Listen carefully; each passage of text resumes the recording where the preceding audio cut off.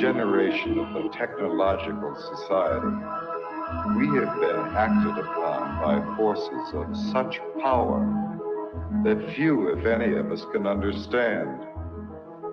Extensive information gathering on every American, human experiments with drugs and psychosurgery, electronic surveillance, the era of the computer, invasion of privacy, growing government and corporate power over our lives, a people plagued by dehumanization, loneliness, and violence. Dramatic? Perhaps. But we are losing control of our technology and our lives. Not so long ago, people in a similar situation did not awaken to the forces around them. Are we so unwise as to do the same?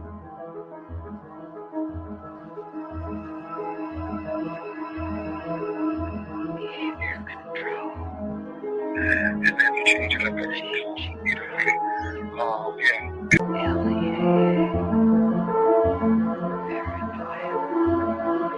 enemy list, wiretap, dead backs, dossiers, medical records, social security number, credit record, national security. With another agent, Pat Webb. Pat was an explosives agent. So we kind of opened the door just a bit to the cabin. And as we opened the door, we were both pretty much overcome as we looked across the cabin at the shelves that were built on the other side of the door. We could see coffee cans and bottles and jars, and they all had labels on them, and they were very meticulously done. You could see that some were labeled with the name of certain chemicals. One of the things we saw was a hooded sweatshirt, that was hanging up there. And the cabin smelled as if you might start to think, if you really think about this. This is a person who lived in this cabin. They had a cutaway spot on the floor to go to the bathroom. Internet.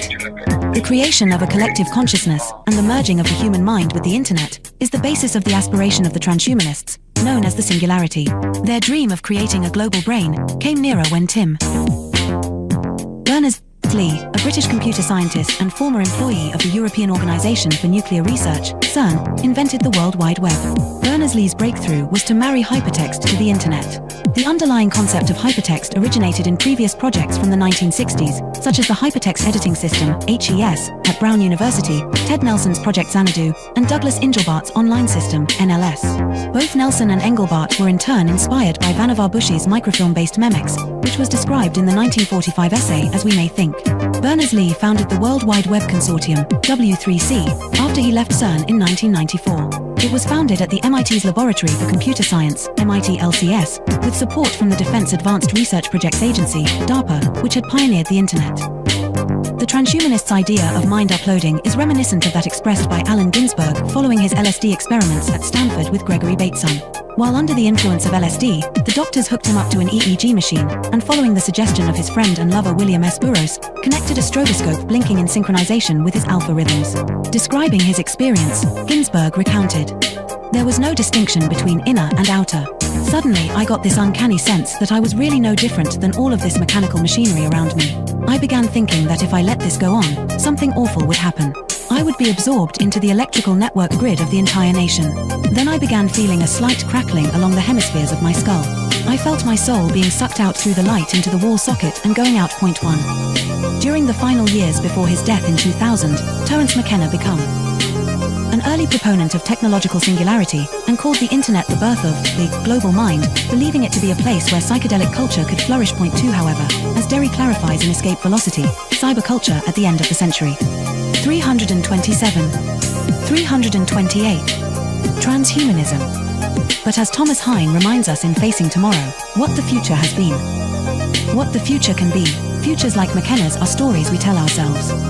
About the present, an attempt to invest our lives with a meaning and a drama that transcend the inevitable decay and death of the individual.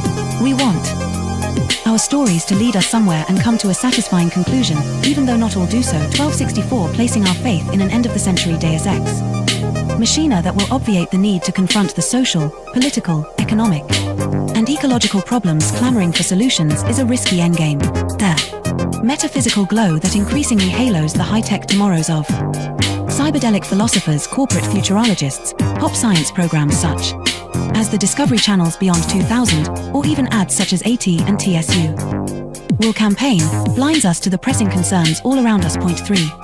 As Eric Davis remarked in Technosis, some Christians, especially those with a brute Protestant conviction in the rock-solid inerrancy of the biblical word, would concur with Teilhard that our headlong flight toward planetization is part of a master plan. 4. Davis was commenting on Marshall McLuhan's 1969 interview in Playboy, where McLuhan mentioned that computer networks hold out the promise of creating a technologically engendered state of universal understanding and unity, a state of absorption in the logos that could knit mankind into one family and create a perpetuity of collective harmony and peace.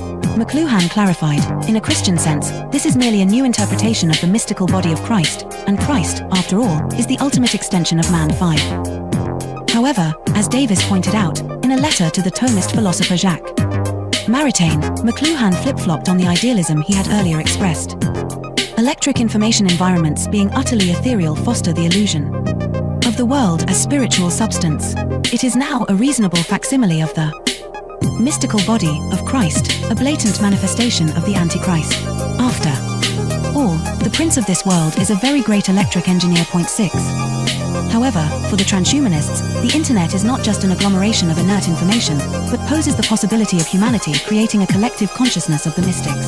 Effectively, transhumanism is the hallucination arrived at by computer scientists on drugs. As psychedelic drugs impede the ability to discern reality from imagination, they often lead to the mistaken attribution of life, or even divinity, to inanimate objects, like a computer program. The ultimate foolish dream of the transhumanists is that with the creation of cyberspace, we'll be able to enter the pleroma, the mystical realm of the ancient Gnostics, by uploading our minds to the internet. Thus, the internet will have come to serve as a totality of human knowledge, the omniscient collective consciousness of Teilhard de Chardin, also known as the global brain. Global brain. The relationship between the global brain and the internet, and its connection to the thought of Teilhard de Chardin, is explained in The Lost Symbol by Da Vinci Code author Dan Brown, a fellow alumnus of Exeter with Stuart Brand and Facebook. The Singularity. 329. Founder Mark Zuckerberg. There is an important section from the novel, which is based on revealing the secret of Freemasonry, where Willis Harman's Institute for Newtic Sciences, IONS, named after the noosphere of Teilhard, plays a central role. Here the character Catherine Solomon explains the significance of Newtics. 2 heads are better than 1, and yet 2 heads are not twice better. They are many, many times better. Multiple minds working in unison magnify a thought's effect exponentially. This is the inherent power of prayer. Groups, healing circles, singing in unison, and worshipping en masse. The idea of universal consciousness is no ethereal New Age concept. It's a hard core scientific reality, and harnessing it has the potential to transform our world.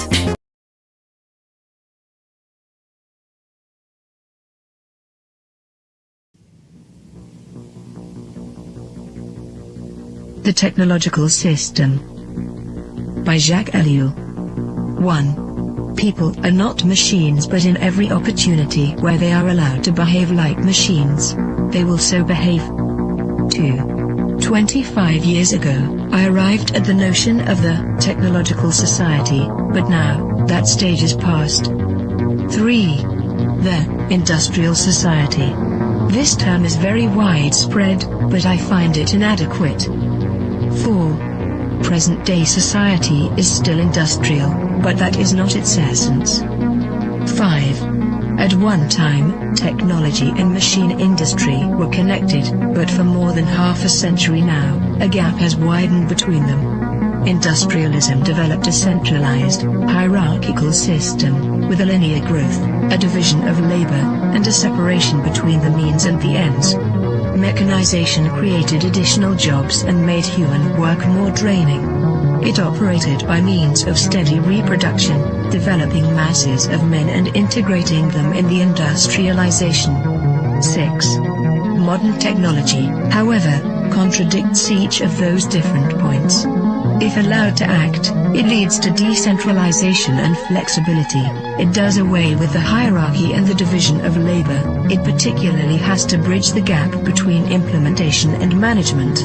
It presupposes a polyvalent and nonlinear growth. It reintegrates the ends into the means. It cuts down on labor and thus on the costs of labor. The value factor is no longer human work but scientific invention and technological innovation. Consequently, we can no longer apply Marx's analysis, which states that the economic totality is based on the surplus value produced by the salaried labor of the worker. 7. The industrial system is a closed, repetitive world, with a linear revolution. The technological system is inevitably open, non-repetitive, with a polyvalent evolution. It can proceed only by the universal development of mankind, and that development is absolutely necessary for the development of the technological system. We are thus confronted with an ensemble that is totally different from any that has ever existed before.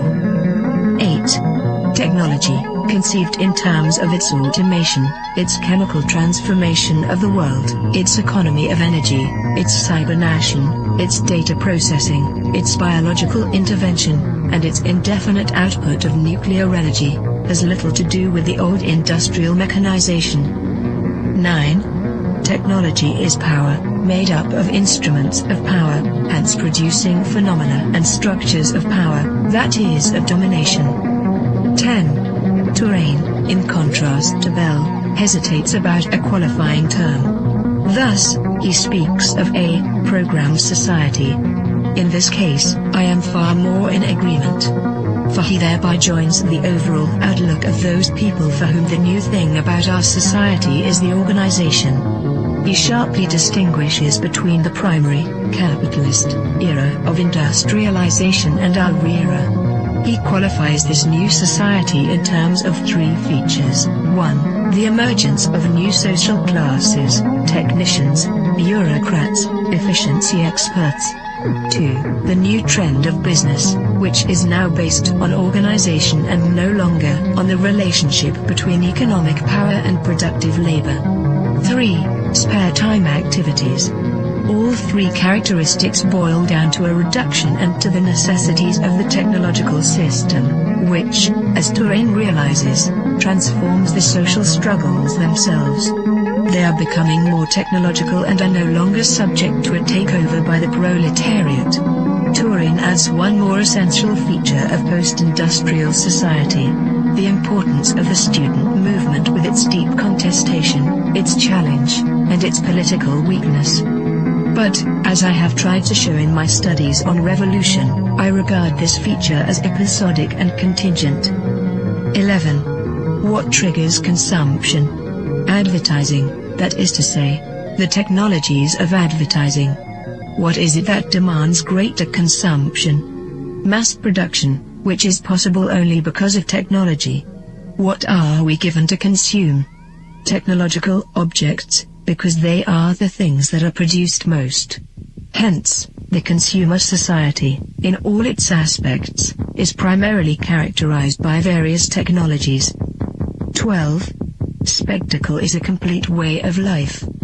Consumption is a spectacle, so are political activity and leisure and work and family life and revolution. Modern man watches everything as a spectator. Everything is supplied to him as a spectacle, including the things he believes he is most deeply contributing to or participating in. 13.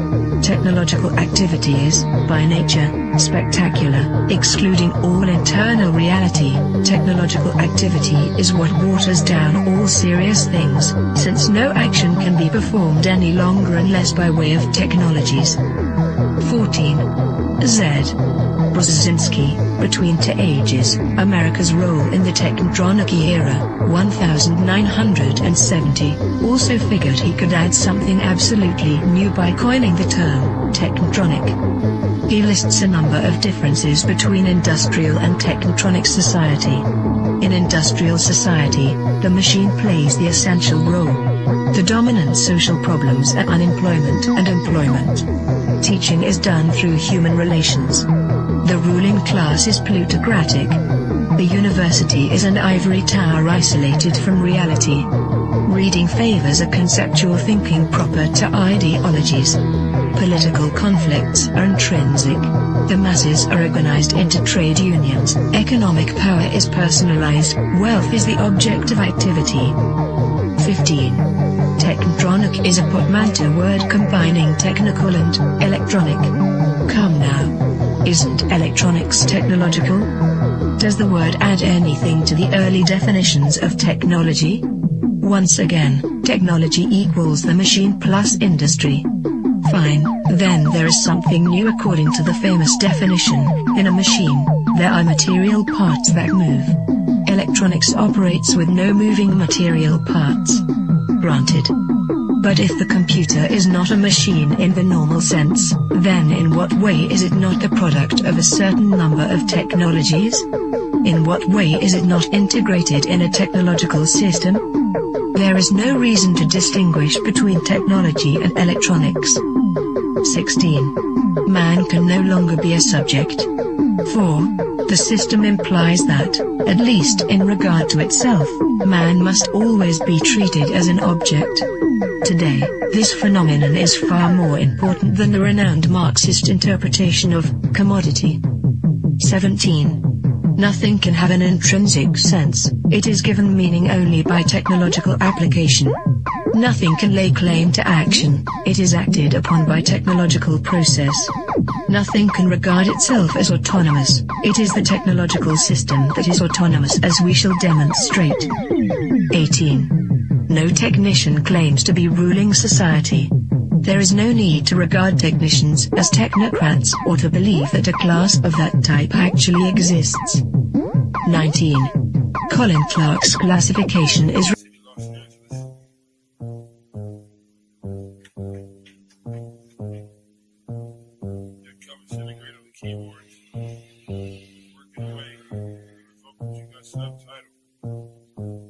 I gotta go to work so I can work it out. Come on, computer, make it work. Come on, satellite, work with me. I gotta go to work so I can work it out. Come on, computer, make it work. Come on, satellite, work with me. I gotta go to work. Who would have thought that I would slaughter these jerks? The first full-time clocking serial microphone rocker. I used to jump on the stage back in the day wearing a stocking. To conceal my identity in any stereotypical venue. Never will I reveal the serious way that I feel. I'm on job time, all I do is talking to the steel. Use my style to hide and conceal. Profile every guy while they smile and just say that I'm real. Bad luck strikes in 3, all of you will agree. I didn't have a heat shield, they rained triplicate on me. But it's squares versus circles, then, and if you can compare front and back are differentiated by a 90-degree squared circle. If you know what I'm talking about, you know the code, work it out. Forced entry, I was disguised as a sentry. I gave not a care, life is an adventure to me. I obtained secret money and manufacture inventions, fracturing the line between space and time dimensions. Restructure the torque and the structural integrity, so I can walk on water while the returning surface tension. This making me an acolyte of the greater unknown. The word shark, king of these murky seascapes. Within my patriarch society, you cannot dethrone the intricate degree and climate that I seize from the police state. I gotta go to work so I can work it out. Come on, computer, make it work. Come on, satellite, work with me. I gotta go to work so I can work it out. Come on, computer, make it work. Come on, satellite, work with me.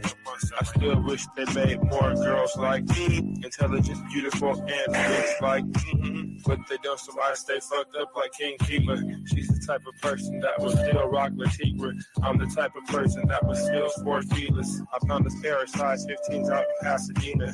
Those are my work boots. I insert this into these jerks' necks, giving them a virus. They'll destabilize their hardware. Now I can tap in just to my onboard wet works. Plant the hidden charge there. It's a cellular reconfiguring program consisting of integers, turning human beings into kindling, whittling the psyche into an apparition. Place it back into the skin, now it's the ghost in the shell. Should I boast? Well, no. I stay on the west coast of hell, where hell's bullets is I know so well. I have my work cut out for me. This has its perks. Just then I realized life is mostly hard work. And why not get your car pulled off from under you? It won't get sorted back from that. Them just lurking. Who's the one to suffer you?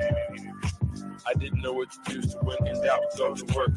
When I'm 25, I contract myself out once now I'm through. Then it's just books and beats for me. I leave the rap into my crew. I'm a good scientist in a world gone cuckoo. Imagine how it is to watch them turn crazy around you and then look over at you like you are the insane one. That's how it is. It's okay to meet the controversy bubbles and flattens out like this. Left by little kids. And I've got to go to work so I can work it out. Come on, how to work for me. Come on, got to make it work. I've got to make it work. Come on, I can work it out. I've got to make it work. Come on, let it work for me. Come on, competitive work for me.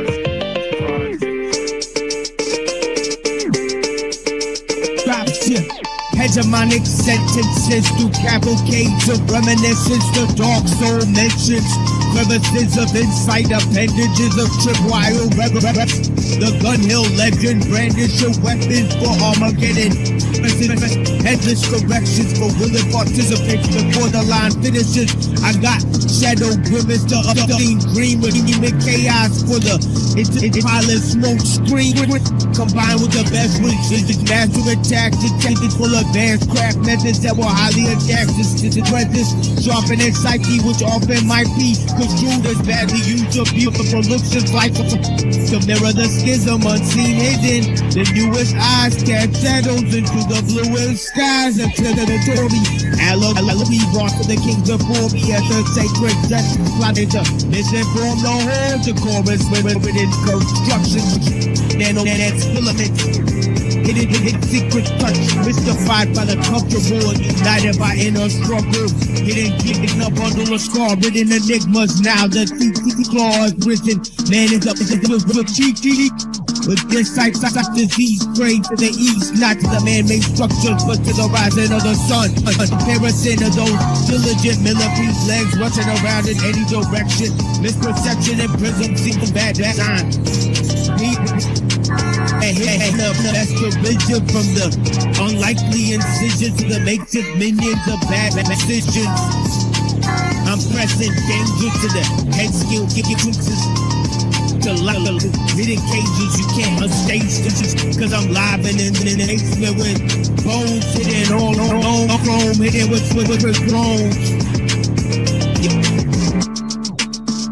Like a program metal skull covered in the heart routinely cycled by a metronome. Bones are collected to make me feel like the connection is real. Now only steel can sharpen steel. I can feel love moving from your heart to mine. It's the kind of love that makes me feel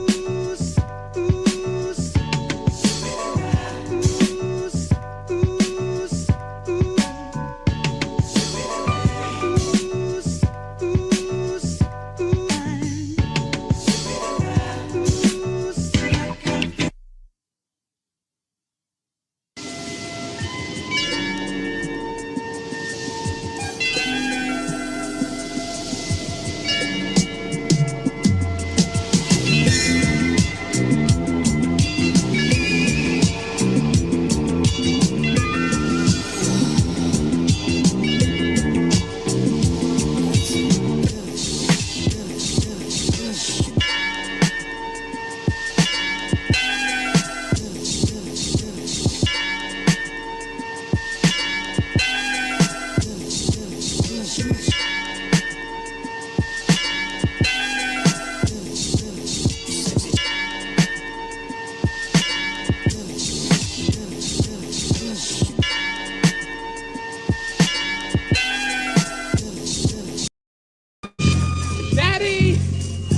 Daddy! Where are you, Daddy? Daddy, I guess I'm just the orphan with the whooping coffin. Check it out. I don't need to be home. I got my own tone and a stone. Check me out. My issues like a pit. Don't need to flip. I'm screaming, Daddy, Daddy. Why should I have to flip when the llama's small frame games are shot like a grizzly? L.E.R. Winston begin because the interviews that come paste the snake, make the fake shake like paint on some fake weight, some fake infiltrate. They took the bait I make tough hard rock. Stocks to cook without the level. My level of style was cool. The devil with the 45 caliber. Infinite challenge. What's your bad number? A different number cause I cut like over undercover. See my blade running faster than your navel on my ink. With the ladle in my head. Get your cable off my itch. Cause I spit my hole in my prick. Your causes they won't stick me. Indelible down as well. A few terrible well into my own zone. The roam zones. The bones I'm known to break them. Give me my props or I'ma take them. No, no, no, no, no.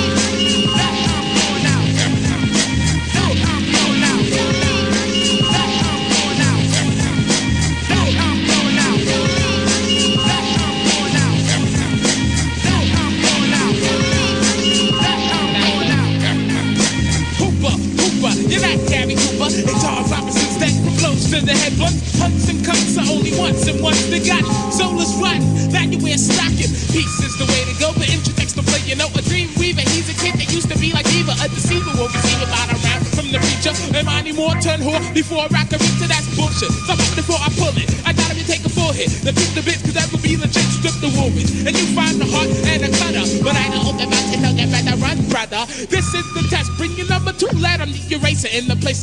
Time to use your head. Bring your daughter to the sorter in the purse. I found a mortar or the cycle, but that's not my style. So a corner like this. I slip wrist some chicks with a Swiss, get the gist. I'm into this like a dentist in the splits. Split. I'm going out.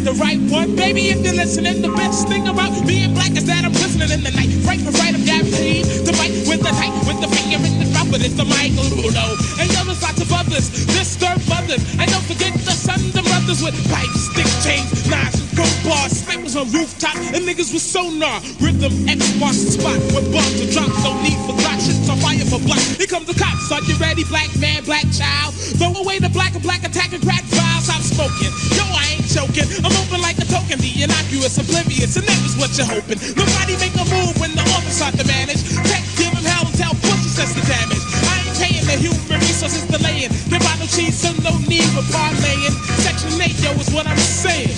Give me my A to the K and time to start slaying, slaying, slaying, slaying. I'm going out. I'm going out. I'm going out.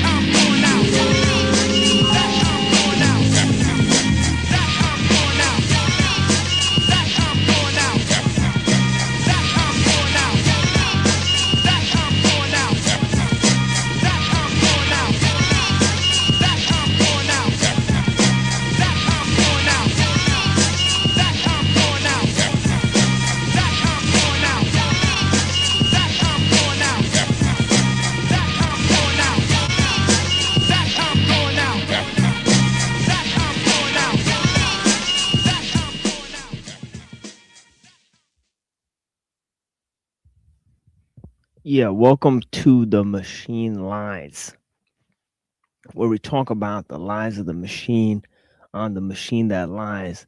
And I know I look a little different today. It's because I changed the light to this light instead of this light, right? Because I'm tired of this fucking light shining into my motherfucking eyes the entire night, right? So I choose a different lighting situation today, right? So I appreciate you guys for joining us today, and I think I'll go with this side light, even though it's sort of like lighting up one side of my face more than the other, so it looks like half of my face is dark, so so I apologize for that, but either way, we're here today discussing lots of different ideas, right? But of course, I have my own entire intro, right? And of course, we could look at the introduction, right, of Eastern philosophies as well, right? And blessings. Yeah, thank you so much to Bewitched Feline. I like that name. Blessings. And yeah, to all the other people that are here, thank you for being here. Panelverse says hit the like button. Thank you kindly. The popcorn. Exactly. Blessings to Axis, Rat Blood, and Lizard. Thank you for being here, Denise. Thank you so much. Guys, Jake, thanks for checking us out. The people that are watching that did not comment here, right? Obviously, there's many of them. I greatly appreciate you guys. Alchemos, thank you. To Lorp, blessings, right? And to any of the other 11 people that are here, blessings to you, right? And we'll get this going with this whole idea that we were sort of laying down yesterday, right? And of course, it doesn't regard any particular way of life, right? It's not a critique of any particular theological or philosophical point of view, right? But we're looking at the collective sort of movement, right? In terms of man. And of course, I gave 4 phases, right? And of course, we could look at Eastern traditions in terms of different phases as well, right? And if I could introduce Eastern traditions versus Western traditions, right? This entire scheme, okay, I could draw sort of 4 movements within Western thought, right? That may be of particular importance, right? And then 4 movements within Eastern thought that may be of particular importance, right? And you'll notice I don't know why I've I used to divide everything up into 3s, and now I'm dividing everything up into 4s. I don't know what the deal is with that, right? Just a sort of patterns, right, that emerge, right? And I noticed I used to see 333 a lot on the clock, and now I see 444 a lot on the clocks. So I don't know. It's like a weird coincidence or whatever, cosmic coincidence or whatever. But yeah, strange events afoot, right? But the 4 events that we sort of talked to you guys about, right, in terms of Western civilization, was first being Aristotle, right, and Aristotelian philosophy and the whole movement of Aristotelian philosophy away from the world of the pre-Socratic philosophers, right? And the reason why Aristotelian philosophy is so important is just like it shows us in the School of Athens, right? Plato is pointing up to the one, right? But Aristotle is pointing down at the ground, right? Okay, he's talking about the things in this world, right? So if you look at the School of Athens, you'll see Plato and Aristotle, right? One red, one blue, right? And of course, the blue side, right, sort of represents the earthly, right, sort of domain, sort of the social domain, right, and so on and so forth, right? whereas the other side represents the sort of mystical domain, right? So the oneness represents the mystical, right? Whereas the many, right? Okay, so see, Aristotle has his hands open like this, and he's pointing, he has his palm to the ground, right? Right, so he's saying the many are here, right? Whereas Plato is saying the one is up there, right? It's transcendent, right? Whereas Aristotle is pointing to immanence down here, right? So there's this whole view of the school of Athens. Now, let me see if I could show you guys what I'm talking about, right? School of Athens, right? So this is sort of the first movement, right?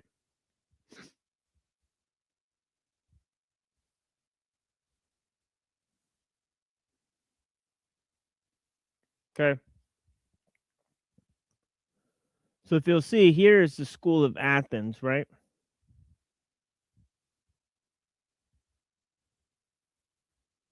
Then you'll see, oh, whoops. Oh, whoops. Wait. All right, here it is. See these guys?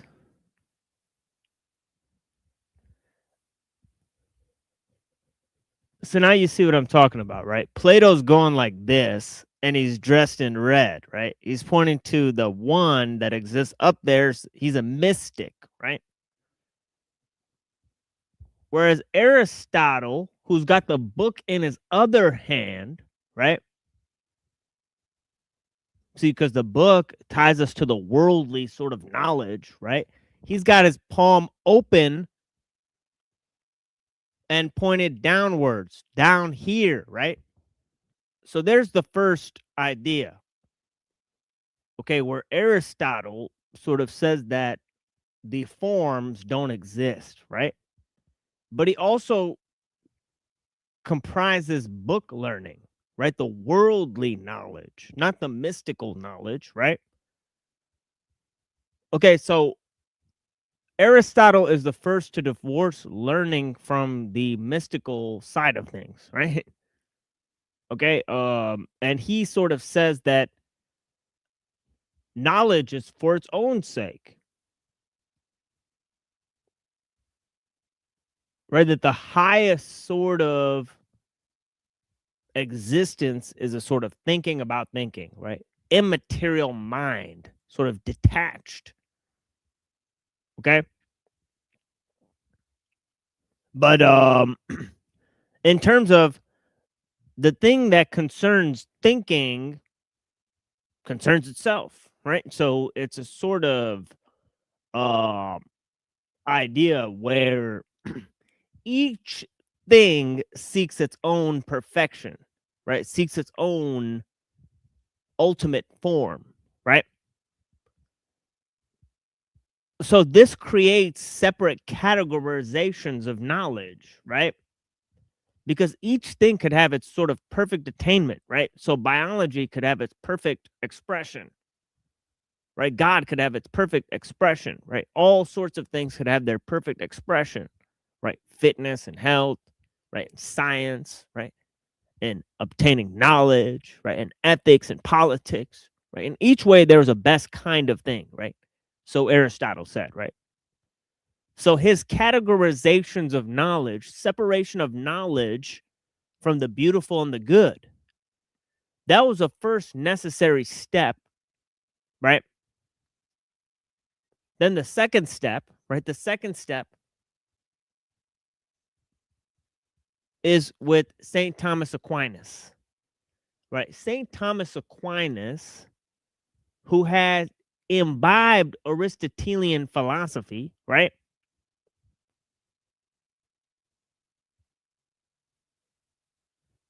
Right? He said that there is a spiritual type of knowledge that's separate from the worldly knowledge, right?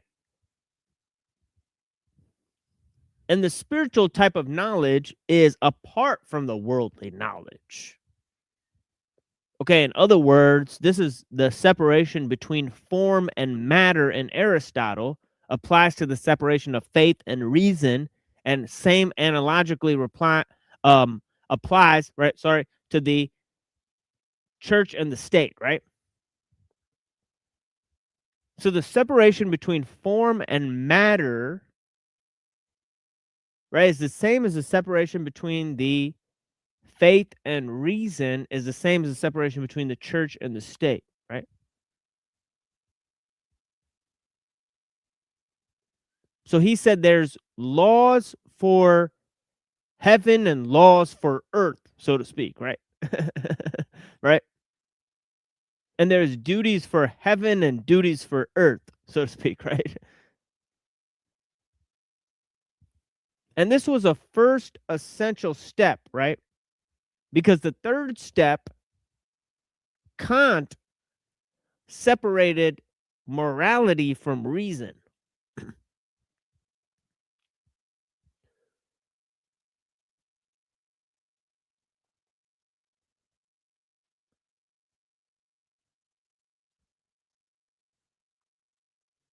Okay, so Aristotle rejected the forms, right? He rejected that they exist in some heavenly space, right?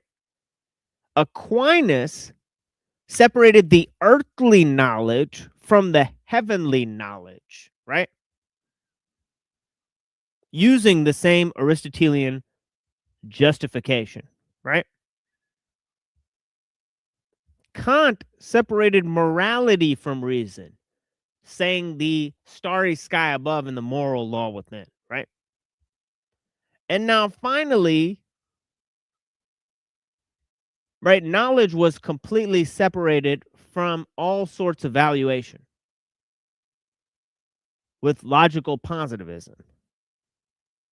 Okay, and metaphysics was sort of banished, right? Metaphysical questions were seen as having no meaning, right? Not being tied to things that could be logically or scientifically verified or empirically verified, right? So those questions were sort of banished, right? So it goes through 4 stages, right? Now, in the Eastern traditions, right? We talked about this earlier, right? You have in China, right, Taoism and Confucianism. Okay, and you have in India, right, Hinduism and Buddhism. Okay? Now, Confucianism sort of learns from Taoism and Buddhism sort of learns from Hinduism, right? Even though Taoism sort of, you know, like Taoism came before Buddhism. I mean, Taoism came before Confucianism, right? But later Taoist understanding sort of stands against the Confucian ideal, right? Let's just say that. Okay, so we've learned about that, right? Now, obviously, Confucianism is more concerned with society, right, and the political systems, right, and how to rule society, right, whereas Taoism is concerned with sort of mystical concerns, metaphysics, right, nature, right, the way the world works, so on and so forth, right? It's just how Plato was concerned with sort of metaphysics, right? And Aristotle was sort of concerned with politics, right? So you have an analogical development within the Chinese philosophy, right?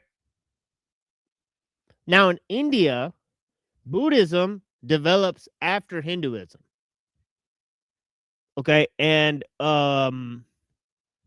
it says that the Hindus, right, that teach that Brahman is the true nature of existence, that's false. You got to wake up to break the cycle of reincarnation, and so on and so forth, right? And Buddhism travels to China and sort of combines with Taoism, right? And this kind of creates some certain Zen philosophies, right? Which travel all the way to Korea and Japan, right? So you have the spreading of Buddhism, which is from India into China and then all over Asia, right?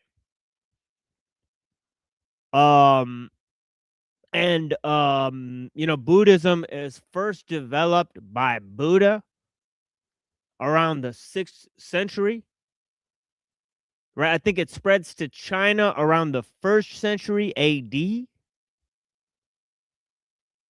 right? And then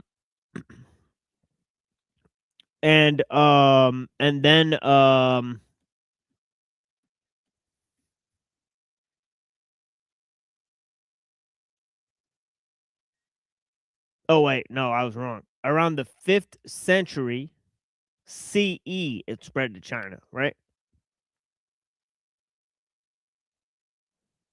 Okay, 5th century CE, right?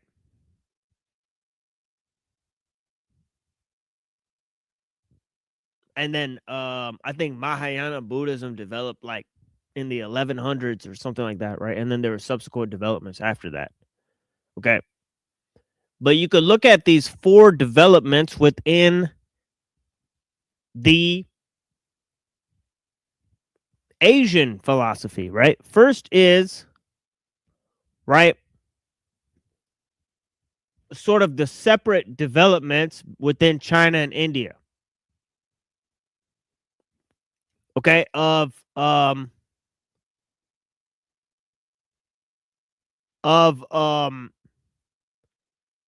Hinduism and Buddhism in India and Confucianism and Taoism in China, right?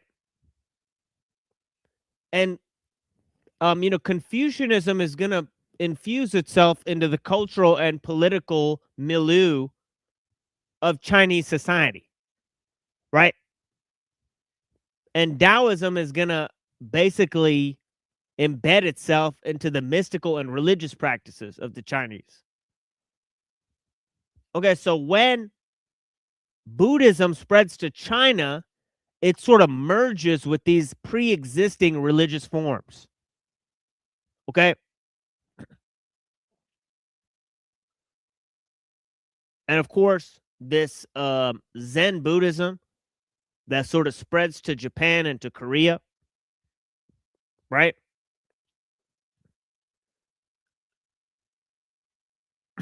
Is a complex development that understands both Indian and Chinese philosophy. They're both mixed in here, right?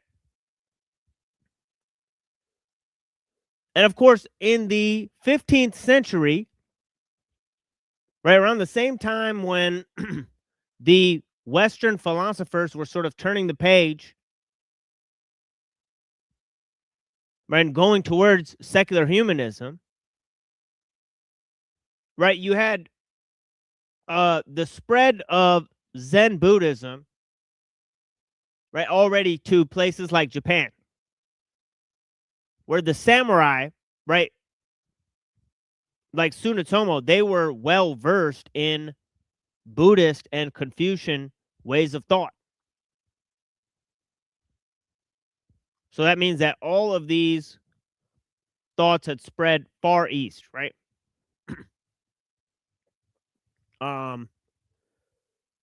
Anyways, let's maybe go and talk to our friend Dom, who's not Dom, but Gabriel, right?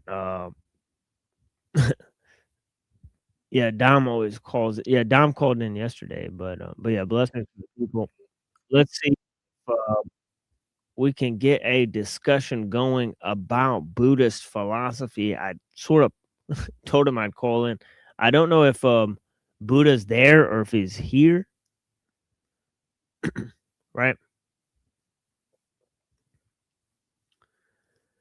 But I see he's got a full house over there too, so we'll see if anybody will call in here. If not, we'll go over there, right? But I appreciate you guys, right? But yeah, we got a bunch of stuff on Buddhism. But yeah, in terms of those analogical developments, okay, now I do think it's interesting that in the sort of 1100s, okay, that was sort of a time when I believe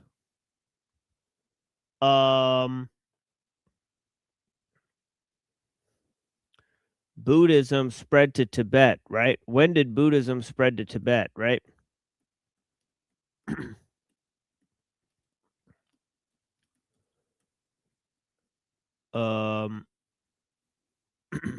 Yeah, when did Buddhism spread to Tibet? It says here that Buddhism spread to Tibet in the 7th century, right? So it spread to China in the 6th century, right? And then to Tibet in the 7th century, right?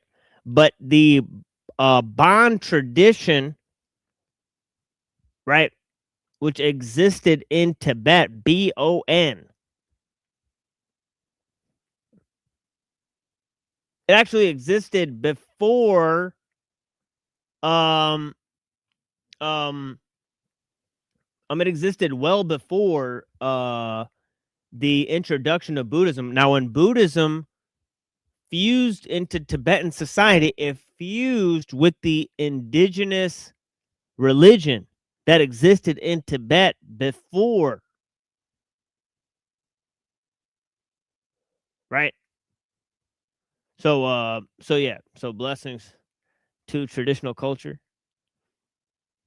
right?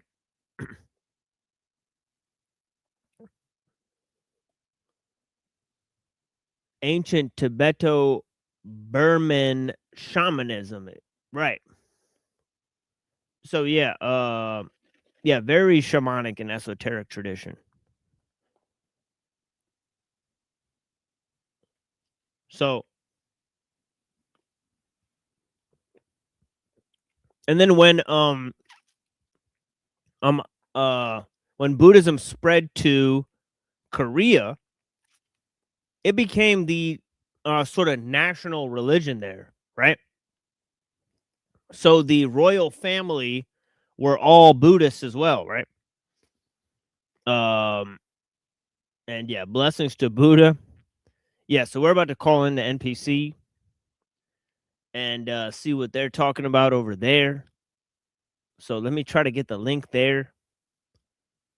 And then we'll have a regular show here, right? We may talk about Guanan, right? And talk about Ellul or some others, right?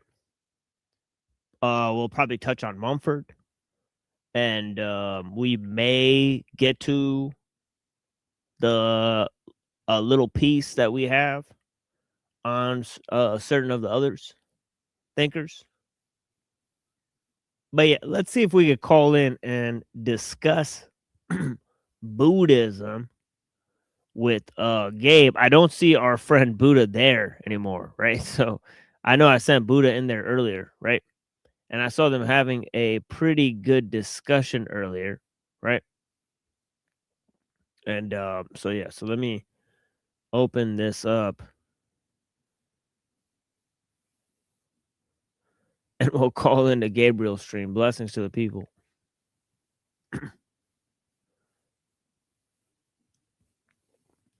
And let me share the screen here with you guys.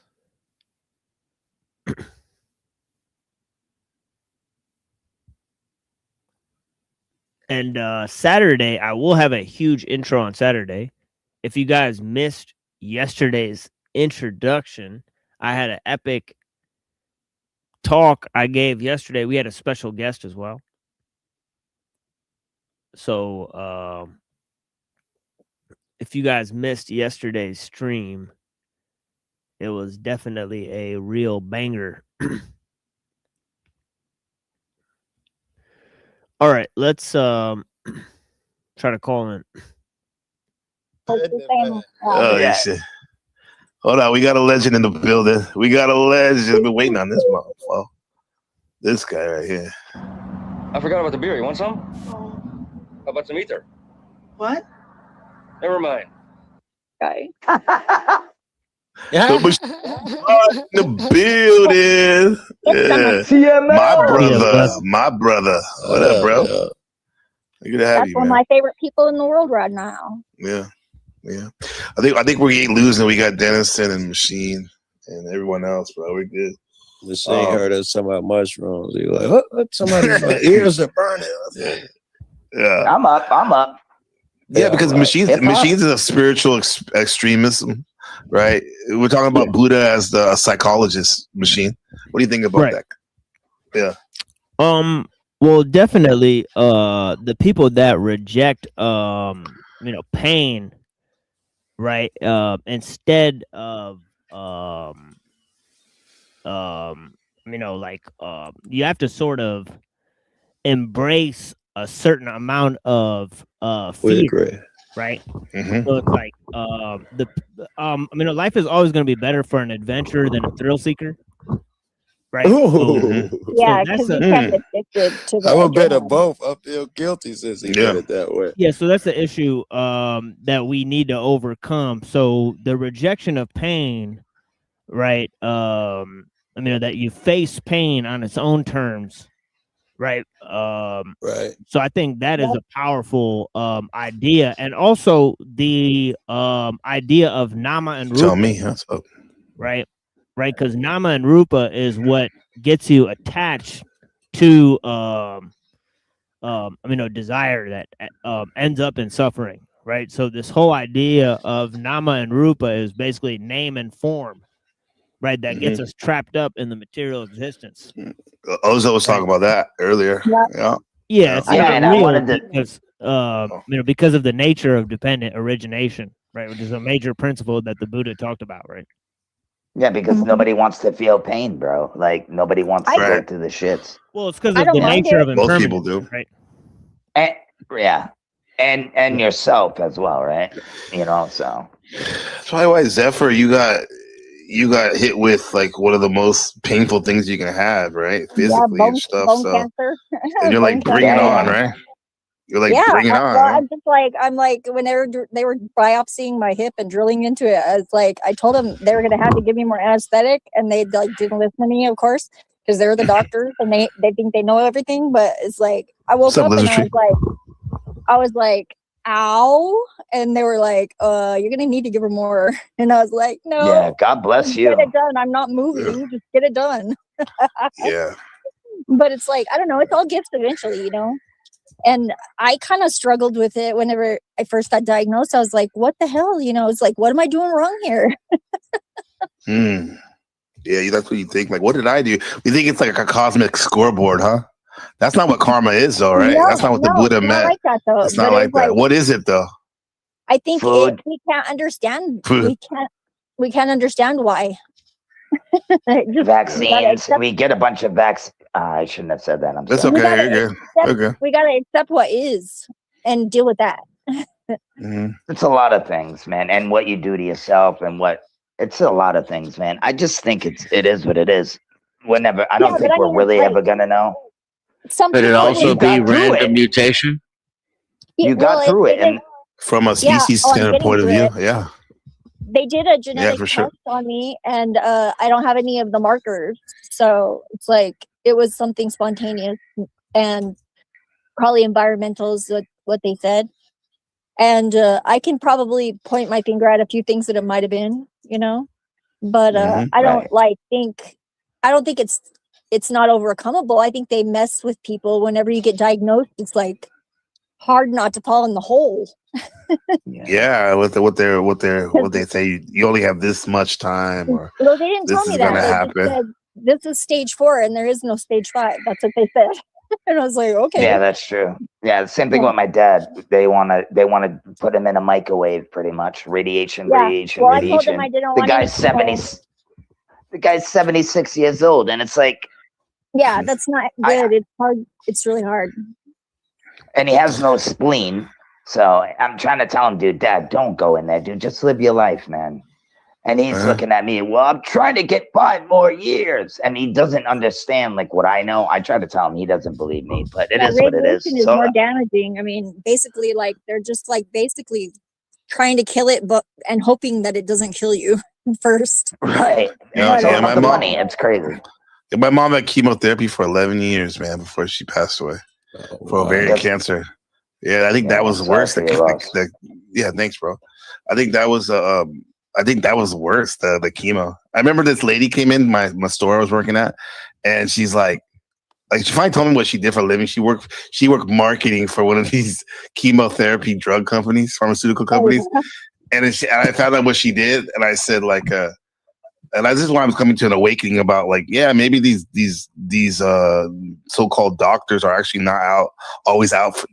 I won't say that they're not trying to help, but I'll just say they don't know what's up, right? In a lot of ways. Right. And so I told her like, man, I wish my mom, if I would have known what I want now, she didn't have the chemotherapy. And my mom already had passed. And she goes, well, this chemo probably extended her life. And I'm like, I wanted to slap her at. Bro. Yeah, you guys know who developed the chemotherapy, right? Well, the Knots. From the Socialist Party, right? They actually developed it from mustard gas. From Bayer Pharmaceuticals. Damn. Yeah, it's crazy. Really? It's like margarine, man. That's what it is. Yeah, it's crazy. That's bullshit, bro. Yeah, it's crazy stuff. Yeah, it's like giving yourself like Agent Orange and shit like that. Mega Man, what's up? Margarine. Oh yeah, that's some crazy shit too. Yeah, right? margarine. They like made it to try and fatten up the turkeys, and it killed them. So they just they made it flavored like butter and give it to us. Yeah, we know. Pretty good, man. Yeah, we know him. Yeah. Is he's a good guy? Yeah, he's a good guy. Okay, good to see you. I already like your avatar. That brings back so many good memories. Mega Man. Jesus, I love Mega Man too. That was fun. Great, so I'm a gamer. Sweet. I used to be. Yeah, this guy's highly intelligent. Mega Man, do you think I like your takes in the chat, bro? Welcome and thank you, Machine, for having these great people with us. What do you think about this Buddha's take on reality? What is your take on reality? What's really going on, my friend? I'm hearing an echo here. So I don't know. Okay, sorry. Not for me. Well, thank you, sir. Thank you for everything you said. Thank you for the welcome. You're welcome. My take on reality is that we cannot see clearly. A little bit ago in the comments, someone said that at Buddhists we perceive directly. None of us are doing that. Almost none of us are doing that. We're not addressing that. Right. Do you think we're capable of that? Or do you think it's just like... I do think we're capable of that. And we kind of gave up. I'm saying speak for yourself on that one. I haven't given up. Yeah. Well, you talk about the majority of people. What what's in its place? Distraction? What? So success? What's happening? Comfort. There's a subtle. There's a bunch of things. There's distraction. There's desire, and there's all sorts of things that are happening without our knowledge. So it's called reaction and solutions, right? Yeah, and comfort. Problem, reaction, solution. So we go for comfort, but we don't like to think of ourselves as someone who goes for comfort. So that's two opposing ideas. So we don't look at the fact that we're going for comfort because of our self-image. Oh, yeah. We can't see it. We also edit ourselves for other people to make it more comfortable for them too. I think a lot. You know the story of the boy that cried wolf. You know what that story's for? That story is to teach a lesson of, you feel me? You know the story, right? So everything else is the same thing. The Bible and everything else you've ever read and people you grew up with, the people in your family, those are all allegories. All the people you know, the guys in the bad. You watch a movie, you know who's the bad guy, you know who's the good guy. Don't be that guy. Be this guy. So it's like there's it's a lesson in life to everything that we go through, everything we be, everything we've met, everything, you know what I'm saying? Like trials and tribulations, everything we've met face to face, every problem we've had to solve. These are all things for us to react to, is part of this lesson in life. That's what this life is for, to go through these lessons. The bad things could be good. Getting your arm chopped off might be a good thing. You feel me? It might be the best thing that ever happened to you, getting your arm chopped off. There's a story of a guy. There's a story of a guy with one arm missing who wanted to be the greatest martial artist in the world or whatever, and he went into the sensei because his arm got chopped off and he couldn't do nothing. So he went to this guy to learn. He still wanted to learn. So he went and this teacher taught him one move over and over for a year, and some more change, taught him this move. This one move, he could teaching him this move, and he kept asking him, "You gonna teach me something else? You gonna teach me something else?" He's like, "Just learn this. Just learn this." So then the tournament came, that everyone went to the tournament, and the guy with the missing arm, he told him, "Come with us to the tournament. I want you to enter." And he was like, "All right, so okay, so you only taught me this one move." So he went in there. Turns out that this guy with the missing arm wins every fight he goes into, comes out winning the whole tournament. And at the end, he's like, how did you know that this was possible? He's like, "Listen, I taught you a move that the only counter to that move, you needed another arm. They needed to grab that arm that you don't have to counter. So since you don't have that arm," you feel me? So it's like things you can make snoring. Yeah, I hear that's the Frenchie. That's the Frenchie. That's the Frenchie. Now the mom is snoring while the puppies are suckling milk, because I'm over here attaching the puppies to the my bad. I love the French bulldog, man. Hozo has those exotic dogs. Like he's what they call it. He's an ethical dog breeder. Yeah. My mom raised. He's good to those pups. He's good to those pups. Yeah. Shadow Buddha has a comment. He says, "This is close to you, Mega Man. I think you respond to some of these. Ortho bros rely on presupposition, apologetics. This only works if you're an atheist or materialist. The trap, they ask, how can you justify logic without a creator?" And then this one, the Buddhists reply, "Logic is a law of dependent origination, just like gravity. It doesn't need a creator to exist any more than a flame needs a fire god to be hot." That's true. You could be the creator. Right. The Buddhist doesn't presuppose anything. We use direct observation. This makes the Ortho Bros logic look like a vice trying to argue with a math teacher. Right. Any thoughts? Right. I think what Buddha was saying was that you perceive directly that present moment in each moment, and you don't have to worry about anything else beyond that. And I think you really don't. Are they calling that experientialist or experiential?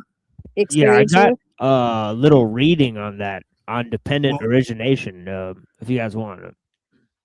That's so weird, because somebody else was talking about that earlier today.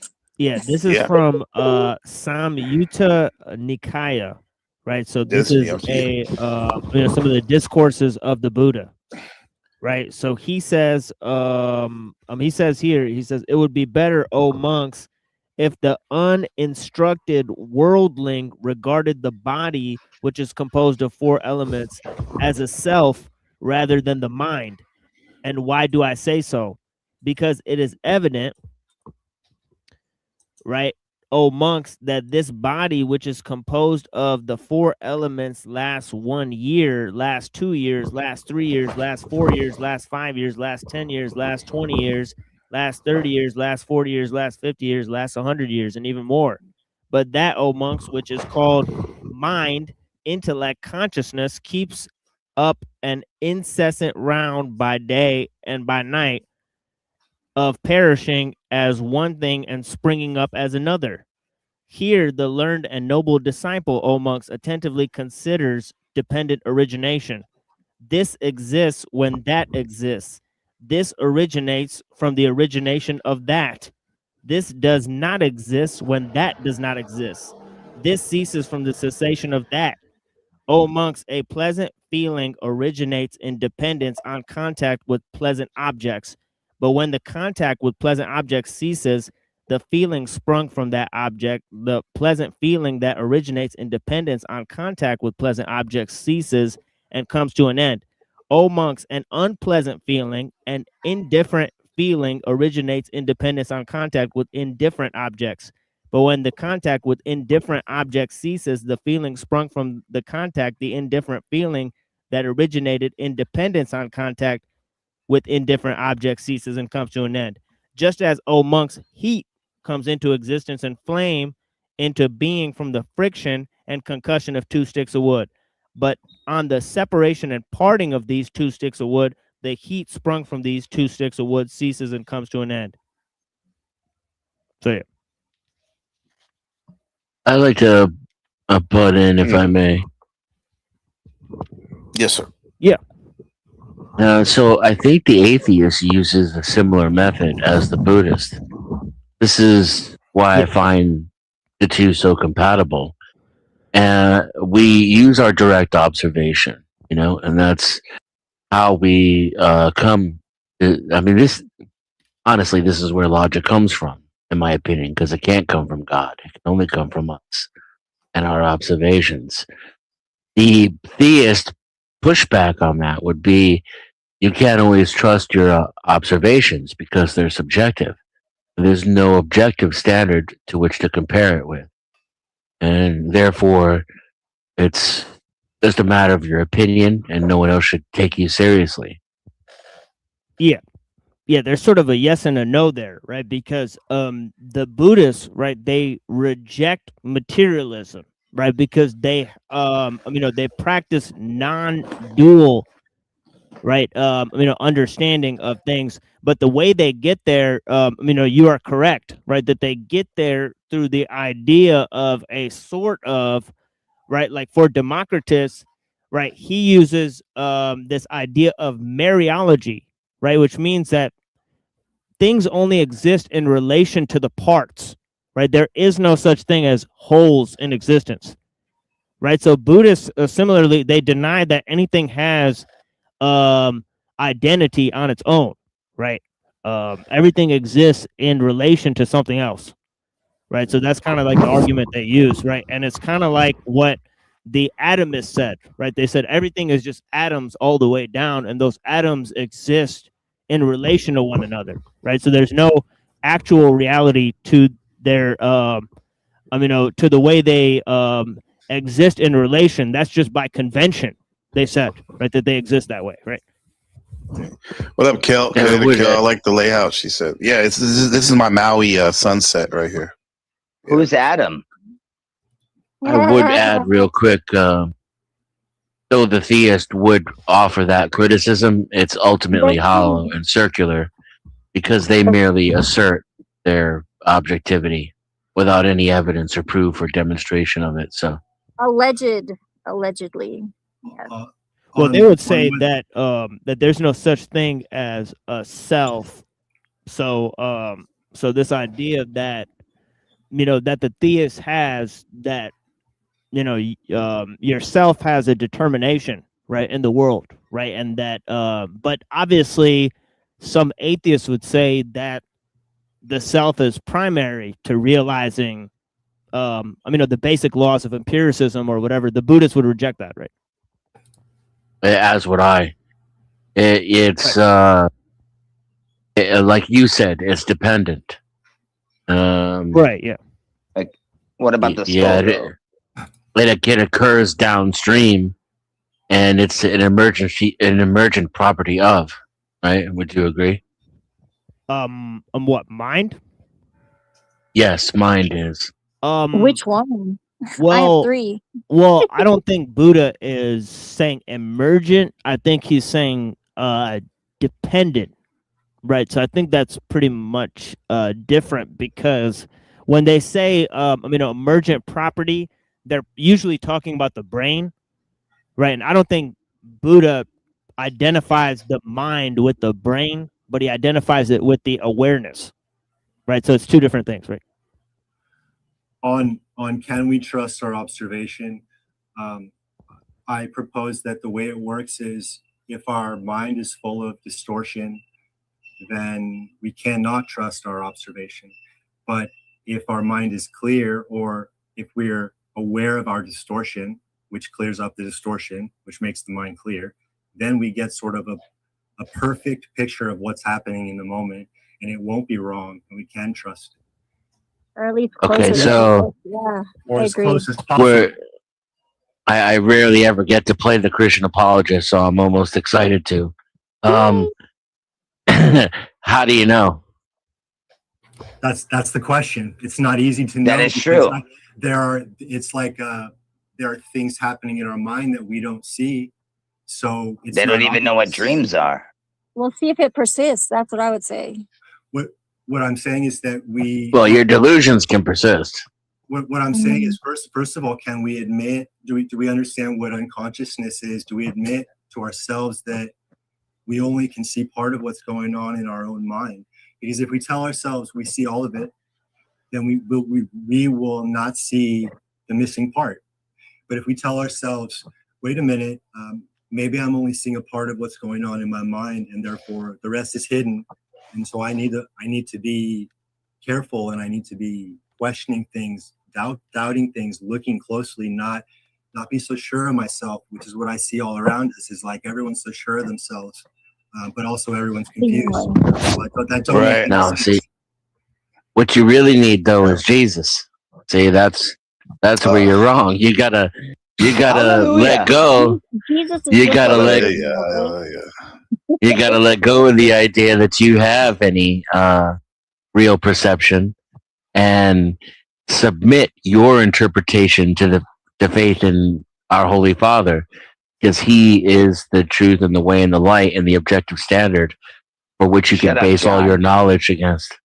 You're making a very good play for Buddhism right there, Dennis, with what you just said. No, because it's all similar, though, Gabriel. I know, but I'm being kind of tongue in cheek. He is in a sense, but to I me, it's know. like it's just easier with the Buddhism. I guess I just want everything stripped down. You know, I'm sure Christians are talking about the same thing. It's just that, Well, like, I'm you know not what I a mean? Christian, bro. I don't think so. I think they're opposed diametrically. Yeah, No, I mean, no, the reason why I don't want to get trapped in binary thinking myself, but but I do think that Judeo-Christian philosophy is the objective standard exists outside of yourself, and the Buddhist philosophy is that there is no self. We're all self, dependent upon existence itself. So you are part of the experience, right? You are the universe experiencing itself subjectively. Yes. So who are you then? Good dedication. Way to go. What's up, Nero? So what's up? So we say, who are you?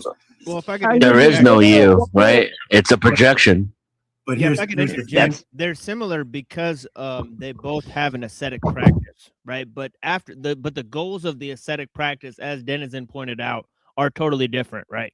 So the goal and even the mediation of reaching that goal is actually pretty similar, right? Because a lot of the goal is a sort of selflessness and realizing the true nature of suffering, right?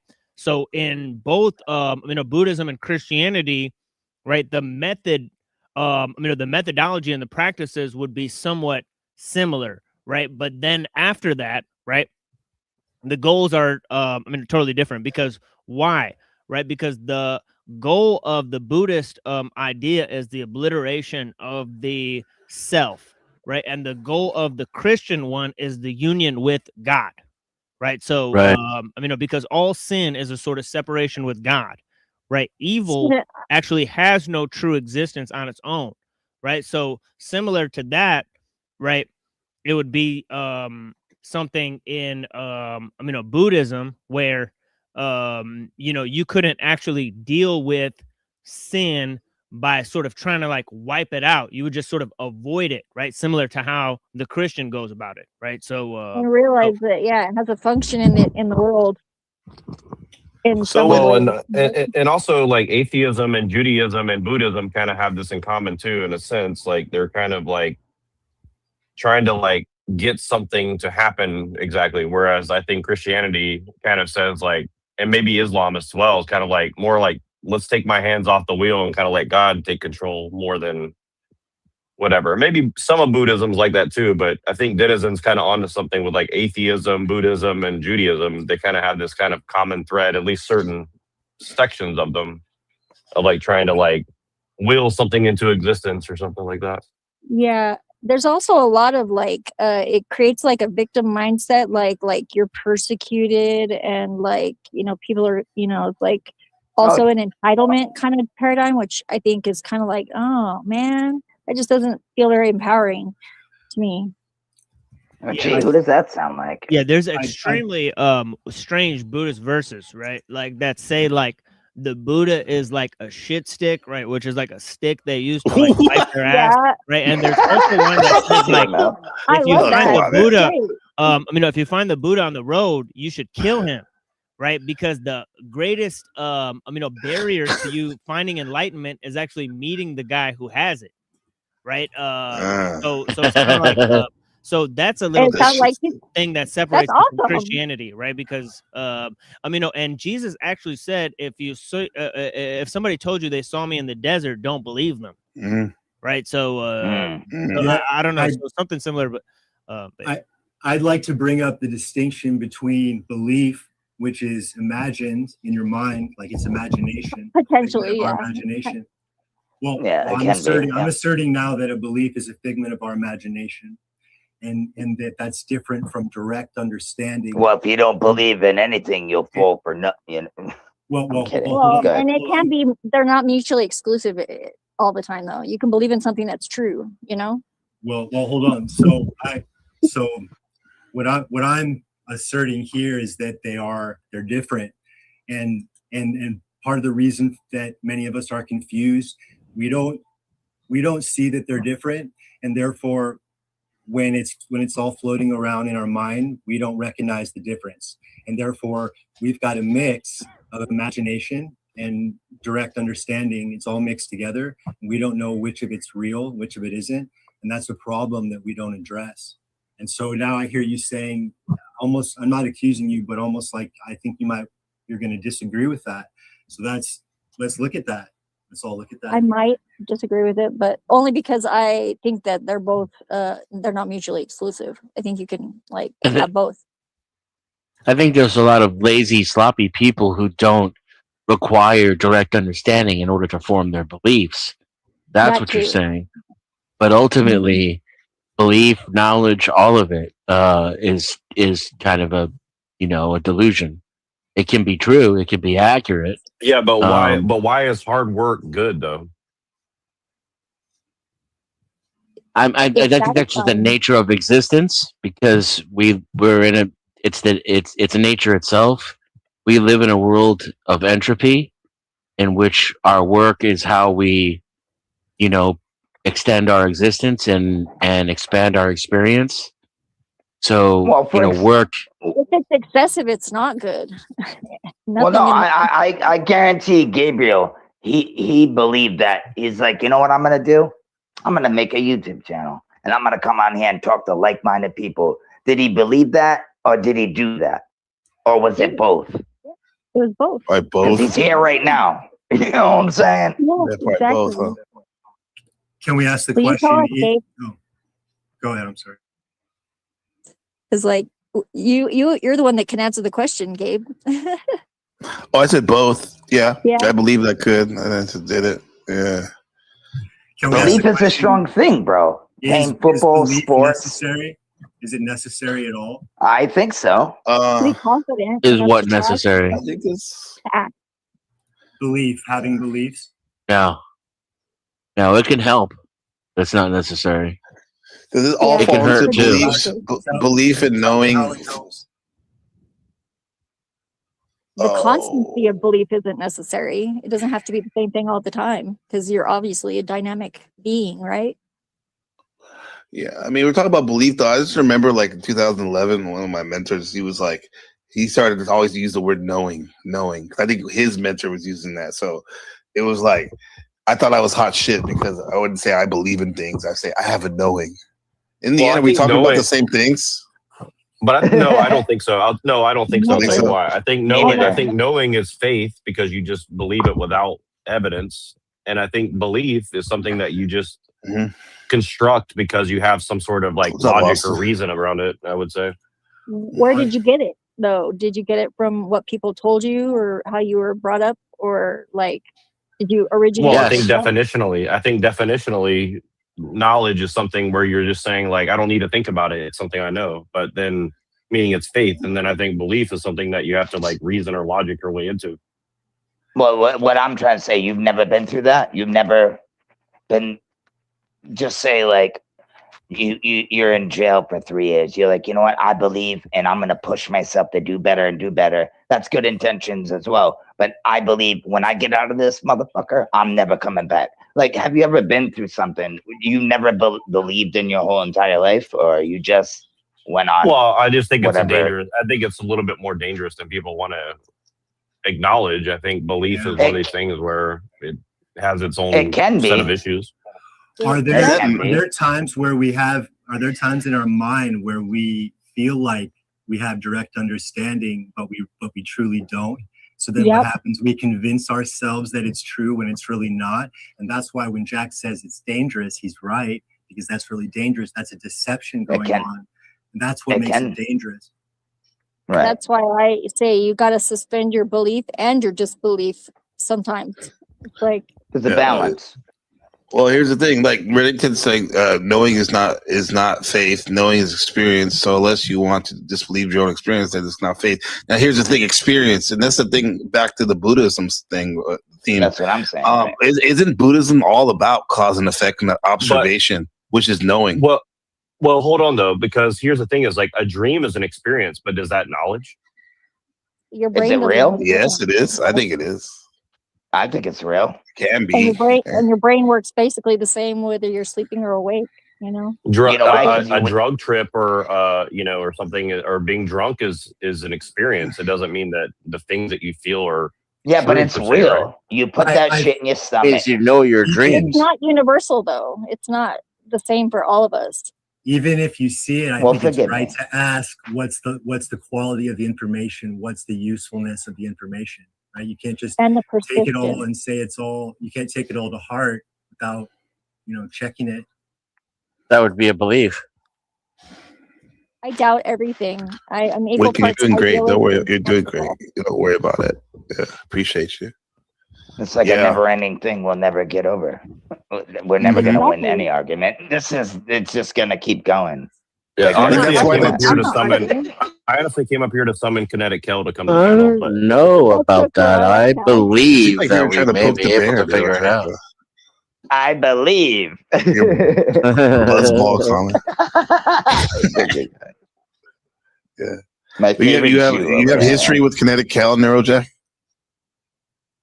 No, I don't. I just saw her live one time, and she was like buying buzzballs. So that's the only thing I know about her. Oh, okay. That's why I said that. Yeah. Well, she seems to be gone now. Thanks for your effort. So on that last, so I'd like to say that. I started by distinguishing. There's a difference between belief and direct perception. But what's happening sometimes is check your DM. We feel as though it's direct perception. Really, it turns into a belief, which is then a blindness in our mind. And so failure to recognize that distinction, what that does is it puts our attention down, and we no longer pay attention to whether or not there's a difference. And that makes us confused. Yeah. That's what I'm saying. Well, how did you learn that? Did you do something, or what did you do? By watching my confusion. Well, first I had to admit, oh my God, I'm confused. I don't know everything. Like I felt like I know everything, but I'm like, wait a minute, I don't, because how come things aren't turning out the way I, expected them to? Unreasonable expectations lead to disappointment. I mean, what I found was that I was wrong, but I was sure that I was right, and that's a problem. Yeah. Well, you could be schizophrenic. You could be depressed. How do we know? Like, I'm just throwing things out there. I have no idea, but I'm just throwing it out there, like hypothetically. Like, I'm being an asshole now. I'm sorry. No, you're Well, But you have to think of all straight things, you know? What I did was I stopped doing things for myself for a long time. Okay. And then I started watching right. everyone else. So that had to, and I smoked a lot of weed. So it starts with that for me. Yeah. How did that turn Yeah, out? I've been cutting down. Because, like, I How think did it that turn out? I like how it turned out. I think it's good That's all to that be. fucking matters.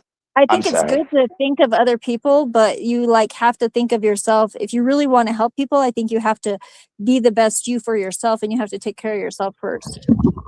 Really Yeah, do. Oh, I like Biggie I take said. care of myself so well that then I can come on and try to help others and not think of myself at all because I'm fine.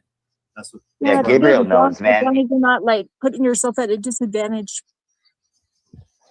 by doing that. I think it's good. It's good. You can't change the world unless you change yourself. And that's Yep. just real shit. That's what it starts with. That's the only place you really have any authority. Really, is in your own self. But we can say all these, I don't know what they call platitudes, beatitudes, whatever, which are great and all. But in the end, sometimes you're just thrown into the fire, and you do have to. You end up helping people whether you wanted to or not, without you being in a good shape yourself, right? So this world, it seems like there's many different paths to it. It's very much dependent on your circumstances, right? It's like What I'm found is that any goal gets in the way of seeing clearly. Well, but what do you? Any How goal, do you any get goal at anything all, accomplished? any goal at all. See, I used to think that too. I used to think having expectations was bad, and then I realized it was just the unreasonable ones that were causing me problems. What I'm saying is, even if I have a goal like I want to help people, now I won't see clearly, and now I can't help people anymore because I did that. It's funny how you're looking at it. Alan Watts, I love listening to him. Like lately, I've been listening to him a lot last couple of days, and it always seems to come back this control issue.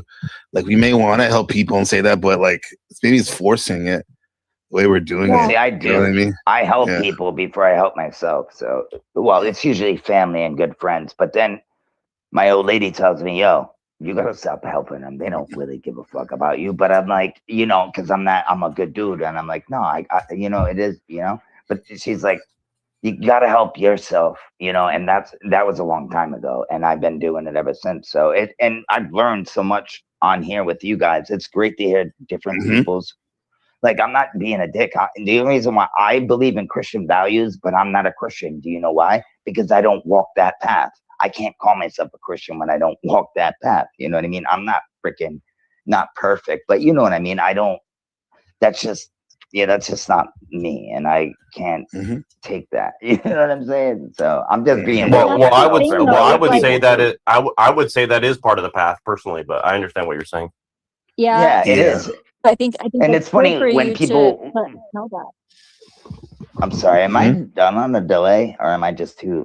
No, you're good. Everybody just wants to speak, but it's okay. And no, it's pretty chill for us. Go ahead. No, but I wanted to say this, Gabriel. When I was younger, I didn't give a fuck. You know what I'm saying? I was doing what I want to do. Beating people. I didn't care. Whatever it was, I was down. But when you get older and you go through things, you start to realize, and you're like, man, this ain't for me. In and out of dumb shit, jail, you know. And then you realize, you start cleaning up your act, man. But it's like when I mean, look at Zeph. I don't know if you see the world differently ever since you've had your diagnosis, because maybe you didn't seem like you sweated a lot of stupid shit as to begin with, but I would think even more so now. You're like, what? Like, this is stupid petty stuff. Some of these stuff that maybe you or you see other people tripping on. You're like, it's not even worth it. Ego. It was all ego, man. You say something, I'm ready to fight you. It was like, I found a couple of good things about having cancer, actually, because like I think, and I was like, why in the world would the universe put this in my path like this? Because like everything else before was like pretty easy to see, like why it was in my path, like what brought me to here, and why it was like I'm grateful. It's all gifts eventually, and I'm like, how can this be a gift? You know, it's like this is a really perplexing one, and. It's like, and I was like, am I doing something wrong? You know, like, But it's not that. It's not that. No, it's because like I think it really showed me, it's like because we all think, we all know we're gonna die someday. Yeah. But I think it really, and I find it as a gift to know that it could be sooner than later, because it really like made it to where it's like I only got a limited time. I better get shit going.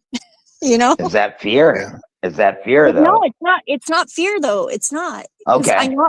I like seriously. Whenever the doctor was like asking me like, how are you dealing with this? How what's your mental state? Are you feeling okay? And I'm like, well, like I've done enough psychedelics to know that I'm not afraid to die, but I'm not in any hurry to get there. Well, if you, I mean, like long time from now it'll happen, but when we do die, we don't know when we're quote die or whatever. This is interesting. Back to the cosmology part of the show. Buddha showed me this. This is interesting. Hope you guys can see it. This is the planes of how do you say it? This map. It's like Buddhist cosmology. What's and in this the realms? is the 31 realms. Mount Meru. Meru. That's cool. Yeah. I don't believe we die. Cool, I right? believe we just move on. Yeah, I think so too. You go up and down this thing right here. Mount Meru would be the yellow part, Mega Man. Whoever said that? Mount Meru. That was me. I said that. Yeah. No. Oh, Nero, I thought Mount Meru was in Cambodia, Angkor Wat, but basically. Mm-hmm. It looks like an Angkor Wat temple right there. But look at this, man. It says like at the very top, it says for no palace, no place. The formless realm with the lotus flower. Yeah. That underneath is the highest of all the forms realms of the Buddhist teachings take place. Then there's 17 to 16 heavenly form realms. It's interesting. Where are we? What, in the middle, right there where those red lines are? Well, don't they say there's like 28? Or am I way off on the realms? I think it varies. Depending on your belief system.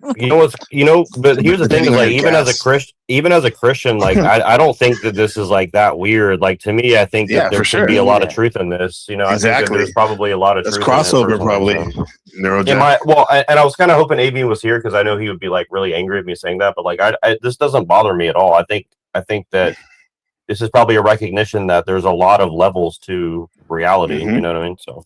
I think it's a good metaphor, even if you don't believe in the afterlife. This probably plays out here. You can use it. Yeah. As someone that believes in Jesus, for sure you would, right? That definitely. You son of a bitch. No. Yeah. No, I don't mean it as that's a good thing. Jesus is dope. You seem like you have a pretty open mind, though, compared to a lot of Christians. I think a lot of Christians, it's like they get admired in the dogma and like the superior judgment, like they're like and don't get me wrong, I think Christianity is more true than other things, but it doesn't mean that other things are not true, if that makes any sense. I think that's fine. You can think that as long as you don't have any problem with other people thinking the same thing about what they believe. It's like this is like my blood brother right here. Eating the cake. Good that man. Hadn't heard from you in a minute, bro. I'm glad you're good. So he's back in San Mateo. Beautiful. He's been on the panel. He was on the birthday panel. Yeah. Hooty hoo. Matteo. I'm happy you're here, bro. Good. He's a good man. Wise man. Gangster. Loving father. West Coast, right? Good West dude, Coast bro. shit. My brother. Right? Yeah. Yeah. Exactly. That's what he said. Like I said, we have these family in a digital experience, but then I have my real folks come in lately. Makes me feel good, man. I want you guys to meet him too. Right? He needs to come up, man. Yeah, that would be dope. Yeah, I mean, he's come up before, but yeah, he's always welcome to come for sure. He taught me a lot of stuff. People always tell me like don't like do the IRL and stuff, and it's like I never listen to that. It's like I like brought some people that I met on the internet to my mom's house for Thanksgiving, and like my friend Zach like ended up staying 2 weeks after I left, and I didn't even know. Like my mom invited him to stay. Like, they stay. So that's the best. Like when you have a friend, and you introduce them to your old friends, a new friend, and then they end up being even tighter. Yeah, them too. That's cool. Yeah, there's the other things that happen too. It's like I introduced a dance friend, Roxanne, to my friend Kelly, and like it turned out not so well. And it's like, well, but it's like Kelly, I'm not, she doesn't blame me for introducing him. It's like we just like. Or did they hook up or something? No, they just hung out and stuff, but then like she found out things about Dan's friend Love you that too, was, man. it was not but like Dan told us right away, like, yeah, she's not real dependable, or things like that. She's kind of a flake. She's not real generous. But he likes her, his friend. So it's like she doesn't like me, but I'm not really threatened by that fact that they're friends. It's cool. Yeah. It's Well, like, friend of friends. Let's shout out to Sarah. Give out a shout to EDK's friend, our new friend, Sarah. If any friend of EDK's is a friend of mine. So yeah, we appreciate you, Sarah. Hello, Sarah. Hi, Sarah. I like that name too. So sing the song "Smile, Sarah." Smile, Sarah. Sarah. That's another one, right? Yeah. Yeah.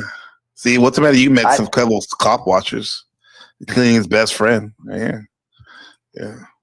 For sure. I've never met nobody offline. Have you, Gabriel? Obviously online? Not.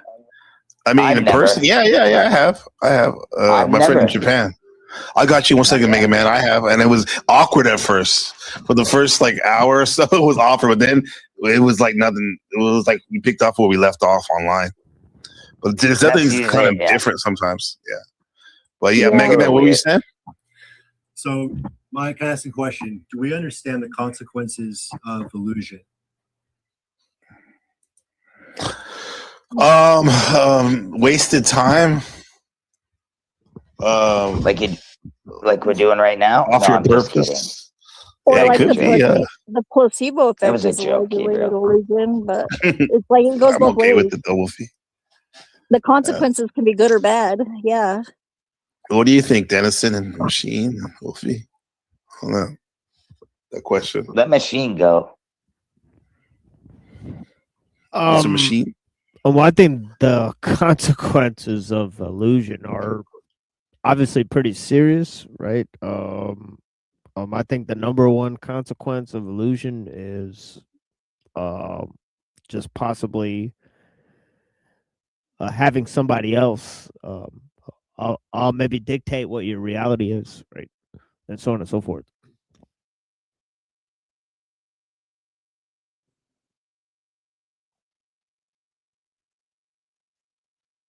Yeah, what do you think, Mega Man? I've got a couple things listed here. Pain, delusion, we never fix our problems, loss of freedom. Well, I think there can be good consequences to illusion as well, though. Yeah, that's what I was saying about placebo. Like, so there's a temporary good placebo effect followed by a painful disillusionment effect, and then it just repeats over and over for your whole life. I hope not. Well, what did Machine say was his number one? What did you say the number one thing is that going on? Oh, okay. Let me reset my shit. Yeah, it's doing that thing where it sounds like Gabe demonic. can fix it, I think, if he knows how. It's his microphone. Oh, is that what it is? Yeah. Yeah. Well, it could be the streamed. Gabriel could probably fix that, but I don't know if he knows how to. But I'm sorry. One problem is that you can keep the temporary effect going for a long time if you just constantly switch your drug, back and forth forever for the whole rest of your life. Then you'll never face the consequences until the end of your life. But that's not a good plan. That's what a lot of people are doing, it seems, but that's not a good plan. Well, no, you know what it is too. Like if you're gonna bring drugs into it, a lot of people don't want to go through the sickness. They don't want to go to that fight. And I think it was you that said the pain earlier, right? Was it you? Like people. Yes, sir. Yeah, and they don't want to go through that to get that enlightenment after when you trust me, I've been through it. I've done pills back in the day. I went cold turkey, but I also brought myself down. I went cold turkey, and like for a month, dude, every feeling that I thought, everything that I held back in my mind all the feelings that I trapped inside by covering up with drugs, dude, it all came out all at once, dude. It was the scariest feeling I've ever went through in my fucking life, dude. Wolfie, I was thinking about. I'm sorry. No, I was thinking about offing myself, but obviously I'm here. That didn't happen. And I went through it. But wait, can I ask, man, what's your definition of illusion? Illusion would be, something, a figment of our imagination, something that's not real, but we believe it to be real, so that we're deceived by it. I think a lot of our experience is just that, because like your brain has all these filters and it fills in all this information all the time. So it's like the consequences of the illusion are like mostly efficiency according to your brain. Like, it's like all of us conserving energy. Yeah, all of us have been through it. Oh my! It's like reading the books in history. Everything we're taught in history is fucking a lie for the most part. Yeah, but does that cause you all to of not that is trust an illusion. anything? Yeah. So that's what it comes down to, I think. Well, I was gonna say really quick: is a lack of information the same as an illusion, though? It depends on how one processes that information and whether they accept it right away, or whether they go through it, and whether they directly understand things, or whether they're believe it. Is what it comes down to. I think a lot of people defer their work to other people. They just believe what other people say rather than actually putting in the work themselves, because they're trying to avoid the pain. But I think the pain is like something that it's kind of like going and working out. It's like whenever you first start lifting weights, like it hurts and it's not pleasant, but like eventually you feel powerful. Like you get And it stronger. goes away a little bit. Yeah, it does. Or it's just like listening to your mom, everything she told you growing up, and then you go to school and start telling people, and they're like, "No, that's not true." You know what I mean? It's. Yeah, as somebody who believed in Santa Claus until I was like 14. Yeah. There's a third option. There's belief, there's direct understanding, and then there's admitting you don't know. That's the third one that we don't do enough. Is we say, well, if we're not in a position yet to see, we don't have enough information. It's not clear. That's ego. We can say I don't know, right? But our ego says, "What do you mean you don't know? You dummy, you're stupid, you don't know things." Like yeah, that and saying thank you whenever people give you compliments. Like, so Wolfie, are you suggesting that you should get the pain over with right now and move on beyond to what's past it? Yeah, I already did that. Yeah. I already got past that, and I went through delay the pain, like what's happening. What? I'm sorry, I didn't hear you. Okay, so I'm sorry. I see a lot. What I see around me is that we're covering up the pain. We don't want to feel the pain, so we do things to avoid the pain. But I'm hearing from you that your advice is to go ahead and just get the pain over with now, and then it'll be gone, and you'll be good. Like. That's good advice. No, I never said that. I didn't even get to finish. But what I was saying is I got through the addiction pain part. But pain never goes away, dude. That's there forever. Yeah. There's no way you're going to live pain-free or happy. You're going to be happy every fucking day, dude. I'm sorry, dude. That's not real. So is there a difference between... I'm not saying you can't be happy, but there's still going to be things there is what I'm trying to say. You know what I mean? Everybody goes through shit, you know? So is there a difference between pain and suffering?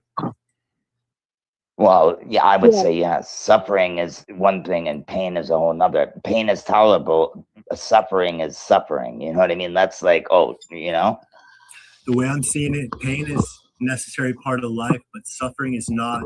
Suffering is like the residual effect that we drag on unnecessarily. And that's the part I'd like to end. The pain I can't stop, but the suffering, I would agree with that. We can. Yeah. Can you define suffering?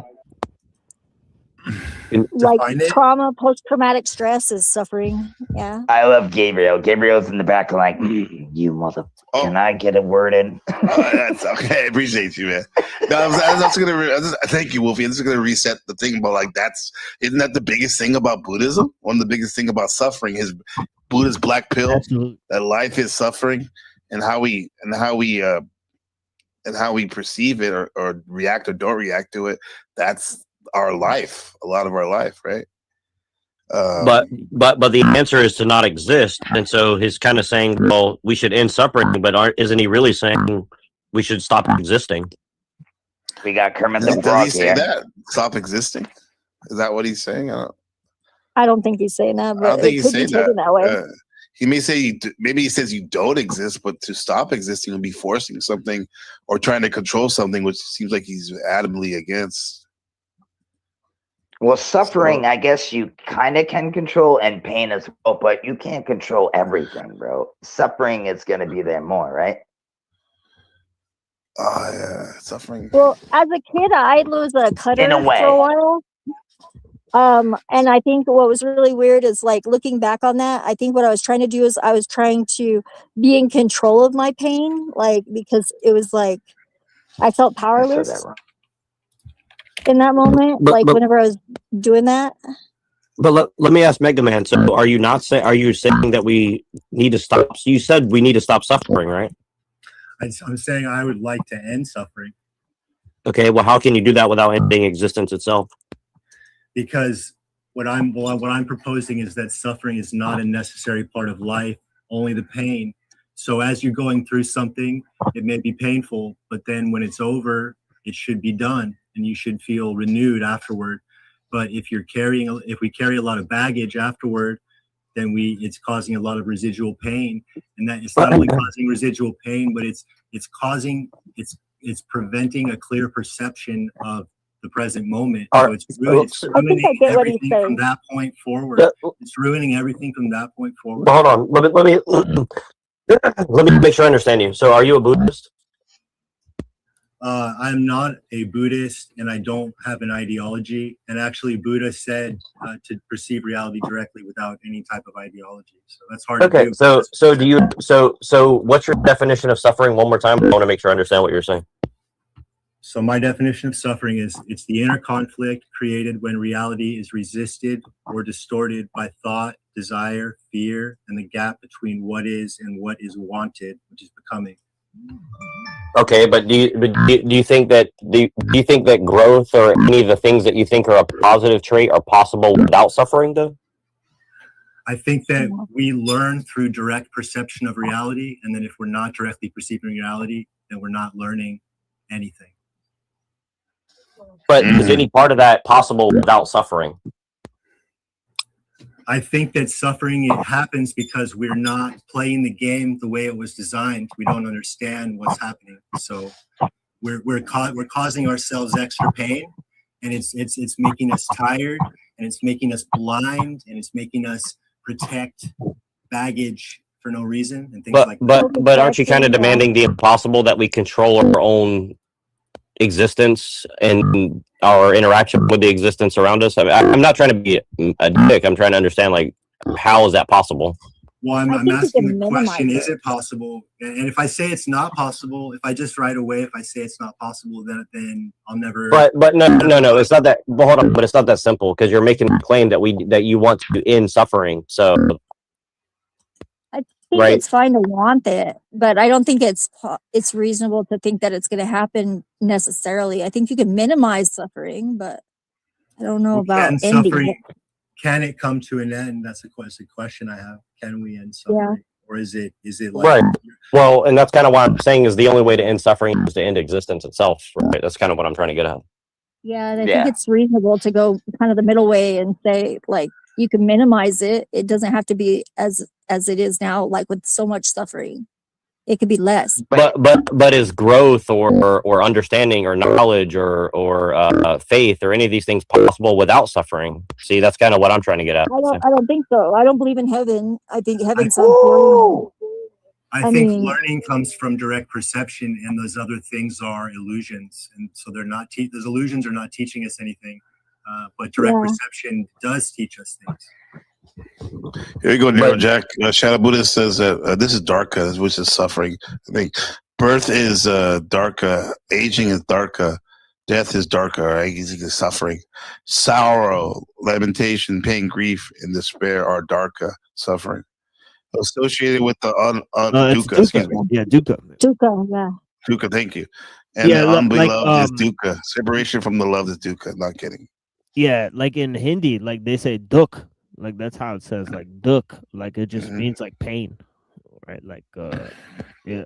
I think pain is good in moderation, because I mean it does definitely like working out. It hurts, but it makes you stronger.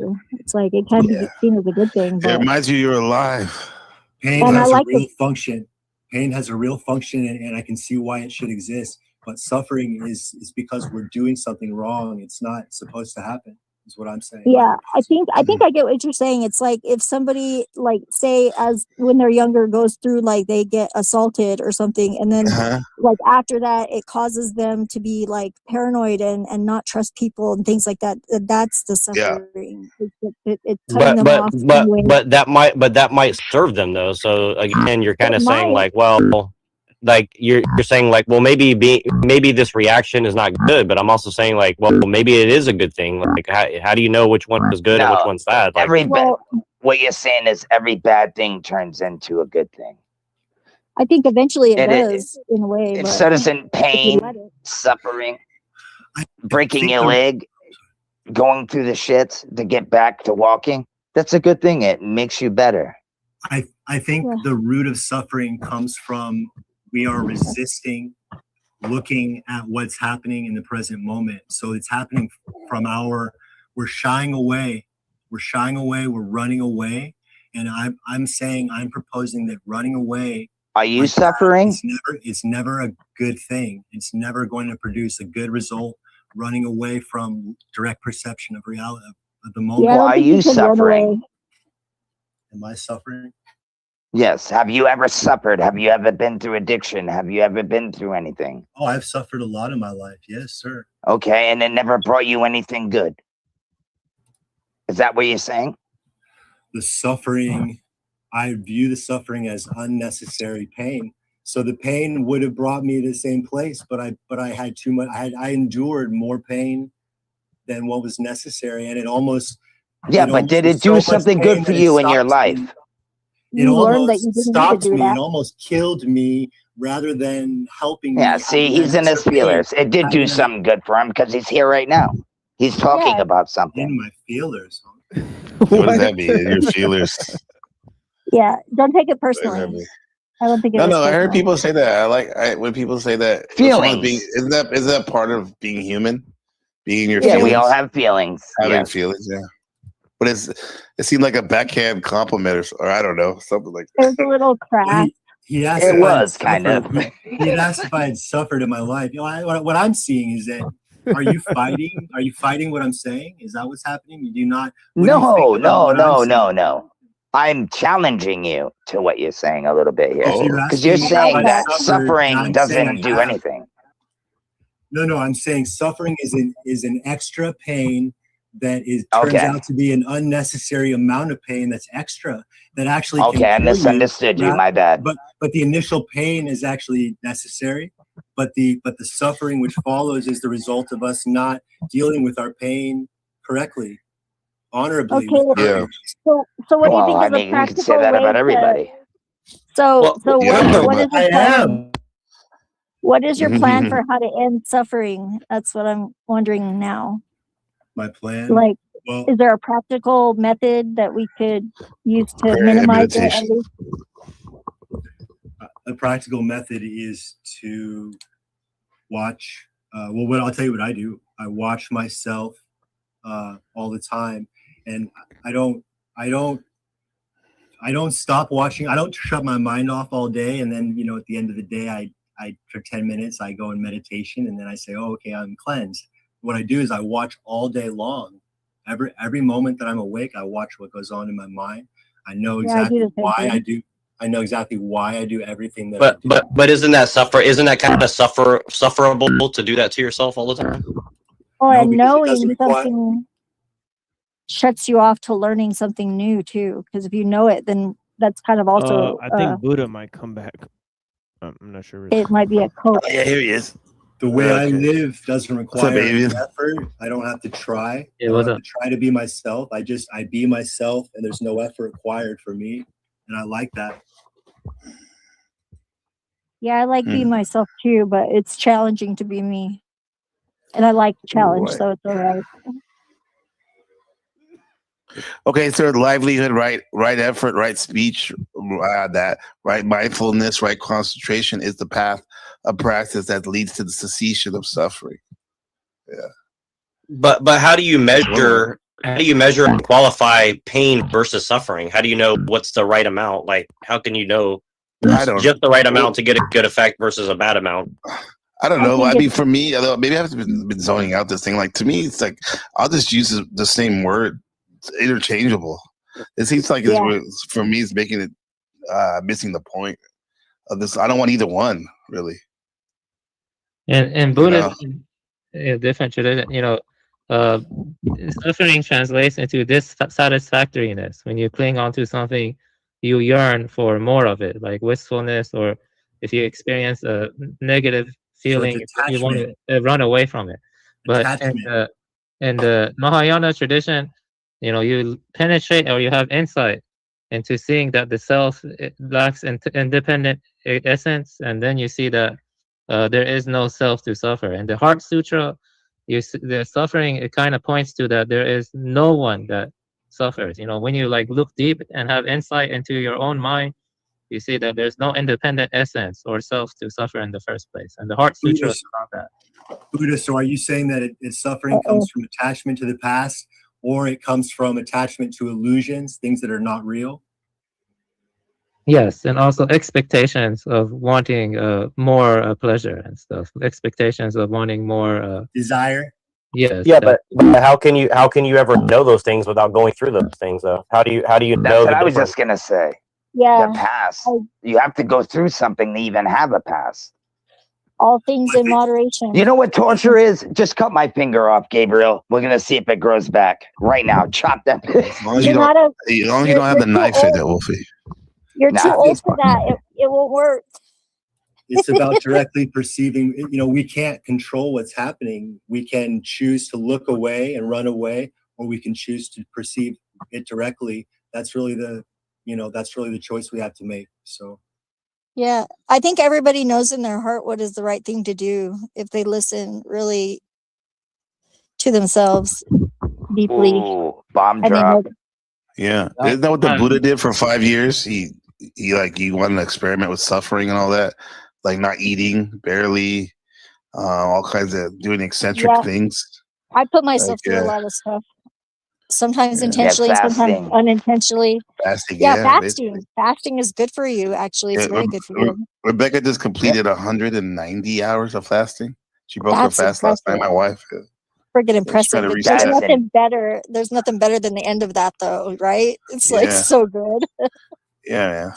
So now I'm depressed now. I feel why? And I'm just kidding. That's the displeasure of comparison. That's insane. No, not everyone could be as good as Rebecca. Don't feel bad. Right, dude. Right now I'm. Jeez, man. Good job, Gabriel. That's cute. She's adorable. I don't know her yet, but I love her already. Yeah, you like her. You guys will like each other. Yeah, she's handsome. Handsome? That was a joke. No. Oh, God. I was like, what the heck? I'm like, I've seen it. Aries rising, but a lot of times the Aries women, they do have the chiseled facial feature, rugged good looks, I guess. But she's she's feminine. I think I've seen your lady. You played videos before. I think I've seen her, and if she's it's an who Aries? I think it is, she's very pretty. Yes. Wow. Yep, does she have a secret? Does she have a secret life? Because Aries have a secret life. Most of them. Probably, yeah. Yeah, that's cool. You're a Scorpio, so you could probably handle that darkness. Yeah, that's good. because I investigated it. Yeah. Be careful what you wish for. When you find out. Go ahead. Dude, you don't look anything like you sound like, and I probably don't even look like anything I sound like. I just think it's funny when you show you a picture. I'm like, that's you, dude. No shit. Why don't you think I look like that? What am I supposed to? It's just because you know what it is, dude. Like, and I'm gonna be. It's because you talk so perfect, bro. It's. Oh, with the beard, you probably think man. I look like this, right? This is how I actually look. No. No, I think you look not just at like all, your bro. sound. It's crazy. I want to say this, and one more thing about the suffering. So yeah, go ahead, man. There's one sutta I like a lot. It's called Animoto Sutta. You know, all the things we experience in life, they're like signs. You know, and that involves interpretation to map it to the object. But the signless awareness, you know, which is like the Buddha said, that's closer to nirvana. You know, when you don't, you know, when you loosen the fixation on signs and the self-identification with signs, you let them come and go, and you don't grasp them. You know, that leads to the signless, this signless awareness or signless concentration of the heart or chitta. So signless awareness is where no suffering even applies in some sense. It's like you have a kind of more unconditioned aspect in the signless awareness or something. Yeah, I think that's what I'm going for, but it's like it's always going to be far off. It's like I don't actually expect to attain like unconditional love, but I keep striving for that. Like I'm not too attached to it though, because it's like it's not a real goal. Don't strive, just let it happen. Yeah, yeah. Well, I'm intentionally like thinking it's in Let it go as an intention. Yeah. Yeah, I would say let it go, and you'll be surprised. It's not love though. It's more. Yeah. It's not like love. It's more like it's unconditioned. It's free from both extremes of love and hatred. It's more like equanimity or tranquility. Well, that I definitely can achieve because I'm doing that every day. So that makes me feel good to hear that.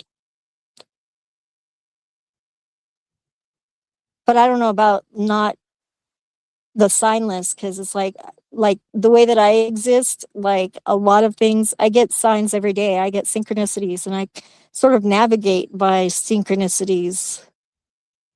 And sometimes it's hard to tell if it's like an actual one or if it's like the reality being programmed into it. But most of the time, I think it doesn't really matter which it is, because I don't know. I think we all choose our level of participation, but the universe accomplishes what it set out to do regardless. Synchronicities and deja vu would be. Yeah. You should have a show about deja vu. I'm pretty sure Gabriel's like, we already did one. I got a good story for the deja vu story. Yeah, for Not sure. many people have them anymore. Like, really, I have them all the time. Me too. A lot of people don't, though, is what I've been hearing. It's like this thing now. What I'm seeing is that bad things will kind of continue to happen to us until we're all perceiving reality directly. I don't even think it has to be all of us. I think just a large percentage of us have to get it online, and then it kind of like tumbles over into the collective at a certain point. It's like what do they call it? It's like a certain mass that we get in that esoteric space. Yeah. And well, you know what they say, God's not going to put you anything that you can't go through. That's what they say, right? Well, thank God for your heavy load, because that makes you stronger, and God believes in you, obviously, or else it wouldn't put you in that, right? See, I think it's kind of overall, I think what we're being taught is how important it is to see the truth at all times. And if we don't, then we have disastrous circumstances in our lives. And then what happens is we don't look at what happened, which is often that we messed up, that we faulted, made an error, or we believe something that we're looking at that, correcting it before going forward. It just then compounds our problems going forward, and we get more and more confused. And there's a lot of confusion now. So then what's going to happen is we're attracting our confusion is attracting problems to ourselves. And then we say, how dare you, do something to me? But my own confusion is at the root of the bad circumstances that are eventually. How dare you? Carrying out the what are we taking off the space? What's going on? Let me what's going on in the background here? Hold on, sorry about that. Let me bring up Banter real quick. 1 sec. People be okay, because I know I'm not. As a real nigga with feminine energy, I am not okay with that. For a time, hello in the house.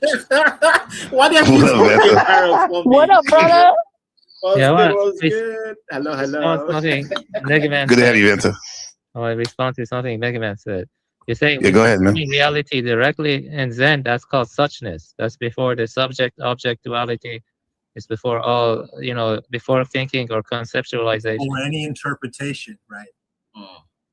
Yeah, and see, I don't know that truth was all that important to us in the past because, like, I think that's why we have like pareidolia and things like that, because we see patterns and things, but they're not necessarily like if you like make a mistake and you see a shadow in it and it ends up being a nothing, but you thought it was a tiger, that you're erring on the side of caution, sort of. But we don't really have that kind of experience anymore, so I think we're just kind of like going on to another level. We're just having our growing pains, like, because truth isn't really necessary for your survival. You can have a lot of things that are not true and you'll be just fine, like sometimes even like safer because of lies. But the life of knowing, what I'm seeing is that we're growing weaker and less free, and so we're going downhill. We're not growing in a good way. We're growing toward the ground to go underground or something. Yeah. and whose fault is that, though? I think it's seeming and being. It's a confusion of that, because I think it's like it seems like that, but it's always darkest before the dawn, And I don't know. Maybe I'm a little overly optimistic in some ways, but I can't help it, I guess. I try being a little more cynical, but it doesn't work out well for me. Well, no, I was saying, like, whose fault is that? Like, well, blame. That's what I would say. I'm not blaming anybody. I blame myself just as much. I can't really blame anybody else, but we can see it happening. No. Everybody misses that. I say blame, like it's blame's fault. Oh. My nigga. What's up, Baba? Good to see you, bro. Nice to have you. Salute. Good to see you, man. What's good, bro? I think we're all to blame. Good to see you guys. Absolutely. People don't want to pick themselves, so that's what happens, man. I'm not avoiding responsibility by blaming blame. I'm just putting it where it belongs. I just put it where it belongs. It's like I'm not letting it, like, blaming somebody else allows you to avoid your own responsibility. No. I'm not trying to blame you or anybody else. I'm just saying in general, we can go back to my mom's parents and Oh, you're talking to somebody else. Yeah, I was talking more generally. I wasn't saying you specifically. That's all I was saying. Oh. But no, it's true though. You got the media, you got this, everybody believes that. Oh, we got Trump, this, that. Yeah, I don't mean to bring that in, but it's so true. Rather than actually solving a problem. It's crazy, right? It's amazing to me though. But this is when Buddha, Yeshua, whatever else you want to bring in the mix, we can all agree, all those books that you read have a creator, man. So at the end of the day, I mean, they all believe in the same thing, just different names, different things. I didn't go deep into everything, but I'm just saying it's pretty much the same shit. You know what I mean? But that's just my opinion. To sum it up, Buddhism doesn't have a creator god you worship. The universe in Buddhism, or at least Mahayana, is beginningless, and that's due to craving and attachment that continue the wheel of samsara. But well, you call it worship. You call it worship. It's called believing and having faith. There's a big difference. Yeah, you want to call it worshiping? It's not I guess a tradition of faith. It's a tradition God of hates. perspective. God hates all religions because it's supposed to not. Yeshua is not supposed to be a religion, right? I think so. I think that it's supposed to be the way, the truth, and the life is what I'm saying. It makes things easier for a while, but I think after a certain period of time, like, you get caught up in the tradition, and you forget why the tradition began to begin with. And it's like I said, I'm not a cat. My parents were Catholic. I was baptized Episcopalian. I don't know shit about shit, to be honest. Yeah. I just been looking into all this stuff, studying these things. I beg to differ, Wolfie, because I was born and raised Muslim. And not all religions are created equal, because Oh, London Man. Is this London Man? It's Vanta Black, but you can call me Oh, my Proto Man. bad. I want to challenge Mega Man. I want to be. Oh God! Mega Man Zero is great. What do you want to challenge him? Theology debate. I think Proto Man is a better man, Mega Man, than Mega Man himself. Proto Man is better. Mega Man Zero on the Game Boy Advance is better than Mega Man on any system. Just saying. Yeah, I agree. Mega Man Zero is. I have the art book. Proto Man. Oh yeah. Hey Paul, we could premiere that. Paul has a good ass song. Okay, but go ahead, guys. Let me get it ready. Also, I'm still waiting for you to come back from the moon in Mega Man Legends 2, because that was the cliffhanger. You know, you was fighting your sister, right? You was fighting your sister, and then you beat your sister in the moon, and you couldn't come back to Earth, and that was like 20 years ago. So when are you gonna come back to Earth, Mega Man? Yeah, where you been, man? Mega Man than I do. But you know, who played Mega Man Legends? Like, that was a cliffhanger. That was the last Mega Man game. Yeah, I beat Legends 1 and 2. You know, Yeah, but I haven't played them all yet. I'm sorry. Wasn't that Capcom, right? It was Capcom back in the day. It was like Nintendo. Yeah. I remember playing that in Nintendo. It was a good game. I liked it better than I love Mega Man Legends. Like, yeah, which one? What's your favorite? 64 or regular? The regular one. Super. I played Mega the Man one. number 2. I used to rent it at Have you the played video the store. one where you go to the internet, Mega Man Battle Network, where you jack in into a microwave, a cooking oven, anywhere, a traffic light. It's like an internet game. Cooking oven. He said. Yeah, like Pokemon Go. it was literally Pokemon, because you had Mega Man, you know, Red and Blue, Mega Man Sun and Moon, Mega Man. Are you saying you played Pokemon on the go? Oh my God! You sound like Hillary Clinton. No, I'm asking you. Go to the poll. Saying he's wearing a pantsuit. Oh my God! Hold on, let me do this real quick. I was Paul, asking a question. Will, you'll like this. Paul Enslaved in the building. He made this. Let me see. Oh, the vlog. Yeah, I'm gonna screen share this. Paul made a song. Oh, what up, Dimitri? What up, Justin? Flyer. Well, much love. You're gay, Justin. By the way, hold on. Let me bring this up. This Gay is Paul Man is a character Enslaved. too in Mega Man. It is okay. Paul Enslaved made this fuck. He was inspired by our last hip hop broadcast, and I played the Window Shopper song. He made a panel verse song. So check this out, guys. First time, can you hear this? Can you hear this? Can you hear that? Yep. Yeah. All right, Yes, let me get this. Let me get this. Okay, this is good. Fucking really good. Hold on. Could you hear it though? Yeah, we can't see it, but we can hear it. But could you hear it? Yeah, you don't need to see this shit. Okay. It's my Facebook page, but you can hear it. As long as you can hear it. Here we go. This is Paul Enslaved. It's called Panel Hopper, inspired by 50 Cent's Window Shopper. Bottom of YouTube feels so much better than an asylum. So much better. Use a panel hopper. Mad at me? I think I know why. Use a panel hopper. Trying to figure out how you gon' lie. Use a panel hopper. No viewership. Coming to see if you're live. Hey, yeah. Summertime, Stevens panel skin is milky. Check the wannabe life coach's hoodie is filthy. Another 2 years, maybe Snaps might get his clutch bread. Hopefully he gets it before he ends up dead. A lot of slaves really need to get their weight up, but not Cynthia. She just sucked the whole plate up. It ain't my fault. You guys fucked up your channels. It's not your fault either. You just got boring panels. Maybe you should hit up Daddy and work on your pimp game, or hit up Slow State for some lion and grip game. Maybe you can go hit up Cage Man. Flip some of his $10 Rex bags. You folks don't have many options, it seems, man. You know that viral is the shit that I come from, but I don't go nowhere no more because slaves dumb. I feel kind of sad that your paper don't stack right. You should call Brown's boy so you panel act right. Got your numbers down, feel the channel sucks. These slaves are droning. Shut your spot down, you might get your channel struck just for being so. Use a panel hopper. Mad at me?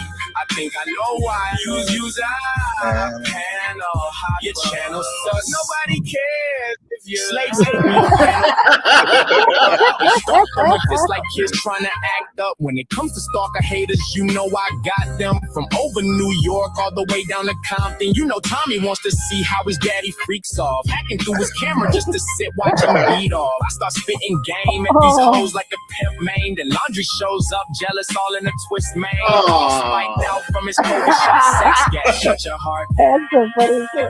You can feel the blood clots thump when the blood is flowing. You got Spike now. Oh, Spike protein. With these goofy hoes. Goofy hoes. Was it worth it? Slave in the building. I think it's totally worth it. Fire. That shit's fire. I love the little deviation from the, you know, with the hook. Funny as hell. That was fucking hilarious. He wrote that shit.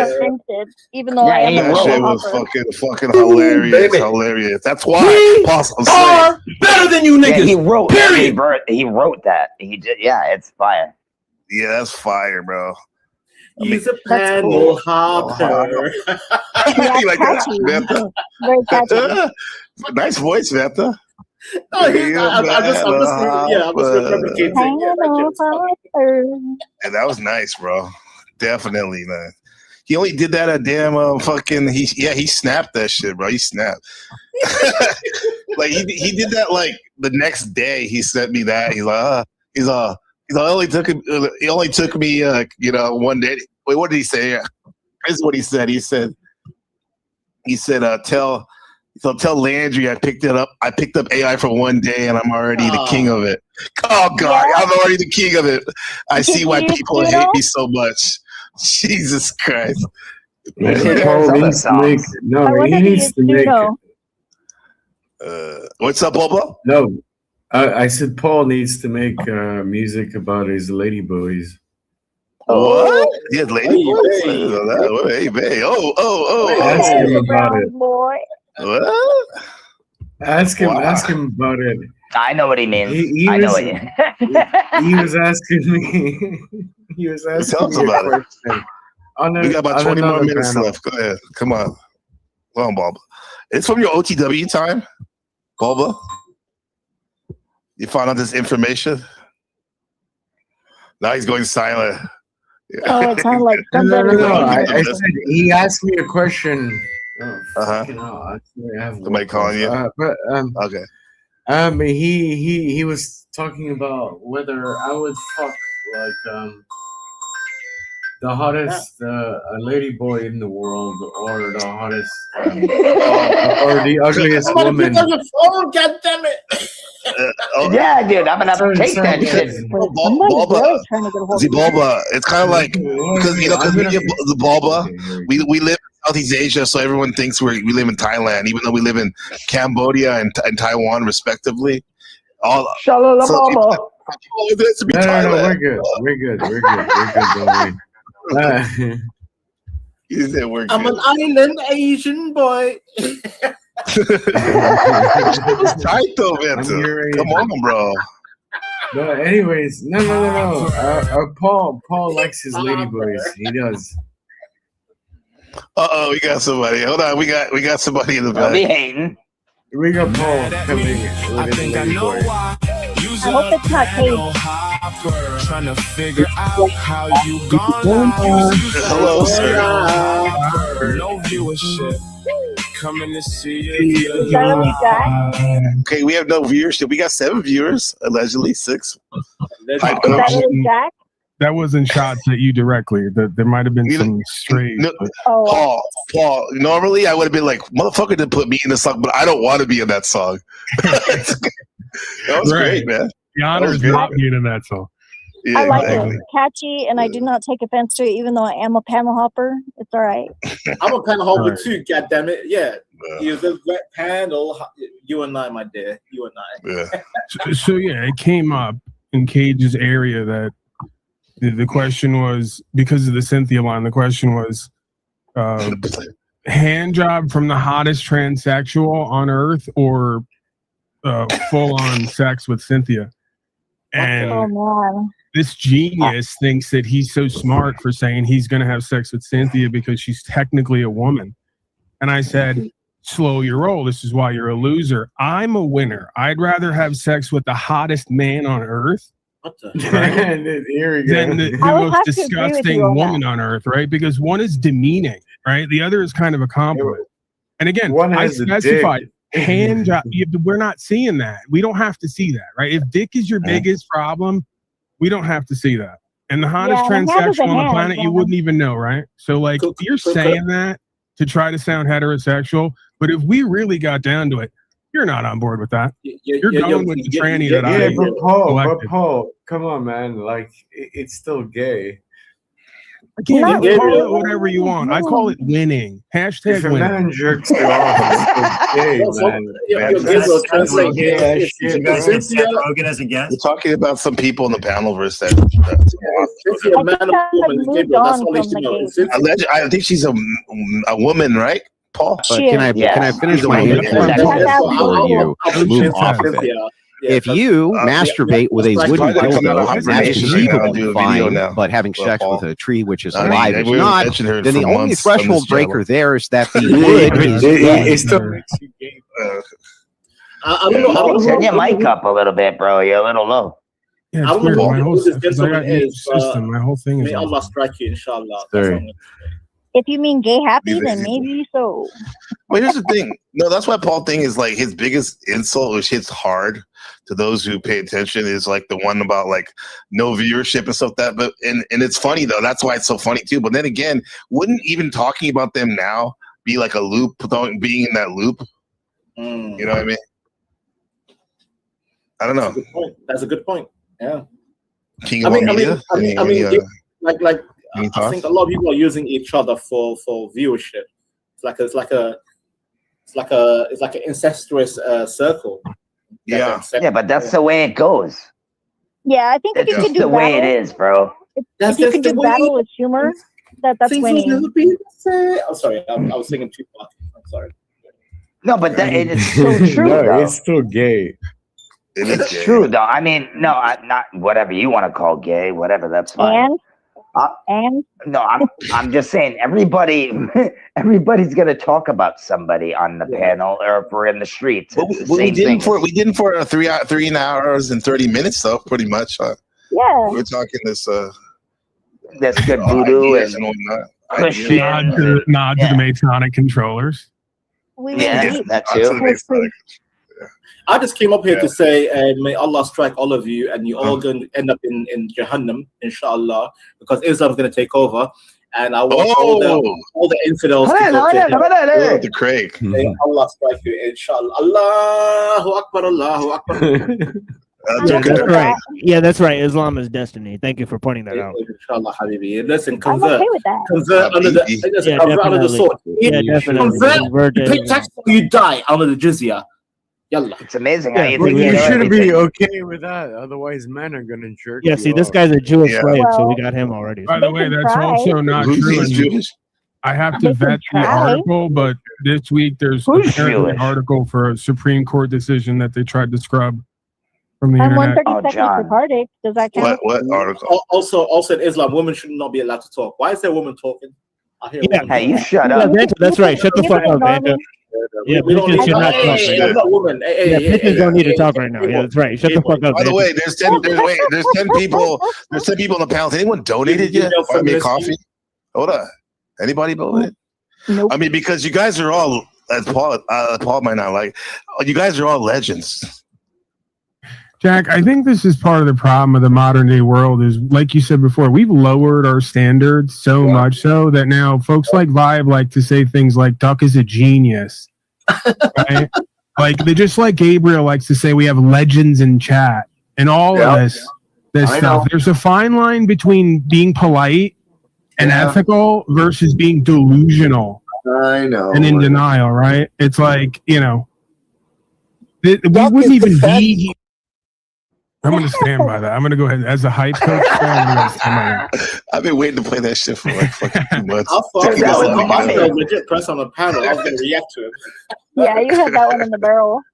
But you're We're not legends What's wrong yet, with me saying buddy. you're a legend? That they're legends, Paul. Yeah, they're legends who can't come up with coffee money. I mean, doesn't that kind of? To be fair, Mega Man and Proton Man are legends in gaming history. So. Okay. What's the legend? The legends in the chat. Shout out to all the legends in the chat. Lizard Tree, Remington. You know what? He's right. There's a video game called Mega Man Legends. He's right. You agree with him? Yeah, no, I'm changing my view. You're right. They are legends, but the legend is a group of people who've never worked and somehow sit on panels every day and still live. Right? That is the legend of the panelverse. It seems like most people are disabled in the panelverse. I have to say. Yeah, that's for sure. Right?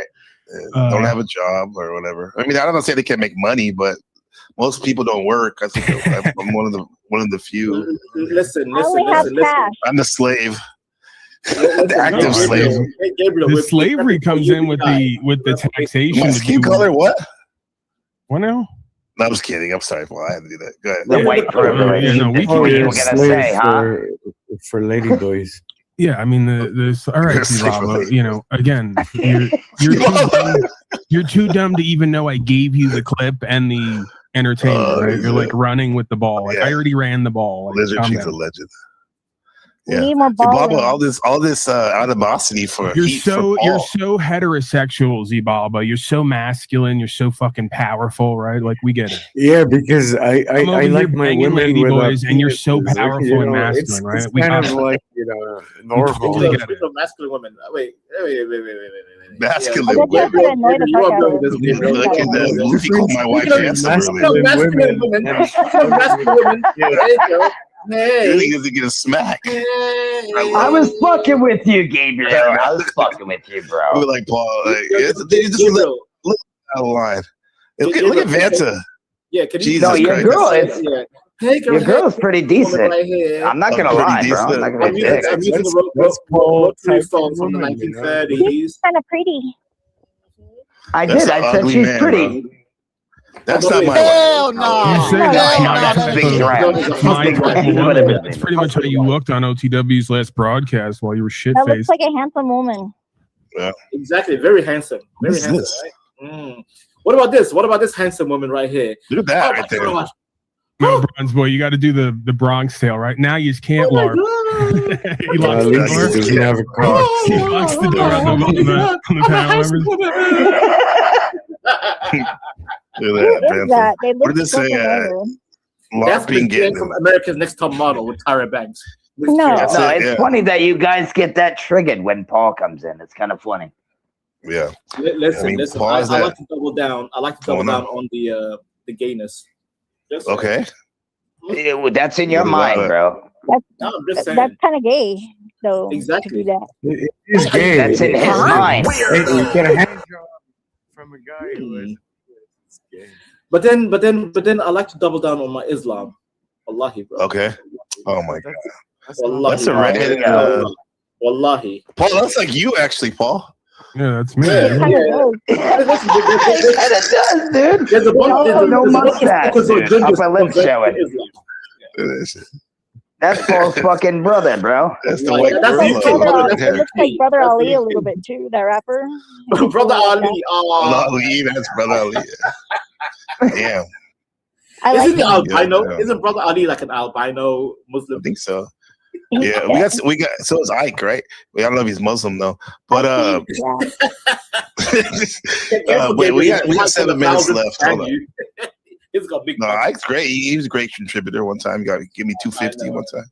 I know. Oh shit, Paul, what do you think about Buddha as a psychologist? Ever thought about that? Who? The Buddha. The Buddha. As a psychologist, what is that? Explain that. Meaning that like some of his techniques and His philosophy practices of are kind life. of similar to what a psychologist might do. His hand techniques. That's actually the theme of the show. To be fair, Gabriel Buddha looked like him too. Yeah, I mean, I'm from the school of Yeah, looks like a the Jewish best doctor is not a doctor, the best lawyer is not a lawyer, right? The best teacher isn't actually a teacher, so we could go on there. So yeah, I could get with that idea that the best psychologist is no psychologist at all. Because he's able to look at himself, study himself and his life trajectory, and then apply what he's learned through firsthand experience to whoever he's working with, right? Which a lot of professionals, they don't live their teachings, right? So that's why guys like Jung, I guess, if that's what you mean by psychologist, they're one of the greats because they live their truth, right? They don't just talk about the other people's experiences and ideas. They're knee deep into it, right? Yeah, and that's what I get the cross resonance with Buddha, or the Buddha, where people were more traditionally into their theology, but he actually he was into direct experience and finding these things out, these spiritual. You know what's the closest to Buddha? You know, real talk. Like, I'm not being funny. I'm dead serious. Who's that? Jesus Christ. Yeah, I can see some crossover. I'm serious. I'm not being funny. I'm dead serious. Like, I'm not laughing. No, that's literally all the same thing. The truth, the way to the way. Yeah, that makes sense. Many roads.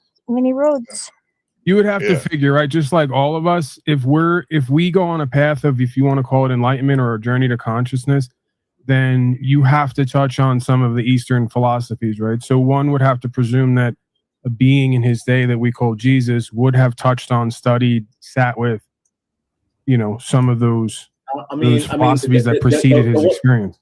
Yeah, there was a gap between. There's a time between. Even the Bible doesn't even show it, where there was a gap between when Jesus was like a little kid, and then comes back to be a carpenter. But most of his life has been a big question mark. It's like, where did he go?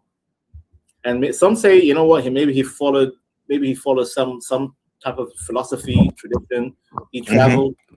To the some east, say maybe. he probably to ended India up or following something. the Buddha way, and he found enlightenment in his own way.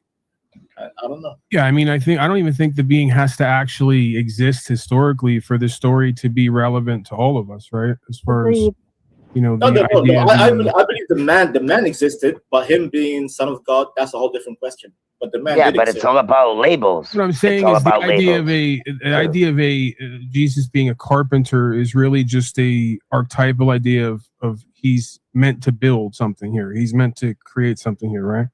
No. I think Joseph would have been married for sure, because like in that culture, like you would not have any sort of like voice at all if you were that age and not married.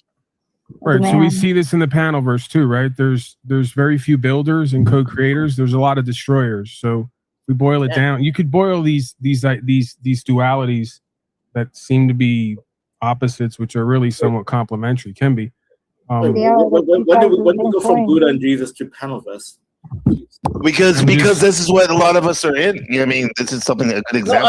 I know, but I'm saying, I did the same thing. Like, why circle back to... Why would we talk about Buddha and Jesus if their stories and experience aren't relative to ours in the modern day? I mean, because it's meant to be uplifting, whereas I don't really care about destroyers. Sure, but are you walking the path? It's only uplifting because something is potentially trying to keep you down, right? See how that works? Well, Jesus had Lucifer to keep him down. That was right. You're agreeing with me now. You're simultaneously disagreeing and agreeing with me. No, but I'm saying nobody mentioned the panel verse. You're the only one who mentioned I know. it. I'm reflecting. You want to circle back to drama. An ancient. I'm not doing that. I'm reflecting an ancient truth back to our modern day-to-day sort of, reflections of who we are and how we live, right? And how it crosses over. It's the same ideas, right? Because again, Jesus stands for the co-creating, the building, and the Barabbas and the state and all the rest stands for the destroying, the deception, and the corruption. So, those are all archetypal aspects itself. He just wants a hand job from a lady boy. Yeah, it sounds like you just don't like what Paul's saying, and you're like looking for something. Yeah, I think Vanta, I'll say this. I thank you for actually, he's kind of being, he's trying to be protective because, we say we don't want drama stuff, but I think what Paul was doing, though, he was using the drama of the panelverse as an example that pertained to what we're talking about. Right, so saying you don't want drama when life is an ongoing looping drama. You know what I mean? I'm doing colloquially talking, of course. I'm answering to what he's saying. In a sense. Yeah, you were responding to what he was saying, but I'm responding to what he's saying as well, that we can do the whole we don't want drama thing, and that's cool when it's like this forced fake whatever for nonsense versus the recognition that we can't have a life without drama, because growing a seed is a drama, right? Like, is it going to sink or swim? Is it going to be able to root? Is it going to be able to flower and fruit? Or is it going to get cut down by the elements along the way, right? It's the same for... I'll counter you real quick. I'll counter you because YouTube is not real life. We have our own personal lives that we deal with, our own personal issues that we need to overcome. That's our real test of faith. You presume that everybody does not come on YouTube and bring their life and what they do on there. Not everyone is like that. Listen to me, sir. You don't consider YouTube as some kind of a faith of your a test of faith, because you can just log off and tomorrow's another day. You can ignore all of this like it never happened, pretend it never happened. Well, you can because you don't have. Listen to me, but guess what? When you log off, you still have to deal with your personal life. That's the real test. That is the real test between you and your God, if you believe in God. YouTube is not YouTube drama is nothing. This whole YouTube shit. That's again, you're now telling me about my experience when you have no idea who I am and what I do, and the fact that who I am is linked with what I do. You're not even letting me respond. Okay, that's cool. Between you, your personal life, and your maker. But YouTube, don't use YouTube as a template for struggle. I don't even know what you're saying and where this is coming from. You're saying I'm getting off into left field. You're now giving me lessons on something I don't even know what you're talking about, and you're presuming that my experience is yours, and it's not, and it's bizarre. So be honest. You don't have to like it. You're a nameless, faceless person on an alternate avatar online who nobody knows. I'm somebody who when I go in the middle of nowhere, someone somewhere is going to recognize me or get a hold of my material. So I can't. Hello. Hold on, man. You're not going to hear the truth, right? You're gonna continue to spin with your bullshit narrative. So if you put your name in Google, we're going to get 0 results back. If you put mine in, you're going to get 9 million results back. I can't just log off and separate. Hello. Is this thing on? I really don't care. I can't just log off and separate myself from what I do online. Hello? Is this thing on? Are you retarded? That's my next question I'm going to start asking. Are you fucking retarded? Why are you so angry? Hold on, one at a time. I'm not angry. It's frustrating trying to once again interact with retarded people who cannot. And that's you, not anyone else right now. So before people say I said plurally, you're acting like a retard right now, quite frankly. Well, why are you using profanity, by the way? It's not profanity. You are literally in a mentally, emotionally, spiritually retarded state. And you're talking to yourself and you're pretending you're talking to me. And this is something that goes on here regularly. Right now, you're responding to me, literally. You don't know who I am or what I do. Everything you just said is maybe true for you.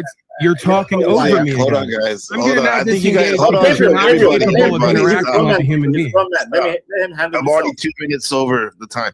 I think you guys engaged with each other for like 3 hours, like about 6 months ago on this channel. Did we? I don't know. I had a feeling. I thought that I recognized Sassy Paul episode. Yeah. Sassy Paul episode. Yeah, you were going back and forth, and then same retard, same style, same. My mother's life. I don't recall this person.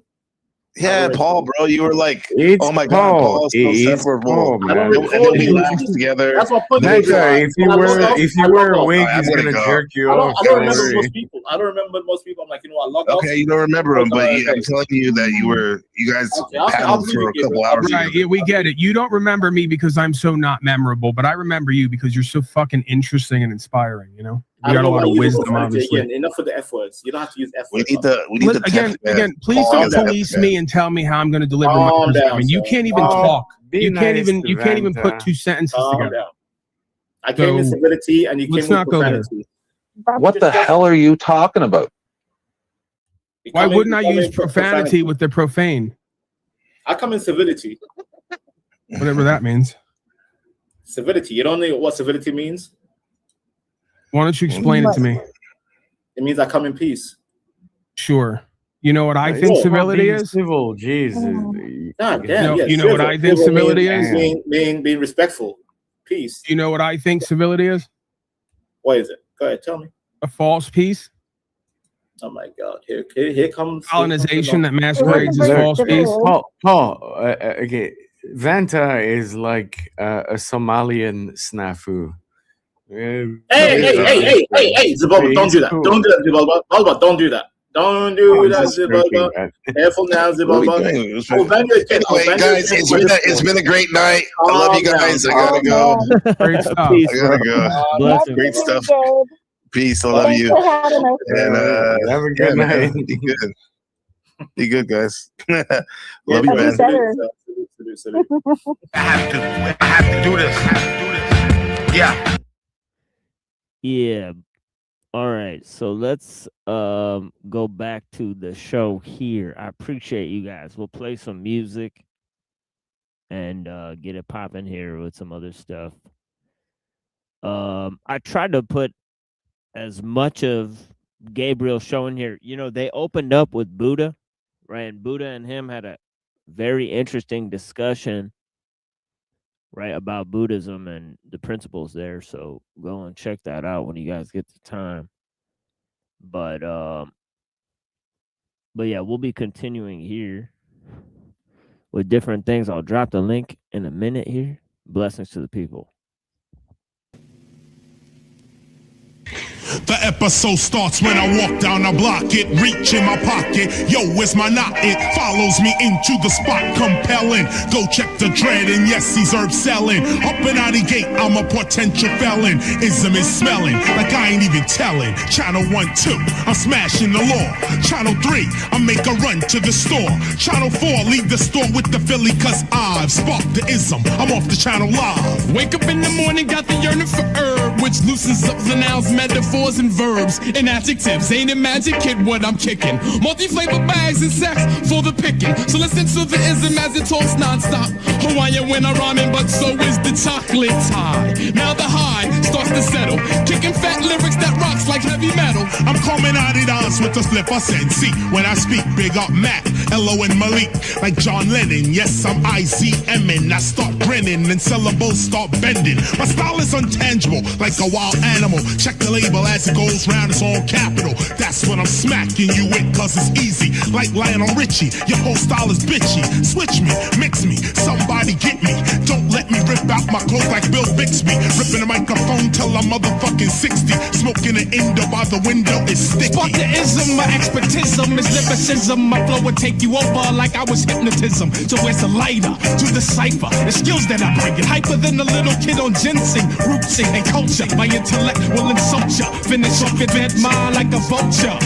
I gotta get mine, get it quick, cause there's all these weak rappers steady making hits, fuck that. By 94 I bring the skills back. So listen, now I'm doing what I wanna do and sparking mad ism.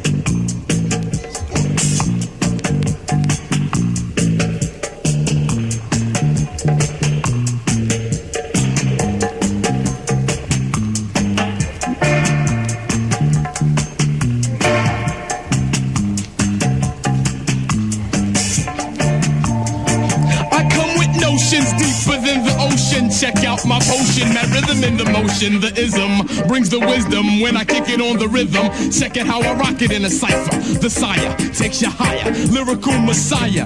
Check it, yo, pass that light. Counterclockwise, I rise like the sun. Now feel the heat from the rays of the gun, shooting up the mental mist.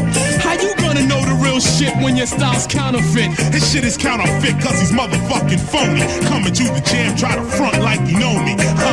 Listen to this new type something bumping. 94 ain't for no frontin'. New type of lingo, catchy like a jingo. Roughneck hip hop is dripping from the single. Now let me introduce you to the one, the channel live Indo that loosens you up.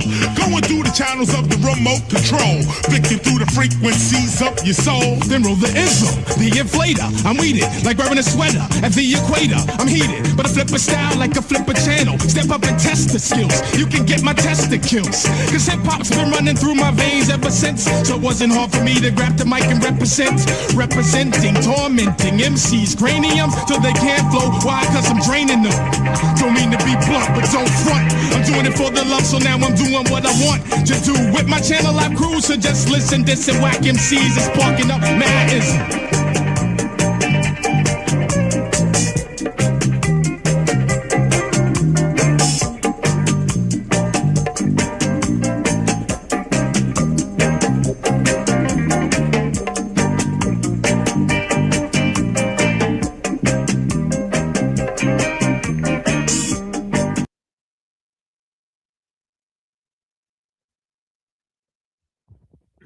Yeah, we got the Neuro Jack busting.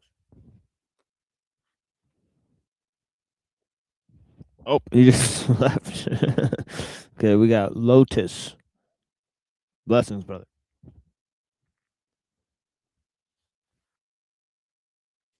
Hey,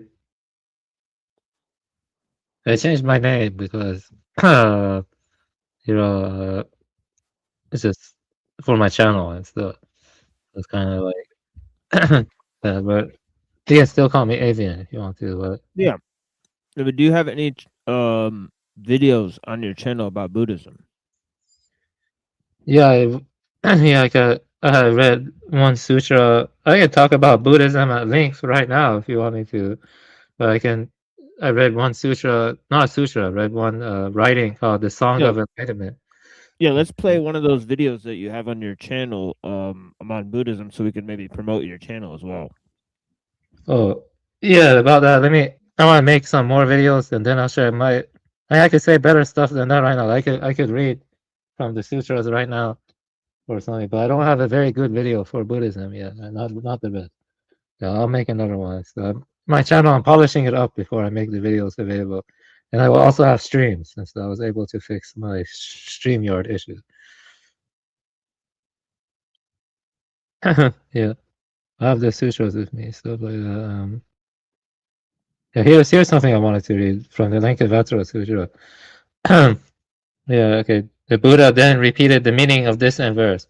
Deep in the Tathagata Garbha and 7 kinds of consciousness, 2 kinds of grasping arise, but are avoided by the wise. The mind of images in a mirror is colored by habit energy without beginning. Those who see what is real see what isn't real. Like a fool searching for the moon, looks at a finger and not the moon. Those who cling to objects don't see this truth of mind. The mind is like a skillful actor. Manas consciousness is the actor's partner. The 5 forms of consciousness are their companions. Erroneous perceptions are what the audience sees. Yeah, that's from the Linkavatra. That's a nice one. I also have to read the Heart Sutra too and other stuff. So you already read that one part from the Platform Sutra about the Bodhi. The mind is the Bodhi tree. Yeah, the mind is the Bodhi tree. The body is the mirror stand. The mirror itself is so clear, dust has no place to land. That's talking about the immaculate Buddha nature, the Tathagata Garbha and other stuff.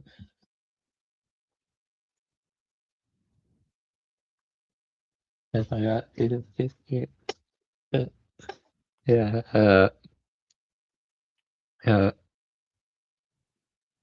I'll make my videos. See here, let me double check it.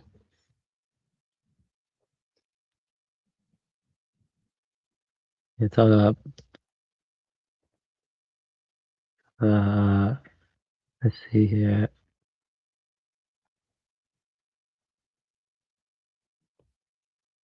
You want to talk about Buddhism? Anything you want to talk about regarding Buddhism?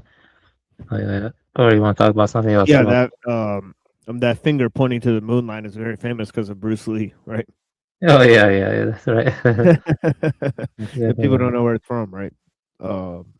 They don't know that actually that's from the Zen masters, right? But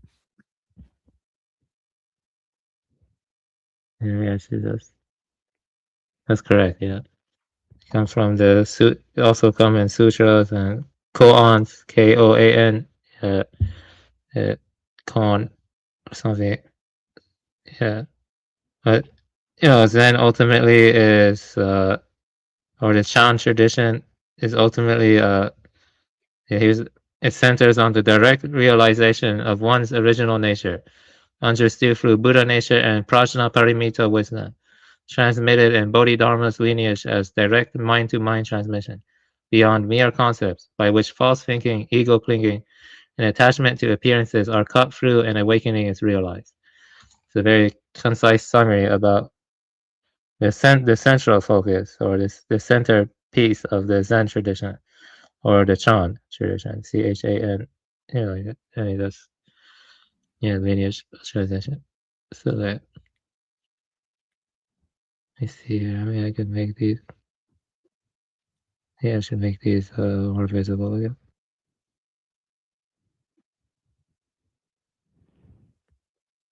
Well,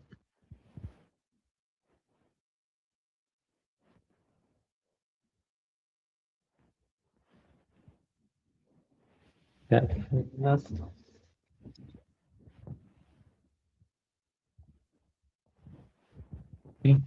Yeah, blessings, Dom. What's up? Yeah, we were talking about Buddhist, principles, ethics, doctrine, and the foundations and whatnot. So yeah. So yes, I saw this meme regarding Buddhism and Socrates, and it was basically Socrates saying, "I know nothing," versus Buddha saying, "I am nothing." interesting. Yeah. It should be realize that when he says "I am noting," that is not annihilationism, because Buddha was the middle way between annihilationism and internalism. Internalism in the sense that it goes on forever or long duration. I mean, because I do think the Buddha nature is without duration. So, and the universe in Buddhism is beginningless. So that's due to, well, depends on the school, but yeah, some of them say that. Another thing I wanted to say is one of the things I like from Buddhism is the Eightfold Path, which says that that the way to alleviate suffering in your life is to basically live right. And I also heard you guys talking about, or in the intro, about Aristotle and the involution of science. And one thing that science will not say is that there are no right answers to living a good life. It seems like like they don't think there is an objective morality. They don't think there are like objective good thoughts or right thoughts or right words, these sorts of things. But Buddhism, on the other hand, is saying that they are right, in the sense that they bring you closer to a more meaningful experience, closer to expressing yourself in a way that is enlightened, or maybe even achieving emptiness.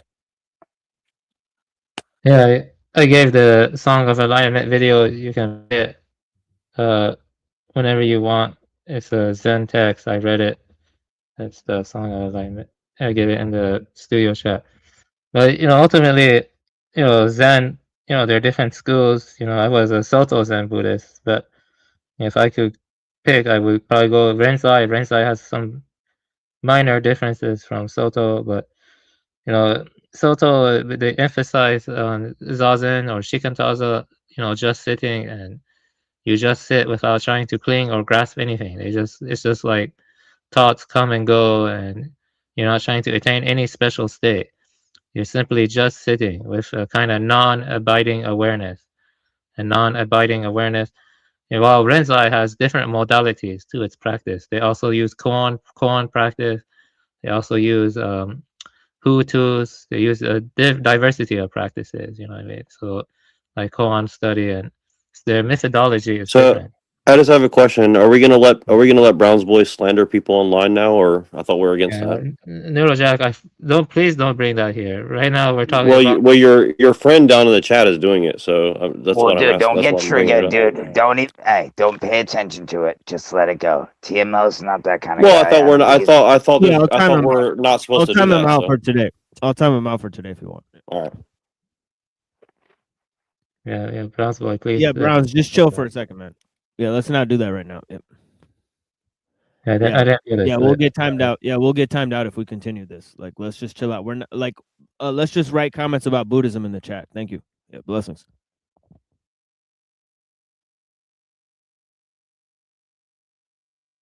And the Nichiren Buddhists are interesting too. They're different.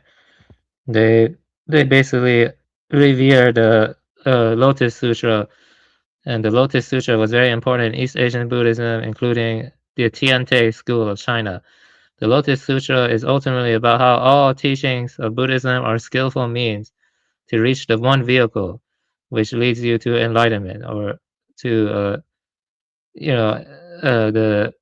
and so they have a saying, they have a chant, Nam Myo Ryo Nam Myo Ryo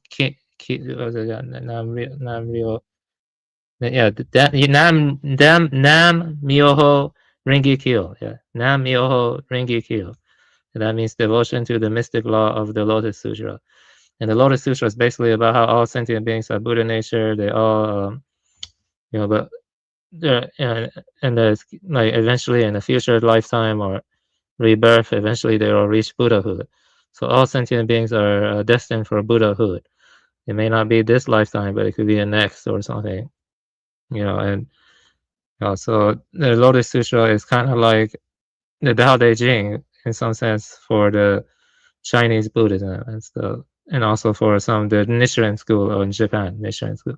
The Pure Land school of Buddhism, they revere the Lotus Sutra. Pure Land is a bit different, and same with Nichiren from Zen. Right, that's the Korean one, right? Yeah. Yeah, Korean. No. The Nichiren is Japanese too. It's just not Zen though. But they do both accept the Lotus Sutra, but they interpret the Lotus Sutra. But I mean the Pure Land. I thought Pure Land was Korean. Oh, Pure Land is Chinese. Yeah, Pure Land is Chinese. Pure Land is Chinese. Oh, Chinese. Yeah. Okay. Yeah, they Namo Amitabha Buddha. That's their chant. Namo Amitabha Buddha. Yeah, that's their chant. Amitabha Buddha is like a Buddha of infinite light that is like a bodhisattva that can help guide beings towards enlightenment and stuff. Like they do chant certain bodhisattva names, like Avalokiteshvara is one, or Manjushri is another bodhisattva or stuff. Yeah, so there is a sense that the bodhisattva transcends space and time and can help guide beings towards enlightenment or something. Yeah, this goes into Pure Land Buddhism and Nichiren school, which is a bit different from the Zen school or the Chan school. Yeah, within the Chan school, so there's, and I haven't really talked about it much, but Theravadins have, different, not as much, but like the Thai forest monastery in Thailand, those guys are Theravadin Buddhists, but they value solitude more and just in natural scenery and just reading the Pali Canon and going into natural scenery, and they think that, I don't know, and I don't have in-depth knowledge on them, but they're kind of interesting too. Thai forest monastery. There are some not esoteric, but some strange Buddhist schools too in Japan, like Shingon. I haven't talked about them much, or Shongido. Yeah, but I have spent some significant time researching this stuff. Probably not as much as some academics though, but some time I've spent. But yeah, the most important sutras for Zen tradition are Diamond, Platform, Lotus Sutra, Flower Garland Sutra. That one's too long. I haven't read the Flower Garland Sutra. That one's like 1,600 pages. And Vilma, I can't pronounce the other one. Vilma Kirti Sutra, or Heart Sutra. Yeah, Heart Sutra is very important. I chant from that often. But yeah, Buddhism has a lot of variation in it. You have the Theravada, Mahayana, Vajrayana. But even within those three branches, there are different schools. Different. Like I'm trying to say. So yeah. But in general, there's Theravada, Mahayana, and Vajrayana. I have a friend who's into Vajrayana. He's Slovenian, and I've been debating him for over 6 to 8 years. He's a transhumanist. You believe that? So yeah, I don't agree with him, but he's at a retreat right now. I'm gonna talk to him again, but he is intelligent though. But overall, I disagree with him. He has a lot of knowledge in Hegel. Lots of knowledge in Hegel. Like it's crazy, and so I don't agree with Hegel, but he knows a lot of stuff, and so he has. Yeah, so basically, I would say the issue of preoccupation of technique affect Buddhists too, affect pretty much every tradition. I mean, you see, I was writing some stuff, modern technological society captures symbolic life in distraction, domination, and ecological decline, making awakening harder without absolutely preventing it. I wouldn't say it absolutely prevents it, but it makes it very, very hard. So, modern technological society in a little sense is governed by technique, the semi-autonomous rule of efficient means over every sphere of life. This technical milieu deepens distraction, standardization, domination, and ecological destruction, thereby strengthening the very habits of craving, delusion, and attachment that Buddhist practice seeks to cut out, cut through. Read through Buddhism, it resembles Dharma ending age conditions through the specific critique of technology as a modern extension rather than a classical doctrine. So I do see, the Dharma ending age as coinciding with the growing technological complexity. That is something I see myself. Some Buddhists would disagree with that, but overall I lean towards that strongly. Even within, a tradition, people will disagree, but overall I see the growth of complexification of technique and industrial complexity as coinciding with the Dharma ending age, which began around 1600 AD. And around the 1600 AD, you had stuff like, I think, when was the paper mill made again? The paper mill, the paper mill. When was that made again? Let me see again. I'm not sure. The paper press, the bookmaking press. Oh, you're talking about printing press is 1500, I think. Gutenberg, you're talking about. Yeah, that's about the time where the Dharma ending age began. And then I think it got worse with the steam engine. Yeah, that's approximately the time where Dharma ending age began. Yeah.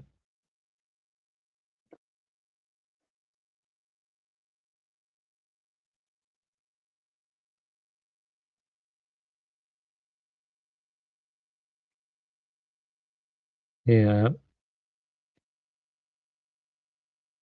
So, I could keep going on and talk about Buddhism. I could read some of the sutras, or let me see here, the Lotus Sutra, or some other stuff I could read from. Or I also wrote some stuff. I have read a review of the Lotus Sutra here before and stuff. Let me see here.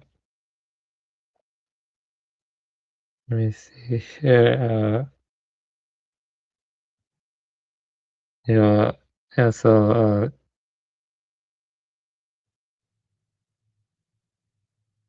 so basically, although, wait, no, I don't want to read that. Let me see it. Quiescence. How do you spell? How do you pronounce quiescence? Let me double check that pronunciation. Yeah, quiescence. Yeah. I'm not really sure about that one. Yeah, I got it. So every existing thing from the very beginning has always had the mark of quiescence, and that ties into emptiness and stuff. So basically this ties into Bodhisattva ideal. I read the review of the Lotus Sutra before, but all of those whom the Buddha Tathagatas teach and transform are bodhisattvas. Without seeking it, we nonetheless effortlessly attained it. You will be a Buddha, you are a future Buddha. This immeasurably rare treasure, which we did not seek, has come to us of its own accord. Those who hear even a single verse or a single phrase of the wondrous Dharma Flower Sutra, and thereby experience even a moment of rejoicing, will become Buddhas. So only a Buddha and a Buddha can exhaust the reality of things. No one but the Buddhas can completely know the real aspect of all dharmas. So emptiness ties into recursion. I think it ties into recursion. If you look at your mind, when you process things, or you interpret signs. When you interpret signs and you map it to objects, there's a recursive element there, where the output is applied back to the input, in a sense. And that's why you see fractals when you take shrooms. You see fractals when you take shrooms, like Indra's net, like Indra's net. And, there's the Lotus Sutra and the Flower Garland Sutra. They go deep into the fractal-like aspect of reality and mind. And it goes deep into that. It's kind of like there's a recursion to emptiness. Or like whenever you try to answer what is, or what is the essence of things. There's a kind of recursion there that is kind of paradoxical, because you're dealing with the thesis, not the thesis, but it's like the only way to know what truly is in silence, somber silence. And when your mind is quiet, when your mind is contemplative and quiet, when you're not dwelling on resentment or trying to attack others, or you just let go of it all. You just sit in silence, and you just drop everything, and Dogen had a great quote about that, about dropping body and mind stuff. Yeah, I had that quote. I got get I have read that quote, before. Yeah, but it's meditation is what you're saying, right? Pretty much.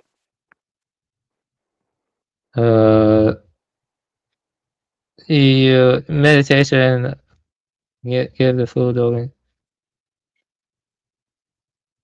Yeah, meditation is skillful means towards awakening. Skillful means towards awakening, but in a sense, it's skillful means towards awakening, and when you meditate, it goes beyond rationality. It goes beyond discursive thinking. It's not like a endless categorization, endlessly trying to pick things and slot them to rigid categories. It's like you transcend the endless obsession with classification, with instrumental reason. You just let that go, and there's a deeper kind of understanding that goes beyond all conceptualization, in a sense. Does that make sense? It's like a non-abiding awareness, kind of. No, I understand what you're saying. No, I get what you're saying. Thank you. I found the quote. To study the Buddha way is to study the self. To study the self is to forget the self. To forget the self is to be actualized by the myriad things. When actualized by the myriad things, your body and mind, as well as the bodies and minds of others, drop away. No trace of realization remains, and this no trace continues endlessly. In a sense, yeah, that's Dogen. Some Dogen is kind of controversial in Zen tradition, kind of a little bit, but because of his idea of practice realization and stuff like that. It's interesting. I was reading some Hakuin recently, and I had it on here, but I lost it. Let me double check. I'll get it up. I was reading some Hakuin, and I had some notes I wanted to read to NPC the game, but I didn't have time for that. Let me see here. Yeah, I like his. Yeah, okay, here we go. Yeah, Hakuin came to see the Lotus Sutra as expressing the true face of Zen itself, not attachment to scripture, not mere recitation, but seeing one's own nature and realizing the wondrous law as one's own mind. In his Ora Digama, he explained the Lotus Sutra's ultimate meaning as a mind, urging the reader to see outside the mind no thing exists, and to realize the true face of the lotus. So, in a sense, the true nature of your mind is the true nature of your original nature. It's like awakening to the unborn, the awakening to the Buddha nature, which is non-progressive, non-arising, and it is also non-progressive, unborn.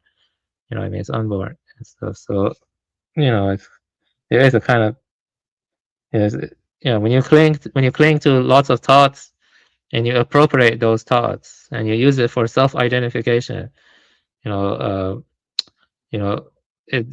it creates the illusion of a rigid self. But when you let go of those thoughts and you don't appropriate them or reify them, treat them like concrete, as like pointing to the reality, it kind of shows the true nature of mind, which is beyond all duality, all abstraction, and all of that and stuff like that. So it's a practice. I could talk about it endlessly, but it's a practice. It's a skillful That's pretty tough. That's pretty tough. I used to go to my Zen Senko a lot. I kind of fell off my practice for some time, but I will get back to it again soon. But yeah.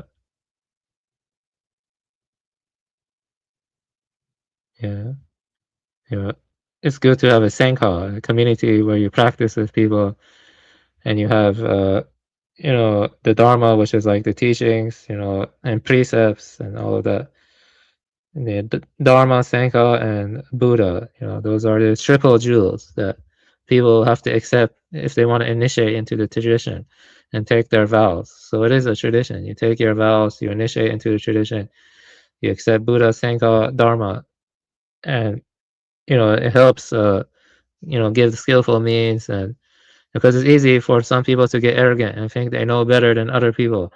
They think, oh, I'm awakened now and I'm better than other people, which is wrong and stuff. Because you know it's Right, easy. and then no, you're absolutely right. And then they think they know everything, and because you think you know everything, you're gonna miss so much. That's why I try to keep an open mind. I might argue with certain things, but I still keep an open mind. That's why I'm here listening, because I don't know anything about Buddhism besides what I see on TV and things of that nature and what I've heard online. That's it. You know what I mean? So I'm just here learning. You know what I mean?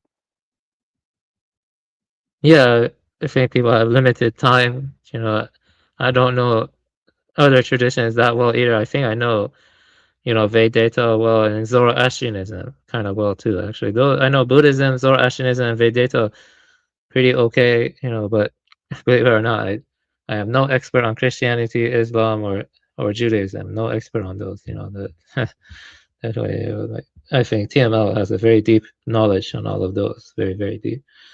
But yeah. Yes, sir. I'm with you. Yeah, I appreciate you. Yeah, we got Pero here too. Pero, we're reading and trying to understand things on Buddhism. So yeah, welcome to the panel. I'm gonna be reading a bunch of stuff, so bear with me for a little while. It's gonna be boring for a little while, so I apologize. Ain't for nobody that. trying to read that, bro. I'm sorry, man.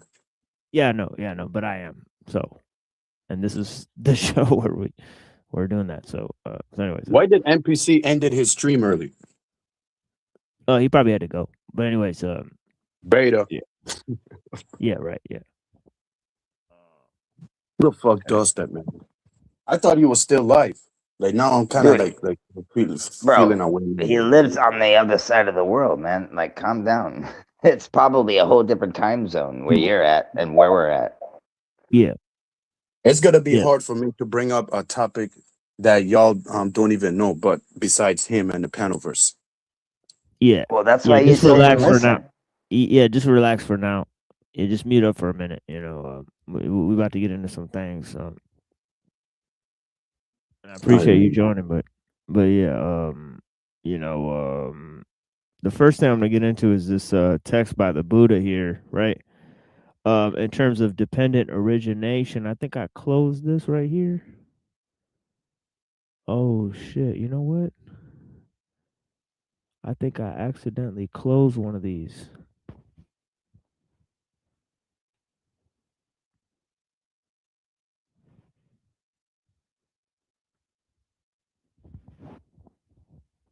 Actually, no. Yeah, let me go to this here real quick. The first thing I want to get into is this idea here. It says, just as, O monks, fire is named from that independence on which it burns.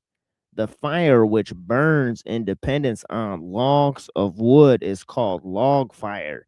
The fire which burns in dependence on chips is called chip fire. The fire which burns in dependence on grass is called grass fire. The fire which burns in dependence on cow dung is called cow dung fire. The fire which burns in dependence on husk is called husk fire. The fire which burns in dependence on rubbish is called rubbish fire. And exactly the same way, O monks, consciousness is named from that independence on which it comes into being. The consciousness which comes into being in respect of color and shape and dependence on the eye is called eye consciousness. The consciousness which comes into being in respect and sounds and dependence on the ear is called ear consciousness. The consciousness which comes into being in respect of the odors and dependence on the nose is called nose consciousness. The consciousness which comes into respect with the taste and dependence on the tongue is called tongue consciousness. The consciousness which comes into being in respect of things tangible and dependence on the body is called body consciousness. The consciousness which comes in respective dharmas, independence of the mind is called mind consciousness. So so this whole idea of dependent origination and how mind goes back, the first thing I read was this idea where he says dependent origination, this exists when that exists, this originates from the origination of that, this does not exist when that does not exist. Right. So here, let me read a passage describing dependent origination from the Melinda Panda.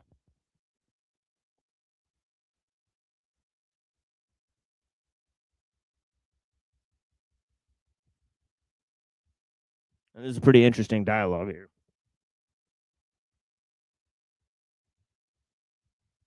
And it's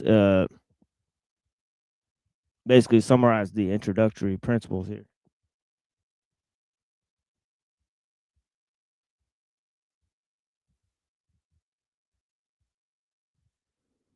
Okay.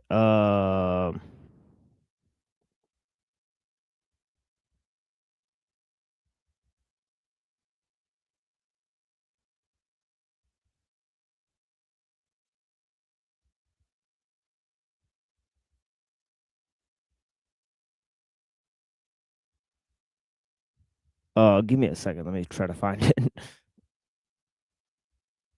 I'm learning here. I'm just listening, man. Now bringing my thoughts after. But yeah, I'm just listening. Everybody fall asleep? No, I'm still here. Dependent. Oh, quickly, Mark. Nagarjuna's MMK is also based on the older dependent origination, but he ties that to his idea of emptiness. And emptiness is the idea that things arise through dependent origination and they have no fixed independent essence or like a private pre-written envelope of properties hidden inside them before relation, condition, and manifestation. So yeah. Sorry. Yeah, please go on. Yeah. So the MMK, I read Sideret's translation of the MMK. Emptiness is a very paradoxical concept because emptiness is empty too and stuff. So it's kind of interesting. This gets into the difference between Mahayana and Theravada. Because of Nagarjuna, because Nagarjuna's emptiness is the three marks of existence in Theravada are anatta. I know you there too. Sorry, go ahead. The three marks of existence in Theravada are anatta. There is no permanent self. There is no essence. We are constantly changing. Anicca, all existent things are constantly changing. And dukkha, suffering is part of the human condition. But emptiness of Nagarjuna kind of encapsulates all of that in the MMK. So it's like a kind of interesting take on these older teachings from the Pali Canon, which is emptiness is ultimately about ending hypostatization and reification. Basically, the stuff I was saying in the beginning and stuff.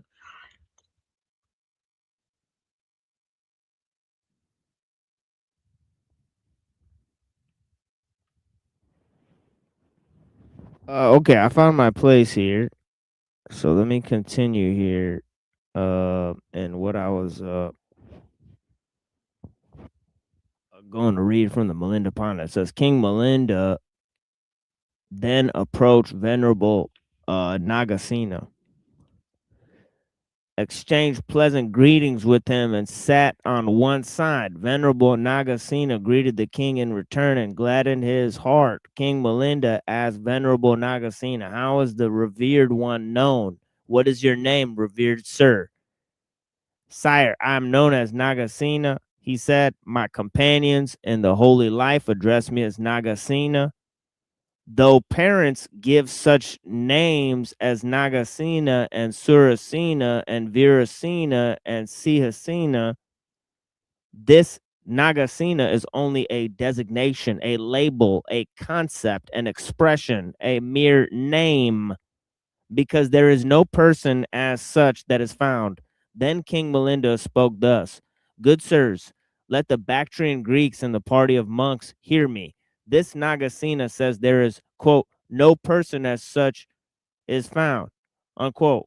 He then spoke thus to Venerable Nagasena, quote, if revered Nagasena, there is, quote, no person as such, unquote, who gives you robes, alms, food, lodgings, and medicinal requisites, and who makes use of them, who guards morality, who meditates, who realizes the paths and fruits and attains nibbana. I don't know what nibbana means. That's one of the abbreviations they had earlier. It's just nirvana. Nirvana is just Nibbana. yeah. Nibbana nirvana. Yeah. Potato potato. Who kills living beings, who takes what is not given, who indulges in sexual misconduct, who utters lies, and who imbibes intoxicating drinks, who commits the 5 evil acts and bear fruit without delay. Therefore, there is nothing wholesome or unwholesome. There is no one that does or makes another do wholesome or unwholesome acts, and there is neither fruit.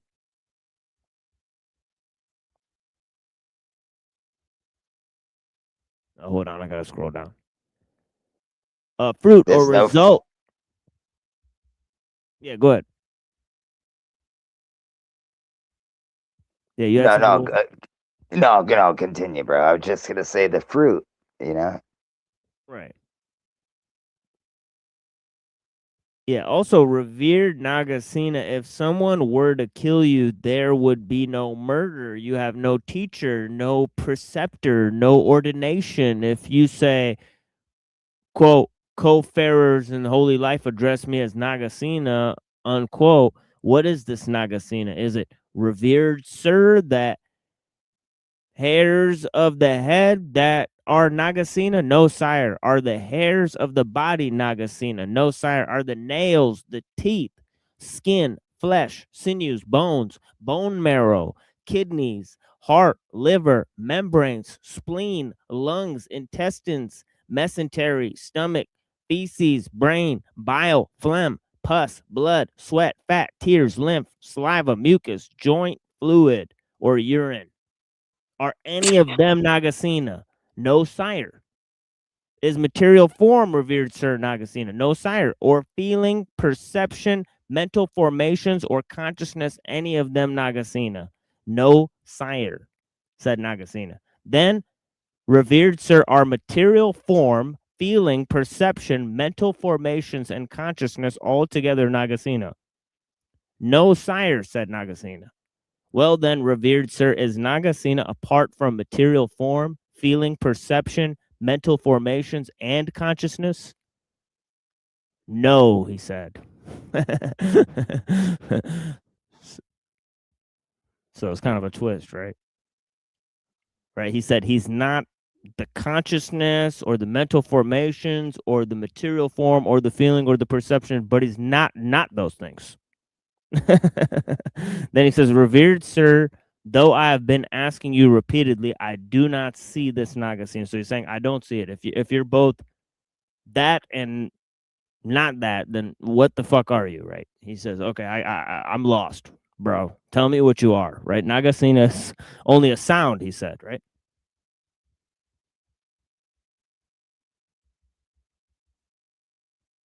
For who here is Nagasena, right? He said, so who the fuck are you, bro? You, revered sir, have spoken a falsehood and untruth. There is no Nagasena. Venerable Nagasena then spoke thus. You, sire, have been delicately nurtured as fits your noble birth. If, sire, you walk at noontime on the hot, scorching ground, trampling on sharp grit, pebbles, and sand, your feet will hurt you. Your body will be tired. Your mind will be disturbed, and you will suffer bodily pain. Now, did you come on foot or in a vehicle? I, revered sir, did not come on foot. I came in a chariot, said the king. So Nagasena asked him, if, sire, you came in a chariot, show me the chariot. Is the pole the chariot, sire? No, revered sir, said the king. Is the axle the chariot? No, revered sir. Are the wheels the chariot? No, revered sir. Is the body of the chariot the flagstaff, the yoke, the reins, the goad, are any of them the chariot? No, revered sir, said the king. Then, sire, are the pole, the axle, the wheels, the body, the flagstaff, the yoke, the reins, the goad, altogether the chariot? No, he says. Well then, sire, is the chariot apart from the pole, the axle, the wheels, the body, the flagstaff, the yoke, the reins, and the goad? No, he said. And he says, sire, though I have been asking you repeatedly, I do not see this chariot. Chariot is only a sound. What then is the chariot you say you came in? You, sire, have spoken a falsehood, untruth. There is no chariot. You are a king over all India, a mighty monarch. Of whom are you afraid that you speak a lie? Let the Bactrian Greeks and all the monks listen to me. This King Melinda says, I have come by chariot, but on being asked to show the chariot, he does not show it. Is it proper to approve of that? When the venerable Nagasena had spoken thus, all the Bactrian Greeks applauded him. Anyways, that's all I'll read for now. Yeah, forgive me. I would butt in, but I have no idea if this is a beginning. I don't know if you were like reading before, so I'm just here. I'm listening. I might have not much input, but I'm just being real. And it's basically just saying there's no enduring self, basically, that the chariot is like a conventional designation. It's like, I think, what is that called? Theseus's, kind of like Theseus's ship. Have you heard of Say, who's Theseus's the ship? king? Theseus's paradox. Well, I don't know, so I'm trying to listen here and follow along. But forgive me for being a little slow. So good. The ship That's of my fault. Theseus is from the, it's a paradox from the ancient Greeks where about whether an object in like a ship is the same object after having all of its original components replaced with others over time. So like this is kind of similar to that, but it's saying that the idea of an enduring self or is a conventional designation. That it doesn't point to the way things are, things as they are. So that's what it's talking about. But there is in Buddhism there is a causal stream, a mind stream based on grasping and habit energy or something like that is involved in rebirth. So yeah, something like that. Okay, I appreciate Maybe we it. can talk about. Yeah, and I heard him talk about the hair on your head, and then the beard, and then your insides. That was pretty deep. I was like, whoa, like that's crazy. Let me tell you this. There was once this woman, her name was Showboat Taylor, okay? She got a brain stroke. And after her brain stroke, she forgot everything. She had to learn her motor skills again. And, she developed a new persona. And so when she looks back on photos of her family members, she does not recognize them because she got extreme retrograde amnesia. It's like, is she the same person as before the brain stroke? You know what I mean? Or you see, or is she like a completely different person? It's like rebirth, that's no different than rebirth, what she experienced in many She's respects. the same person. No, I would say she's the same person. She's a new person now, right? That's what you're trying to say. Because she doesn't remember her old self, so she's transcend. She came into something new now. Obviously, what's happened with her, you know what I mean? She had to like you said, she had to learn how to walk. She had to learn everything. So again, yeah, she's the same person, but is she really? Is what you're trying to say, right? I don't know. I would say she's the same person, but she's not the same person. Yeah. What I'm saying is, I see what you're trying to say, though. But, this gets into very deep questions, but I imagine from a first-person perspective, like this is called phenomenology. Imagine from the experiential perspective. Let's say you lost all your memory. You lost everything you ever knew about yourself.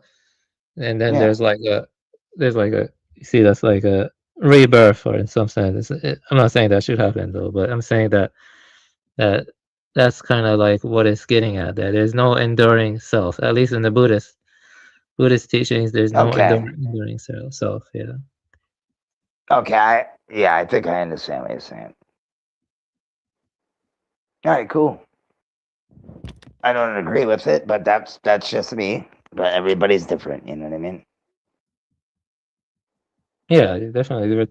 We talk about the philosophies and so, every tradition has kind of like philosophers, or more like theologians. Like in the Christian tradition, I think Saint Aquinas and Saint Augustine were important, depending on the school. For Islam, you have different figures like Al-Ghazali, like other ones too, many of them. And for Buddhism, you have different ones too. You have like Vasubandhu, Nagarjuna, people like that. So I have to look into it, man. I've never really looked into Buddhism until I like TML and other people talking about it. Well, TML talks about a whole bunch of shit. So like I come over here and I go over there and I listen to a bunch of people. But yeah, Buddhism is just like I've heard all about it. I just never really looked into it. You know what I mean? yeah, it can be overwhelming to want to. I can be overwhelmed too. There's a lot I don't know. There's a lot I do not know. Right? No. Yeah. And I'm not gonna sit here and lie, dude. Why would I look into Buddhism? Buddha. I'm not. That's not where I come from. So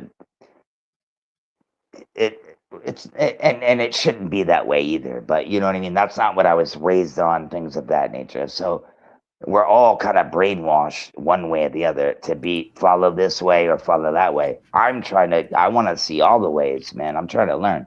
And I got into it a little late, but you know what I mean? At least I'm here listening and I'm trying to figure out what the hell is going on, but I don't think we ever will. But you never know, man. Who knows? I don't think we'll ever figure out exactly what the hell is going on in this place. I don't think we're meant to. I think we're here to learn and be tested and try to be the best person. I just try to be the best person that I can be and help people the best that I can. And I've turned my ways. I used to be a piece of shit when I was a teenager. But now that I'm older, you change ways. You get older, you realize, and you move on from that. The past is the past, right? So was that really me back then? I would say yes. So now I would tell you no. That's not who I am now. But yeah. But it's still in you. It's still in you. You know what I mean? It can, because you're a human being, or whatever that is too. Yeah, go ahead. You want to argue that. I have a question. So, is there only one truth and we all share it, or do we each have our own truth? Well, we have our own experiences. That's what I would say. If you want to call it your truth, that's fine. But if I'm missing the point, I would say no. If you're talking about religion, or I can't even call it religion, the way of life, I don't know. Like, I really couldn't tell you. My point, I guess, the reason why I asked that is because if there's only one truth, then that means I sort of have the responsibility to, find it. But if we each have our own, then I can just go by my own subjective, interpretation of things, and I don't need to really put in any work to clear things up in my mind. So it's a big difference. If I understand that there is only one, then I'll go after it, and I'll see that I don't have it. So that's why I asked. Yeah, I have no idea, man. I wish I could tell you, but I have no idea. I have no idea. I just try to be good every day, man, the best that I can. That's all I can do. So if I try to be good, is that all it takes to be good? I just have to make the choice? Well, no, I am putting myself down a little bit when I say try, if you didn't notice. Because I'm not perfect. I can't be perfect. You know what I'm saying? I can only try to strive to be better. So how do in you, my life? when you say that you strive to be good, how do you go about doing that?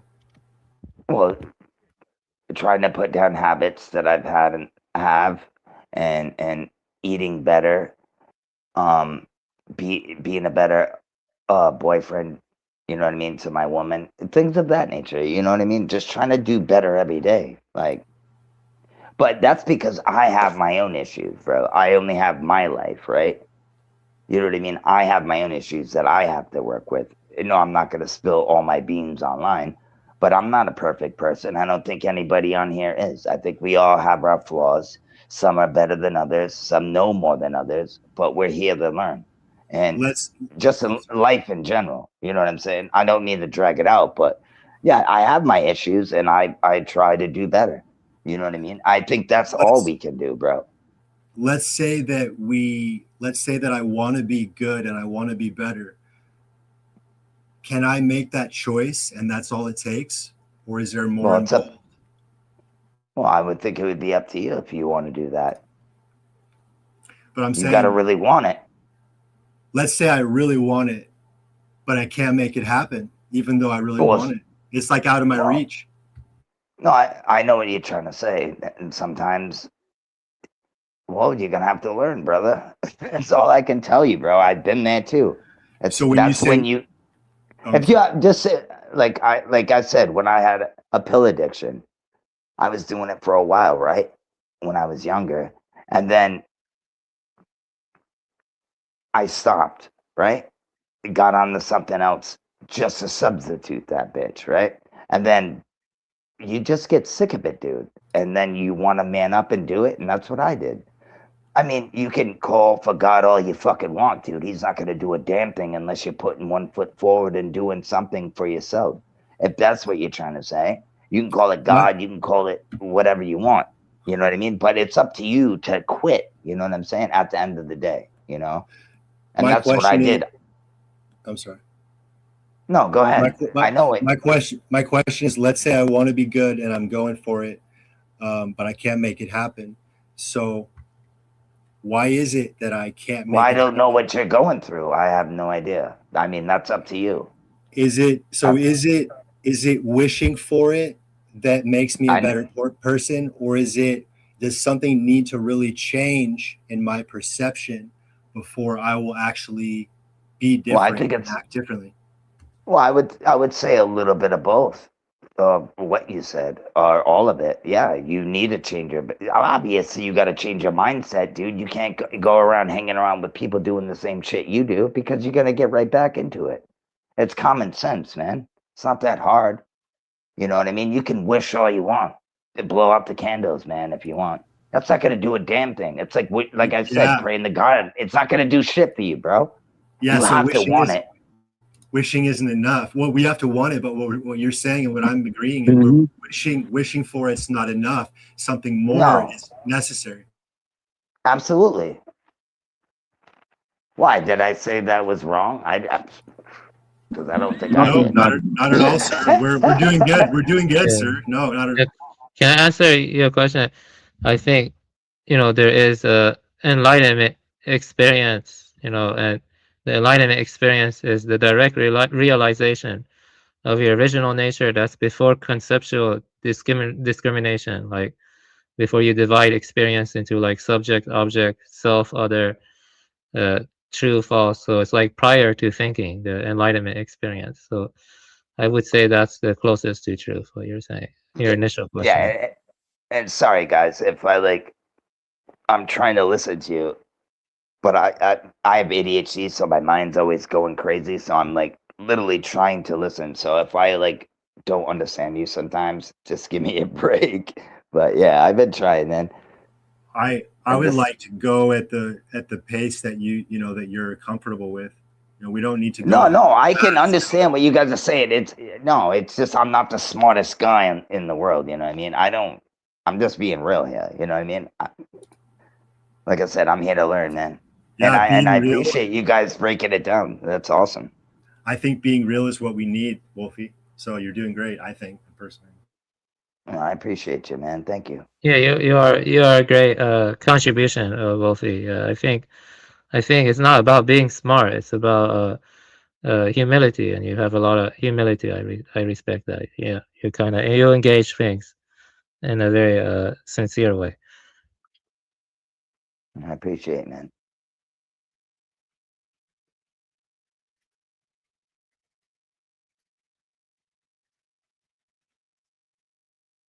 And these are not easy questions either. No, they're not. That's I felt like you were courting me there for a minute. I'm like, what? I'm trying to tell you, man. I'm just going straight. I'm going straight to the meat of it, sir. So it's like it's gonna. I love it. We're gonna feel something. We're gonna feel something, you know, by hearing it. No, I like it, dude. I appreciate it, dude. To be honest, I'm not gonna say here and lie. I like it. I like it. It's good to learn. That's why I come on here, man. TMO, he's always got good stuff, man. Some stuff I've never even heard of, and I'm like, what am I listening to right now? You know what I mean? But I try to listen, you know? It's great.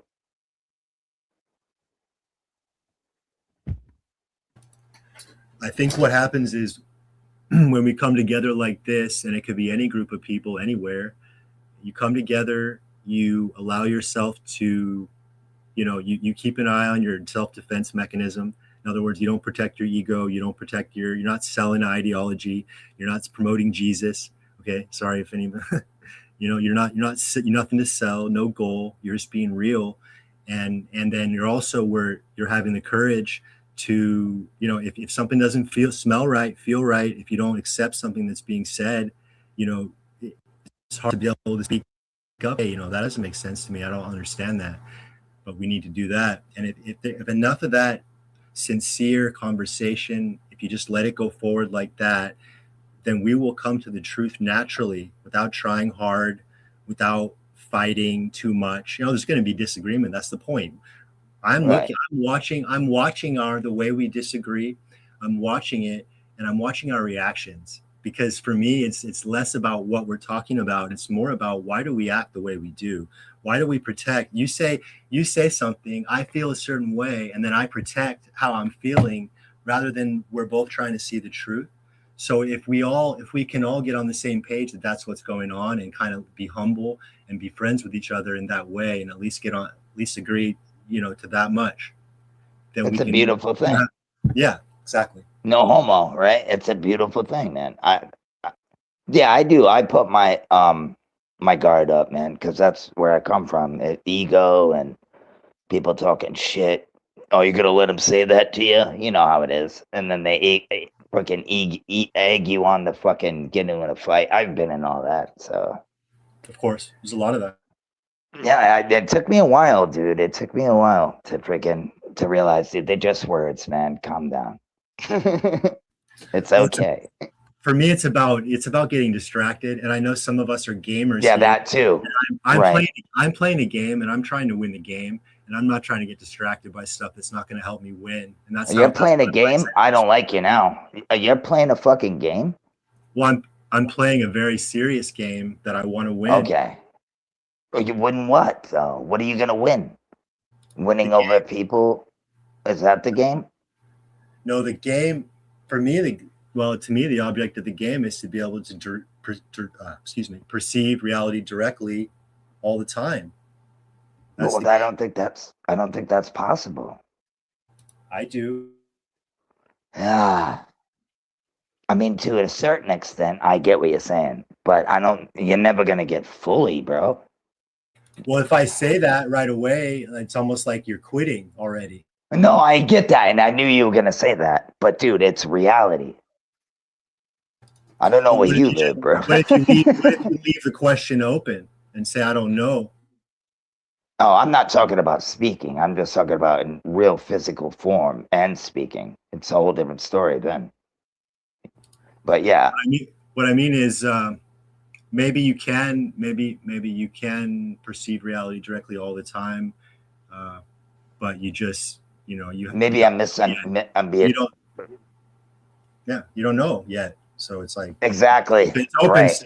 Could happen, could not happen. I don't know. Maybe. You never know, man. Right? Fuck. So now you're open to really see if you can or not. Now that you're open to it, now you're ready to see if you can or not. You know, sincerely. We'll see. We will see, sir. It's just a matter of time, right?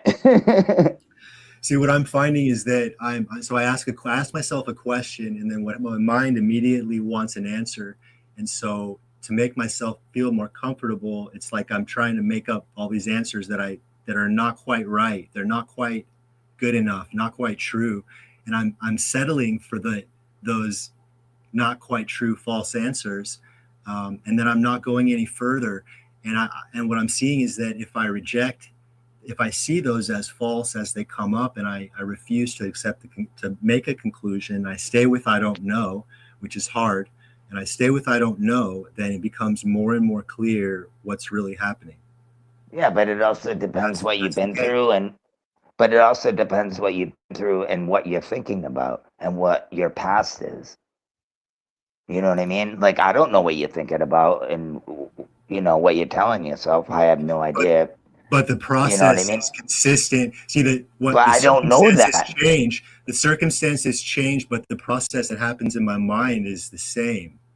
Well, you can only know that. I don't know. Nobody on this panel will know, because you're not really giving us a deep dive into what you're thinking and giving a good example, at least. Well, I'm asking things. I don't know what you think.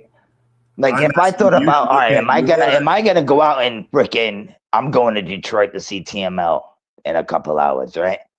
Am I gonna go there? Or am I gonna bitch out? You know what? Maybe I should bitch out. You know what? He's probably gonna drill me because he's a smart dude and he knows a lot about everything that I don't know about. Or am I gonna be like, you know what? I'm going to TML's and I'm gonna shake his hand and have a blast, and he's gonna teach me some shit. You know what I mean? Like, so Wolfie, let me ask you a question. What would happen if none of that thinking occurred? And I know we can't control our thinking, right? But let's say none of that thinking occurred and you just showed up and you had no preparation and you didn't know what would happen. Would you be okay with that? Yeah, because I'm doing that right now. Then why do you think all of that thinking takes place at all? If you don't, well, you always think, man.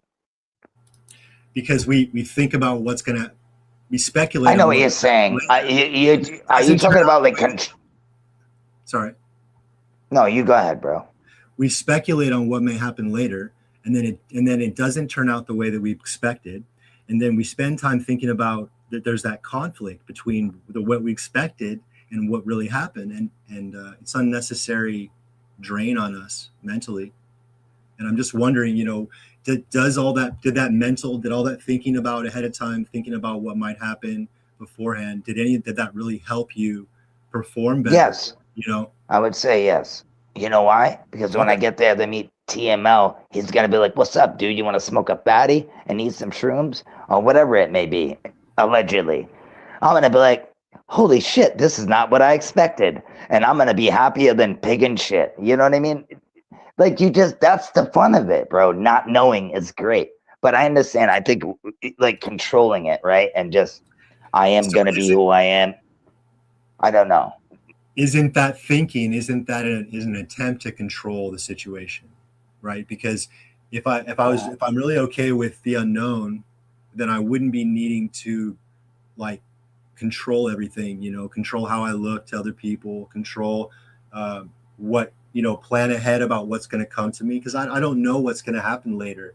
So if I'm being genuine, I won't know how to act until later actually occurs. So you're talking about later on? It's like I'm setting myself up. It's like I'm setting myself up for an imitation, right? I'm planning ahead. I'm setting myself up to be kind of, you know. Well, like that's you then. I'm staging. That's not me. Staging my behavior ahead of time is what I'm saying. Like that. Is that necessary? I'd only think that. That's you, bro. I would only think like that towards TML because I've never met the guy. I'd be like, oh, I don't know what he's gonna think about me. Yeah, I'd get a little worried, but I'm still gonna go there and hang out unless I'm missing what the fuck you're saying. But afterwards, I don't. Well, I guess what I'm saying is that what I'm saying break is that it down for me. I don't think that that type of thinking happens without our control. So it's not like it's someone's fault. It's not like I can say, well, you got to stop doing that. And then you'll say, okay, I'll stop. It doesn't work like that. But what I want to look at, what I want to understand is that if none of that's helping me, if none of that stuff is helping me, why does it happen? Why is it happening? Well, I would, it helps. Get the fuck out of here, bro. I challenge whether or not it truly helps, or whether it actually clouds the issue, clouds this whatever issue it is. Well, it can. Of course, it can cloud the issue, bro. But it depends, man, how you are and who you are. Like, what is your demeanor? Like, how you like I said, if I'm gonna go to TMLs, if I'm just gonna be a scared bitch, I'm not gonna go at all. You know what I'm saying? I'm going to be thinking about it too much. I'm not going TML. I'd just rather do it at home and we can be online. Or I can just go to his house if he invited me and be like, yeah, what's up, bud? Yeah. And we'll hang out. That's the way I am. And if freaking I get shot later down the street, well, so be it. You know, like it's life, bro. You can't control everything, man. I don't think that you're a scared guy at all. I don't get that impression from you at all. But I do. Well, that's a good. That's fine. I do think the reason why our mind does that is out of a deep fear. That's it's also what you go through. We don't see it, but it's there. And the reason why we know it's there is because of that thinking, that unnecessary drain on our mind. Bro, no. You know why I get this thinking? It's from being jumped by 16 people, getting stabbed, getting beat up by baseball bats, running for my life, being in jail. That's where I get it from. Guys, you want to call it scared? No, it's called being on point. You know what I mean? I don't know what else to tell you. Call it paranoid. So it's like from, you know what I mean? It's like from your memories of the past, trauma. Well, dude, your past is told you. Well, of course, it's the past, dude. That's what I know. I have to bring it forward in a way. Like, you know, this is all I know. Is there any way to? But like I said, I've been changing, bro, too. I don't do that anymore. I live in the woods. I don't hang out with anybody. I barely have any friends because I keep it that way. I have a very small circle. I probably have more friends on here than I do in real life. You know what I'm saying? Yeah. You call it sad if you want to, but am I missing the mark, TMO? I'm sorry. Oh no, you're good, man. I'm just being thanks real, for keeping it rolling. Yeah, thanks for keeping it rocking and rolling here. Blessings to you. Yeah, I mean, you know, I was kind of hoping like the other stuff from the Discord wouldn't continue in the chat today, right? So if we could just, you know, drop that for now, right? Because we're trying to talk about other shit that maybe increase the, you know, we don't want people to focus on the personal drama. Maybe we could talk about that when we're off the show, right? So the thing is you know, since we all know each other, we all have a way of contacting each other, right? So let's just not do that in an internet chat, right? So yeah, that would be preferable. So thank you for that. And so I've consistently, that's all I'm trying to say. I'm not trying to offend anybody. I'm not trying to tell people what to do. I'm not trying to be your daddy. The fact is I'm just trying to do a continuation of the show material, right? So I don't think that that's helping, right? It's distracting me personally, right? So this is the problem, right? Is that, you know, I'm trying to, you know, flow with, you know, like the little train of thought I was on, you know. So that's the thing, man. You know, yeah, I don't care who started it. You know, like, why do we need to finish it here in this chat, right? This is the problem, right? You can finish it on your own time. See, this is the problem, right? Is that we're including everybody in this experience, right? Me, you, 12 other people, right? See, this is the thing. Is like, so, and you know, the numbers are constantly dropping, and then we want to distract from this stuff. Why don't we go and, you know, distract the other people whose shows are garbage, you know, instead of distracting the people that are here, right? And trying to contribute to this show. Right? I really don't understand the mechanics of that. You know what I'm saying, right? Like, you know, I feel like certain people that, you know, and I know these guys know like what the deal is, because we need to like focus on improving, and I need to like get like a huddle going of like people that want to maybe improve the show, because honestly, I don't really promote the show, but you know, I feel like people have, you know, I don't know, not really, I don't know. It's just not conducive to what we're trying to offer here. But yeah, let's go ahead and play some music, and we'll be right back in a little bit. Yeah, this is I guess I made this mix of the Sun God. Right, it's a song by Common. Anyways, blessings.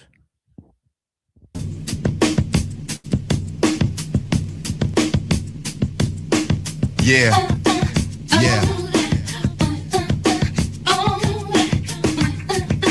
High tech.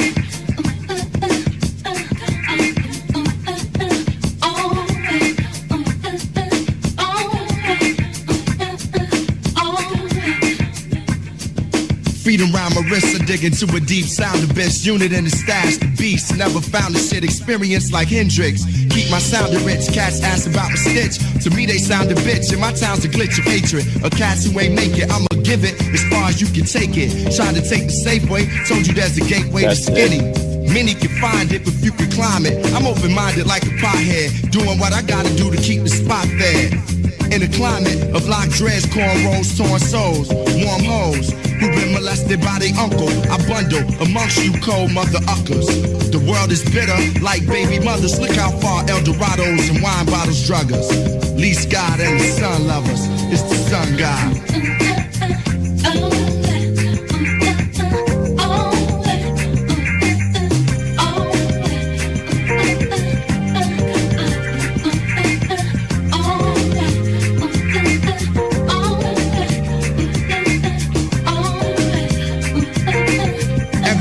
Broken glass, nephew smoking squares, nieces smoking grass. Try not to say shoot around my daughter, she already know the blast. Catching the future, don't know who through the past. It's the year the snake and the hidden dragon. Niggas is fake like bitches bragging. Listen to the ocean and the stars. Keep my vision in motion like cars. I'm down to earth, at times I feel closer to Mars. The world is yours, I'm hoping it's ours. To say the gods is crazy. I see God in our baby, child of the sun. I allowed it to raise me from a distance. Niggas try to appraise me. I'm hard to read like graffiti, so it don't faze me. My days be spent behind dreams sent through the sun. The divine being is sent. It's the sun God.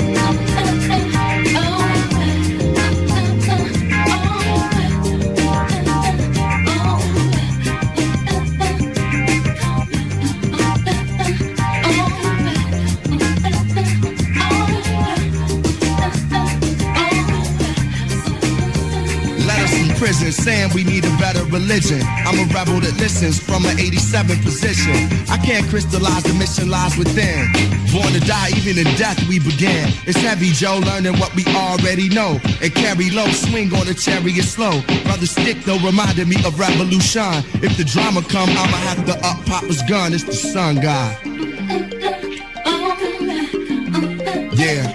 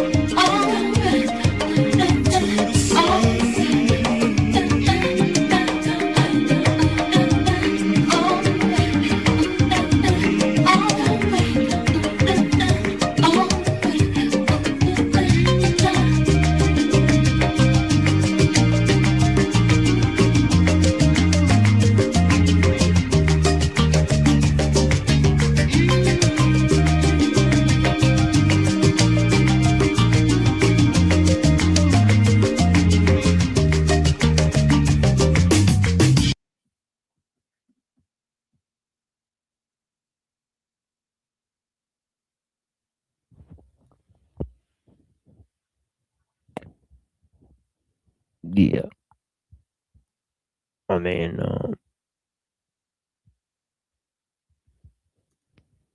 yeah, you know.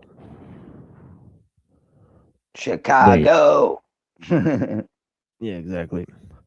So let me read some of this. It says I mean, maybe some of you guys could respond to this. It says here, hold on, actually, let me get back here. It says anything the idea of which does not occur upon division or upon mental analysis, such as an object like a pot, that is a conceptual fiction. The ultimately real is otherwise. Right, it says Vasu Bandhu, right? It says that is a conceptual fiction, the idea of which does not occur when it is divided into parts, like a pot. There is no idea of a pot when it is broken into shards. And that is also to be known as a conceptual fiction, the idea of which does not occur when properties are stripped away by the mind. Sorry, like water. There is no idea of water where properties such as shape and the like have been excluded by the mind. And with respect to these, the convenient designators being formed through the power of convention. So there's a keyword, convention, right? It's a similar word that's used by Democritus, right, to explain why there's order, right? Right, he says it's by convention, meaning that things form in relation to other things, right? And of course, each thing is composed of parts, and things don't exist without their relation to others.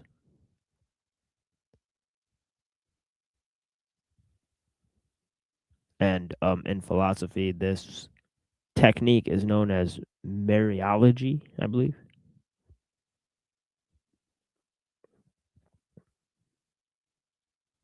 Saying that pot and water exist is true. One does not speak a falsehood. This is conventional truth.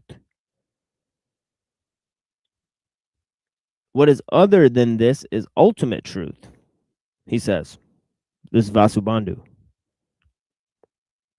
Where there is the idea, even upon division as well as upon exclusion of other properties by the mind, that is ultimately real, like rupa or physical things, right? Even when it is divided up into atoms, right? And this is one of the key conceptions within this, right? Atoms. So atoms, and the atoms are ruled by this thing called convention, right? So this is a lot like Democritus, right? And even when the mind takes away properties such as taste and the like, there is still the intrinsic nature of rupa. Feeling, etc., should be seen in the same way because this exists in the highest sense. It is called ultimately real. As one grasps that by a transcendent cognition or by a subsequent convention, it is the ultimate truth. So check that out. And it says, while the atom is imperceptible, there is the perception of the aggregate, as there is their initiation of an effect with respect to vision and the like. There is the perceiving of a mass of hairs on the part of those with the cataracts. And because there is occurrence of the perception of atoms only where there is color, etc., it is proven that the destruction of that is the destruction of atoms. The objection. The atom is a substance, and the substance is distinct from color, etc. There being the destruction of those qualities, the destruction of that substance is not proven. Reply, this is wrong. the distinctness of that is not at all ascertained by anyone in the form. Quote, these are the substances, earth, water, fire, those are the color, etc. of these, unquote. It is what is grasped by seeing and touch that is cognized. The ideas of wool, cotton, safflower, and saffron only arise where there are different colors, for there are no such ideas when these are burnt. The recognition of a fired pot as the same pot that was unfired is due to similarity of shape, for there is a lack of recognition in the absence of seeing a characteristic. So there is both an explanation of how they look at external objects, right? Whether they have identity, how they look at the self, whether that has identity, right? How they look at the mind, how they look at how they look at the relation between external objects, right? And its dependence on the mind, right? And so on and so forth, right? Here's a final thing. And then I have another little thing I want to read. Right. That's from Zen Buddhism. Because obviously Zen Buddhism continues the entire tradition, right? As I was explaining in the intro.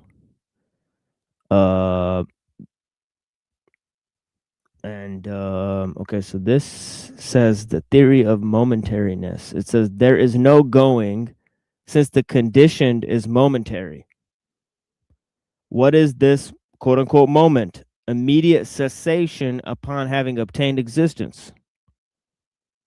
What exists in this fashion is momentary. Indeed, nothing conditioned exists later than its acquisition of existence. It perishes just where it was born. Its movement to another place would be impossible. Thus, there is no bodily action of going. Objection. This would be so if universal momentariness were proven.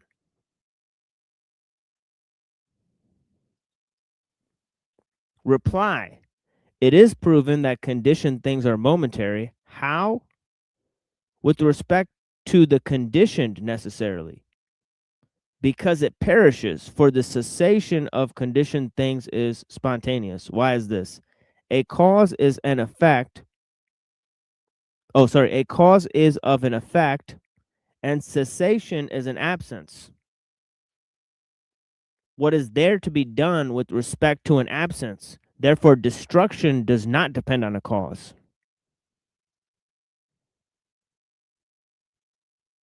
That's deep stuff, right?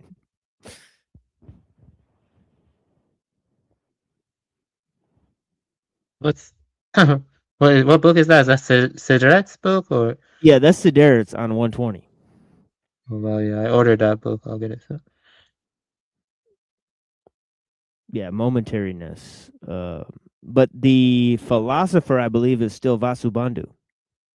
So yeah, so this is Vasubandhu still. Yeah, yeah, it's a kind of Buddha. two truths, also two truths. Yeah. Now this next one by Vasubandhu is going to go back to the whole idea of the self, right?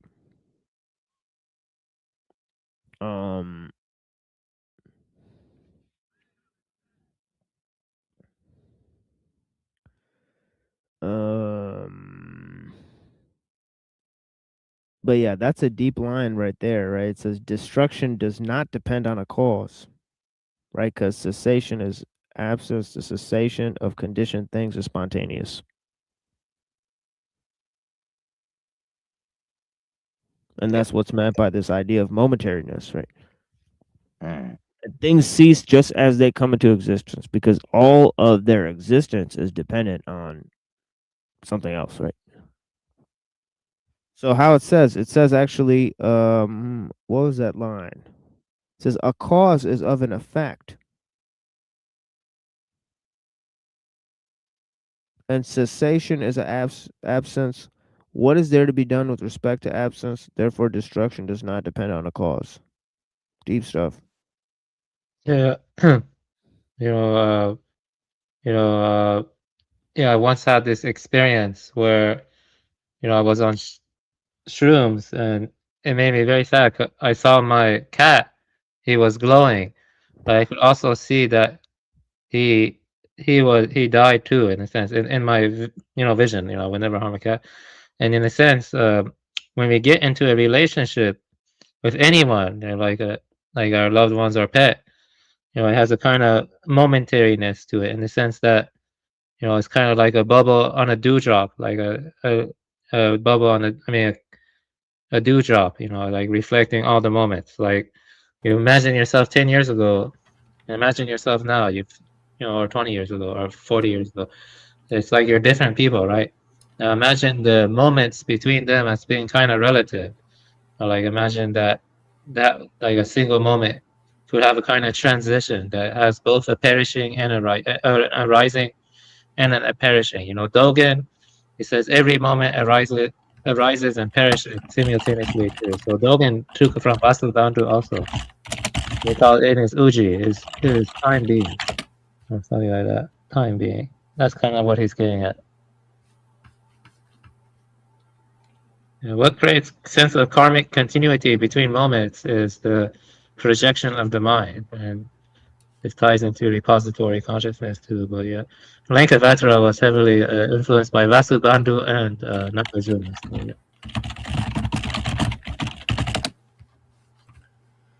So, yeah. Someone's going ham on their keyboard right now. I think. No, I think when you meet, like between like even a friend, a dude, or a woman, there's always something there. You know what I mean? But yeah, all that banging and shit kind of got me up par there. But that's kind of funny. Who was slamming the keyboard?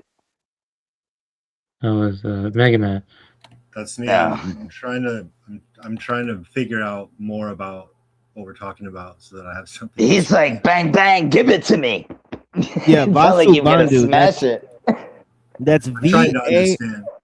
That's VASUBANDHU. And Nagasena, that's NAGASENA. Right, Easier to say, harder to spell. Right. So those are the two guys I've been talking about, right? Nagasena is presented in a text called the Melinda Pana, right, which is a conversation he's having with a Greek king that's, I guess, stationed in India, right? Because the Greeks took over India for a while, right? Not the Greeks per se, but I think I guess it was the Macedonians, right, or whatever. But I think they all also got together. They took over Greece as well, right? So here is another line by Vasubandhu, right? It says here, he says, and this goes back to the wood, right? He says, this is an objection, right? And notice that what's really remarkable about the Abhidharma is that they are gotten into such sophistication of dialogue that they contain objections within the text, right? So it's like a level of like, high philosophical speech at this point, because they're including the objections to what they're proving, right? So that is, that's pretty sophisticated, right? Stuff, right? So it says here, objection, but surely it is seen that there is destruction of wood and the like due to contact with fire. And there is no means of knowing more important than perception. Not all cessation is spontaneous, right? How can you think I see the cessation of wood and the like due to contact with fire and the like. Reply, because one doesn't see them being destroyed by contact with fire and the like. This is to be reflected upon. Is it that wood, etc., are not seen because they were destroyed due to contact with fire, etc., or that they are not seen because they, having themselves ceased, others have not arisen in their place, as with a lamp that has been blown out through contact with the wind, or the sound of a bell that has stopped through the contact with the hand. So get it right. When the wood is burning, the fire, when the wood is done burning, the fire stops.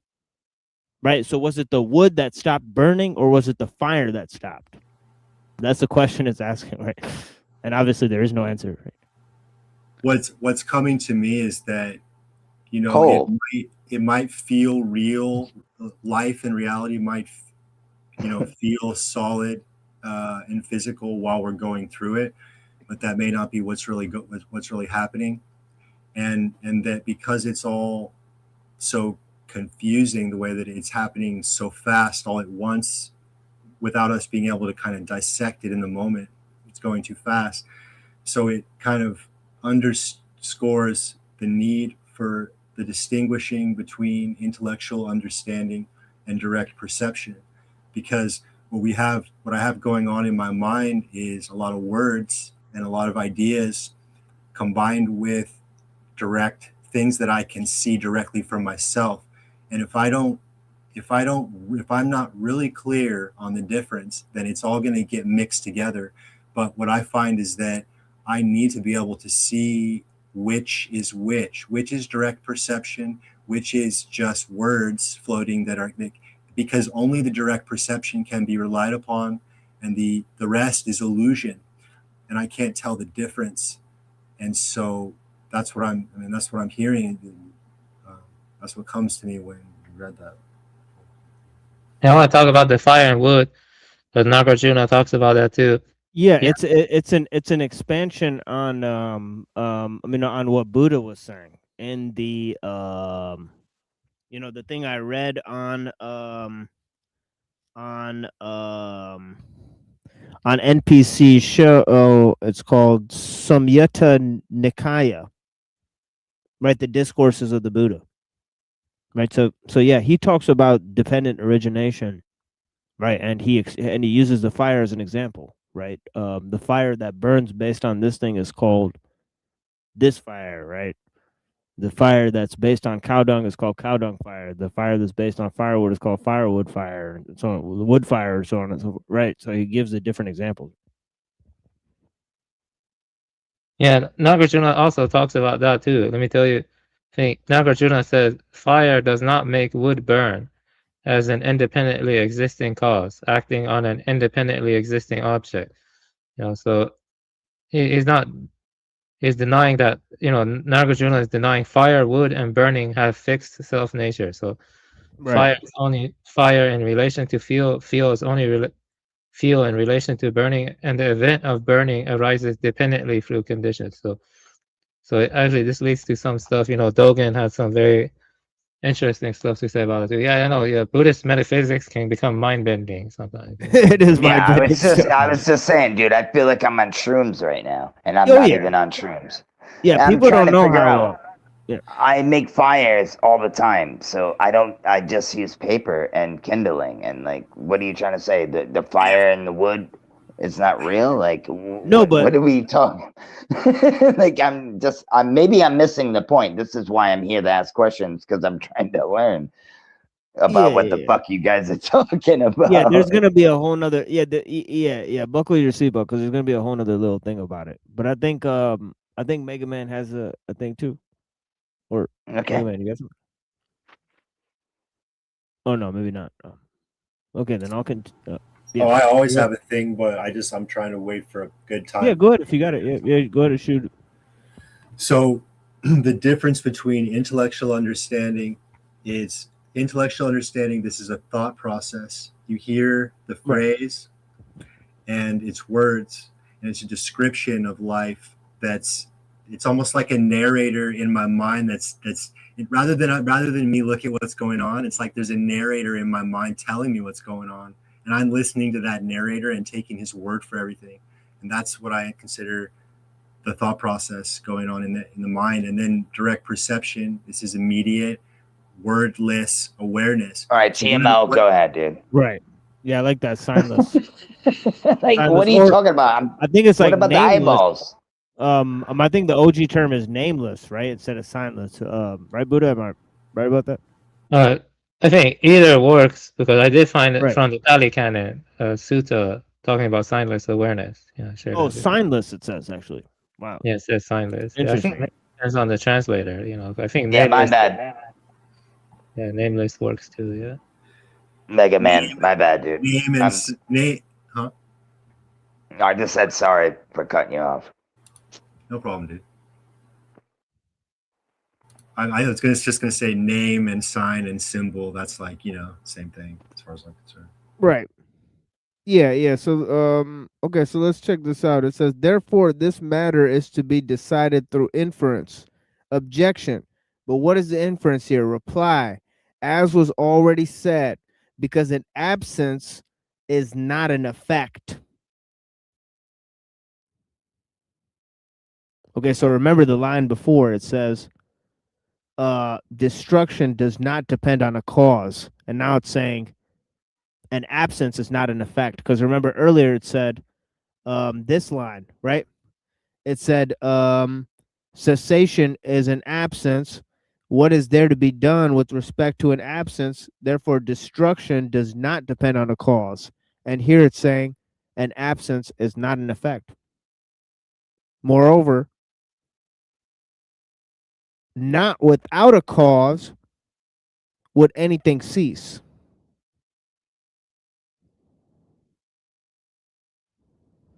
If cessation were universally due to a cause, then nothing whatever would stop without a cause such as origination.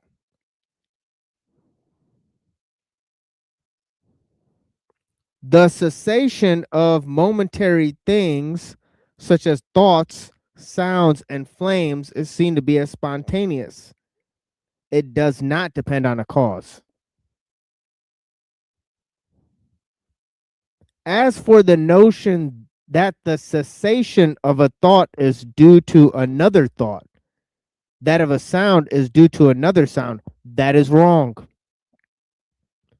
For the two thoughts do not occur together, for there is no mutual contact of states of doubt and certainty, of pleasure and pain, of desire and hate. And when a strong thought or sound is followed by a weak thought or sound, why would the weak Dharma destroy a stronger one of the same kind? If it is thought with respect to the last two cases, that cessation is due to the absence of a cause of persistence of flames, or due to a virtue of vice, that is karmic merit or demerit, that is incorrect. For absence is not capable of being a cause. And it is not possible that the arising or cessation of virtue at one moment prevent the occurrence of something when it is unfavorable at another moment.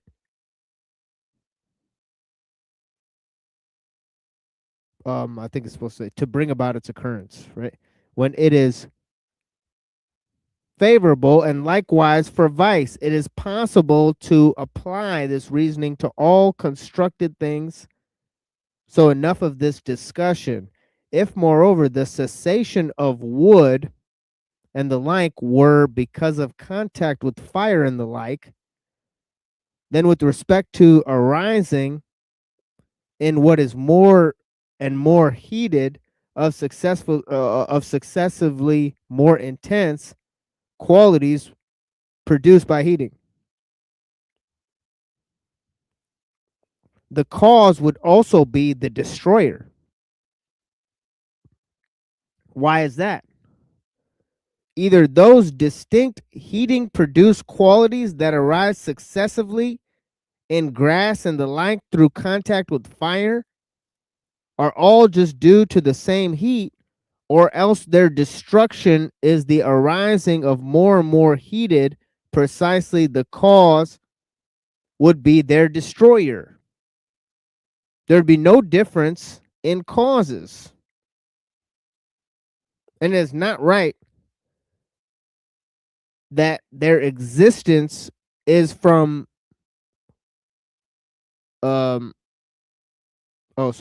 that what their existence is from should be just what their non-existence is from.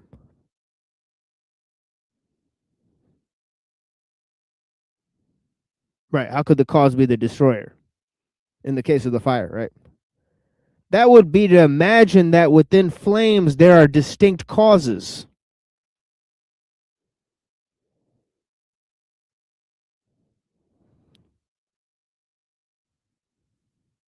I'll go over this again when I reintroduce Buddhism, but it's trippy stuff. It's all about like fire and the causes of the fire, how it depends on different causes, and how ultimately it's causeless because it's like right, dude. It's trippy, dude. I'm like, am I listening to you right, bro? Because this is this is like some OG Buddhist philosophy. It's crazy. So now check this out. It gets even trippier, right? It says objection, right? So here's the objection, right? So they got to include the objection, right? It says, what is it that is thus affected? I get it. Sorry. Oh no, sorry. Did you have something, Mega Man? I had an insight, but I'll yeah, tell go you. ahead. Yeah. Okay. So the cause is not within the effect. So there's reality that's happening, which is what I call the truth. That's happening all the time. That's the present moment. And then what's happened is that we've sort of put some distance between ourselves and the present moment through this interpretation process that we can't control, and this continuous escape that we can't control. And so we tend to think that, we tend to think that we can only make minor course changes in life because we're so attached to the past, and our understanding of life is that what we're talking about here, the way that cause and effect, we're convinced that if we've been a certain person, if we've done certain things, if we've led a certain path up till now, we tend to think that we can't completely change it. We can go a little bit better, a little bit, improve a little bit, but we don't understand that we could, if we wanted, completely wipe it all clean and be transformed Third into eye? something different, and all of a sudden life becomes different because our circumstances all along was based on the present reality that we're not in tune with. That's so being more clear and in tune with the present reality is what creates the outer circumstances. That's how it trickles down, right? It starts with your spirit and your soul, and it goes to your psyche, and then that turns into worldly experiences. And so in order to change the world, in order to change life completely for everyone, it can be done. It can be done in an instant, and it doesn't depend on the past, is what I'm trying to say.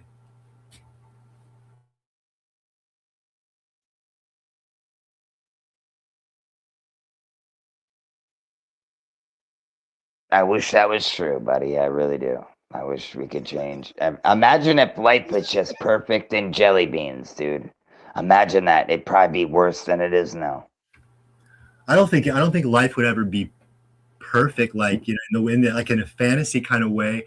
But what would be perfect to me is that if we're all continuously learning and only having as little pain as possible for all of us, and we're all learning the whole time, and we just keep getting better and better and better. No, you're trying to escape the reality of the real life. That would be perfect to me, but it doesn't mean life's always perfect. But it's like we're going in a good direction. The direction we're going right now is straight underground. straight underground into a cave. It's still beautiful, though. It's still a beautiful thing. We're going in a bad direction, so.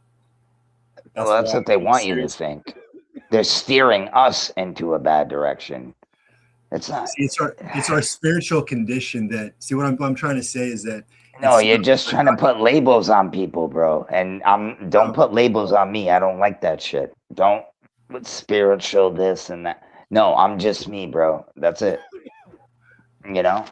Well, can I say our psychological? So our psychological condition exactly is what determines programming.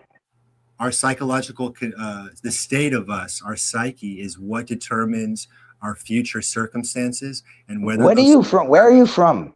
Where are you from? Hold on, dude. And whether or not those future circumstances will lead to learning, or whether it's going to be just unnecessary pain and suffering that doesn't cause us to grow and learn, but actually just kills us and we die. Okay. Yeah. Have you been outside lately though? I'm just saying, like, have you been Yeah, around? but dude, you gotta let him finish his sentence. You can't just. I know. I was. Yeah, you my can't bad. keep doing that, bro. Yeah, you can't keep doing that. Yeah, that's gotta end. But yeah, I won't. So it says here, why is that? Either those distinct heating produce qualities that arise successively in grass and the like through contact with fire are all just due to what is the same heat, or else their destruction is in arising for the more and more heated. So let me read that again. It says either those distinct heating produce qualities that arise successively in grass and the like through contact with fire are just due to what is the same heat, or else their destruction is in the arising of more and more heated. Precisely the cause would be their destroyer. There would be no difference in causes, and it is not right that what their existence is from should be just what their non-existence is from. That would be to imagine that within flames there are distinct causes. So here's the objection. It says, what is that? Oh, sorry. What is it that is thus affected in the case of the arising of heat produced differences through contact with lye, snow, acid, sun, and the watery? In the case of boiling water that grows less, what is that contact with heat does there? By virtue of its contact with fire, through the force of fire, the heat element which is present in water increases, and increasing causes the mass of water to be reborn in quantities more and more reduced, until being totally reduced, the series does not renew itself. This is what contact with fire does to water. Therefore, there is no cause for the destruction of things. Or destruction, right? Is just intrinsic, ceasing because of their transitoriness. Being just arisen, they go out of existence. Destruction in an instant is thus proven, and from destruction in a moment, the absence of motion is proven. Absence of motion. There is the conception of movement. However, when there is uninterrupted arising in different locations, as with grass fire. Okay, now this is going to be the last thing I'm going to go ahead and read. And this is the one that I was saying is basically about the self, right? So we're going to apply this idea of dependent origination, right, to, the self, right? Okay, objection. Now, how is it that what has been seen by one mental event is remembered by another? For then what was seen by a mental event of Devadatta, sorry, I don't know how to say that, right? A mental event of Yajnadatta. I guess those are two different guys, might remember. It says, no, for there is no connection. For with respect to these two mental events, there is no connection, for they lack the cause-effect relation that would hold between events in a single mental stream. Nor do we say what was seen by one mental event is remembered by another. Rather, from the cognition that sees a distinct memory, cognition arises. Right? Cognition is basically just thinking, right? There is the transformation of the causal series, as has been said. What fault is there in that cause? And recognition occurs only owing to memory. Is there no self who remembers? Is the objection. Reply. What is the meaning of quote unquote remembers? Is the response. Objection. One grasps the object by means of memory. Reply. Is that grasping distinct from memory? Objection. What then does the remembering? Reply. It was said that what does that is distinct cognition, that is the cause of the memory. What is then expressed as quote unquote Ketra remembers is so called having perceived that this distinct cognition occurs due to causal series called quote unquote Ketra. It is thus said quote unquote Ketra remembers. Objection. If there is no self, who is the remembering? Oh, sorry, whose is the remembering? Reply. What is the meaning of the genitive case of quote unquote whose? Objection. It means the owner. That is, someone is the owner of something. Example, Ketra with respect to a cow. In the expression Ketra's cow. Reply. How is he her owner? Objection. Because he controls her use as a draught animal or for milking and the like. Reply. But then what is the memory to be used for? If we are then looking for its owner, who must use it for something to be the owner? Objection. For the object to be remembered. Reply. For what purpose is it to be used? Objection. For the purpose of remembering. Reply. Oh, what gems from the mouth of those who have been well raised. So it is to be used for that purpose. Well, how is it to be used? For production, as the cow is used for milk, or for moving something, as when the cow is used as a draught animal? Question. Objection. Because memory is without movement for production. Reply. But then it must be the case as owner that obtains the effect as owned, since there is power of the cause over the effect, and by means of the effect, the cause is its possessor. Thus, what is the cause of memory is its possessor. So, having taken as one the causal series consisting of collections of elements that is called quote unquote Ketra, it is called the owner of the so-called quote unquote cow. Though one thinks of him as being thus a cause of the production of the cow's movement and change, there is nonetheless no one called Ketra, nor is there a cow. Hence, even in the case, there is no possessor relation apart from the causal relation. In this case, who cognizes is the objection. Whose is the consciousness? This and more must be stated. Reply.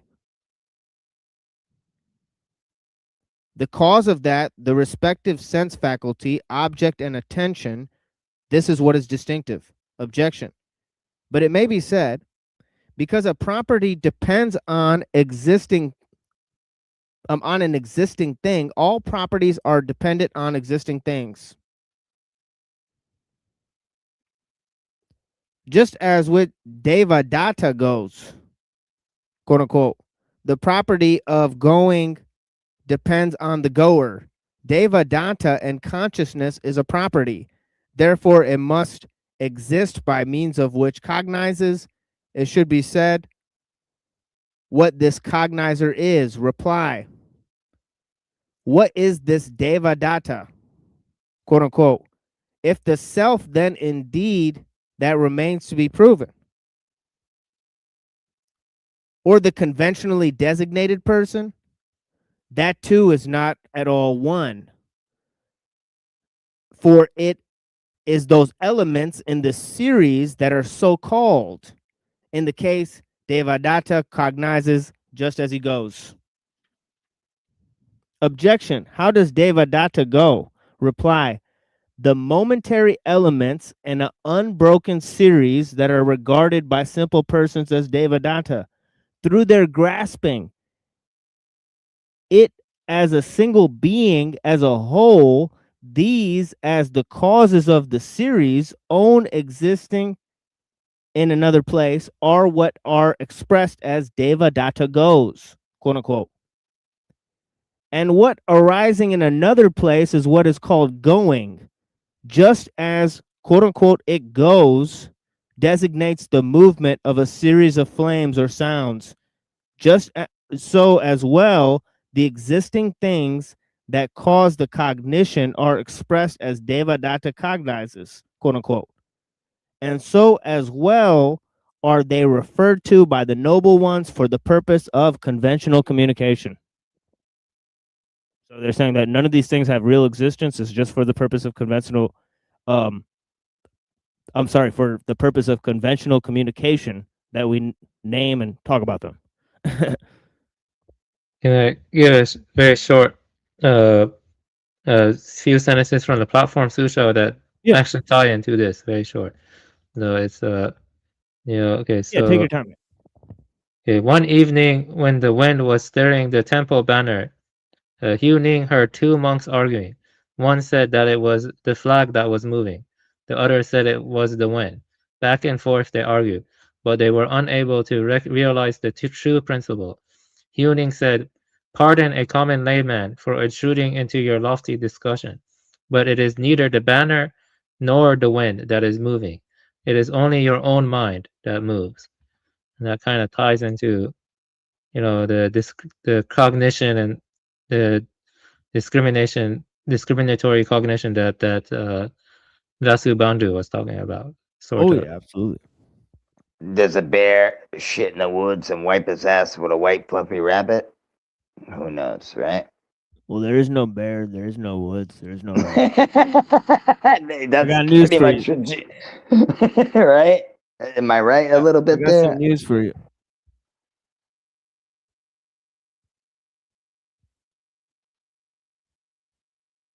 Okay. I'm listening to the news.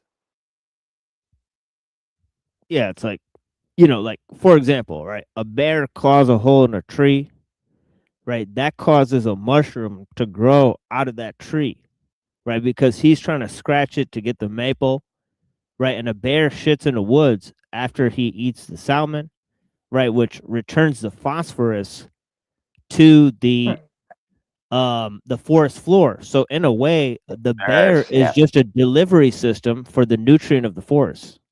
Yeah, right. For everything example, has, like we are too, right? Yeah, Absolutely. exactly, right. So this is the point he's trying to make, right? That the bear is really a combination of several elements, right? The forest, the stream, the salmon, It's everything is the connected. It's like a phosphorus big in the soil, right? Exactly. You know what I mean, right? The yeah, mushroom big that's in the spider tree. web. Yeah, exactly. Yeah. You know what I mean, right? The polypore mushroom that grows out of the tree. It's all part of the same system, right? Winnie the Yeah, I Pooh, was right? just Called Winnie the Pooh, right? Winnie the Pooh. Yeah, I was busting balls, but I thought it was great. But that led into what you said. It's awesome. Yeah. Oh I was yeah. getting tripped out to what you guys are saying. I'm sitting here trying to listen. I'm like, oh my God, dude. Yeah, I'm it not is even tripped out tripping. And because I you could feel use like it. I'm under trip. Yeah, because you could really use it to respond to anything. That's what's tripped It's out great. about it, right? It's It fucking is. It's weird, right? crazy. Like anything It anybody is says, real. you'd be like, yeah, well, that's just your opinion, man. You know what I'm saying? Right? Straight up, it's No, pretty the weird. flag ain't the wind or the flag. It's your fucking mind, buddy. Exactly. You know? See what I mean? It's, Right. yeah, it's funny. Yeah. It's kind of like it's weird because see, brown people they really argue with each other all the time, right? So this is probably a way they figured out how to end all the arguments. Maybe, yeah. They're like, Who knows? look, let's just go to the end of the fucking argument. Just like nothing exists, boy. That's It's all in your funny. mind, boy. Yeah, it's nothing here, man. Yeah. It's all.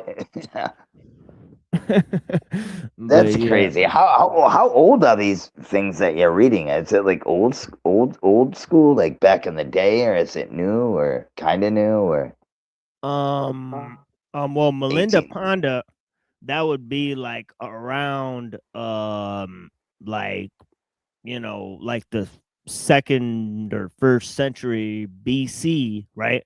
oh shit, before Christ? Yeah, Vasu Bandhu is in the 4th century CE. So he's Yeah. after, right? So yeah. It's amazing. I think all this stuff kind of helps you in a way, though. I really do. If you just put things together, like God says, though, know your enemies, man. Study. No. You can move mountains. Third eye. You know what I mean? It's amazing what you can probably do. But I don't know if the third eye is a good thing or a bad thing. That's one thing that happened. Yeah, it says 2nd century BC was the other one. So yeah, so I was right. Yeah. What do you think about the third eye? Do you think it's good or bad? I mean, I would think that see, I do take a lot of the psychedelic drugs, right? So I think obviously, like in our traditions they say that basically you get like revelation, but also you can communicate with all sorts and of shit. spirits and stuff, right? Shapeshifters, right? And so on and so forth. Like, so, in a way, like part of your body dies when you go to sleep. And so there's like a realm there, right? So definitely there's validity to, that the dream space is somehow connected to the space where, people go when they're die and so on and so forth. So, Yeah, well, so yeah. You see all the rappers, dude. They bring it up all the time, man. Yeah. So all the time. So I'm wondering, like, is it really bad or is it good? Because it seems bad because they use it, and you know what they use it for. But like I said, I think see a lot of like Ghost of the Christmas Past type of stuff when I take a lot of mushrooms, right? Where it's like it's showing me like a world that is surviving with the energy that I've left behind, after I'm gone. Where it's like where that energy continues to create even after I'm gone, and it shows me what it's making. Right, and that's sometimes crazy. it's I've good, never sometimes it's bad. tripped out. Yeah, so it's got a little bit of that aspect to it, where where the set and the setting will amplify the game. Right. Yeah, so see, I'm Mike. No, I'm sorry, TML. Go ahead, Brody. Oh no, it's fine. You go ahead. No, I was just saying I've never I've done regular shrooms when I was like a teenager, and I got fucked up. Yeah. But after that, I haven't done it for a long time. So my buddy was like, "Here, microdose on these candy chocolate bars." So I ate a bunch of those, and I was like, well, not a bunch. I ate one, like a half a bar, and I was like, dude, my window is like popping out at me and stuff. That's all that really happened, and it was Yeah, great. it's legal here. Yeah, it's So legal. so Oh, we could I get don't think it's. medicinal. Yeah, we could get like a high grade, very powerful, right? Actually, in fact, you have to be very So you get the careful with. good stuff, Yeah, not the but 3.5 stuff. Yeah. yeah, it make you trip out. Yeah, so you have to be careful, and the thing is that definitely, it'll, like if you take a high enough dose, it'll put you in a catatonic state, and you will be hallucinating, right? So the fact is that if you take a high enough dose of mushrooms, you do not want to go anywhere, right? Because No, and no, I was and staying possibly at if you're home. not, yeah, possibly if you're not doing that high of a dose, you're not doing it correctly, right? So that's the problem with the mushrooms, is that you have to take a high dose and you have to do it like work your way up to the high dose, right? That's what I And then did, you have little to, by little. yeah, and you have to isolate yourself. And then it really helps if somebody that knows that you've isolated yourself while you're on mushrooms, and just in case something happens, because you You do never not know. want to go outside during this experience, right? What, dude? I If love for it some reason, outside. yeah, I would highly not recommend that, right? But yeah. What, dude? Yeah, Can I see, there's other things outside like police and other No, I things. know. No, I just there's no police here, dude. I'm just in the woods, dude. I just that even worse than I'd be finding myself walking through the woods or something, bro. Imagine that. Yeah. Can I Yeah, speak but on if the you get question? lost there, you can't find yourself back for like 6 hours. That's pretty bad. But yeah, go ahead. On the question of the third eye, can I speak on that for a second? Yeah, go ahead. Yes, So sir. I propose, I propose that that nothing that comes from thought is truly what you would call spiritual. So, well, first of all, I want to say, you ask, is it good or bad? First thing that I think is, it's best not for me not to say, like, let's say I have an opinion, good or bad. It's best for me not to say, answer that good or bad, because you might just take that and form a belief. So I think it's better that to look at things, examine things, and then we all understand, we all see for ourselves, and then we all decide for ourselves. It should become clear, I mean, whether it's good or bad to each of us. After we, when we truly understand what something is, it becomes clear whether it's good or bad. So then we don't have to ask, is it good or bad? Because it's clear to us with our own eyes. And so what I think is that the third eye has been sort of set up like something, almost like a trap, something to appear spiritual. But to my understanding, nothing that comes from thought, images, words, numbers, all that stuff is sort of what I would consider to be part of a false reality based on thought that is sort of that's sort of causing chaos and problems in the world. And therefore, I don't, so if I'm looking for a spiritual connection, I might feel like that's an easy one to go to. That's the one everyone talks about, knows about, rap songs, etc. So it does look to me like a sort of trap to appear spiritual, but then what is it going to link me to? A mind of words and thoughts and images and belief systems and mythologies and all these things. It's going to link me to that mind, and maybe even that mind will now have more power over me now that I've activated it. Maybe I've made a spiritual choice. Maybe I've made a spiritual consent to connect to this thing that really wants to activate it, right? So that's the way I'm feeling. Like, maybe I'm not interested in any of that. I'm interested in understanding things, which has nothing to do with words or thought. It's like it's completely outside of that. I see that understanding, seeing, or what we're perceiving the present moment directly it's outside of all of that. It's hard to imagine, but it's like it's outside of thought. So then I could say, well, anything that's created by thought cannot be, it's not coming from that that whole place of truth. It's some kind of trickery or some kind of distortion going on, because thought has a limit on what it can, how well it can describe things. Thought creates images, and they're like cheap copies of things, and it's not the real thing. What I would say is, my bad, I hit the wrong button. I was listening to you though, but I think, like I said, there's good and bad and everything. The third eye, it's all on how you use it too. I don't think you can open up that but then again, I don't know. I could be totally wrong. But what I'm trying to say is, what you said, thoughts are, man, it's, what you're saying is weird to me, but I respect what you're saying though. I just think if third eye can be a good thing. Like God said, you can move mountains. What did he mean by that? People say, oh no, he's just paraphrasing. He's just doing that. What if we can actually really move mountains? Or is it a paraphrase, right? Who knows? If you get what I'm trying to say, right? Imagine that with the third eye. You're saying, well, you could use it for good or for bad. Okay. So I guess, how do I know? How do I know whether? You don't. That's the problem, my friend. We don't know. That's your belief.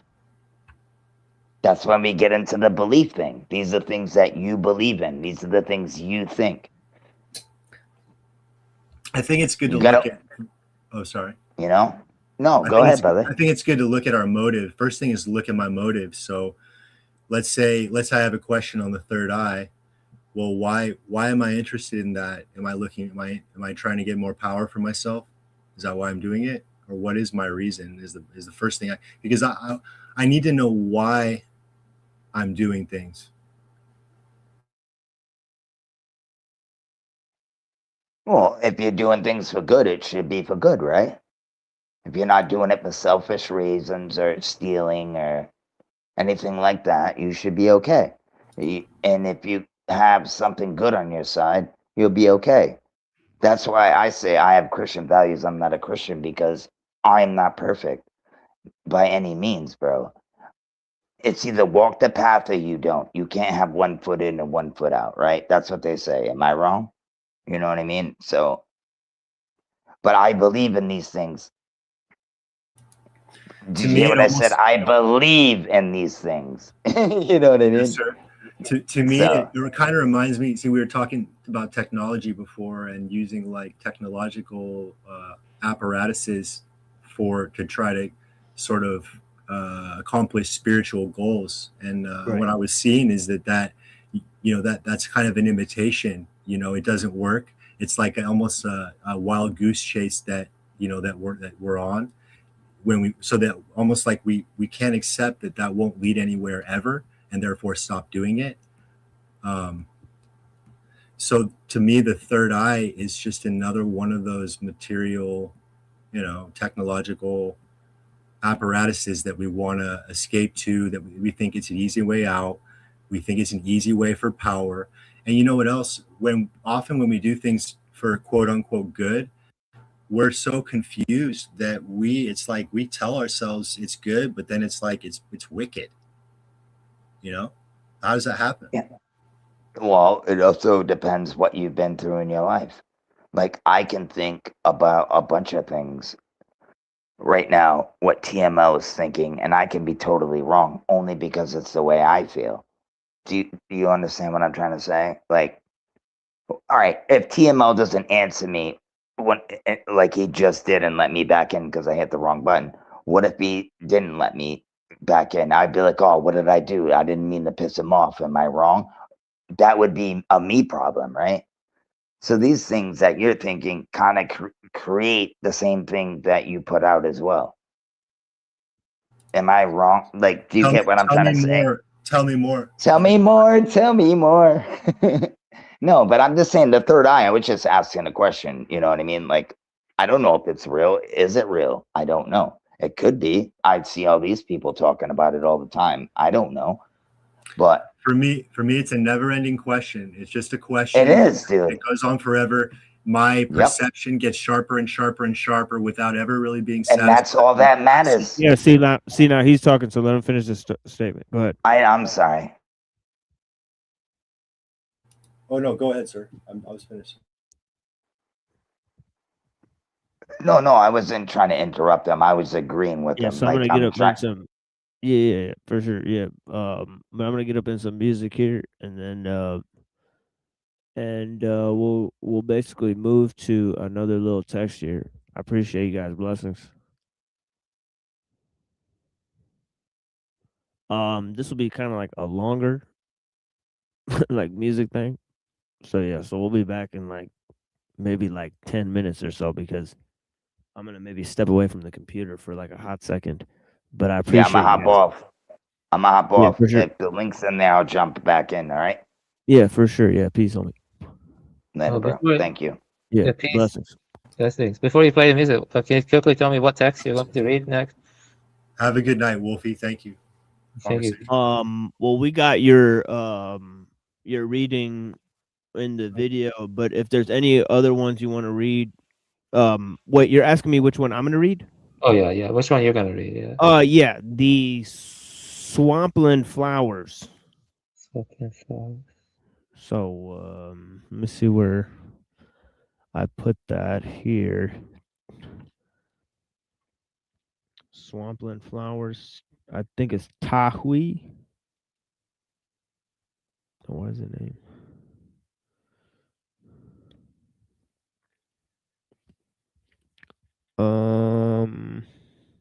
Tahui from 1089 to 1163. Tahui, Swampland Flowers. So yeah, I will read some of that.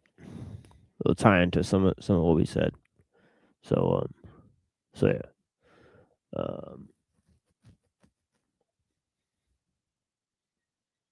And yeah, we'll be back in like 10 minutes. Blessings.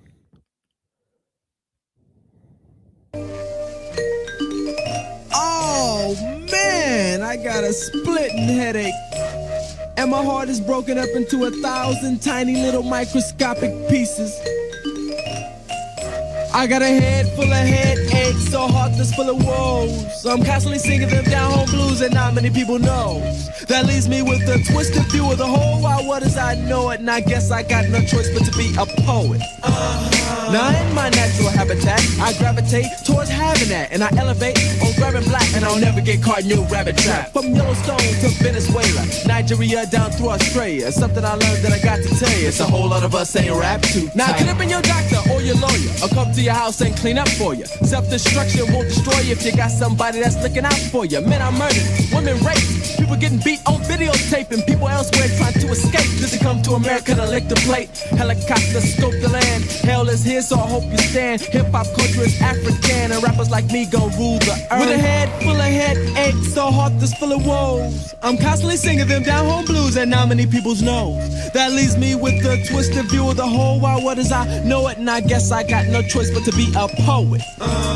Now every day I manifest and I generate and smoke cannabis, and I penetrate and I innovate and I demonstrate from Los Angeles, from Amsterdam to the northern border, Panama, Spain to Atlanta, Georgia. Something I learned that I haven't told you. Brothers like me don't live too long. Now I know you know it ain't who you know, but do you know you? See, cause you can go just like any Joe, and that's for sure true. So if you're straight in your narrow and the snake's in the barrel and the serpent is under the rainbow, and you're head over heels instead of the reels, and you're bound to be tangled. Cause brothers are singing and dancing and rapping like they was a vaudeville act. But knowledge is wealth, and you gotta know self, and you gotta know God's still black. Cause every so often I sit and I wonder why I even trip at all. Cause half are down when I get down, the other half wanna see me fall. Waiting around all heaven bound, and you're seeing that your L7's round. And when the sky falls to the ground, and you found that the only way up is down. Don't give me no additives, no sedatives, or preservatives, or repetitive rhetoric you give, just let it live. Yet my head is pounding, I'm dealing with this load on my mind. I got a head full of headache, a heart that's full of woes, man. I'm constantly singing them down home blues that not many people's knows, man. That leaves me with a twisted view of the whole wide world as I know it. And I guess I got no choice but to be I guess I got no choice but to be a poet.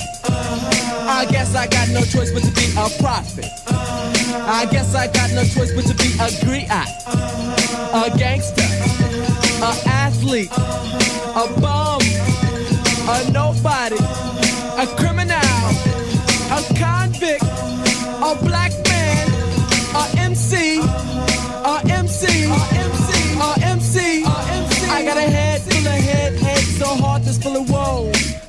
me singing them down home blues that not many people know.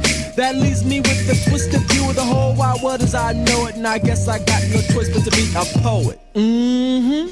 You know that's right. That's why people gotta get high so they can get high. They blast and they pass the pipe to get high, just like a Jedi. Never said I would I, even if I could I couldn't do it, but I just rather get a little shut-eye. So I sleep from dawn to dusk in a bomb shelter, cause you never know when the man is gonna drop that big one. Oh, pelting, people burning, melting along the formers. Armageddon, karma, psychic readings, greetings, earthlings, I'm from Mars. Got 2 more planets to go and then I'm on my way to the stars. Oh no, there I go through the ozone layer hole where the men are the men and they mean it. Down where the wind don't blow, where the endo grow in the snow and everybody po, everybody po, everybody.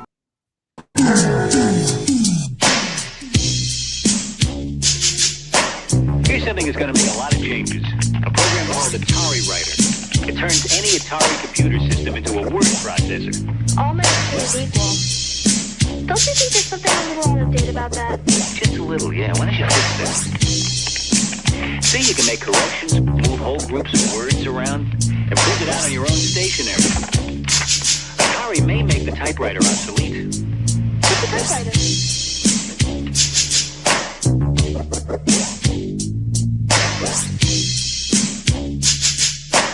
Step it up.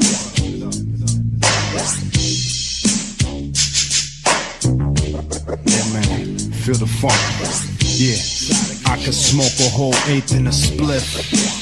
Some call that a problem, but I call it a gift. Hit the clutch, then I start to shift. Turn it up, like my Dutch, then start to drift. Lost Angel, West Side Rider, the official 4-5 Friday sound provider. Underground hitman, hard to hire. Get unsigned death threats written in typewriters. Poetic, I'm that type of rider. Got that don't call me, I'll call you type of fire. Fake it till you make it. I'm such a good liar. Headliners used to not make the flyer. 401k, and I don't mean retire. Chase loot, still war all day, I'm in denial. Peace ain't the word to play. It's violence, I ain't have shit good to say. So here's silence. I slow flow y'all to death. I slow flow y'all to death. Yeah, don't stress, emotions rest till they wanna see my best, as good as it gets. Don't hold weak cards, don't hold regrets. Players don't change past the 7th inning stretch. Learn from vets and they ain't pet doctors. They the type they arrest and clockers. We selling out these operas. And don't mean sing, I mean opera house stage we rockin'. It's CA all day, reppin' it. Party time, excellent. It's perfection, kid. I'm not affectionate. That's what my last girl said. Too much estrogen. Yeah, that ain't PC, but sometimes that ain't EV. I just feel that way. Right now I'm on my J.O. issue payroll, speaking codes till we reach another day. I slow flow y'all to death. I slow flow y'all to death. I slow flow y'all to death. I slow flow y'all to death. I used to be iced tea reckless, wild out like I'd never see breakfast. Nightmares, tying dream catchers, trying to run breathless, out of control. I don't give orders, I make suggestions, then walk away. I've learned my lessons. It's simple, they neglect it. They win in chess, still losing checkers. That ain't weakness, it's a death wish. Choke 'em out, another off the checklist. I came too far not to be respected, and drove too far to hear they closed the guest list. A new rain out the smoking fog. Umbrellas up, it's cats and dogs. And just because it barely ever hails in LA, what say I can't reign the game and hail from LA? They crazy. slow flows y'all to death. Slow flows y'all to death. Slow flows y'all to death. Slow flows y'all to death. If I won't roll, if it was the M.O., another rapper was hit. By Mr. Slow Flow. That's what they call me this year, man. By Mr. Slow Flow. Mr. Slow Flow.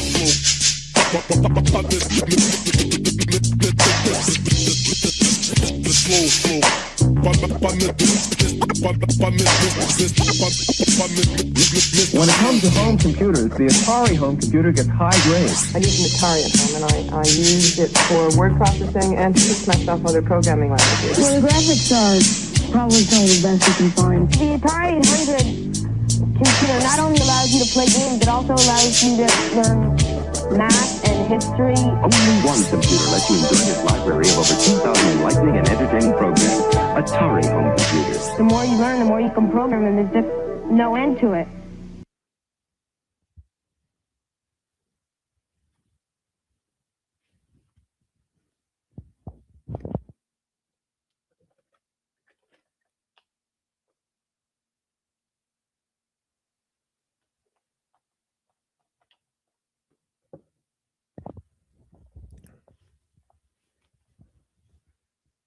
Yeah. I'm wondering what that's accomplishing in the chat. Like literally zero accomplishments. You've accomplished nothing. You failed to tell like what is the premise that you're speaking about. You're calling everyone liars for no reason. I don't even understand what the lie that you're saying. People are protecting the lie. What is the lie? I don't understand what the fuck you're talking about, dude. Like you're literally getting on my fucking nerves at this point. He's kind of he's literally playing his shell, man. Like really, like we were talking, before this, Boy, we agreed it's time to just drop it. Like not everyone can get along, Boy, but there's no point in making an enemy out of TML. He's our friend. He's all of our friend. We want his channel to succeed. There's no point in bringing the drama here, man. It's time we drop it, man. Like, there's no point. It's just like ruined the entire transcript of my show. The show's literally ruined because I keep going back and forth with this stupid nonsense. And then, I just honestly, I could have done an entire show about Buddhism. I will do an entire series on Buddhism, right? So this is just an introduction. Right, so I apologize for the constant interruptions, right, for the people that are watching this, right? I understand that the views are very low. Nobody's promoting this shit. Nobody gives a fuck. This is the thing. We're out here alone, doing our thing.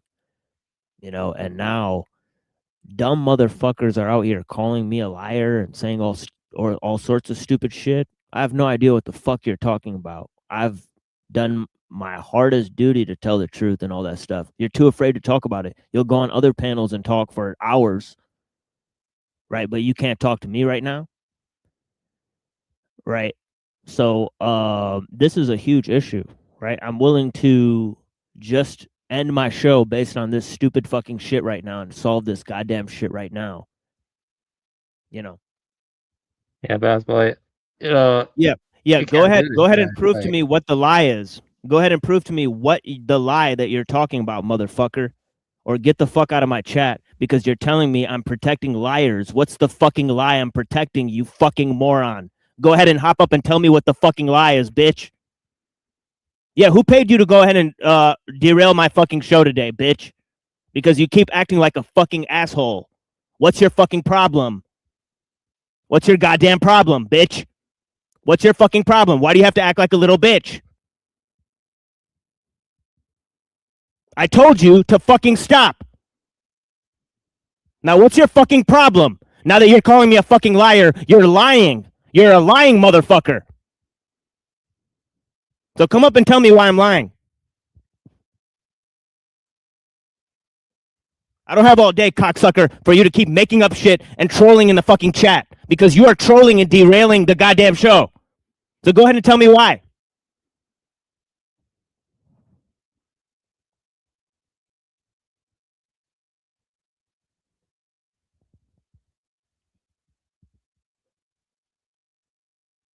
Because I asked him 5 or 6 times, what's the lie he keeps talking about? And the motherfucker will not tell me what lie he keeps talking about. He's literally calling everybody a liar. You're the liar now, unless you tell me what the lie is.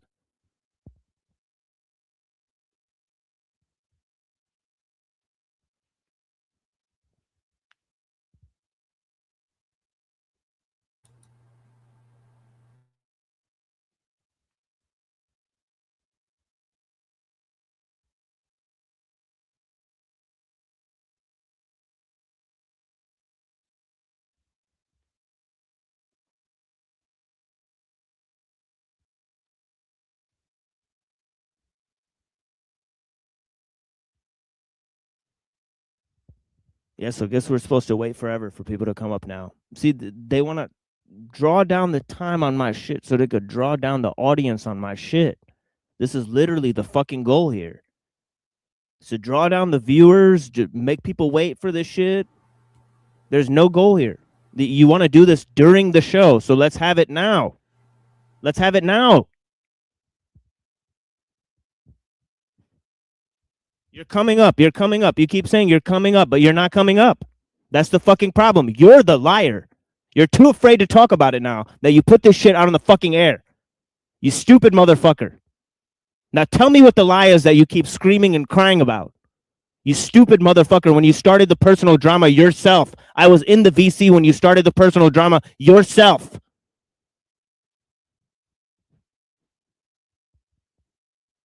And then you yourself got offended at it. Dude, the guy kicks up dust in his own fucking eyes and then says, I can't see anything. You caused me not to see. Moron.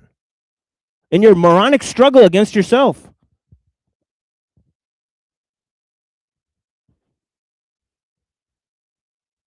Yeah, go ahead and troll the machine live, bitch.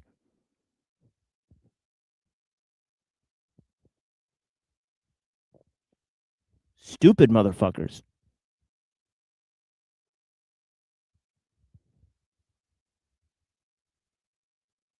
Oh, now they're disappeared. Oh, incredible. Now they disappeared.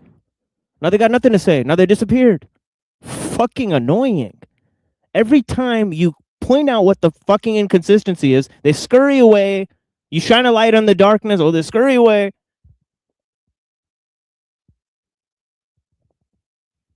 I think he's here now. He's probably in the back. No, it's the device is not corrected. It's just more nonsense, more ruse that we're not connecting somehow. But when we can connect perfectly on other shows, we could do everything perfect every other time, just not right now. Yeah, what's going on, bro?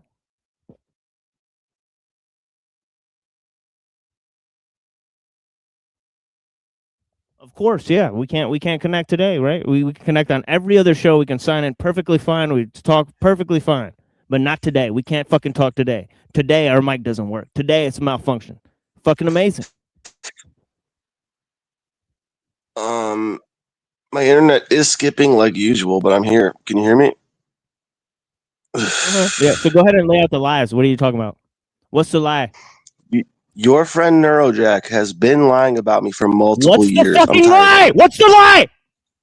I'm going to ask you the last fucking time. What is the lie? You are lying. You are the liar. What is the fucking lie that he told? Motherfucker, I'm going to ask you the last time. What is the lie? Okay. Your friend Neurojack has made up multiple lies What about is the me. lie? Go ahead and tell me what the lie is. I'm trying to. He's made up accusations that I'm here to gatekeep your show. He's made up accusations. I didn't hear that. I didn't hear that. Are you making that up? Do you have proof of that? Do you have proof that he said that? He is. Yeah, it's on your. It's on your show. He said it multiple times. All right. Why are you disrupting my show right now? Why is this show about you now? Well, could it be that you're proving him right now? Could it be that you're proving him right now? It could, in some parallel universe, it could be correct. Yeah. No. You're absolutely proving him right by derailing the show and making it all about you and then calling me a liar. That's what you're doing. So that's what you've done today. Okay. So how can you explain your actions based on what Neurojack has done to you? How can you explain your fucking actions? Oh my God. How do you explain your motherfucking actions, bro? Can I tell you? Yeah. I'm absolutely waiting for it. Okay, well, I'm trying to tell you. All right. Just today alone, you have claimed that I am paid to derail your show. No, I didn't. Go back in the chat. You're lying about that. I can go back in the chat and prove that I never said that, you fucking moron. So there's your fucking lie right now. You're lying about me right now. See what I mean? You're a lying cocksucker, and you go ahead and make up shit whenever you want. And then you claim other people are doing it. I claimed, who the fuck is that a possibility? And I claimed it could be a possibility, and now you're claiming I said that that's what's going on. You're a fucking moron. You know that? You stretch the truth whenever you want to. You stretch the fucking truth, and you just did that. Thank you for stretching the truth in front of my face. Now what do you want to say to me? Now what do you want to say to me now that you lied about me? Now that you lied about what I said, what else do you want to say about me? You're stretching the truth, not me. Oh, okay. Let me go back in the chat. Here, hold on. I'll go back in the chat. And show me where you didn't say I was being paid to derail your show, which is ridiculous as fuck. And you know it is. Right, even to suggest it, even to suggest it is ridiculous. Where I said that? I will. I'll screenshot it tomorrow, dude. Don't worry. Oh, you'll screenshot it tomorrow, so you don't even know if I said it today. Maybe I did screenshot it today. I don't know. Oh, okay. I'm going back through the chat you didn't right screenshot now. it. No, I'm going back through the chat right now. All right. Well, it's still the fact. I'll prove you're a liar right now. I know what I said. I'll prove you're a fucking liar right now, bro. How about that? I know what I said. Thanks for saying what you think.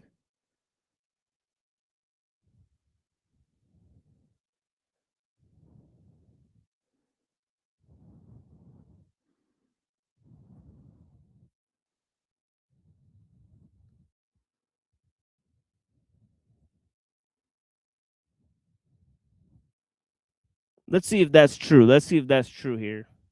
And we'll see who's telling the truth here.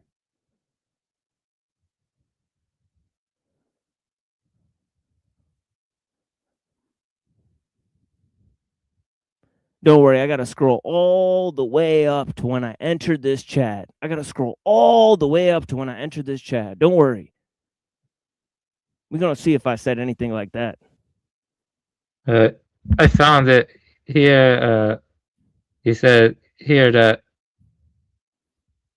I think you got pissed, and you just said that you are fully derailing the show, and that kind of pissed them off too. But I think you had good reason to be pissed. Yeah, but where did I emphatically make the statement that somebody is paying him? Oh, you said, how much do you get paid to LARP and chat, bro? That's what you. How is that claiming that he's getting paid by somebody? I'm asking him a question. How is that making a positive claim? Right. My impression is that that's not a positive claim. I'm sorry, that's not a positive claim. He claimed I stated he was getting paid.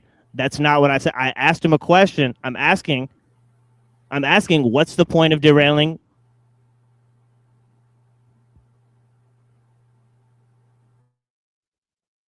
Yeah, I think it shouldn't derail. Like, I understand his frustrations with Neurojack, but at the same time, he's taking it too far. Like, I think it's best to drop it and stuff. Like, the way I took it was like the talk about derailing was because like there's erratic behavior that couldn't be explained. It wasn't being explained. Exactly. So it's like that's like a way of expressing like you're acting crazy. What's your real reason? Yeah, what's the point of this? Yeah, I'm asking. What is the fucking point of this? That's the way I took it. That is what I'm saying. Now you're literally being paid, like someone's literally paying you money, and I know you did that. Literally, bro. So you're stretching that shit, bro. You're stretching that fucking shit, bro. Thanks.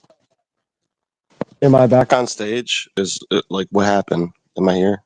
Yeah, you stretch the truth. That's what happened. I stretch the truth. Yeah, you stretched the truth. It was proven. Yeah. So is it a stretch of the truth for you to pretend that I'm being paid for any reason to be here? Like, what I the didn't fuck? pretend that. Like, I didn't pretend that. I asked you a yes, question. you did. I asked you a question. Right. I didn't pretend that. So you weren't you have no idea intimated. what I believe. You have no idea what I believe when I ask you that question. You have no idea what I believe when I ask you that question. I made no positive affirmations in asking you that question. Yeah, you're a liar. You're a fucking liar, bro. Bro, you're a liar. You like to stretch the truth. I'm Yeah, a you liar. are. Yeah. Yeah, you're a liar, bro. You lied What about did me. I You lie called me a about? What did I liar. lie You about? called me a liar, and then you lied about me. You called me a liar, and then you lied about me, and now you refuse to produce what lie Neurojack told you about you. Okay, can I like respond reasonably here? All right. Neurojack has literally been like, you were in a conversation with me and Neurojack where he presented 6 to 7 to 8 different points that like at least 90% of them were lying, and some of them were like highly accusatory of like threats and shit. So that's your boy who makes that shit up. Okay, I didn't do any of that shit. He's been making this shit up for literally years about me, and I have him on camera saying I'm here to derail. Like, if you want to pretend that what he's saying is fucking correct, that's up to you, but it's obviously not correct. All right. Let me ask you a question. Okay. Right. We had Shem on the show yesterday, right? Okay. Shem was on the show yesterday. Yeah, I remember that. Yeah, right. Shem attacked Santos Bonacci, right? He says Santos Bonacci is a liar and a fraud, right? He does apparently say some of that stuff. Right. Yeah. Okay. Yeah. Oh yeah. He's absolutely said that, right? But you promote Tartarian truth, right? You promote Shem, right? I do not. I don't promote Tartarian truth. Where have I promoted Tartarian truth? Do you have any proof? You don't think Tartarian truth does any good work at all? Tartarian truth does good work sometimes. What is his good work? Because his whole work is pointing out that Santos is a fraud.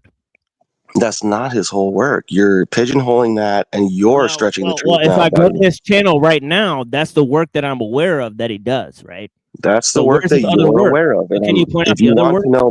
If you want to know more, I could tell you, but you can't assume things. Okay, now that's your boy calling Santos a fraud, right? That is a person that I believe does good work, and not everything that he does is correct.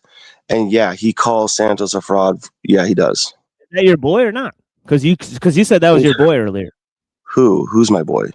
Tartarian Truth. You said that was your boy. I said Tartarian Truth is my boy? Yeah, you did. When? You said that was your homie. That was your boy. Did I say that?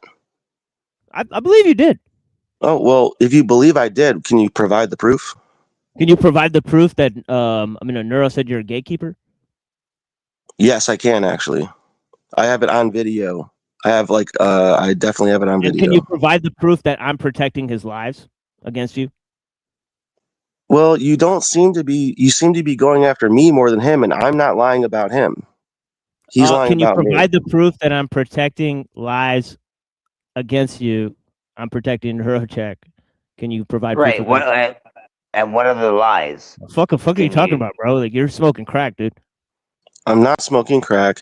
You right there are obviously stretching the truth, which you accuse me of. So that's projection. You don't get it. This isn't for the literally life. stretched the truth. You literally said, I claimed you were being paid. I never claimed such a thing. You're literally stretching the truth left and right. Look. Not everything has to be the end of all times. All right. Tomorrow, if I take a snapshot, tomorrow I'll remember what you said today, how you derailed the entire show today, bro. Tomorrow, that's your opinion. That's your opinion. No, that's not my opinion. That's the fact of what happened. You made the entire show about you. You had to end the show with your entire fucking spat with Neurojack. That's that's your entire thing, dude. Is that just No, that's what you were saying. No one else. No one else said that. That's you. No, that's entirely you. No, that's entirely everyone. You. No one else said that. No, that was just you. Nobody else was focusing on that. No, that was opinion. only you that was focusing on Neurojack. That was only you. No, that was you. That was you, motherfucker. I was focusing on Neurojack, but that's all you. That's all you, motherfucker. That's all you, motherfucker. You keep saying that's me. That's me. No, that's you, motherfucker. That's you, bitch. Can we end this? Yeah, sorry, bro. Can we? No, I'm just saying. You made the entire show about you. We were talking about Buddhism. You made the entire show about your spat with Neurojack. That's you, man. That's your fucking problem. Your fucking issue. I'm allowed to. Yeah, you're allowed to go and spam my chat and say whatever the fuck you want. But next time you're not. And next time I'll ban all 40 of your fucking accounts. I don't give a fuck.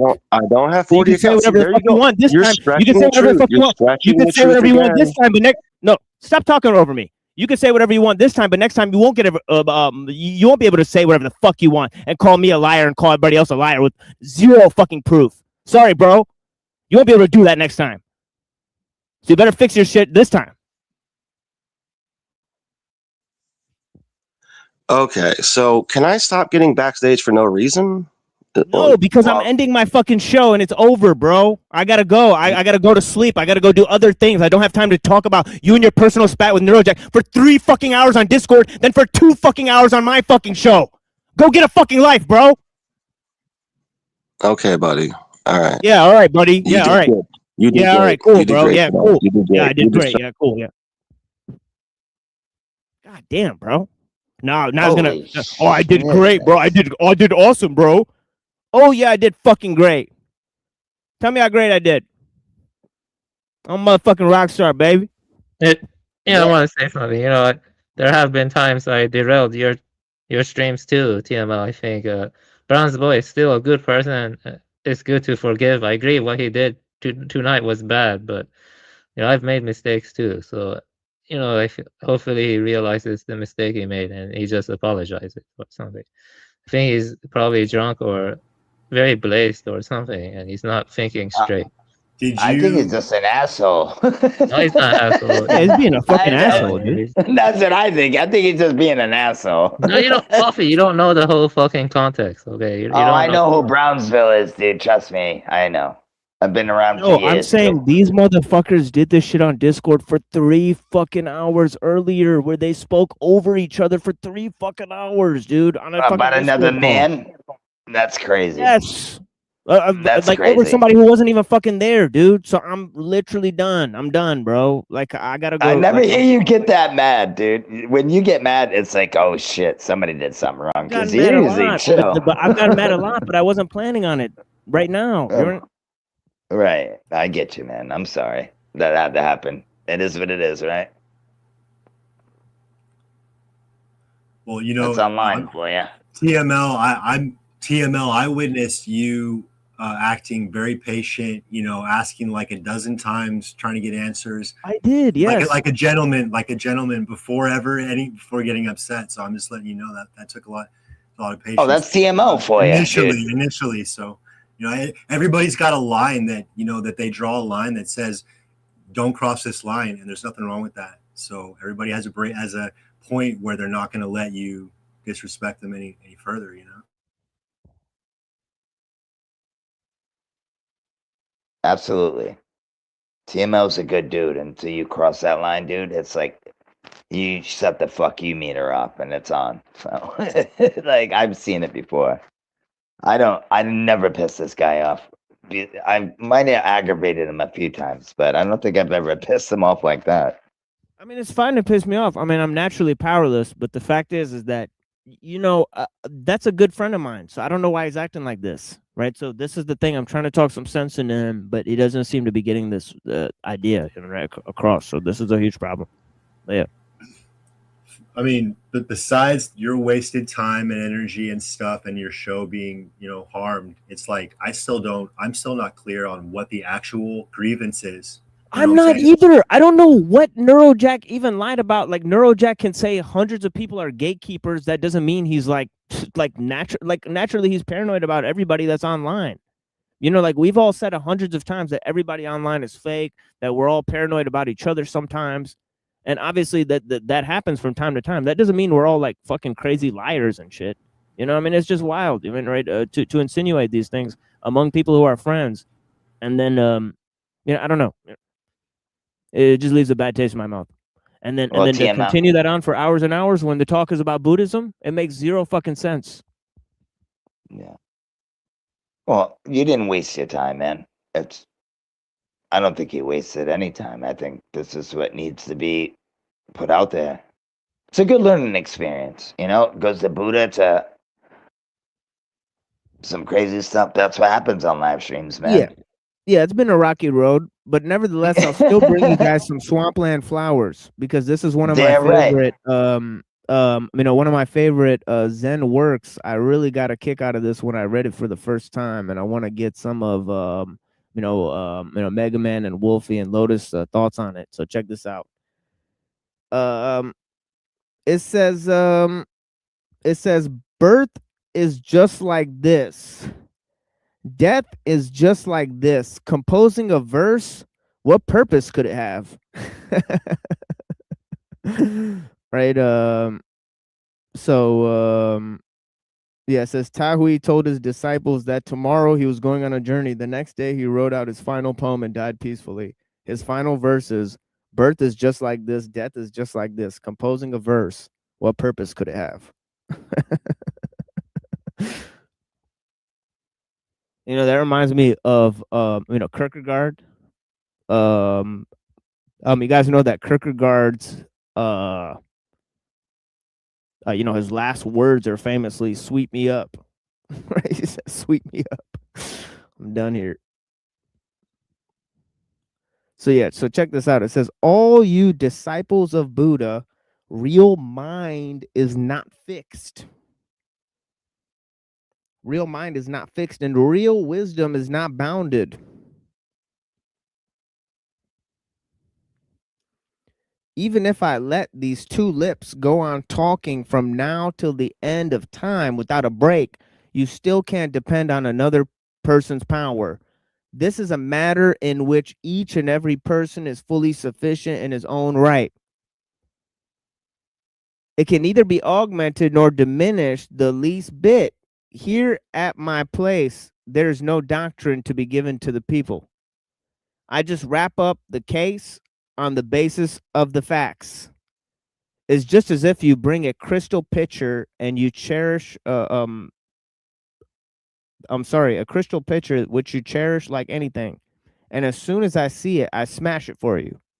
And if you bring a wish-fulfilling gem, I take it away from you. The Dharma cannot be seen, heard, perceived, or known. If you employ seeing, hearing, perception, or knowing, then this is seeing, hearing, perception, or knowing. It's not seeking the Dharma, since it's outside of seeing, hearing, perception, and knowing. What then will you call the Dharma, quote unquote? When you get there, it's like a man drinking water. He knows for himself whether it is cold or warm. Only if you personally witness it and awaken to it can you see the Dharma. For a person who has really witnessed and awakened when a single hair is picked up, he at once can understand the whole great earth. Existence cannot be grasped. Non-existence cannot be grasped either. Winter's cold and summer's heat cannot be grasped. Inside, outside, and in between cannot be grasped. The one who speaks like this cannot be grasped.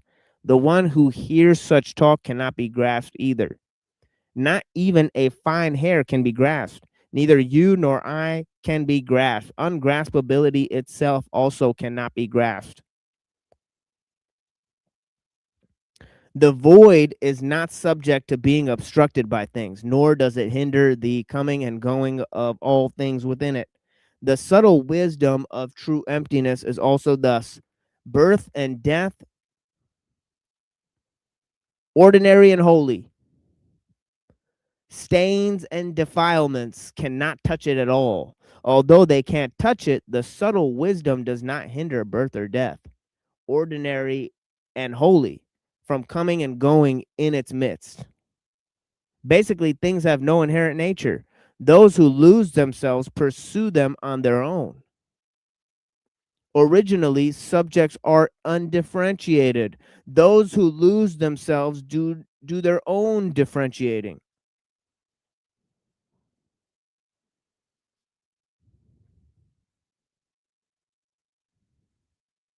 Can I tell you an insight? Yeah. I was gonna say that's some trippy shit. So I got one more page of this, but yeah, it's do you want to finish or do I? No. Oh no, It's you just go an ahead, please. insight that came up while you're reading, so it's like I'm sure it'll be related. Yeah. Our natural state is to be connected to a free and boundless wisdom, which always knows what to do, but only in the moment. And anyone can reconnect to our natural state if one does not impose their own psychological limitations.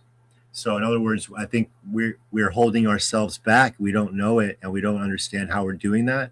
But ultimately it's up to us to break those walls, and we can do it. I see that we can do it. So. What about it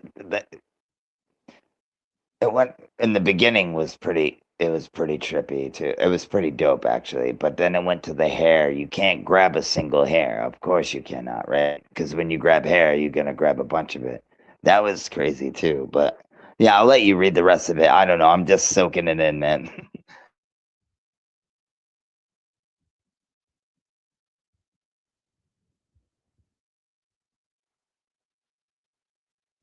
TML's like, what? Am I tripping?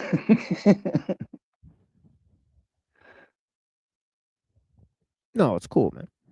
I appreciate you guys.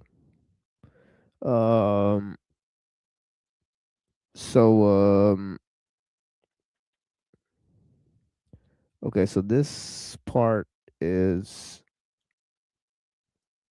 interesting. He says studying Chan requires a straightforward mind and straightforward conduct, direct words and direct speech. Since mind and words are straightforward and direct from beginning to end, through all the stages, there will never be all the petty, detailed aspects within them. The ancestral teacher came from the West, directly pointing to the human mind, letting people see their inherent nature and achieve Buddhahood. So right now, you want such realization. It's not hard either. Simply be equanimous in your mind without any defiling attachments. What are defiling attachments?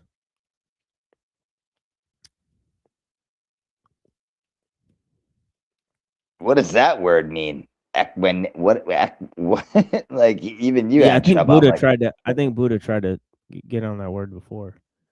I don't know what that means. And I'm just being honest.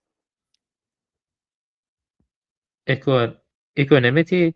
Yes, it's a state of like sort of like composure, evenness of mind, like temperance, even level-headedness. Sort of. Yes. Oh, so it's like level-headedness. Okay. Yeah. Yeah. So it says perturbed by either extremes. Right. Yeah. Yeah, exactly.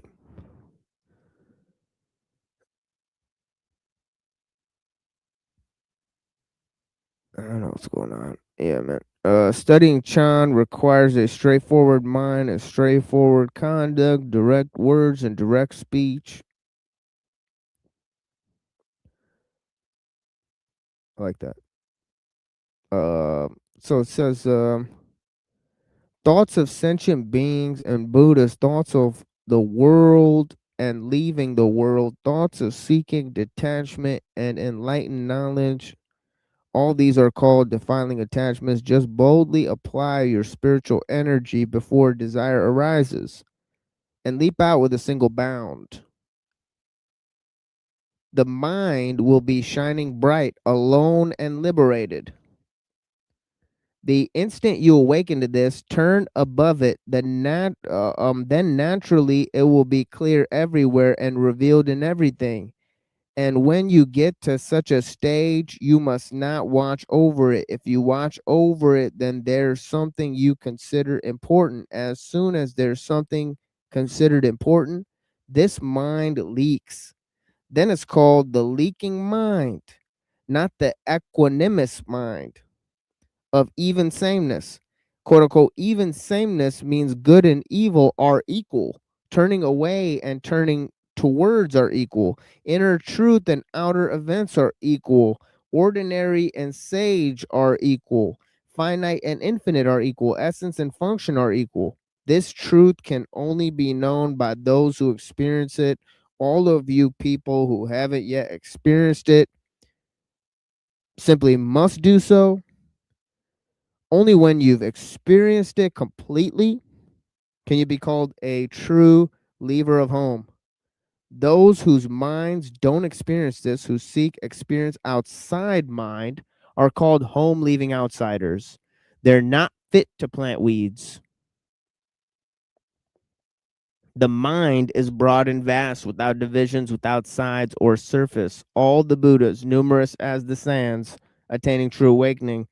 The mountains, rivers, and the great earth, the profuse array of myriad images, all are within the mind. The mind can put names on everything, but nothing can put a name on it. Therefore, all the Buddhas and ancestral teachers could not but go along with your mistake and attach names to it, calling it true, suchness, Buddha nature, enlightenment, and nirvana, imposing all kinds of different appellations. Because in the world of you sentient beings, views are biased and insensitive. With all sorts of differentiation, they set up these different names to enable you, amidst differentiation, to recognize this mind has no difference. It's not that this mind has differences.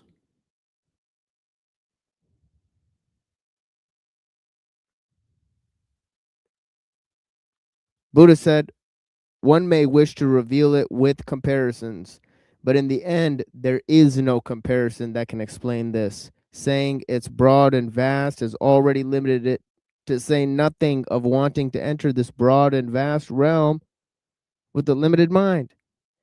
Even if you managed thereby to enter, it would be like taking a ladle in order to ladle out the ocean. Though the ladle is filled, how much could it hold? Nevertheless, the water in the ladle before it went in there was identical to limitless water of the ocean. Likewise,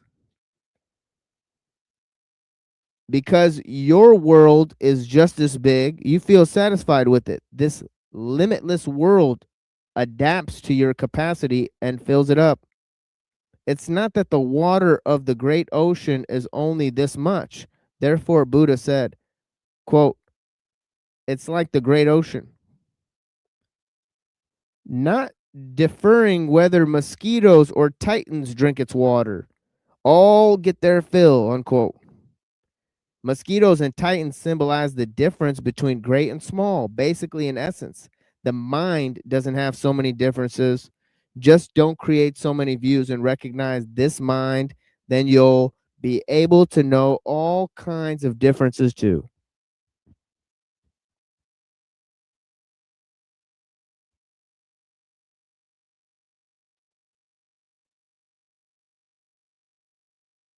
Okay, that's it. Okay, I was waiting for you. that mosquitoes, holy shit, they really put mosquitoes in there. That's amazing. I've never heard that in a book before, especially that old. That's amazing. Yeah, see, this type of behavior, look, this type of stuff, right? Where that I got buried by TML today. Yay, bro, listen back to it. It's wild. Like celebrating. Like, bro, are you trying to clip this thing or and TML, don't even pay that no mind, dude. Don't. No, but it's crazy. It's like I was being real with you, and you're worried about clipping and all this stuff. See, this is what makes me think. Like, are people just me? in it? No. I'm saying like like, are you just in it for to make a clip or I'm trying to talk to you about some serious shit. Like, you're calling me a liar and all this stuff. Like, bro, you're talking about homeboy. Oh, yeah, okay. homeboy. Like, grow up, dude. Like, but yeah, man. Yeah, dude, don't pay that no mind, dude. The more you pay attention to it, the more No, you're I'm gonna done. keep going. No, I'm done with the show because last time I tried to play this 5-hour replay of this fucking in a review I did of Wilson, and then I fell asleep and we didn't plug the laptop in, and then the stream just died. So I'm trying not to, so I'm trying to maybe replay the entire thing. Yeah, so I have only an hour left, but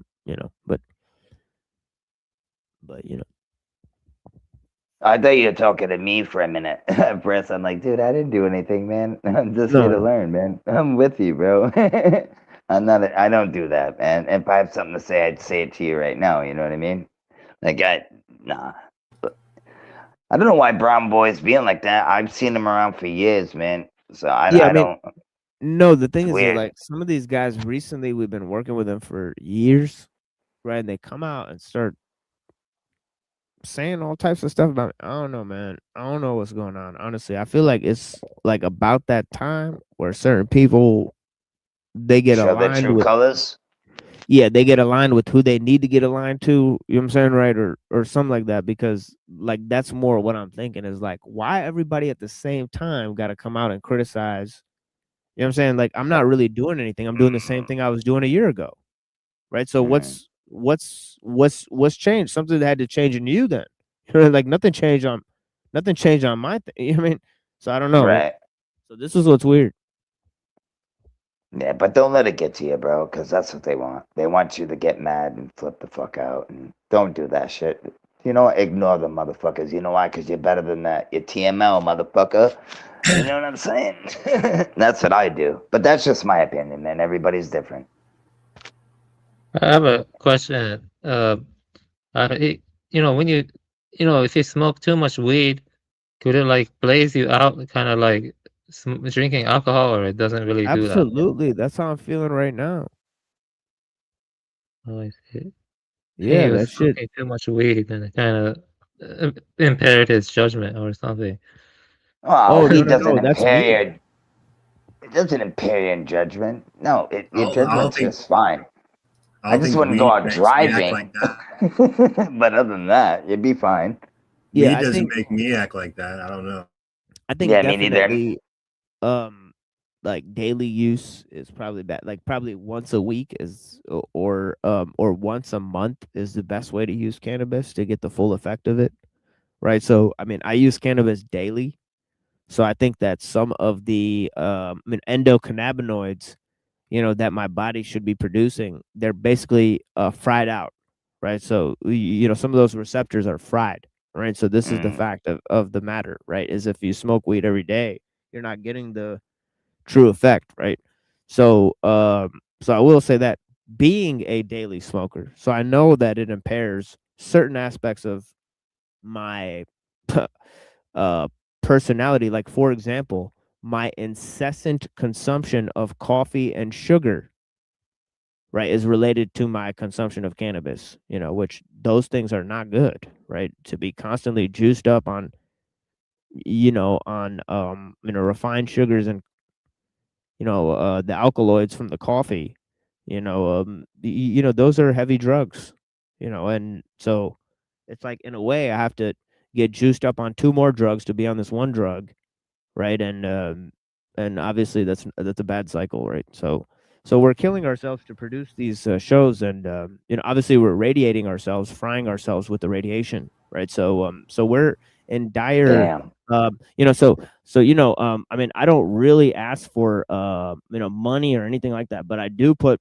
the Cash App there, right? I mean, you know, but yeah, we are killing ourselves to make the show, right? That is a definitely a fact, right? And meanwhile, that we're getting all sorts of hate mail, right, from our enemies and then from our friends.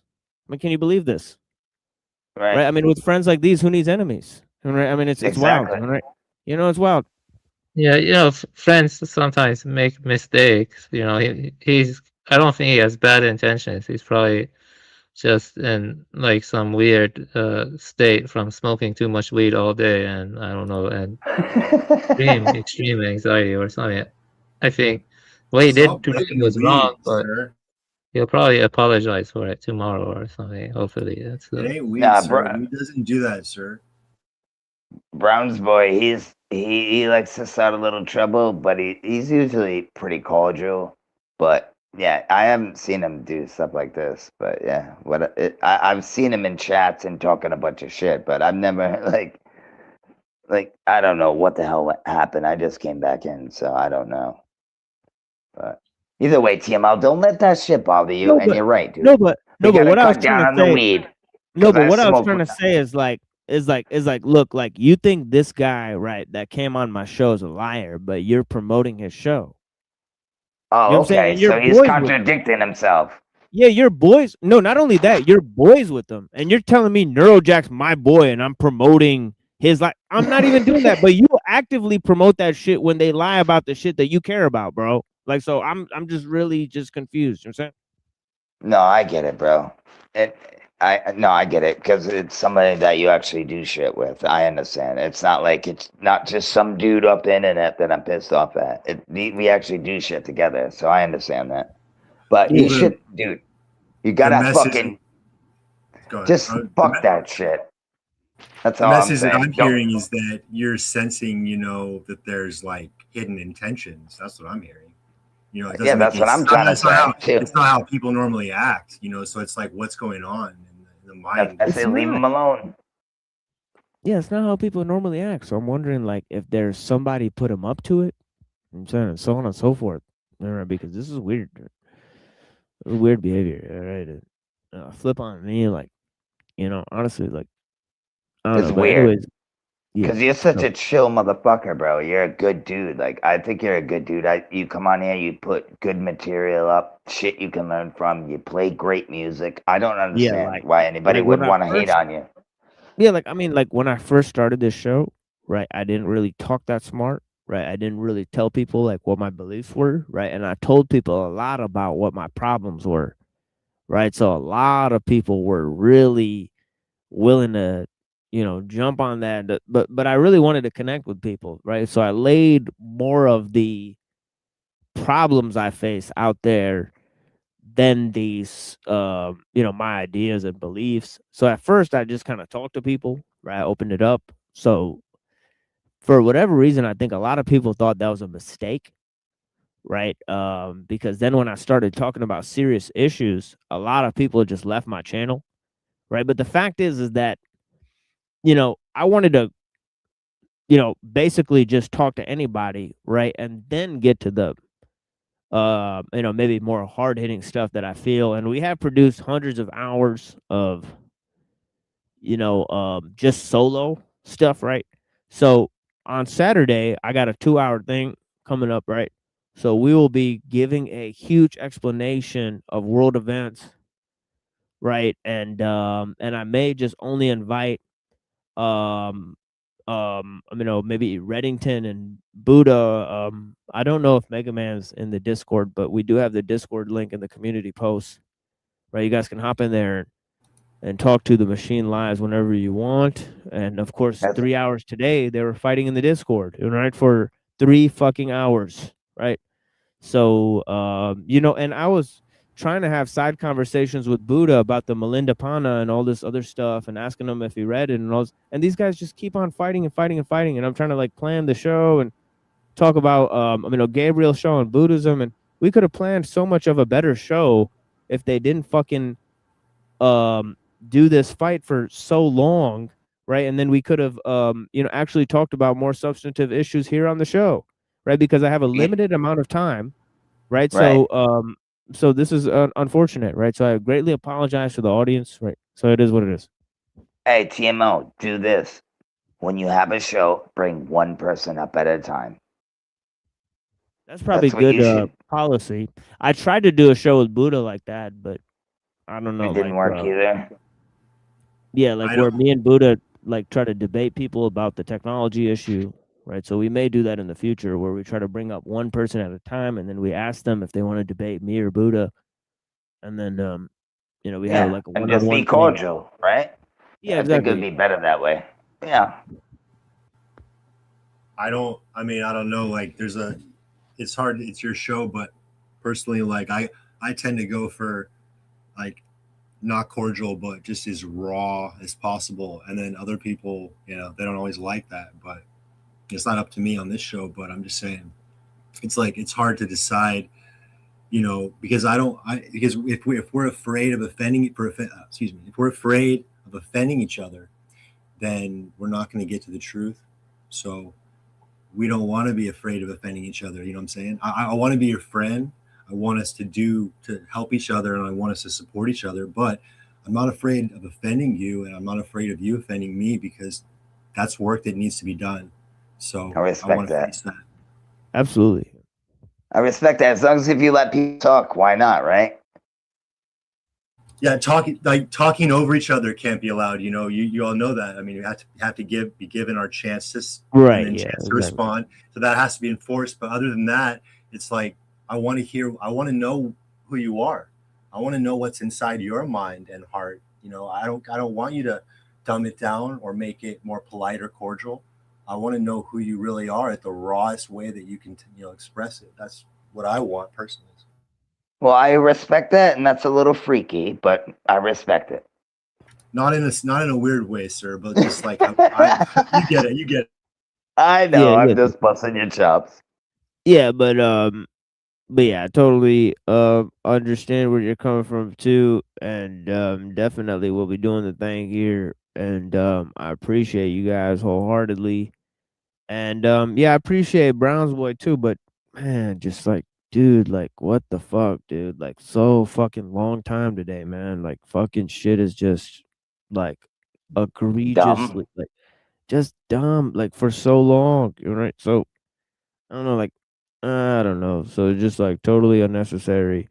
But yeah, I appreciate you guys. I mean, this is just a literal, like, maybe very minute introduction to a lot of stuff I think about Buddhism, right? In terms of, I think those are some of the key passages that I read, right? In terms of looking at identity, looking at how there's no real, status to either the self or external objects, right? Or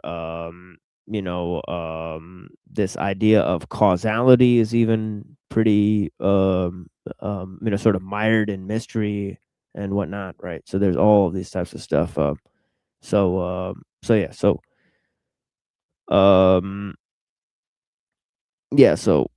So other than the weird sort of psychological stress test, when then people then evaluate my psychological performance, and you can bite my balls, right? I really don't care, right? So You can bite my balls, bitch. yeah, no, and I totally understand the thing about the thing that Mega Man is saying about the offended. Yeah, of course, those who are easily offended are easily manipulated, and we need to bring complex truths to each other that may or may not agree with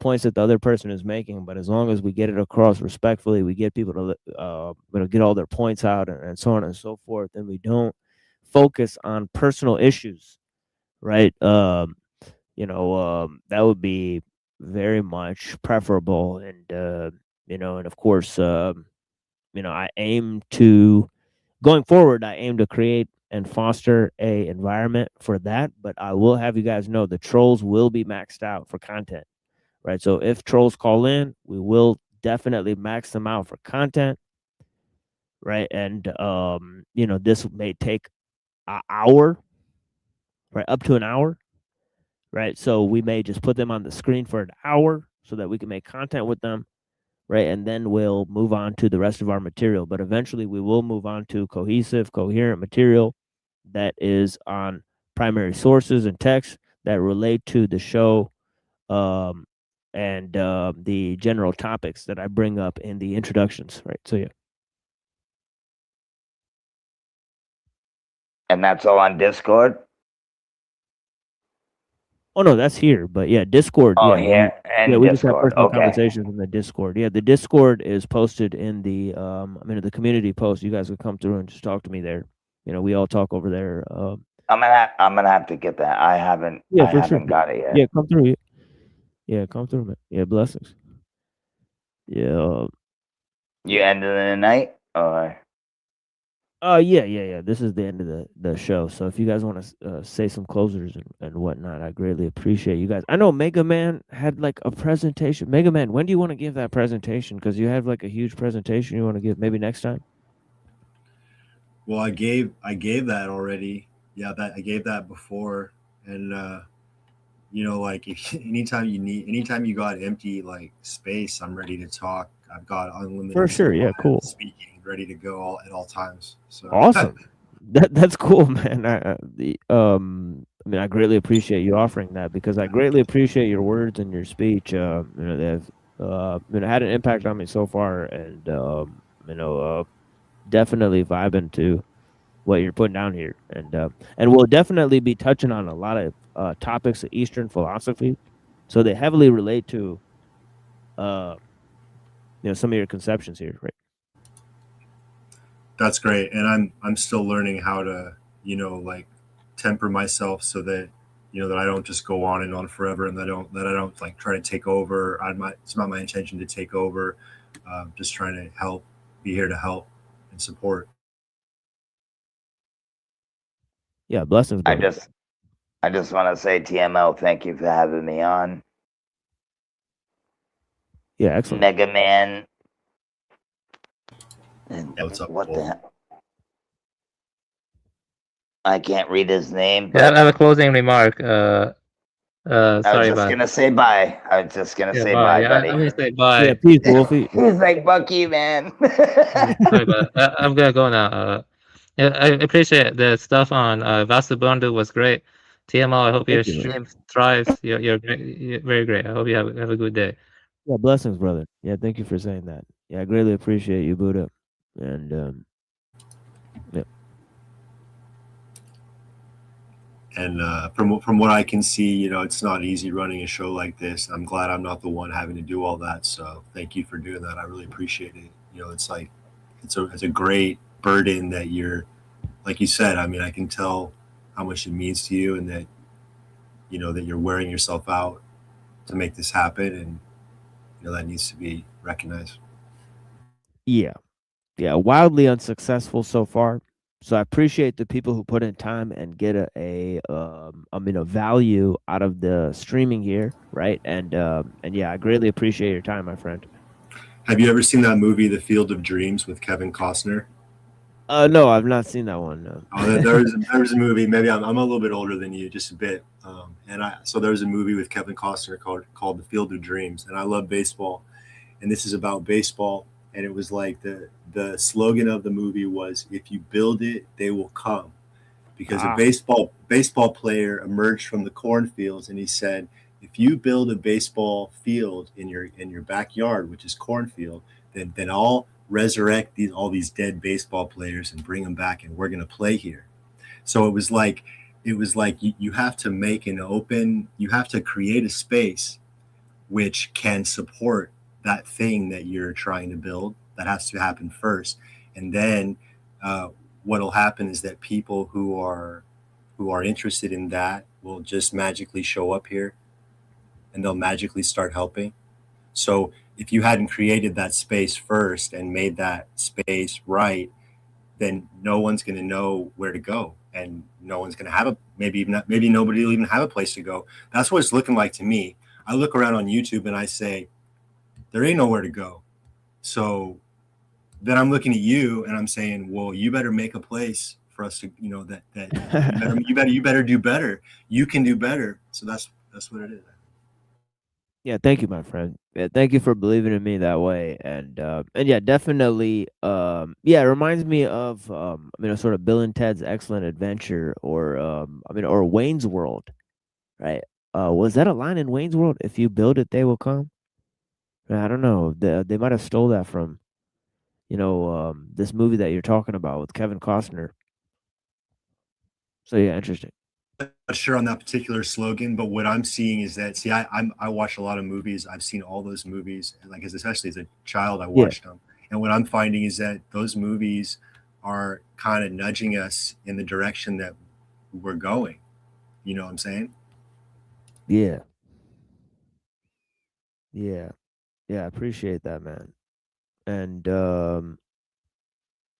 yeah, so to all the people, there's great hopes, even though, as I've said, wildly unsuccessful show so far, right? The numbers are dropped and dropped and dropped. We've continued to get banned, lose audience members, and so on and so forth. Obviously, everybody and their grandma is making a show of their own, right? So there's a great reason for us to consistently lose audience members and so on and so forth. And of course, there's lots of internal strife within our own entire program. For example, there's lots of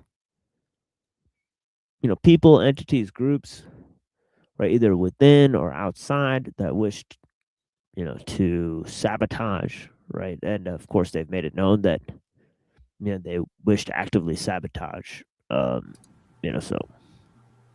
Well, here's the problem with that is that I think that the people here in this group are probably the least likely of any people that I know that are gonna be able to that are gonna be able to be vulnerable to something like that. Like we see things coming.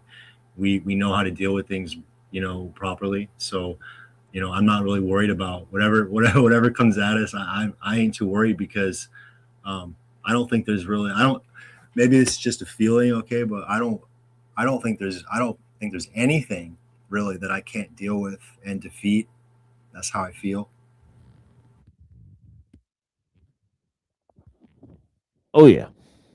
I think it's definitely logical that good will win out over evil, and that is one of the main reasons why I'm doing this show.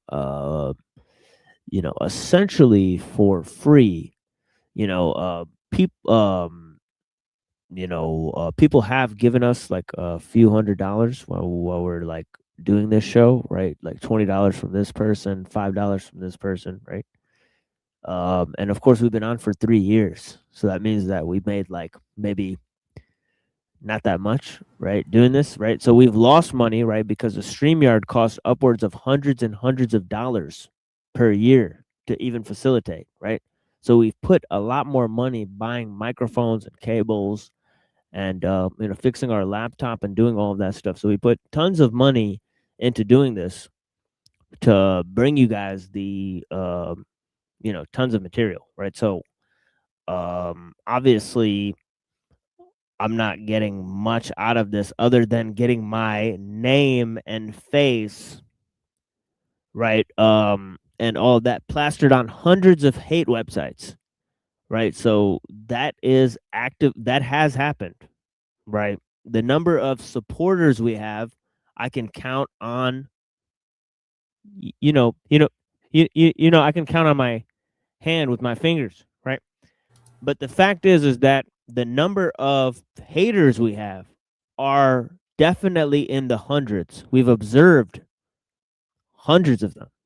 So the fact is that there's literal groups of haters out here, right? So the fact is this, right? We are not deterred, right? One single bit, right? And I greatly appreciate the correspondence for the people that are out there.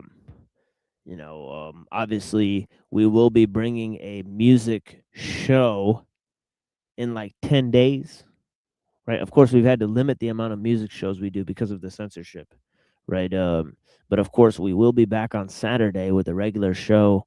We kind of had a very irregular show today, right?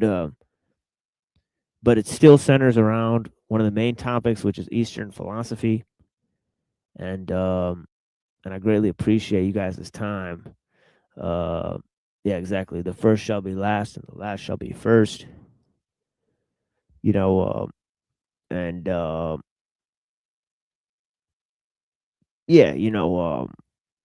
anyways, we have our friend here, Mega Man. Anything else, Mega Man? No, just want to say thank you for welcoming me and for having an open mind. And it's not like I was saying before. YouTube for me, YouTube is just looking like a desert. I was not feeling welcome anywhere, and then when I came here, I felt like I was welcome, and I really appreciate that. Thank you. Oh yeah, of course. Yeah, you're a gentleman and a scholar, and I can already tell we'll be great friends. Just like me and Brownsboy are. Me and Brownsboy are great friends. We've had little tiffs back in the past as well. But yeah, I agree, and definitely over Neurojack. So we fought about Neurojack before. So yeah, so this is definitely one of the first things we argued about. So I greatly appreciate you guys for joining us. There's a huge context to the information, and of course, me and Buddha are pretty much, as far as I can see, Buddha is one of the top experts, right, on Buddhism. I'm pretty well versed in world religions, right? I'll say that much. But of course, I'm no expert on any one religion, I would say. So of course, I lay my sort of quote unquote expertise out there out front as we conduct these inquiries. And of course, I'm not a philosopher. I'm not a sort of guru or a seller of spiritual lessons and and teachings and all that stuff. No, we are offering a critique of the world technological system, right? That is how we've been trained, right? Both in terms of philosophy, political theology, right, and other aspects of the issue, right? So that is how we tackle the problem. We have two shows, right? One is called The Machine Lies, and the other is called Holy Robots, right? Those present the show material for you guys, right? Where I touch on different philosophers, thinkers, religious attitudes, the intersection between technology and spirituality, religion and science. And of course, we talk about the great issues in terms of techno-liberalism and its role in both the destruction of wild nature and the loss of traditions, right? And the instantiation of universalism or secular humanism, right? Which is basically a compartmentalization of knowledge, right? And a separation from nature in the philosophical sense. And of course, we've provided tons of explanations. Recently, we're going over different explanations of man, right? That the transhumanists and the philosophers have conceived of, right, in terms of Western philosophy. And of course, we're comparing it to the achievements of the Eastern philosophers, and of course, we're looking at a history of human civilization, right? And of course, one of our main credos is the statement by Mumford that man is a symbol making animal, right? We distinguish this from the fact of man being a tool making animal, right? We believe that man's symbolic expression led to his proliferation of tools, right? And that tool making, right, is about a human approach to technology, right? And of course, we're talking about the human uses of technology and of course the technological use of humans, okay, which many have proposed, okay. And of course, we are living in an age where people have proposed that man will worship his own creations, right? Rebuild the Tower of Babel, right? Conquer space, control the bees and the birds and the fishes in the sea and the beasts that crawl on the land. Of course, we're living in an age of scientific hubris and, of course, the pseudo eschatology of progress, right? And this is a philosophy that deals with two ideas: chaos and emergence, and how they are set upon the world stage, right? And of course, I greatly appreciate you guys. There's hundreds of avenues I could go, and of course, you all know I could speak from here to Tuesday, right? And on a number of issues, right? So I won't take you guys up any more alleys here. We'll just go ahead and give you guys some music here. I greatly appreciate you guys. Thank you for joining us here on The Machine Lies, where we talk about the lies of the machine on the machine that lies. And that's weird. Did he take himself? Oh yeah. Yeah. Thank you for joining us here on The Machine Lies, where we talk about the lies of the machine on the machine that lies. And I hope you guys have patience to clarity to see through the lies. And, you can't kill what you can't see. And the first step to brainwashing is forced introspection. The first step to blinding somebody is getting them to open their eyes. And I greatly appreciate you guys. You can't kill what you can't see. And they say God is heard and not seen. What most people think is real is just flickering shadows on a screen, images of things that aren't even real. And yeah, I hope you guys can. Yeah, thank you guys. Blessings. And I greatly apologize for the derailment today. I want to say one last thing real quick as a closing, okay? Of course, yeah. This came up in an interaction that I had with someone, and then I started to realize that, you know what? I bet there's a lot of people who would agree. So there's a difference between truth and illusion. It's not all the same. So truth, it kind of, to make a long story short, I'll go into it some other time, right? It makes life better. It makes things better, makes the world better, makes me feel better. So it's an improvement. Truth is like an improvement, and illusion is like a slow death. It's the opposite. It's a what do you call it? It's a destruction. So it's almost like the power is with me and my perception. If I want to say they're all the same, truth and illusion's all the same, so therefore I don't need to figure out which is which.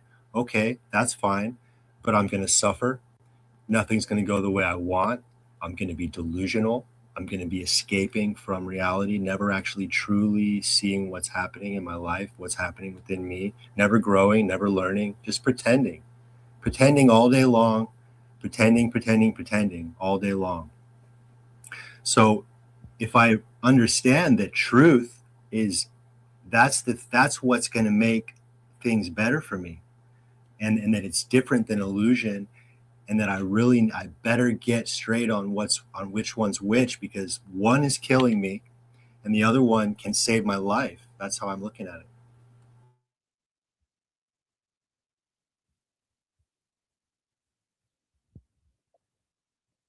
Yeah, excellent stuff, Mega Man. And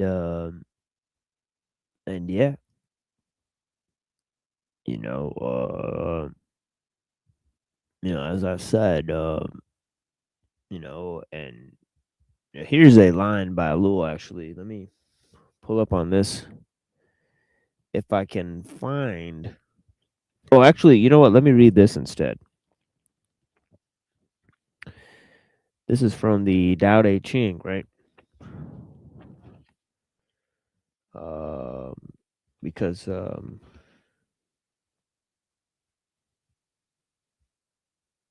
yeah, I'm wondering actually, where did I put my technological society? I'll find out later. Because I'm actually trying to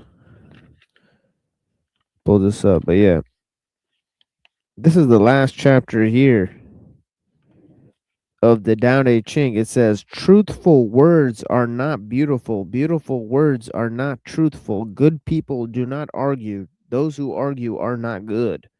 Those who know are not learned. The learned do not know. The wise never try to hold on to things. The more you do for others, the more you have. The more you give to others, the greater your abundance. The Tao of heaven is sharp, but does no harm. The Tao of the wise is to work without effort. It's all true. Yeah. I was telling someone in chat earlier, we're trained on discipline, suppression and discipline, and forcing ourselves to, I get up in the morning and I got to go to school. Think about it like a child, right? I get up in the morning, I got to go to school. I don't want to go. I don't want to get up early and go to school, but I have to. I have to force myself to get up, get ready, go and do all these. And I learned to force myself all day long. And so we think that that's the way to do things. That's the way to live. And what I'm finding is that, living a better life, having more clarity and truly improving yourself from within, it doesn't mean more work for you. It does not mean you do more work, try harder, have more stuff rolling around in your mind. That's not necessary. In fact, that's the opposite. Life should get easier, become more natural and easier, so that you don't have to worry about so many things all the time. So that you'll be I would imagine you'd be happier not to have to remember so much all the time, not to have to protect so much all the time, and just being able to just be natural. And not only being natural and unafraid. I don't mean like a stupid, like a clown behavior, but being natural, unafraid, and acting, your best possible self, all of it. So it's supposed to be easier. And if it gets harder, if there's more things to remember, if there's more work that has to be done, and you're more tired at the end of it, you're probably not in the right, you're probably barking up the wrong tree. Those are signs that you may be barking up the wrong tree.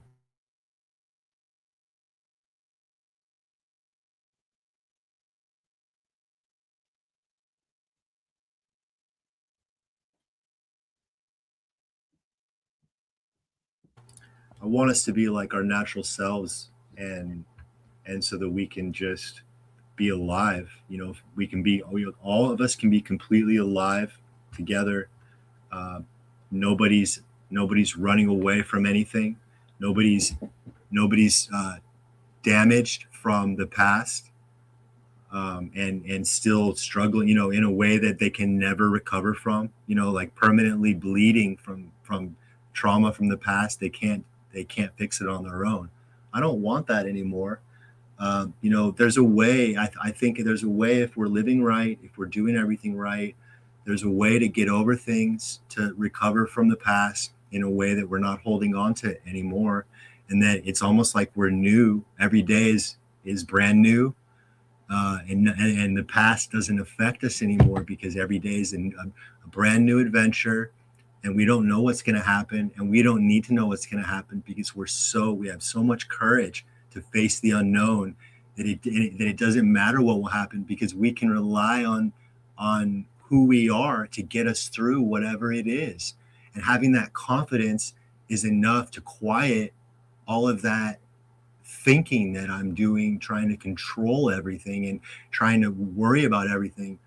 That level of clarity and confidence is enough to just shut all that down and make it so that you could just be yourself, not worry about anything. That's how I think life is supposed to be, more like that. But we've gotten away from that, not just this lifetime, but we're going the wrong direction for thousands of years that got us to this point. That's how messed up we are. So let's please not tell each other, how great things are going, how smart we are, and all this stuff, because we escape from reality and we're going in the wrong direction. And we really have to face that if we want to change. Otherwise, we'll just make excuses and just keep going on the same direction. And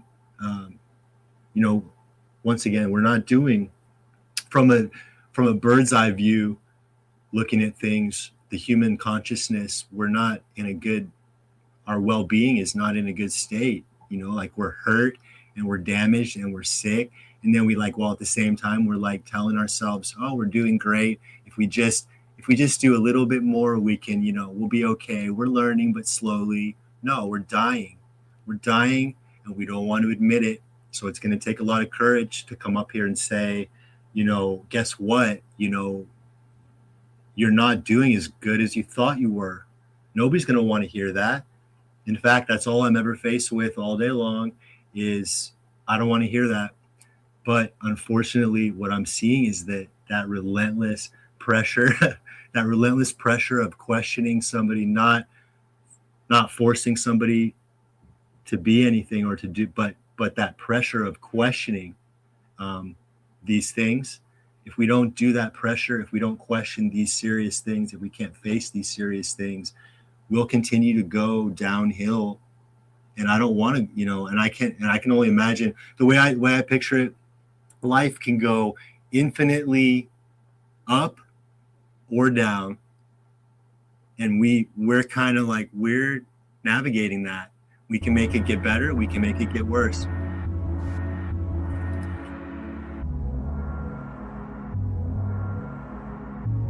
Yeah, blessings. Yeah, thank you guys for joining. Please enjoy this replay. This is one I worked really hard on this replay. It cost me like 2 days of sleep, pretty much. Right, so please go and check it out. I stayed up one night to complete this, and then another night I couldn't sleep. So, you know, so hell of a week last time. But yeah, I greatly appreciate you guys. Thank you, Mirror, for this excellent comment. You know, content. Yeah, I greatly appreciate that, sir. And thank you guys for joining, and sorry for the derails. But yeah, check us out next time. Here is our musical outro, and yeah, we'll be back on Saturday night with a regular stream, and of course I'll be starting that stream with a very important presentation. So join us then. Blessings.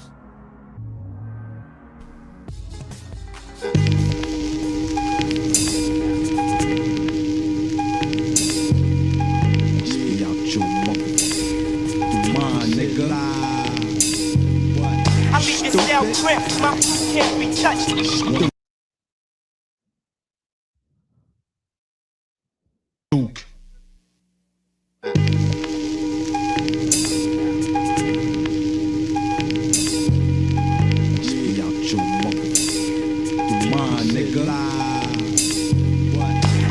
cell grip, my food can't be touched.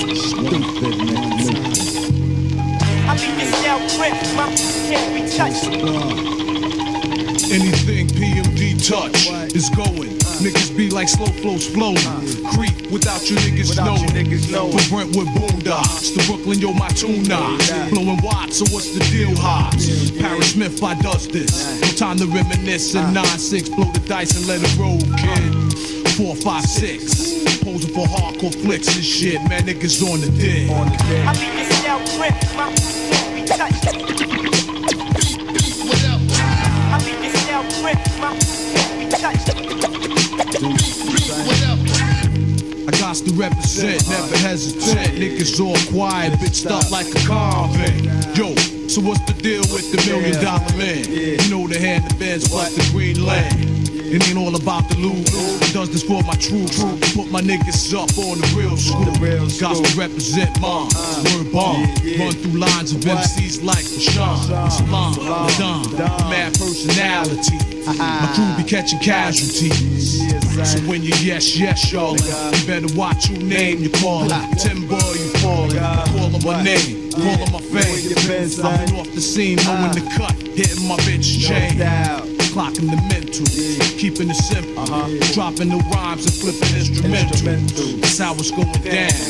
For 1996, to motherfucking 2000. Too fast.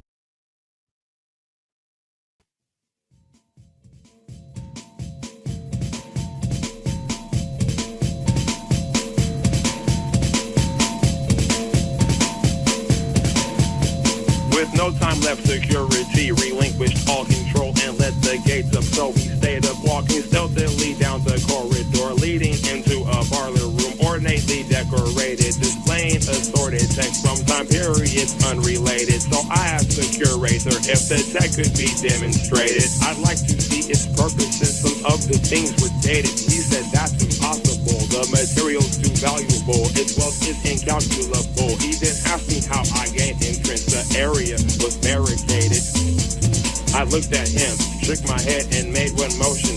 he's dead. His skull big bone burst from his head. Then I opened up my pocket dimension and then threw him in it to get all of the evidence. It's on to stage 2 of this crime. Let's engage. Put on my refractive suit. Reach straight through the laser field. When I walk through the grid wearing this, it's like a prism shield. Remove all of the hardware, relocated it elsewhere. I did this so the room was bare. Ad-lib was watching the perimeter while I eradicated the remains of the area, though there was nothing left to be read on the barometer.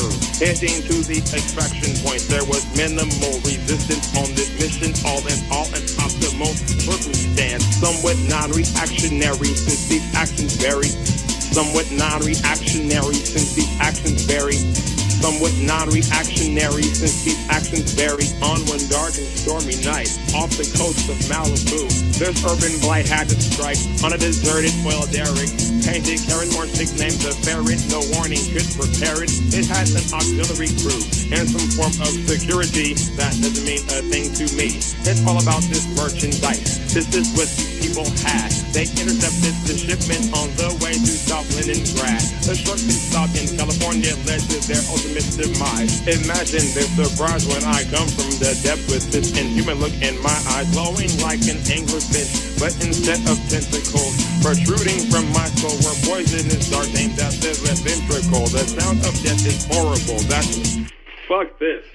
I'm not kicking a Rapper Jack in the pool. Alright, just to let you know, those are 2 stories. And if you didn't know what you missed for the end, I just basically jacked these dudes for their drugs and left and sold them elsewhere on Alvarado or something. There's nothing to that story at all. I was trying to make it sound very loquacious, if you will, to give it some kind of depth and feel, but really it was just a gangster rap in like Metal Gear format or something. It was stupid. You guys aren't going to regret that I didn't kick that verse. I'm not doing the beat justice. I'm going to let this beat ride out. This is ST 2003. See you later.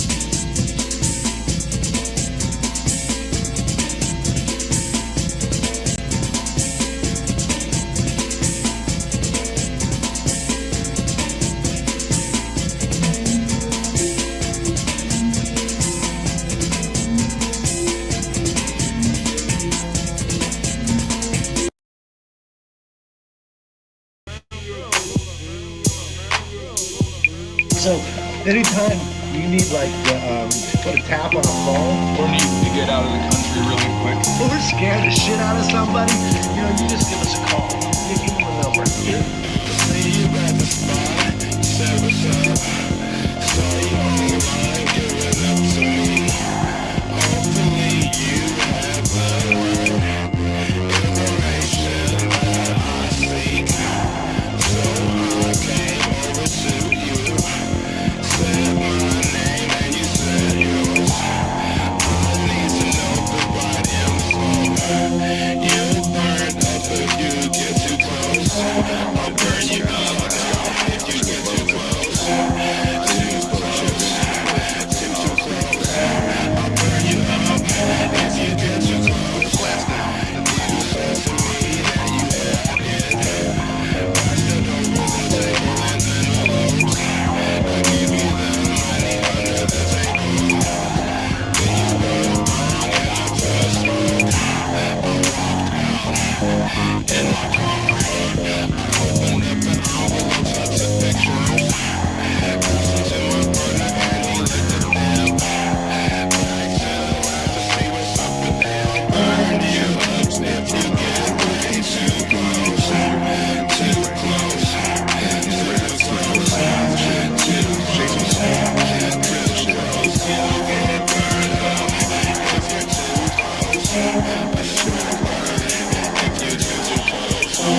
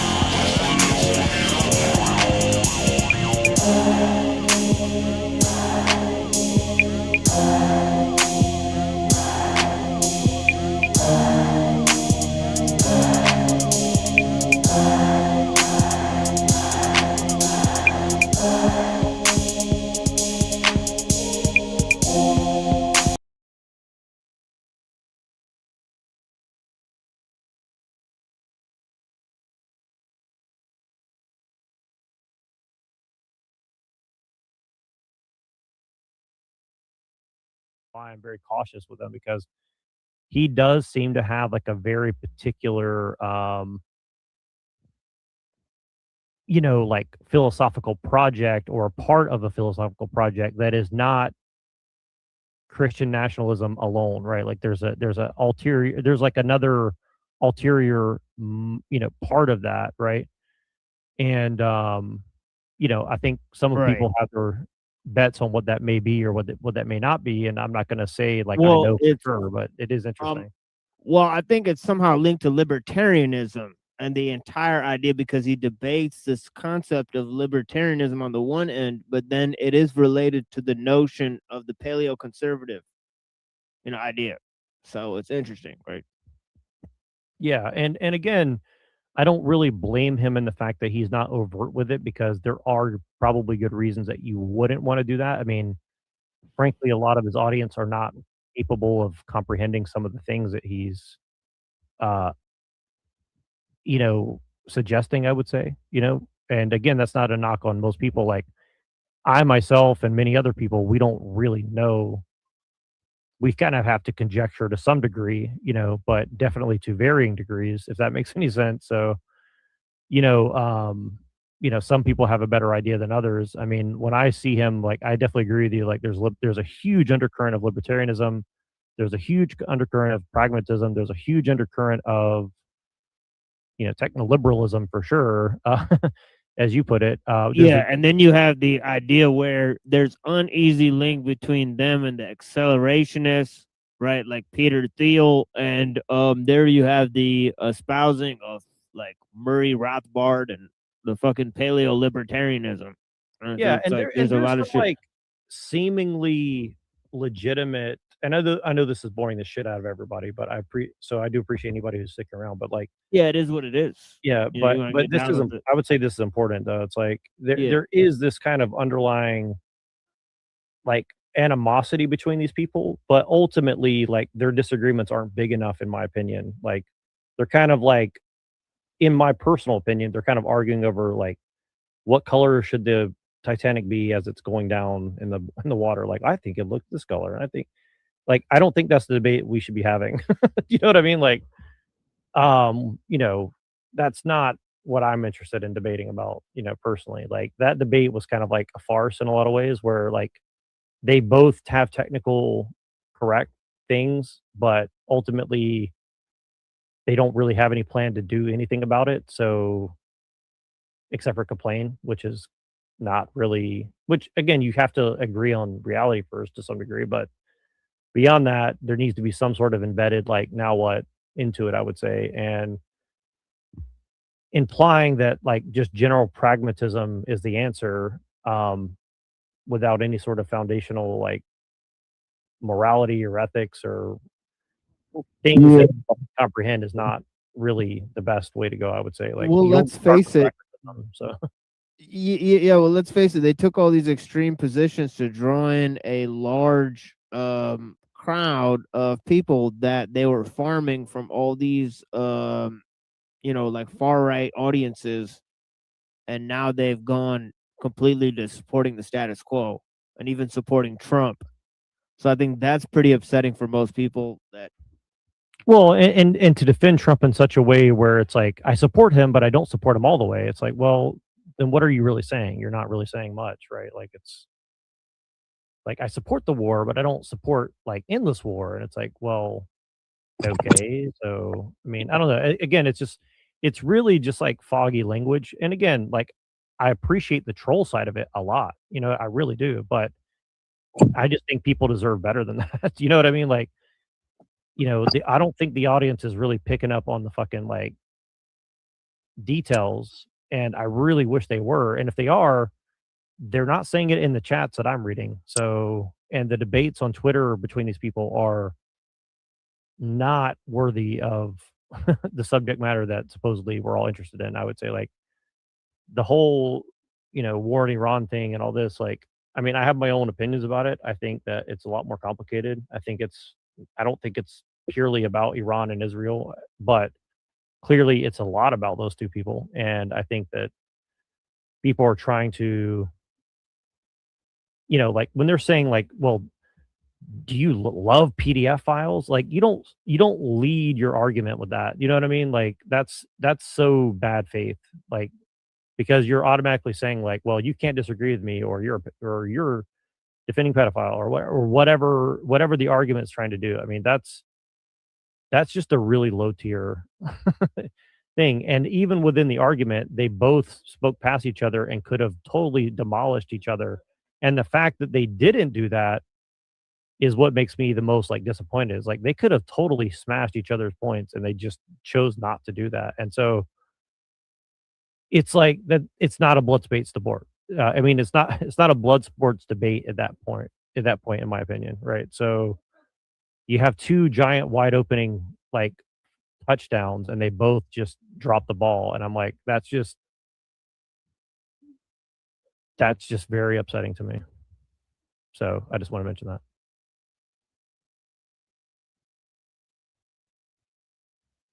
When I look at Andrew Wilson, I just, I'm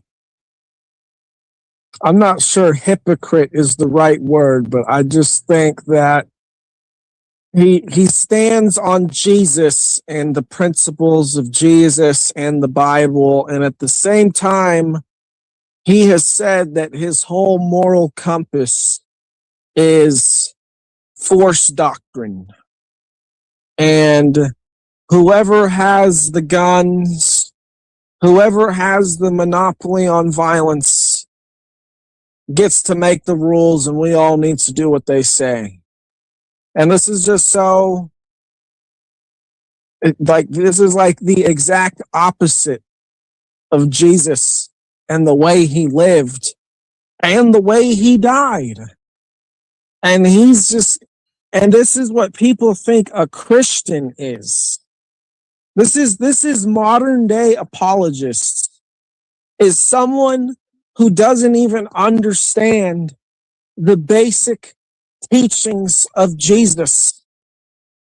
I mean, it's insane. Now, admittedly, I don't listen to him often because when I have listened to him,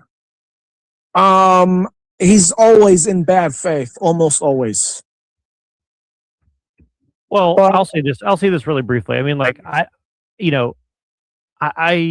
because I'm not trying to defend him or anything, but like I think that like I can see how he's justifying some of what he's saying, but he's definitely leaning way too hard into like, well, whoever has the power makes the rules. And it's like, if you're not going to go on the other side and say, well, this is a dangerous thing and we shouldn't be too jumpy into that. And like, you know what I mean? Like, because here's the thing is like, if that were really true, even if you believe that as a Christian, which would be problematic, I would say, as you said, well, you certainly wouldn't want to say that in front of your enemies and tell them that like, well, if I get power, you're all gone.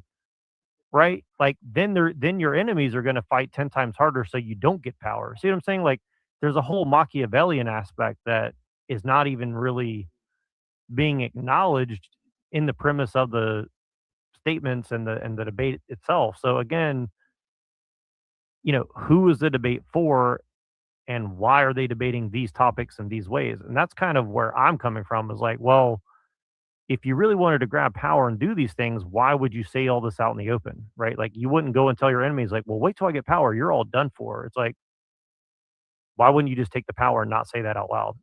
You know what I mean? Like, I don't understand it. That doesn't really seem to make sense to me either. Right. So I just want to say that like, as part of like where I'm coming from, because I understand what you're saying, but he kind of is trolling with that too. Like he kind of wants people to attack him on those grounds of what you're saying, where I think he's trying to purposefully rage bait people to say that's not real Christianity and blah, blah, blah. And then he'll say, aha, see, you want everybody except for Christians to be in power. And he does have a point in some ways like that, I can see. So again, he's a very smart debater. Well, I'm an anarchist, so that wouldn't even work on me. Well, that's the thing, is he hates anarchy. And I mean, I come from a somewhat anarchist bent in some ways, but I'm also a Christian, right? So like, I can see different things like, ideally we would have a king, but also I'm very skeptical of having a king because kings have led a lot of people astray. I mean, me and Machine were talking about the Crusades. Like the Crusades were a disaster for Christianity, in my opinion, right?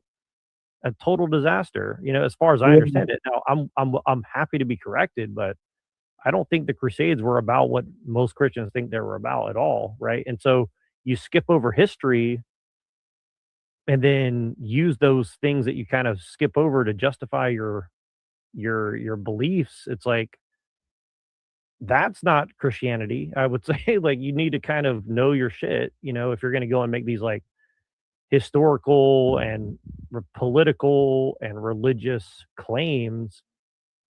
I'm just saying, like, I think thoroughness and honesty is going to be important. Again, unless you're just trying to be Machiavellian, in which case you wouldn't be saying all these things out loud, right? So that's kind of what I'm getting at.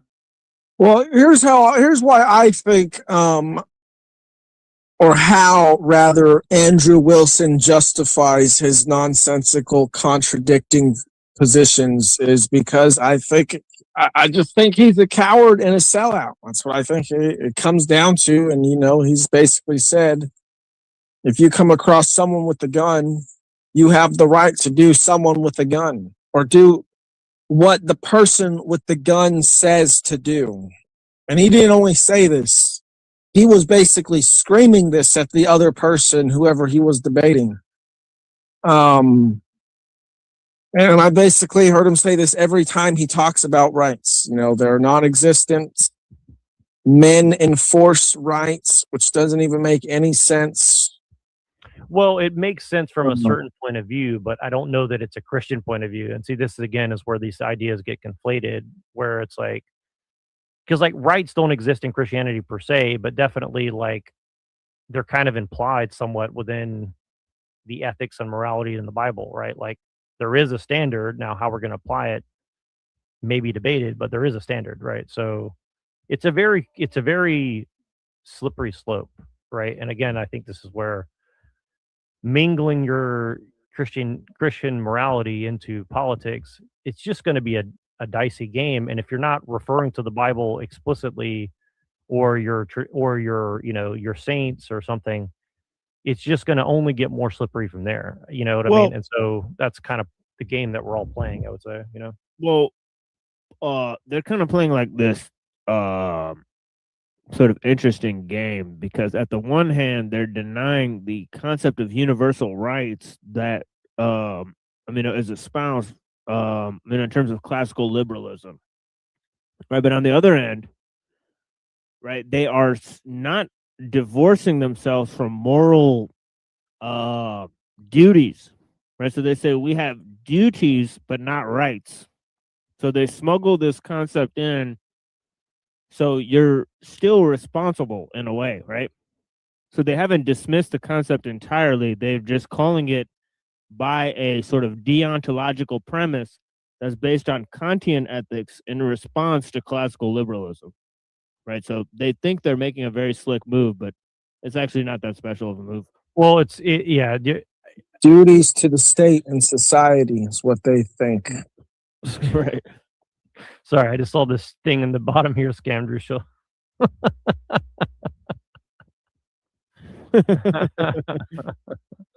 I mean, again, like, I don't want to beat up Andrew Wilson too much, because, like, I do think, again, like, to call him an idiot or a liar or a bad guy, like, even if you believe that, like, he has the ear of hundreds of people, at least, if not thousands of people. So, like, I don't want to underestimate his influence, at the very bare minimum. And again, like, some of what he says is true. A lot of what his wife says is true. Like, I don't want to throw everything out, but, like, they are smuggling in some shit that people should be aware of, right? And again, maybe they're not aware of the pitfalls, like, of some of what they're saying. Like, Andrew Wilson is not a PhD philosopher. So, like, he may be unaware of some of these things that he's smuggling in. Like, I don't want to call him stupid either, though. So, I'm saying? Like, I don't know what his intention is, right? Fully. Well, I mean, there's people like Jay Dyer that have literally been espousing things like tag and all these things way before he has. Yeah, well, and that's the thing. Like, Andrew Wilson's goal is to make money. Right. That's his goal. Well, I mean, that's right. Charm is more dangerous than truth. Yeah. But this may be a form of argumentation, right, about Christian ethics, right, that they've borrowed from Calvinism, right? So this is also true, right? It's, well, they're Nick Land rehashing directly Plantinga calls and it. whatnot. Sorry to interrupt you, but Nick Land directly calls it. He's like, it's Calvinistic Gnosticism, and that's what Nick Land promotes, right? So again, I'm not saying that they're Nick Landian accelerationists, but there is some overlap, right? And I don't think that people should just like gloss that over either. See what I'm saying? Like, where there's overlap, it's worth exploring. You know what I'm saying? Like, Nick Land is basically like the philosopher of the tech giants. And if we're against tech, like, it would behoove us to understand like what this guy's saying, even if it's all bullshit, right? It could all just be a bunch of nonsense, but he's talking about like Calvinistic Gnosticism and how that's like the underlying structure. And, I don't know if that's true, but I mean, I've seen enough smoke that I want to double check and see like if shit's on fire or not, so I don't know. Yeah, well, I'm gonna get off. It was good talking to you all. Appreciate you, Dom. You're Good night. always Yeah, back. peace, John. All right, good night. Good night, man. Let's just play some of this Rachel Wilson thing, see what they say. I'll be right back. History versus common sense. You guys can decide for yourselves. It's funny because I was talking with my manager on the way over here and we were laughing a little bit because the irony of this debate is she would not be standing here, with all due respect. She would not be getting paid to debate me if not for feminism. That's not an opinion, everybody. That's a fact. She would not have been paid to write her book if not for feminism and the people that work really hard to give her the opportunity to do this. Now, listen, I don't care how much money she's getting paid. I don't care how much money her husband makes. The fact of the matter is that she wouldn't be here if not for feminism. Again, not an opinion, fact. I've never been called a feminist before. I've been called a lot of things by a lot of people. Never been called a feminist because I don't think I am one. I'm just somebody that doesn't like to tell other people what to do with their lives, man or woman. Who am I to tell a woman, you should stay at home? You shouldn't be in the workplace. You shouldn't have kids after 30. No, I want people to live their lives and do the things that they want to do because life is short. What right do I have, man or woman, to tell you what to do with your life? Now, I'm not really sure, and I'll ask Rachel this question. What does this country look like for her? Does she not want women to work at all? Does she want us to be a third world country like Afghanistan where women are not allowed to work? Now, you're going to hear this word a lot in this debate. No, it's not going to be Donald Trump. But you're going to hear the word hypocrisy a lot. Because Rachel's made decisions in her life because of feminism. Rachel's had the opportunity to get out of relationships because of feminism. It wasn't even that long ago where women were in abusive relationships, but they weren't allowed to get out of those relationships. I don't care about someone's personal life. I don't care how many baby daddies they have. I don't care how many ex-husbands they have. It's not my business. But in this debate, it is my business because she's telling other people how they should live their life. Why is it okay for her to do that, but not others? I defer. Thank you very much for that opening statement. We're going to kick it over to Rachel for her 5-minute opening as well. Rachel, I have the timer set for you. The floor is all yours. Well, thanks for coming, everybody, and being here. It's great to see so many faces, and all of you online watching, thanks for your support. Thank you to Andrew for giving me something beautiful to look at in the front row. A whole straw man opening is brand new for me, but that should be fun. So for my opening, the topic of the debate is, has feminism been good for women and children? I'm glad we're talking about this because the whole reason I do this is that feminism has destroyed the lives of children. So let's talk about the promises of feminism, what it told women and children it was going to do, how they got suffrage passed, how they got the whole agenda passed. It was supposed to provide women with safety, equality, and happiness. Let's look at the last 100 years and see if feminism has delivered on any of those promises to women and kids. So after no-fault divorce became kind of the law of the land starting in the 60s and spread across the country, we changed all of society. Prior to 1950, there were only about 2% of kids living with single parents in a single parent home. Now that number is over 40%. Contrary to popular belief, women were allowed to leave abusive and dangerous marriages prior to no fault. No fault divorce didn't mean no divorce. It just meant you have to have a reason. So in the year 1900 alone, there were over 55,700 divorces granted to women for reasons like abuse or abandonment. Now you can just get one because you're not feeling it anymore. So what we have is broken homes, and the effects of broken homes on kids are extremely well explained in the data across all the data sets, and they're very consistent over time. So after this big wave of divorce in the 80s and all these newly single parent homes, children experienced a lot of destabilization in their lives, which put them at risk for everything you can think of. From, let's take a look at this. Fatherless homes account for children. 90% of kids who are homeless come from a fatherless home. 85% with behavioral disorders. 75% of kids in substance abuse treatment centers. 88% of kids who are committed to psych wards come from broken homes. If you look at abuse of all kinds, all the data sets show that kids who are living with a single mom and their partner are at the highest risk, more than 10 times more risk than children who are living with both married biological parents. Also for women, domestic violence didn't go away because of no-fault divorce. It shifted to cohabitative relationships. So the domestic violence rate dropped for married couples, but it skyrocketed for cohabitating couples. You are at 40% higher risk of getting abused by your boyfriend than you are your husband if you live with your boyfriend. So much for safety, I guess. What about equality? Well, men still do all the dirty, dangerous, difficult jobs. 92% of all work deaths are men. 90% of all infrastructure jobs, the essential infrastructure jobs that run everything you see here, are done by men. Women get less time for the same crime. Men get 30% longer sentences. Women get 40% more probation than sentences for the exact same crimes as men. Single mother households dominate welfare. 85% of SNAP money goes to women, to single moms. And if you look at welfare and out-of-wedlock births on a graph, they go up in tandem over the last 70 years together. So what about happiness? Are women happy? Well, unfortunately, no. We now have 26% of all American women are on at least one psychiatric drug.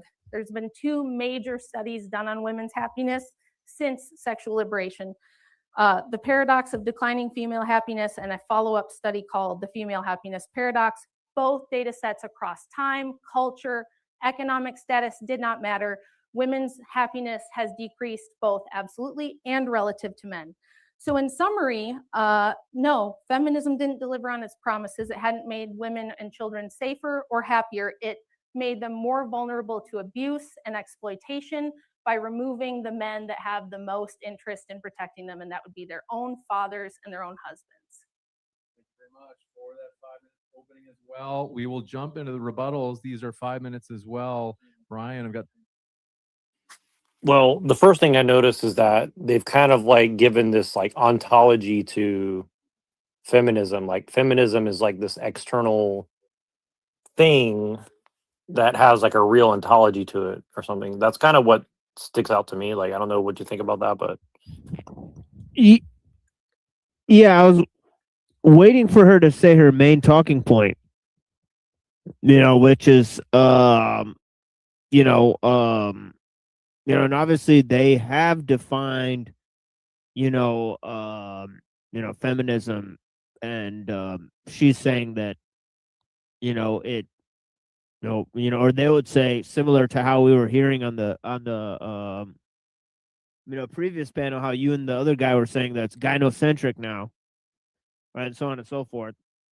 So in terms of that, I think that she didn't say her main point, which is that it's men who instituted all these laws and all that stuff. She kind of said it when she said that, it's men that are going to work and dying for us at a larger rate, right? But but yeah, it's largely men who have instituted these laws, right? So I mean, it's men who are the feminists, right, or so to speak. It's not women's fault, right? Even if there is feminism, that's not the women's fault, right? That's the men's fault, right? Wouldn't it be, right? Because she's saying that the men control society, right? Because she believes in patriarchy or whatever, right? So I mean, the truth behind her own ideology is that the men instituted these liberal laws to try to liberate their own women and then enslave themselves, right? And I think like that just doesn't make a whole lot of sense, right? That's not actually what happened, right? Like that's not, it's actually like what the other guy said. He said, you'll be a third world country if you don't let the women work, right? Because once you have industrialization, you need women to go to work, or else half of the society won't function correctly, right? So, I mean, it's not really by choice that we've instituted any of these things, right? It's not some sort of moral play that happened, right? So I don't know. So I think it's all just, I think there's a lot of weirdness going on. It's obviously false dialectic that they're drawing on and to have a fake debate. Right. Yeah. That's a really good point. And yeah, well, it's kind of performative in the setup because you have a male feminist and a female anti-feminist. So, right. Yeah. you know what I mean? Like, it's kind of interesting. Like, that's kind Yeah. of what I mean. Like, it's a kind of weird. Also, like, Yeah. he's got like the Amish like beard or something. Like, I don't know if that's like a signal or Yeah. something, but I don't know. Yeah, another thing you'll see them do a lot is the black conservative versus the white liberal. Right, they'll do that a lot. Right. So right. Yeah. I mean, we need some right-wing Jews versus like left-wing Jews too. Like, you know. I know. Yeah, I know, right. I have this funny picture. It's like it's like a picture of like the donkey and the elephant. It's like gay liberal Jews versus like war liberal Jews or something like that. I just thought that was pretty funny. It's like pretty interesting. Like war Jew versus like gay Jew or something. I don't know if I can get away with that, but kind of a funny thing. Like, dude, the amount of comments against Andrew Wilson, I was honestly surprised. Like, he has like so much people saying like, "Oh, he's a Jew and he's he's a shill for Israel," and like, there's definitely an argument there. It's just funny. Like, I wouldn't expect like that level of like vitriol overnight on him. Like, that's pretty crazy. Yeah, because he literally said it's okay to support PDFs. It's okay to bomb a country because we suspect that they're PDFs hiding in there. It's okay to kill their children. But then on the other end, you basically have to sit here and support the guy who's linked to all of this type of stuff and it's almost like based in the sense where it's almost like white Sharia or something. It's like, and that's kind of why I was saying, like, I think it's a troll in a sense where it's like he's kind of doing like white Sharia honor killing, and like that's kind of what Rachel Wilson's doing too. It's like, and the reason I say that is because like the alt-right used to like made up that term. Like, one of my favorite guys from that made that up, and then Tom knows about that too, and then Rachel was Owen Benjamin was a big proponent of like white Sharia. So again, it's just kind of interesting. Like, these ideas are not new, right? But he's kind of alluding to them in like a sneaky way. So it's like, it's pretty interesting. He's like, well, you want them to be alive to get raped by PDF files. And it's like, I mean, first of all, like, that's a massive argument to put forward. But then on the other side, it's like, so what? Like, honor killing is good now or something? You know what I mean? Like, there's like all these subtle implications that just don't get picked up on. Do you see what I'm saying? And like, I was half asleep and I caught onto it and I was like, whoa, that's kind of weird. Like, you know what I mean? Like, there's a lot of embedded, I mean, talk about the tag argument. I mean, what are you implying, Andrew? You know what I mean? Like, that's kind of what I'm getting at, right? Where it's like, Muslim bad, but you're like, well, Noahide or Sharia, white Sharia or Christian Sharia is good. It's like, okay, so you see what I'm saying? Does that make sense what I'm saying? Like, do you understand what I'm trying to like get at? It's like, it's kind of like you want to bring back biblical law or something, but because your team's good and the other team's bad because like they want the biblical law too, but they want your shit too or something. You know, does that, I don't know if that makes sense, but like that's kind of like the little subtleness that I was kind of picking up on. Yeah.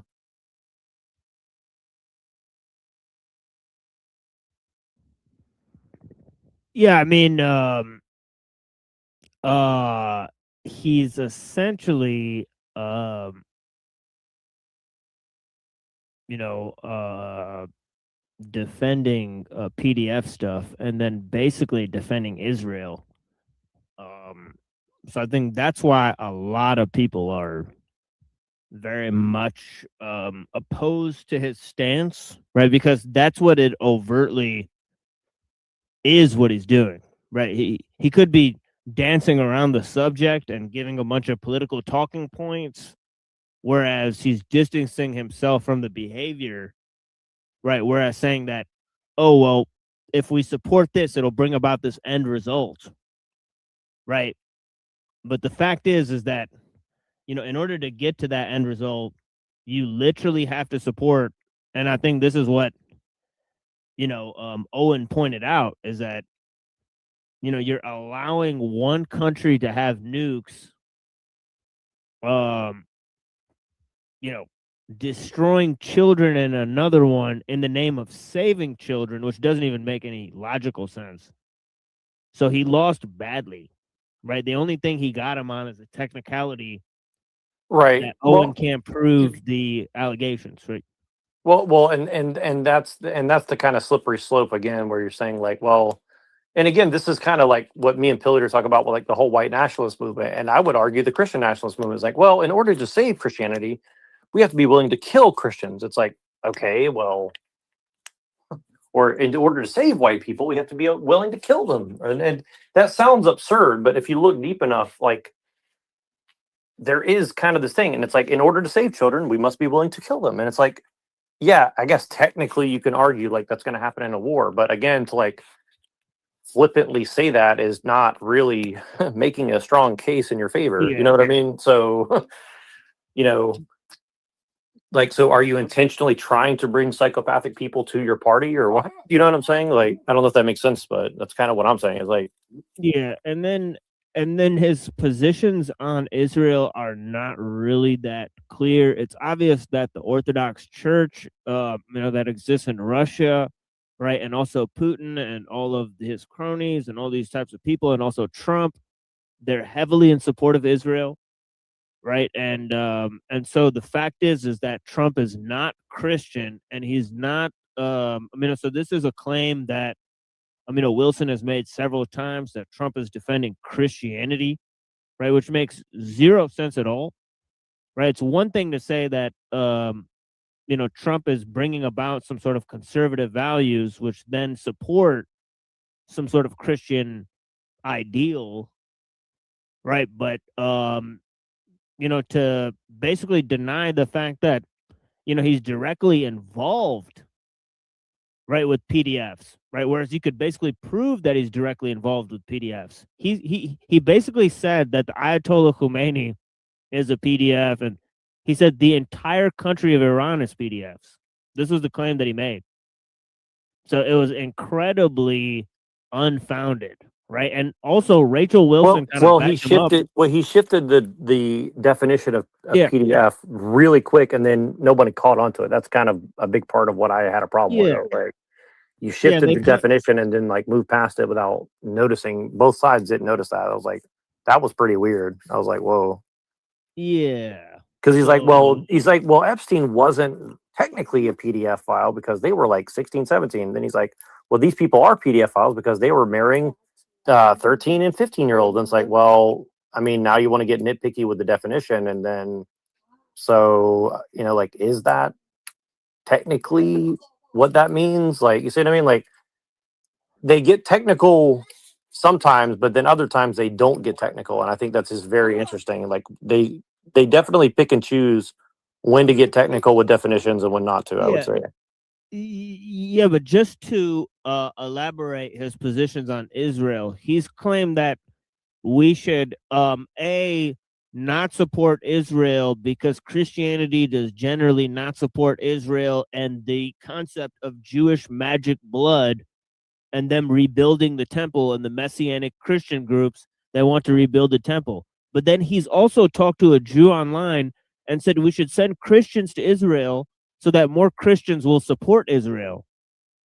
Okay, and then he's also said online right now that it's better to support an active move that is totally dictated by defending Israel, right, in order to get us involved in a war overseas, right? And then, and there's nothing wrong with that, right? So he is, I think he's, as I've said, both the Orthodox Church and his entire organization, I wouldn't be surprised if he's funded heavily by Jews, right, and whatnot.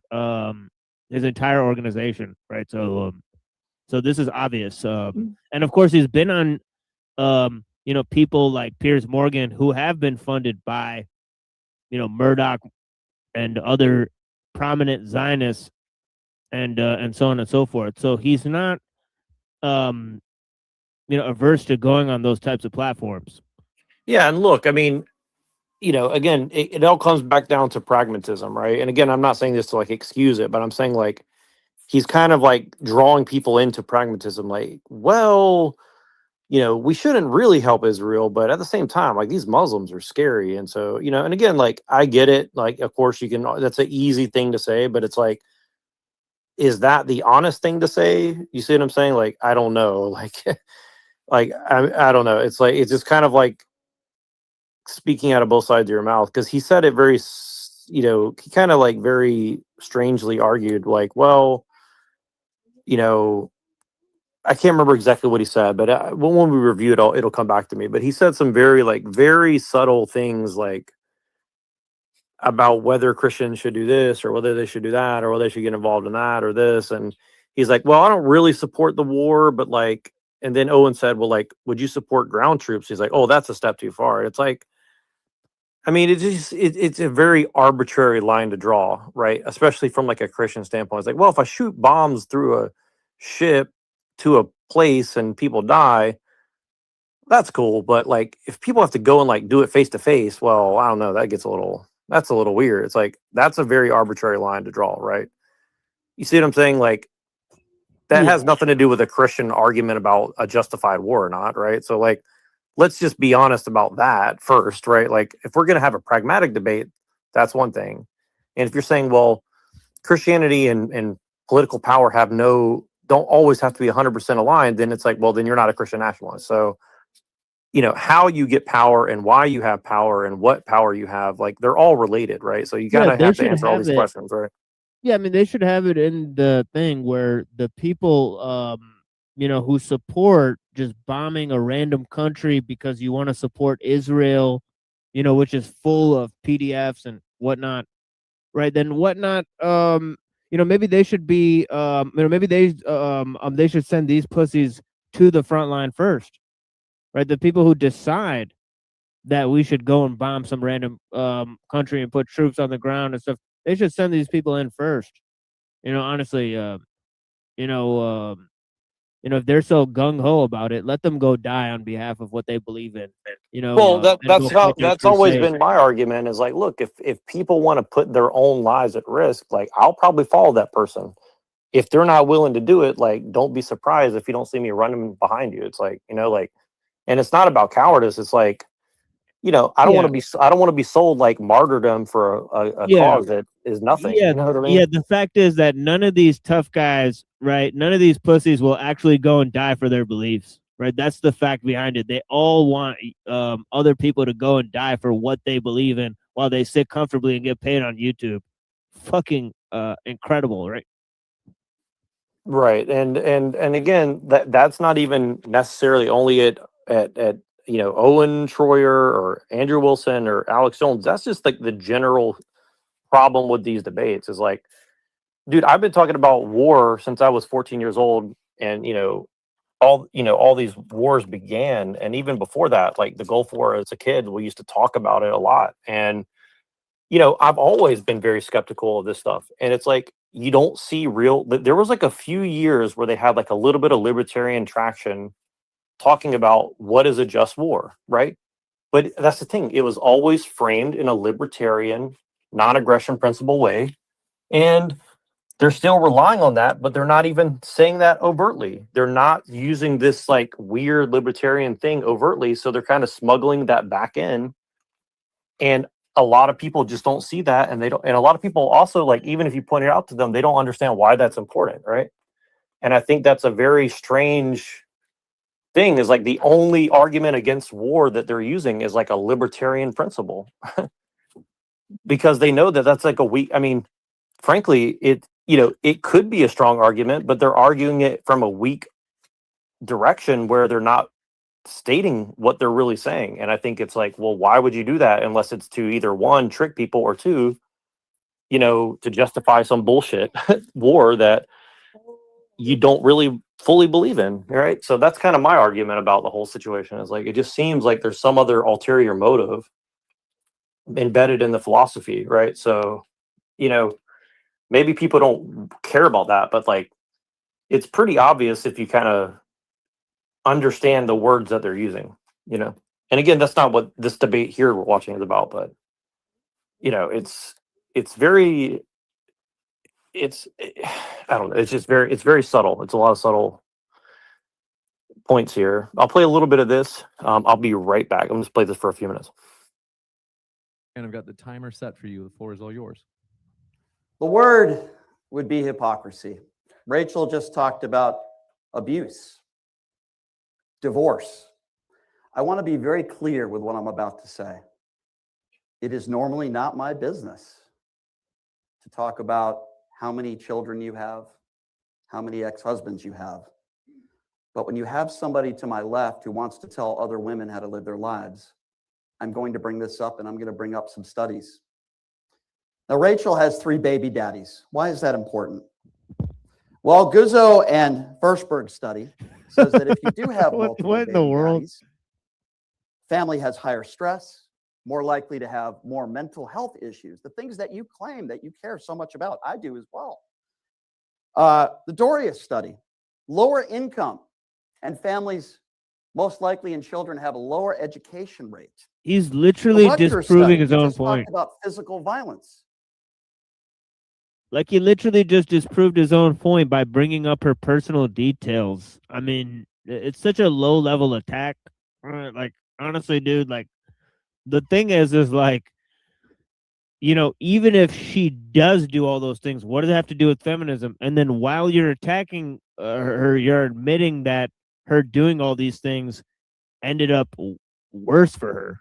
So it's like, you're actually admitting that, her point is right, that you shouldn't have 3 baby daddies because you're saying it caused her more stress and all this shit. It's just a ridiculous point. It's like shooting yourself in the foot.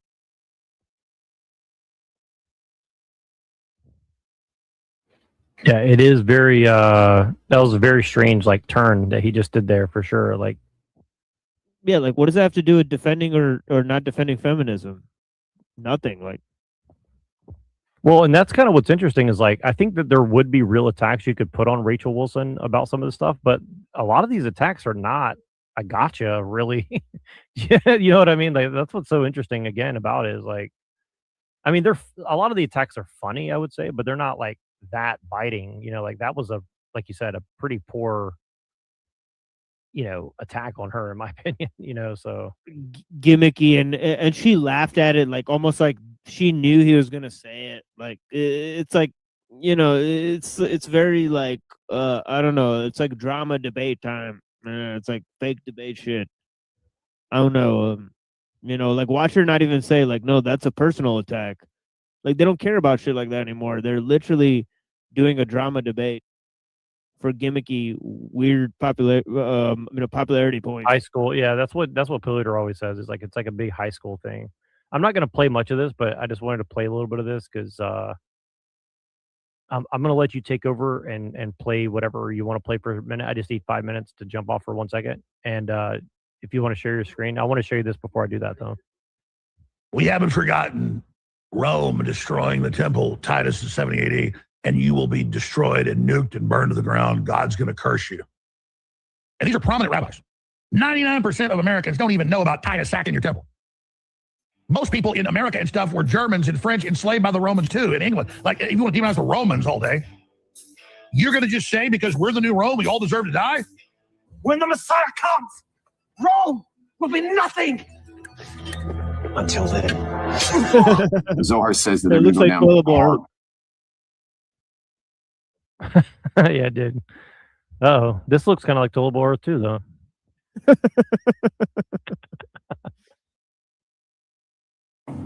For how they treated us over the last 2,000 years, for the destruction of the Second Temple and how they treated us, Hashem's going to take them down hard. He's going to humiliate them on the world stage, Western countries. Asif, Edom. I'll take that one. That's what I want to see. Meaning they're going to get killed in the end because God is going to go on the side of probably China, wipe out the whole West. Why? Because of the destruction of the Second Temple, which is still a debt they never pay. And because of the persecution. You know, all that persecution that just comes through, it's still a bill. It's still a bill that has to get paid by the West. Hashem now is going to close the accounts with every person, every nation, every leader, everything. Now Hashem is paying the bills. God will take revenge against all the Gentiles, descendants of Esau, what we call today Christians, for the Holocaust, for the Inquisition. So what's interesting about this again is like I told you, it's like the Rome versus whatever the fuck. You see what I mean? And so Yeah. this is the whole psyop. It's like Rome Yeah. versus the J and the pagan versus the Christian and it's like it's all kosher. I mean, let's just be honest. Yeah, know, and like, you it's could all kosher. you could literally go to Adam Green, his oldest videos on Odyssey, right? As soon as he made the switch from YouTube to BitChute, right? And then to Odyssey, he started making these rabbi clip videos that were saying that basically Edom is going to be wiped out and all this stuff. These clip videos are like way older than 3 years old. And Alex Jones was accused of gatekeeping the information at the time.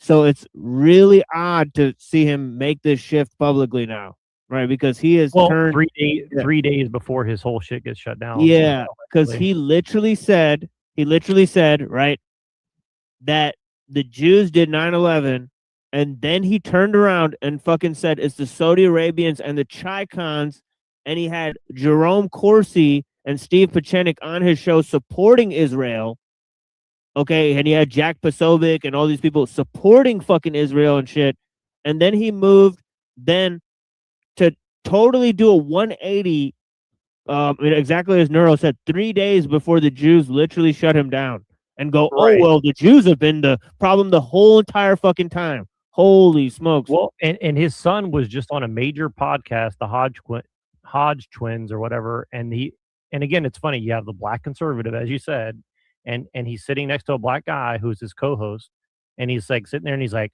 Trump stabbed my dad in the back, and that's why we're tired of Trump. And it's like, okay, well, you also spent 10 to 15 fucking years telling everybody that Trump's the good guy and he's the white hat and blah, blah, blah, blah. So like, why, like, how can we trust anything that you people say? Because you know what I mean? You've been fucking wrong.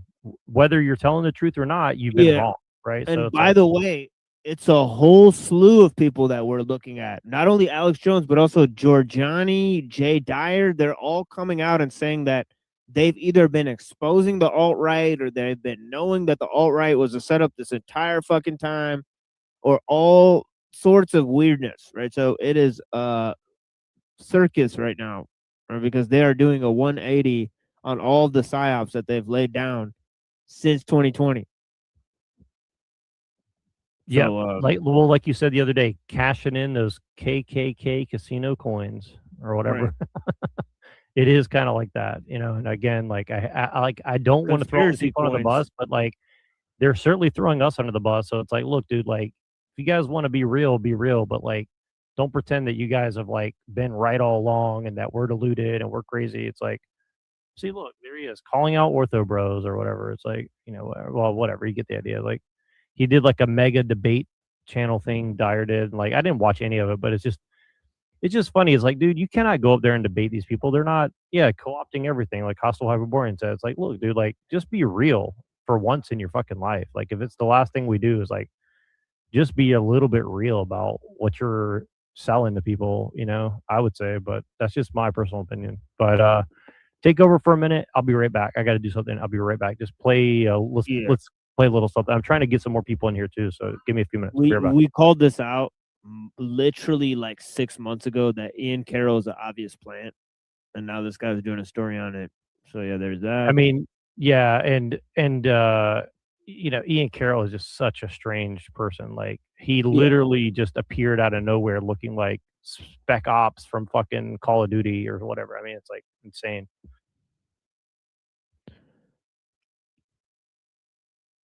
Yeah, so let's see what's on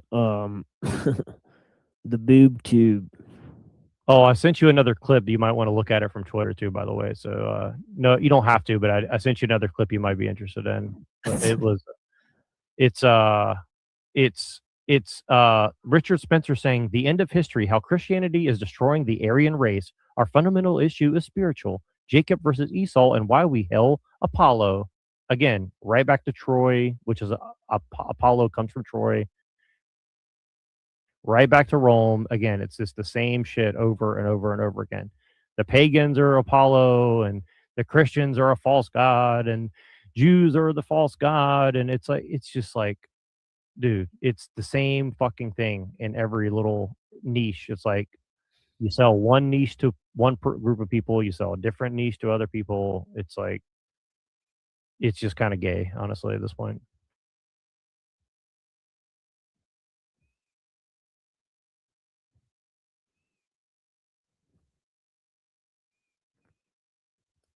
Yeah, so Host Day was live. Let's see what he had to say. We're taking a little break from our normally scheduled content to bring you some fucking gay shit that's on. Been beat up by girls, I think. So now it's your turn. Do you know what I did to my abusive ex-fiance? Oh my lord. You heard that story? Who's he? Is he in the Lord? I didn't know you had one. Limitations run out yet? So he came at me, and we were living. This is when I was still sleep tech at the hospital, and he came at me aggressively, and I just had enough of it. And so, not to say that like I let him, you know, necessarily touch me that much, but I came at him at the waist, like it was just like self-defense kicked in. And he's 6'4", and you guys all know I'm like about a little over 6 foot, pushing 6'1". Anyway, so he came at me, I hit him at the waist, you know, picked him up and literally just hauled him up over my head, and he like landed. Yeah, I bet that was Stephen David that she did that too. Fucking. Would you infer that? Nobody said I mean, that. I'm just giving She clear didn't mention who it was, but she said it was her ex-boyfriend. signs that I'm creating boundaries about. Yeah, that's fine. Right? All I was doing was making sure you understood the scripture that you're trying we're to good. rely on. Just, you know. I don't think you understand.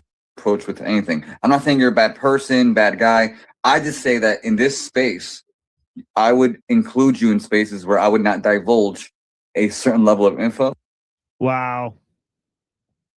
All right. Well, none of that seems cogent. Let's just go to something else. I don't see a Hurricane Peril there at all, even though he's on the cover of it. And look at this.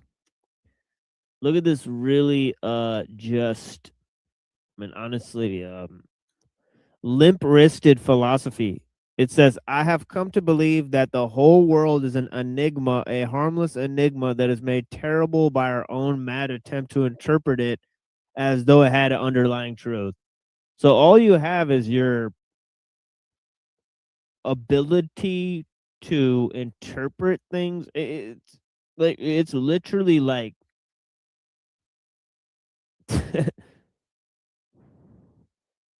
the dumbest philosophy I've ever heard. But yeah, I don't know. Maybe that's just me. But yeah, that seems totally limp-wristed nonsense, right?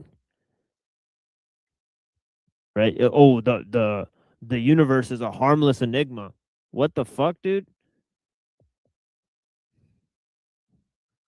Like, that sounds boring as fuck. Like, you want to know what a harmless, like, what's a harmless enigma? Like an airport, like, conveyor belt. Like, I don't understand. Like, I don't know.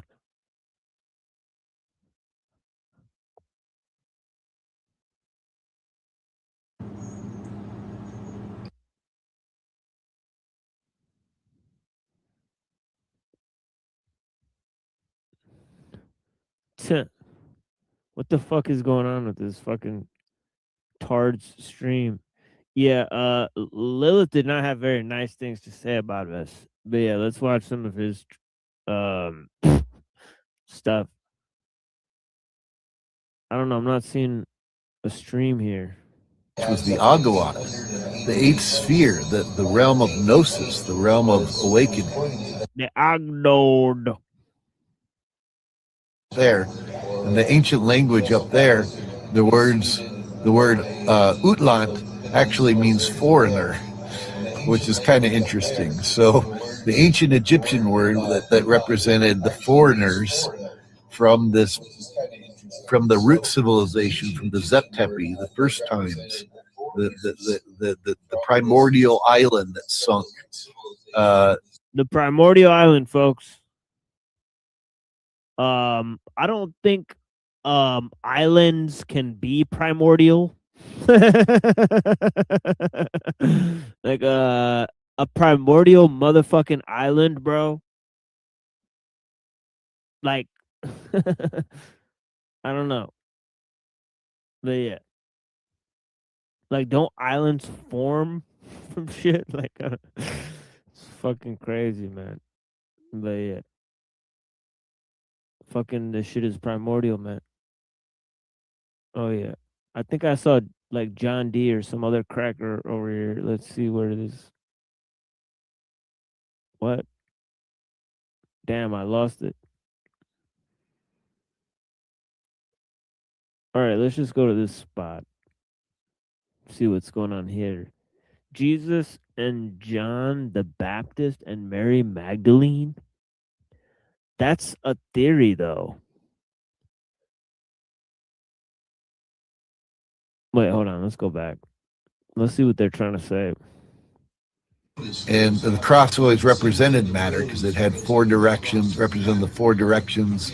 It represented the four elements, and so it represented binding us to this particular dimension, this plane of being. But as we grow and we learn, and as our soul begins to awaken again, and as we get in touch with that spark within us, that spark of Sophia, that spark of the monad, which is within us from the true realm of light, the true God of light, that begins to bloom and it begins to open up and awaken like a rose does.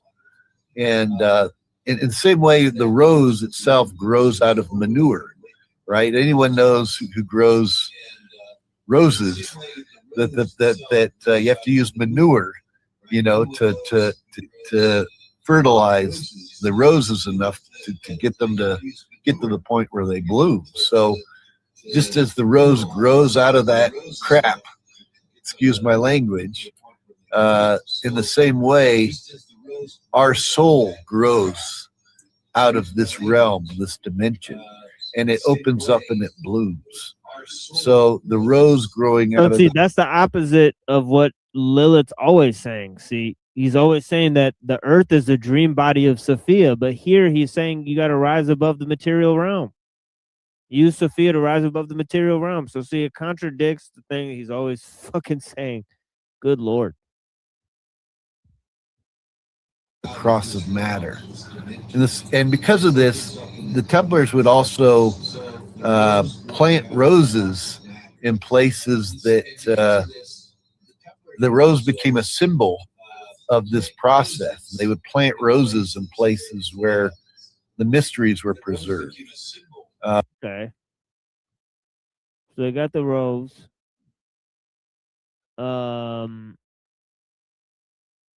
Has nothing to do with commandery within regular clandestine Templar order, right? Yeah. Right, yeah. Yeah, they rehashed that shit, obviously. You know. Shit looks fake as fuck.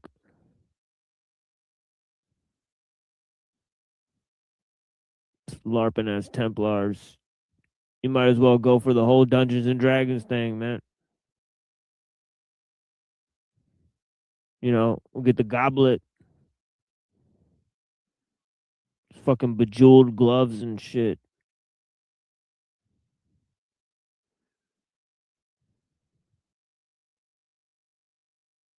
Okay, let's see. Architects of Humanity. They're usually pretty good.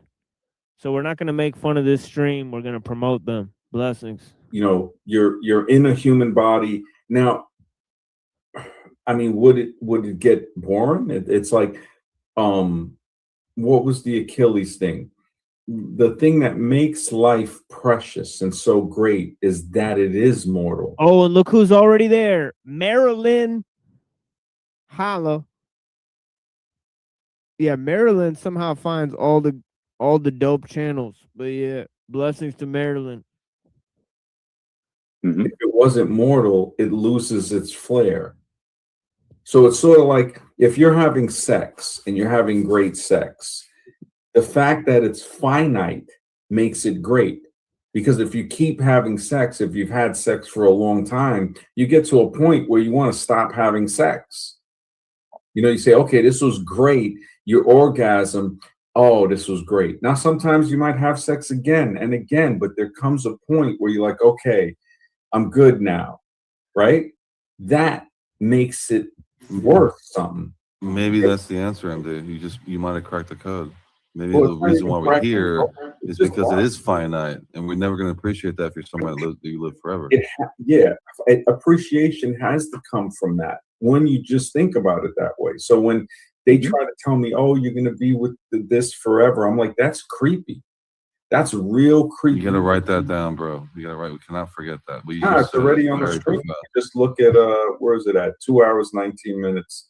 So it's like, you know, and that's the beautiful thing about being able to record time, that the fact that we can prove the present moment is flowing forward, creating the past behind it. And that's what gave me the idea to say, okay, we know that for sure. That can be scientifically proven every second, anytime. So that's a fact, that the present creates the past. Now, this present moment, could it possibly be created by the future? Just the way the present creates the past, could the future be creating the present? And if that is so, can we get echoes that come back to the present from the future that somebody might call deja vu or something else, this feeling of something that's going to happen? How do we know that? Now, we don't know how we know that. That's what I'm saying. Now you're jumping somewhere. What you just said was so profound. We have to kind of ponder that to say, what about you were an eternal being, and now you're being. I mean, the past is gone. There is no future, right? Like, I mean, you know, the eschaton reaching into the past, that is literally, you know, it's like Teilhard de Chardin, you know, crackpot, you know, pseudo shit for sure. But yeah, definitely. But yeah, man, I would definitely like to call in on that. Hell yeah. Yeah, definitely jump in this panel. Hassel. These guys are always talking about some interesting shit. You know, you're in a finite body. Everything that's finite in this realm, and these things are, you know, you only have a limited amount of time to be here. Kind of like the movie with what's his name, Big Wave that came, not Inception, the other one, the big wave that came and hit him. Because if you're in this world, time goes a different whatever. But what you said earlier was that's probably what it is. You have finite time in this reality to accomplish certain things. We're going to give you these certain gifts, and you have a certain amount of time to do it in, and you're gonna take it a lot more seriously because now you only have a certain amount of time to do it in, and we're gonna make you think this is your only life. We're gonna literally make you think this is your only life. Once you're done, you're done. That's it. But in reality, you're just playing a game. So what you said right there, I think that is probably, you cracked the code, man. I mean, you got that right there could be a whole book, a whole thing. You know, timestamp this shit right now. Whatever you gotta do. That right there is the most unveiling thing that anyone could say. Is that something that's finite, you will hold it so much more precious because there's only a certain amount of time to fall in love or whatever, where love should be infinite. But in this case, it's not infinite, and you have to somehow go with all the depression and everything that comes along with it and make this love last or whatever until the wheels fall off, whatever. That's what makes life worth living in the end. That's it. That's the only answer. There is no other answer. What makes things worth what they're worth? I want to know if it can be extended. Because if you live forever, would you care? Would you care about anything? Yeah, exactly. Yeah. You wouldn't care about nothing. You'd be chilling. You'd be like, you know what? I don't care about that. Yeah. Why am I going to lift a finger, right? But here, it makes you lift a finger, makes you jump up and, do something, or else you're done. I mean, also, see, these type of conversations, this is something that seems to be non-existent on the internet, because everybody, when you look at it, just wants to debate. They just, the ego is so overgrown. It's just to have a conversation. Oh, well, I'll debate you on evolution. How about just having a conversation with me about it? And they don't understand that. And that's where I'm like, you know what? Well, here's the thing. Here's what you're asking. And it's very tough to understand why they don't want to do it. But you're essentially asking them to erase everything they've studied, everything they know, even whatever, and this to guy says, relearn everything. You can jump on tonight, man. We have the link pinned to the top of the chat, bro, if you want to hop on. Go ahead. Hostile Hyperborean. No, I think you hit the nail on the head, Andy, when you said the ego. We live in a world filled with people with egos. They want to be the smartest. They want to be admired. It's their ego. And that want for admiration comes from insecurity. Exactly. 100%. Deep. But I'm saying, I think that ego comes from a higher place where they kind of remember being a badass because they were in that higher existence. But now when they're put into this realm here, now you're not so badass anymore. You get humbled. You get, like you were saying earlier, it all goes back to being humbled and to saying, I have a finite time to appreciate this. When you realize, when somebody realizes the finite time, you start to appreciate everything. You appreciate every moment. Like you say, man, this was amazing. We don't learn that till we're older. Well, I agree. Well, and not only, I'm not sure, I don't agree with that, because if you're young and you lose somebody, you start to appreciate it right then. You start to, they will. Okay. Pre-trauma. So before trauma, you're right. Yeah, trauma. Exactly. Somebody who's young. You're right about that. Okay, let's say no trauma. You're still experiencing the world, fantasy land, whatever. And you get older and you realize, wait, this again, no trauma, right? You can still experience it when you don't have trauma, but the only way to do that is having empathy. Yeah, these guys are dope, man. This dude hopped on my stream one day. We had a great conversation. His head's in a good place, honestly. I mean, but yeah, shout out to the G Architects of Humanity. This is the channel right here. But yeah, definitely go check them out at Architects of Humanity. Yeah, man. But yeah.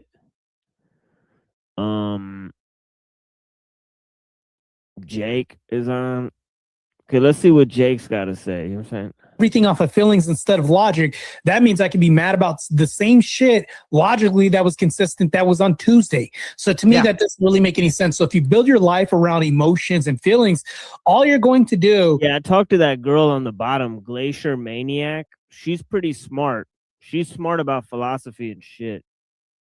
I think she understood that Hegel influenced Marx and shit. So yeah, I don't know. She seemed like more advanced.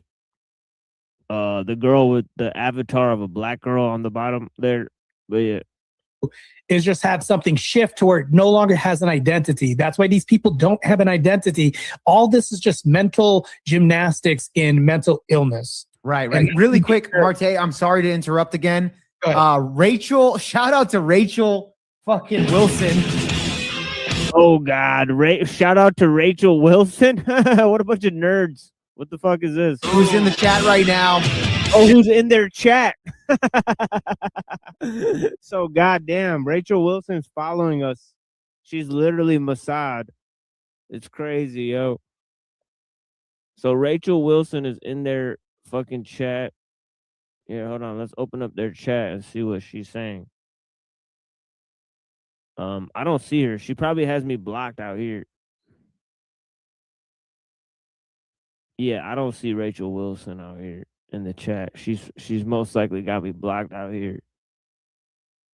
She just sent a super chat right now of $20. She says, "Thanks for covering the debate, guys.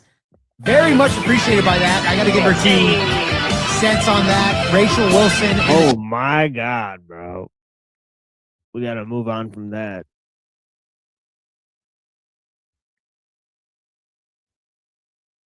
It's like absolutely nothing going on. So what's the deal, Neuro? Am I really gonna turn this crap on? All right. It, right? And you're making like a claim about like the opposite. Like, I'm trying to give you something without giving away something from my debate. But like, Wow, goddamn, bro. Like, spit it out. You know, you got like 5 seconds to make an impression. Like, spit it out. All right, all right. You know what? Let's just go to the Wilson debate. This is how we're gonna do it. We're gonna go to Wilson versus Schroyer, and I'm just gonna cover this shit without Neuro. It is what it is.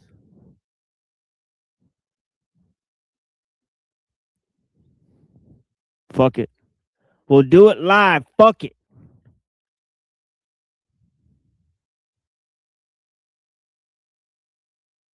All right, here we go. Doesn't look like it's going that way either. And I'm just concerned. Everybody's covering this nonsense. This debate is complete 100% trash. So we'll go ahead and cover it.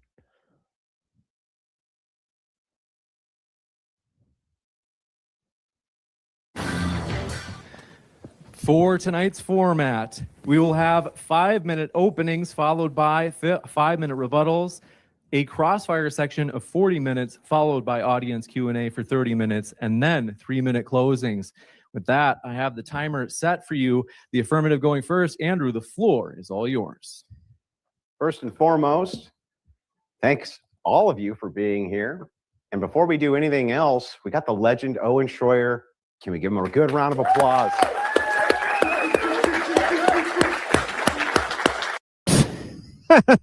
Legend. Dude, he's literally was the cringiest right-hand man of Alex Jones when Alex Jones was going around a protest in a armored vehicle. This shit looked stupid as fuck. It looked comical, cartoonish. And yeah, yeah, dude. I mean, how do you become a legend?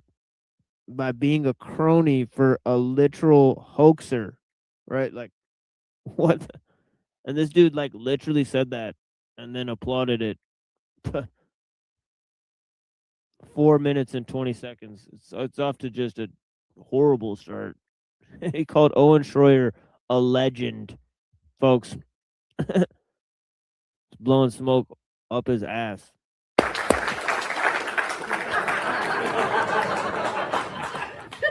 That said, you're still going to get stomped. So, first and foremost, what are you, 12? You're stomped. Let me clear up any misrepresentation when it comes to my views. I am anti-Zionist and anti-Christian Zionist especially. I have done many debates on the topic, and I've won them all. Are you sure about that? He's anti-Zionist and anti-Christian Zionist, but he said we shouldn't support the Jews, but we sure shouldn't support the people that they're fucking murdering and killing, right? And, you know, like who basically the land rightfully fucking belongs to, right? He said, no, it's okay to murder and kill those fucking people, right? And then he also said, oh, yeah, you know, we should send Christians to Israel to support the Jews. You know, so I mean, if they have enough Christian population, then the Christians will start supporting the Jews. So he's not exactly against. And also, as I pointed out earlier, he supports the Russian Orthodox Church, right? Which they don't have a problem supporting Jews. Actually, a huge portion of the fucking churches and shit, they actually exist within Israel. So they work with the Israeli government. The Israeli government has the power to shut down their fucking churches, shut down their fucking holidays. And they have very recently like shut down major portions of what Christians are doing, including Orthodox Christians. So it is Easter and shit. odd. They shut down the Yeah. Easter and shit. Like they did all sorts of fucking egregious shit, you know, against their holidays. Right. So they've not only eliminated a large percentage of the Christian population within Israel, not to mention the native Christian population of Israel. That's right. The Palestinian Christians, people you've probably never even fucking heard of. Right. So, I mean, it is incredible how they think that you should be totally ambivalent towards either supporting or not supporting Israel. Right. And they don't point out the actors within their own church that do it. Right? I mean, it's crazy, right? I'm also very anti. Oh, yeah, and here's another thing. Owen Schroyer was not pointing out when he was working for Alex Jones complicit support for Zionism. So there's another fucking weird thing. Oh, Owen Schroyer just kind of forgot about all that, and now he's all of a sudden against Israel. He's saying that he got kicked out because he kept calling it out, because Alex was like, well, he's always freaking out about the Jews. And then look, now 6 months later or whatever, he's leaving. Now the show's shutting down. And he's like, well, now that it's shutting down, it was the Jews. I was wrong. But it's like, okay, like 20 years later, you say that. So like, what's the point at this point? You know what I mean? Like, does that mean that, does that imply that you just couldn't speak on it because you're paid by them? And now that they took it away from you, you've changed your mind about it. So again, it's just a weird situation all the way around, you know?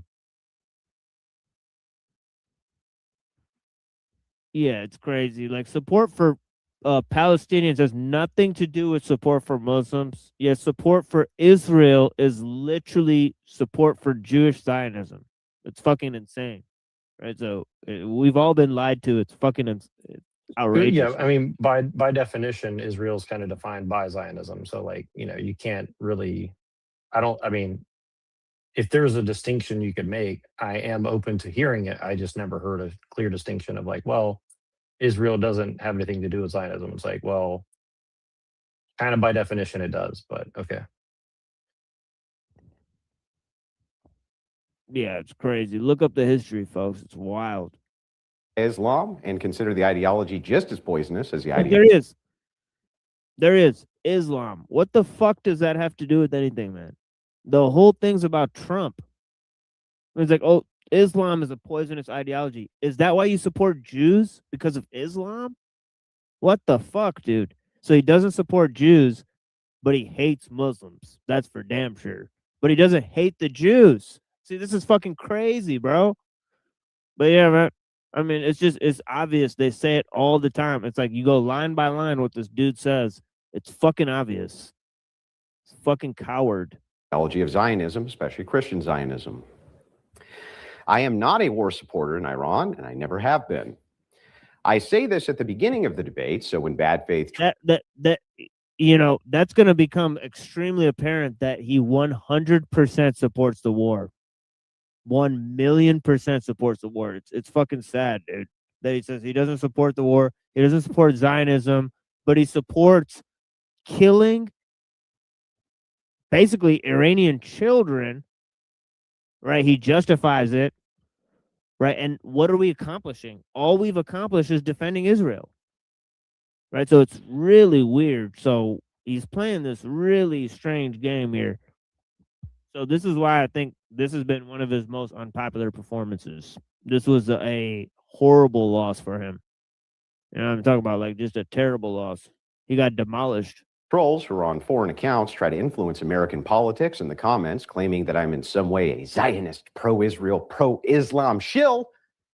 You can shatter the lies by simply showing them the beginning of this debate. which they won't even watch. You and I can laugh at their stupidity together. That said, I also don't believe Jews or Arabs are on. Oh yeah, I'm sure millions of people will be calling you a pro-Zionist, pro-Islamic. What the fuck does that even mean, dude? What the fuck are you talking about? Like what?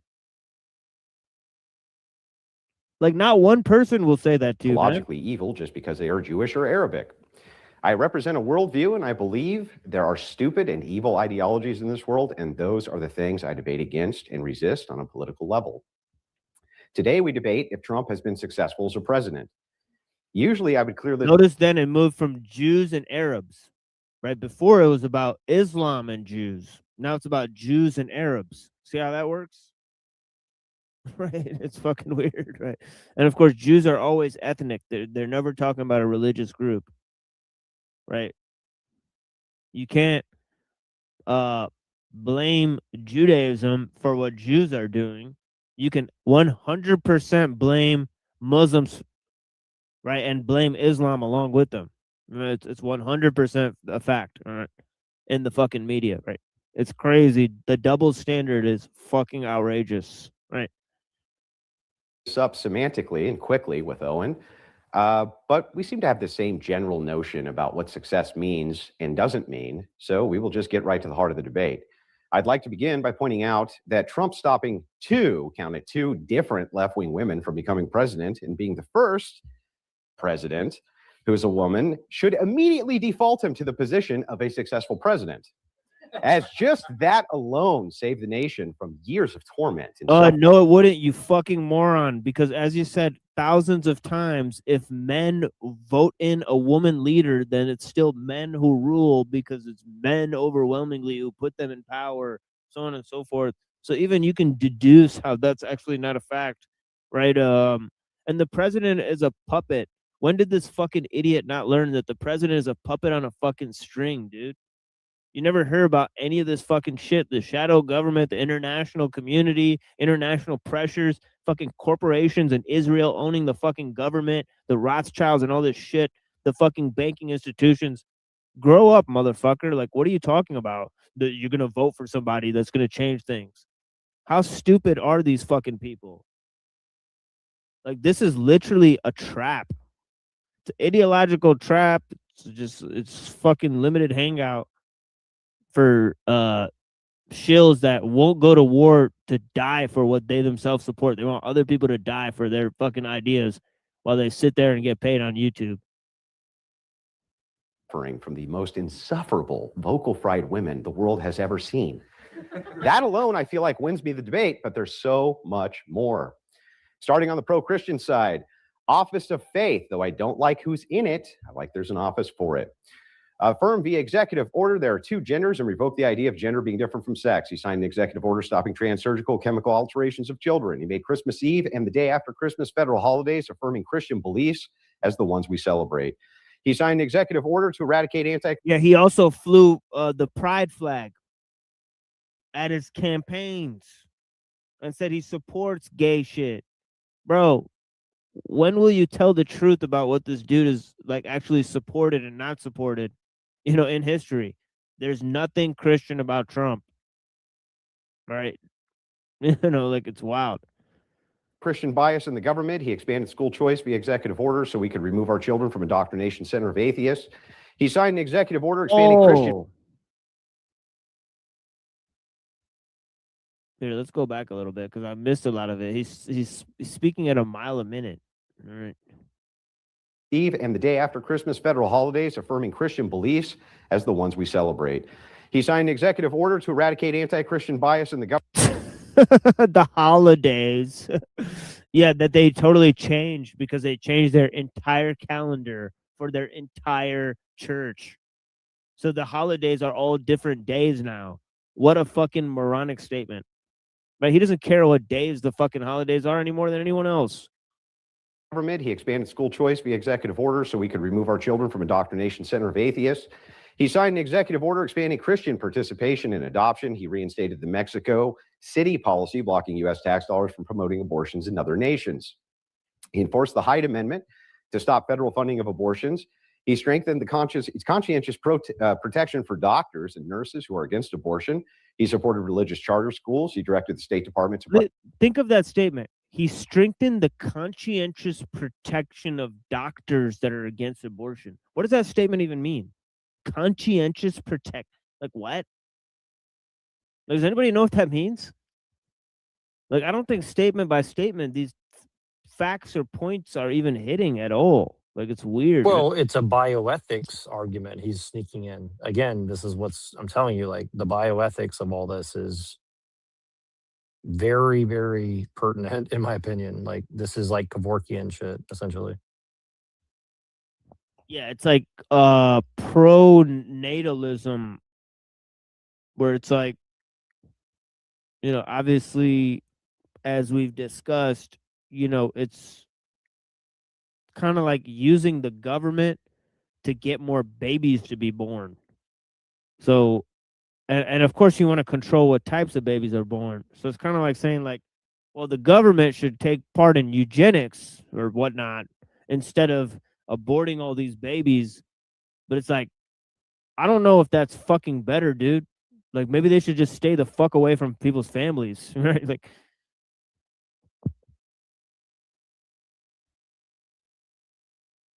prioritize against Christian persecution abroad, just to name some of his policy directives. And that's just the Christian side. Domestically, his most major victory is something incredible. Net migration negative, more immigrants leaving than coming. Both legal and illegal, which was his primary function in office from the standpoint of voters. And this is one of the few Western nations where that is the case currently, with limited exceptions. The Cato Institute, very pro-immigration, had to admit themselves that Trump has limited legal immigration even more than illegal immigration, negating the base fear from his own base that he would stop illegal immigration, ramp up legal immigration. He hasn't. Over 130,000 less per month just on the legal side. Real wage growth is up 1.3% under Trump. It was negative under Biden. Yeah, because he got jackbooted thugs to patrol the streets and walk inside of the homes of American fucking citizens that were trained by the IDF. What's your fucking point? Like, what's your fucking point, dude? Like, great. It's like at the cost of like all of our fucking search and seizure fucking rights. Like, yeah, let's just fucking throw those in the garbage and let the fucking police into our fucking homes. The federal workforce down 10%, which is excellent. Crime is down across the nation. Even Owen agrees with that. The Overton window has shifted right on most national conversations, including LGBTQ and transgender ideology. This isn't even getting into the historic court cases like Roe v. Wade and Chevron, which undid huge injustices in the United States. These are just some of Trump's accomplishments among many. I just can't list them all due to time.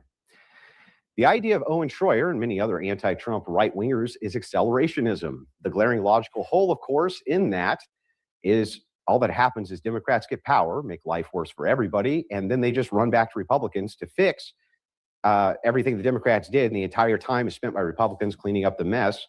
Yeah, I don't know where he got that from. I think that's clearly a straw man. I don't know if I've ever heard Owen Schroyer take that position.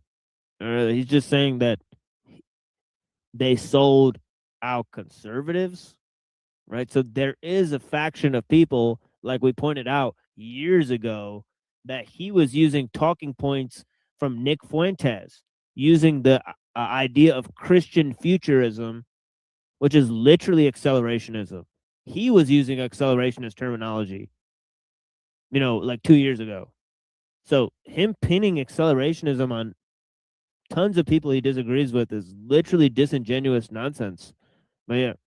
And also he's working with these fucking retards that are literally in office working with Thiel and the accelerationists. So what the fuck is he talking about? Accelerationism. Does he even know what that word means?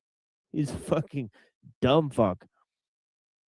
And this is what happens when you have people who have no sophistication in philosophy go ahead and debate political talking points. You know, Democrats and leftists left for us.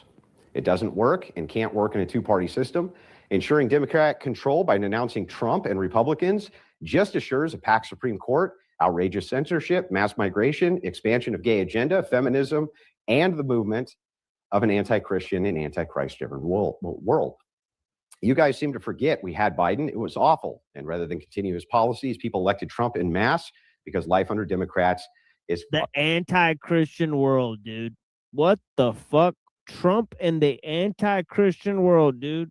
Like, what? Like, what in the world, dude? Here, hold on. Let me show you guys this.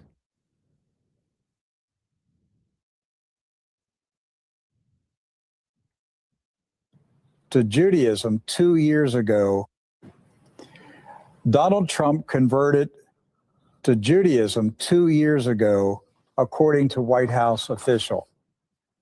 There it is. That's his blog.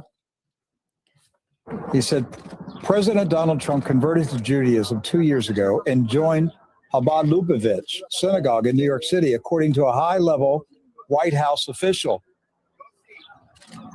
Mr. Goldberg says the story has allegedly been held by CNN's editors for months, but is due to be released within the next few days. So we'll go ahead and play parts of this story as they, announce that Trump is defending Christianity. He's defending Israel. Wake up. Awful. Now, you aren't going to get everything you want out of any administration. Trump is way too pro-feminist, pro-gay, and pro-Zionist for my personal liking, but we all knew that going in. He was still vastly superior to the alternative. So look, he knows Trump's a Zionist, and he still supports him. He just admitted it, folks. He just literally admitted it, but yeah. To Democrats and their cohorts, especially Harris, who wanted to roll back tax breaks 30 seconds. And tax as an offset instead of tariffs, which is Democrat policy as usual. We knew Trump was pro-Israel. He moved the embassy to Jerusalem and tore up the Iran deal the first time around. We knew this was part of what we were getting when we elected him, including Owen Schroyer, who, by the way, was put in solitary confinement by Democrats and held, in my opinion, as a political prisoner. That's what's in store for us under Democrats. I will cede no ground to Democrats under any circumstances, as there's no alternative. There's nothing. You cannot give Democrats power, period. And with that, I'll cede the rest of my time, but just note that progressive ideology is always... Yeah, you can't give a Democrat's power, period. You just make yourself complicit to the same two-party political system that gives them half of the fucking power. You fucking dunce. Like, what? What a fucking literal moron. Brain dead fucking idiot. Like, all right, yeah, great talking point, bud. Waiting to strike. And going against Trump is not going to help against that fight. Thank you very much for that opening.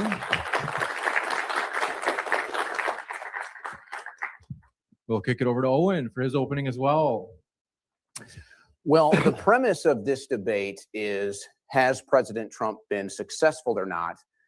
The premise is not, are the Democrats a bad political party? I think that we all agree with that. So that is not the premise of the debate.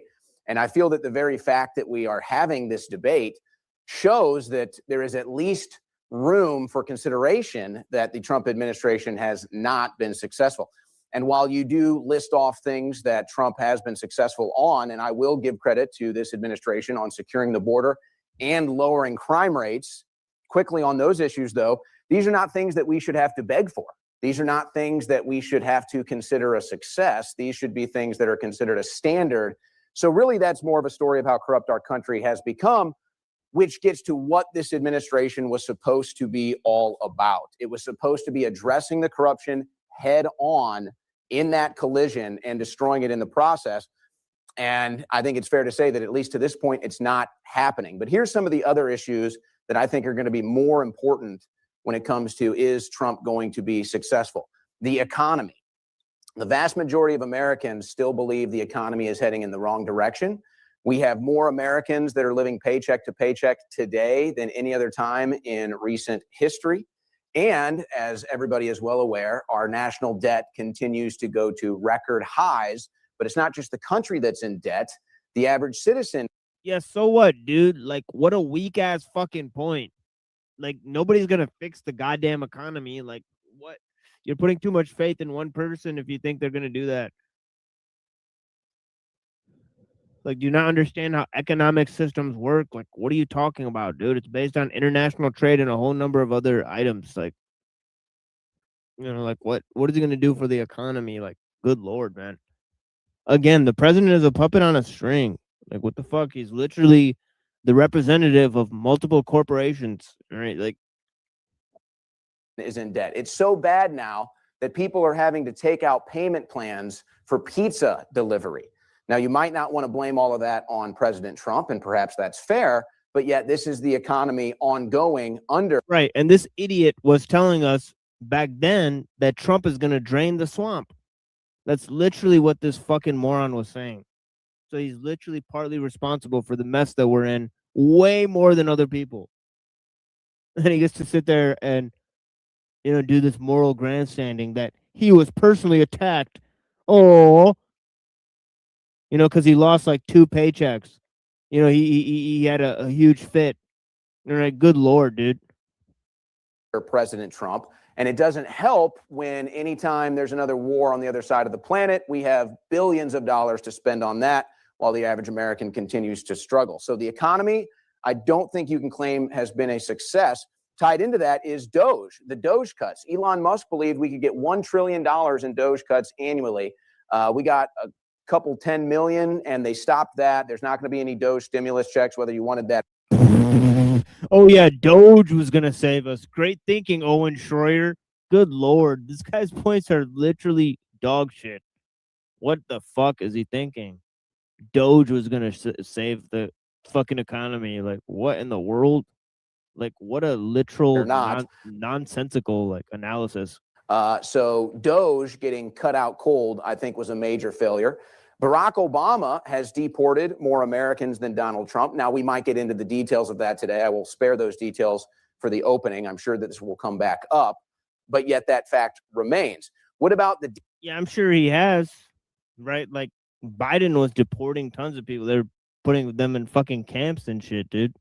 Like, what are you talking about? Like, they're pretty rough on immigration and all that stuff. I feel like a lot of presidents recently have noticed that there's a problem. They all did crazy shit. But this motherfucker parked a bunch of fucking weird dudes. Some of them don't even speak English, and they're fucking beating the fuck out of Americans in the middle of the street. So I'd say he handled the situation in a fucking piss poor way, obviously. Deep state. President Trump himself has posted about treasonous politicians more times than we can count. So if there's politicians that are treasonous and you are the president, then I have to ask, where are the arrests? That's kind of the biggest crime you can commit in this country, and yet nobody has been arrested. Don't even get me started on the Epstein clients, which are apparently a hoax one day, and then the next day Melania Trump is addressing the nation on how the victims of the hoax... Here it goes, folks. It's going to be all about the Epstein after this. So this entire debate is going to become about Epstein and about whether Trump can be linked to Epstein's crimes. Pedophile panic. Yeah. But the fact is that he can be linked to them, and Andrew Wilson will fervently deny this. Right. So that is incredible to see. I just came on to say, I hope both of you are doing well. Oh, blessings, brother. Yeah, blessings. Good to see you. I hope both of you are doing well. And yeah, that's all I came on to say. I hope both of you are doing well and everything goes well for both of you. Yeah, Peace thank and you. blessings. Yeah, and you too, man. Yeah, absolutely. I appreciate that. And you're welcome to hang out if you want and just chime in if you want.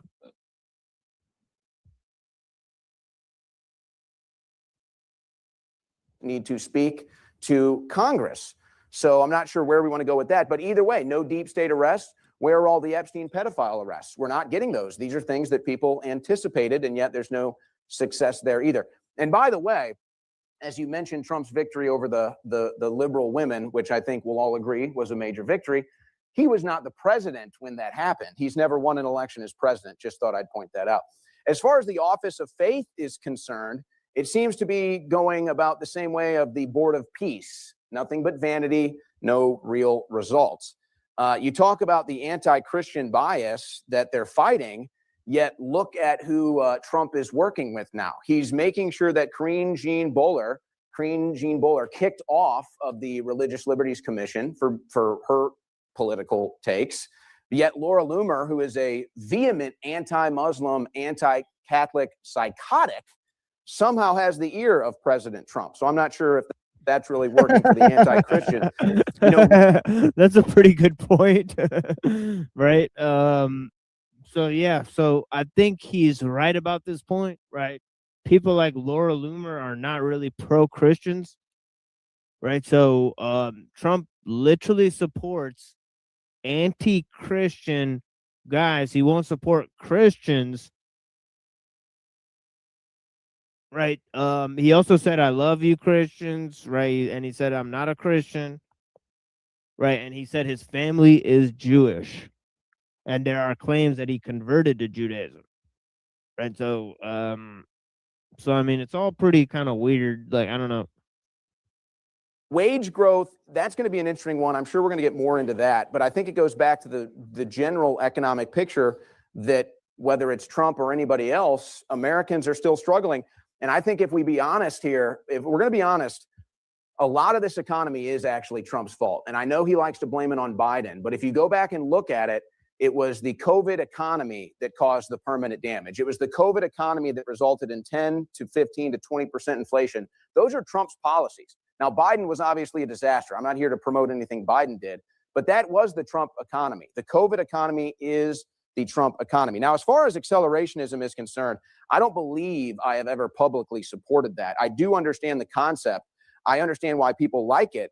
I'm not here because I want Democrats to win. And I think this is a very important statement for me to make because much like in your opening statement, you wanted to clarify. Yeah, that was a great point, right? I mean, you know, Well, they're also defining like wanting to vote for Democrats as accelerationism as if that's the end all be all definition. So that's kind of weird, but go ahead, sorry. Yeah, it's kind of weird. Yeah,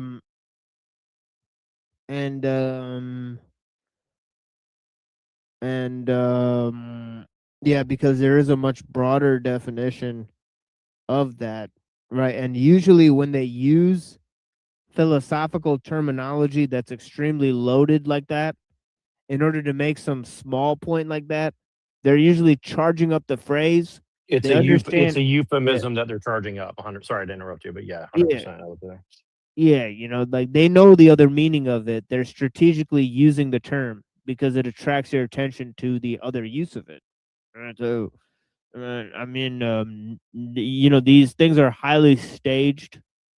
Okay, anybody who watches enough of these understands these are highly staged events.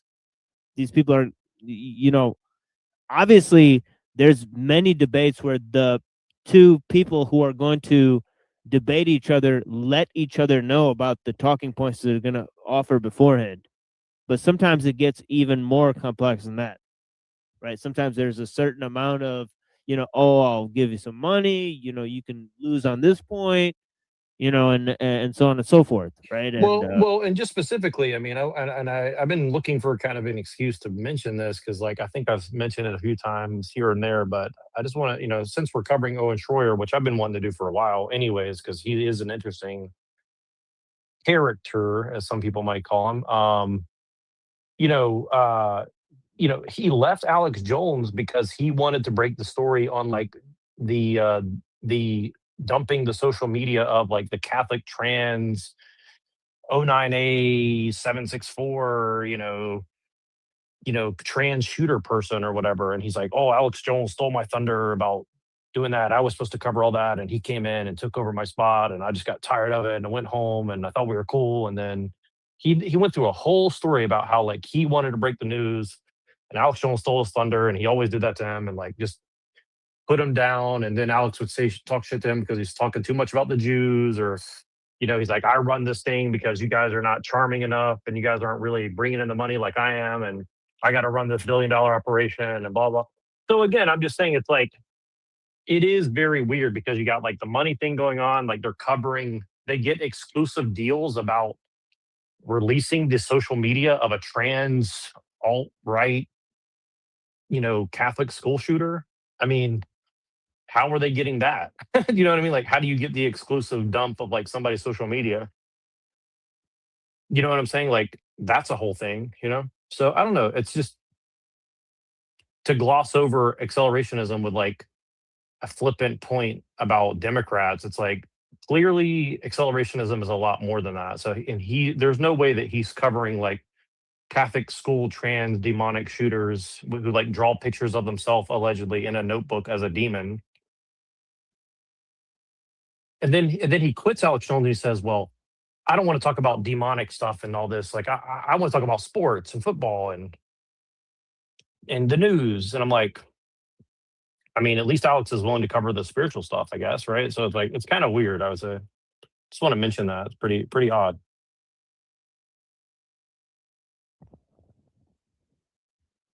Yeah, and it's like one dude didn't like iron his shirt, and the other dude looks like, like, It looks like it looks like Billy Ray Cyrus, like like he's about to pass you the card for like the Eyes Wide Shut party.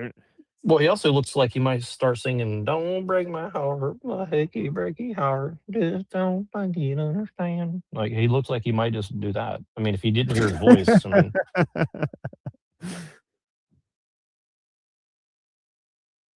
yeah, we're 15 minutes he just needs the cowboy boots and the hat. I mean, he's there. I mean, but anyways, he's got the mullet going. He's got a very particular like mullet, like man look or whatever. It's pretty. It's like the car mechanic versus like the like metrosexual cowboy or something. I don't know. It's pretty weird.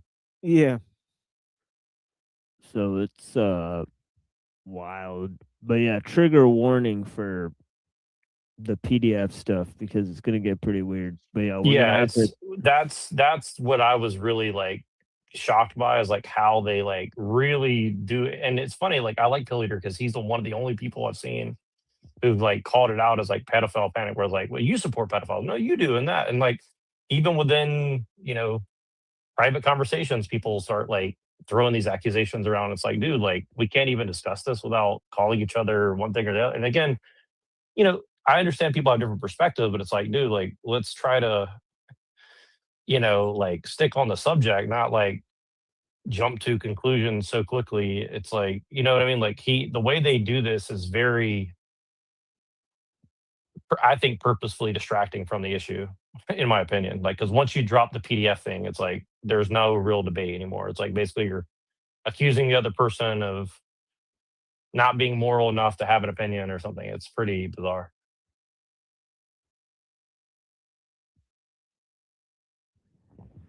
Yeah, so trigger warning for that. I will fact check a lot of what they say, so we'll have to go ahead and. Yeah, I agree. That's a good idea for sure because they start making like crazy claims for sure.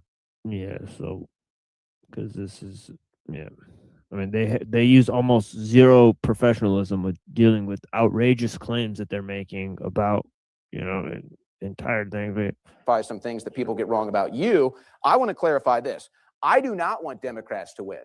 As has already been documented in this debate, Democrats have put me in prison. In fact, I was put in jail 4 times for supporting President Trump, including the last one when I was put in solitary confinement. So believe me, I know how dangerous the Democrats are.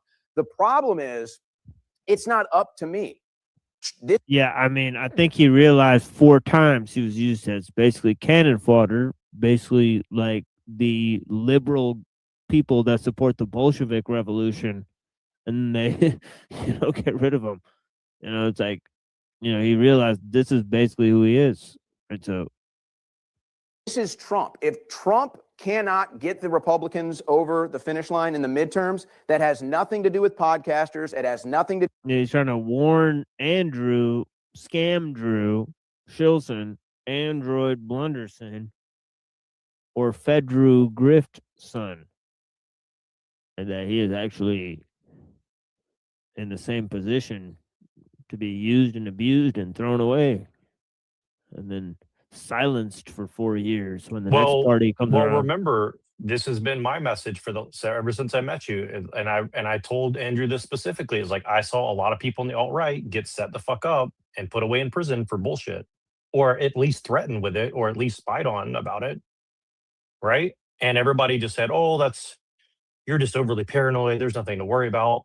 I mean, I mean, I do give Owen Schroyer credit. Like, he is correct. Like, this is the modus operandi of these people, and it's Trotskyism 101. It's Gramscian 101. It's, Yeah. you know, I mean, it's like, it's Bolshevik gangsterism, essentially, and it's institutional Bolshevik gangsterism. You know what I mean? So he's not totally wrong, and he does have balls to say that out loud, because even if he is a shill, I mean, there's a lot of truth behind what he's saying there. And I think people really do underestimate how real that is, because it's usually the people that participate in it, they get wrapped up in it.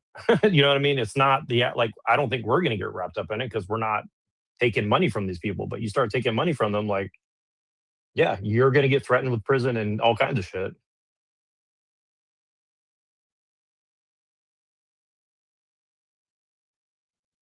You know, I'll just say this, RIP Charlie Kirk, that might be what happened to him. But anyways. Yeah, but it's like, if a tide turns and you're literally politically expedient, you know, they're using you to make radical talking points that, you know, are going to be seen as, you know, part of a shill game, and then you may yourself be silenced because you're literally being paid to take these radical positions. So these are some things you may want to consider. You know, when the next round of censorship happens, you were literally paid to say this shit that they're going to use to then silence you. Like, what the fuck, dude? Like, wake up, puppet. Do with accelerationists, and it has everything to do with President Trump and the GOP. And ultimately, that's going to be the major measuring stick as to whether or not he's successful.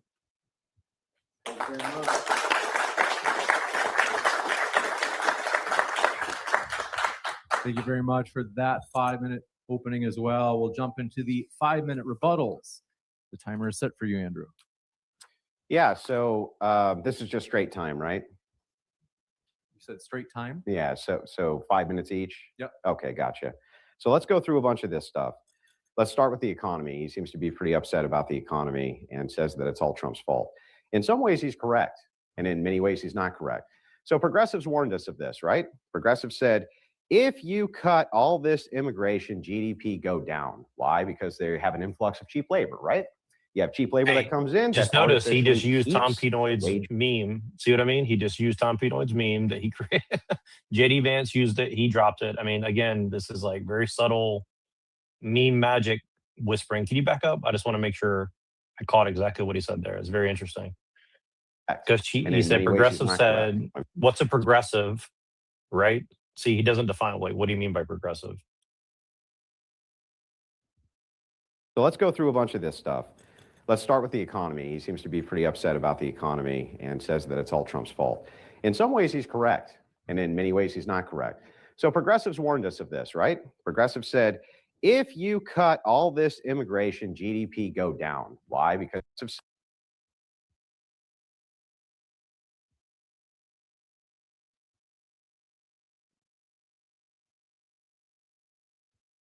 said, if you cut all this immigration, GDP go down. All this immigration, GDP go down.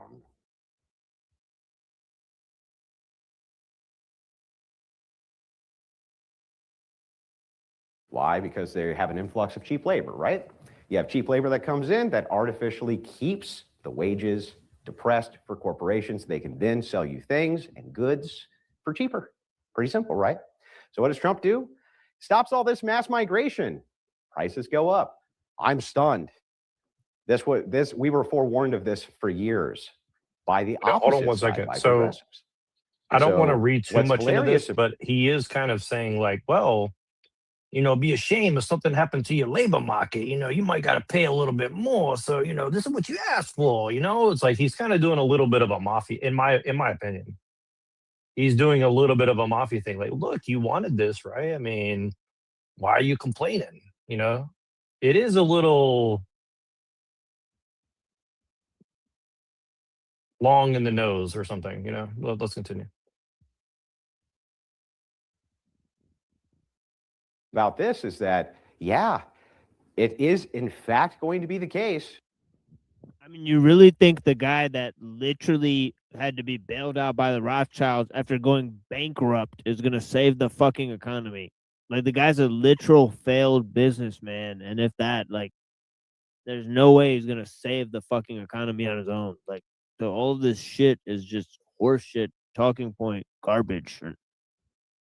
That if American Well, companies have to literally, start Tom paying, Pinoy would smash him about the economy because, like you said, Right. like, it's a whole thing about like what is the economy and what makes it work, and you can't dismantle, hundreds of years of fucking shit overnight, and so saying that like a 4 or 8 year period is going to like quote unquote change the economy without, and again, they ignore Silicon Valley and technology role and all that, by the way, which is it's a very glaring thing that they totally ignore Silicon Valley. I think like that's pretty weird. Like literally today, Elon Musk and Sam Altman are fighting about,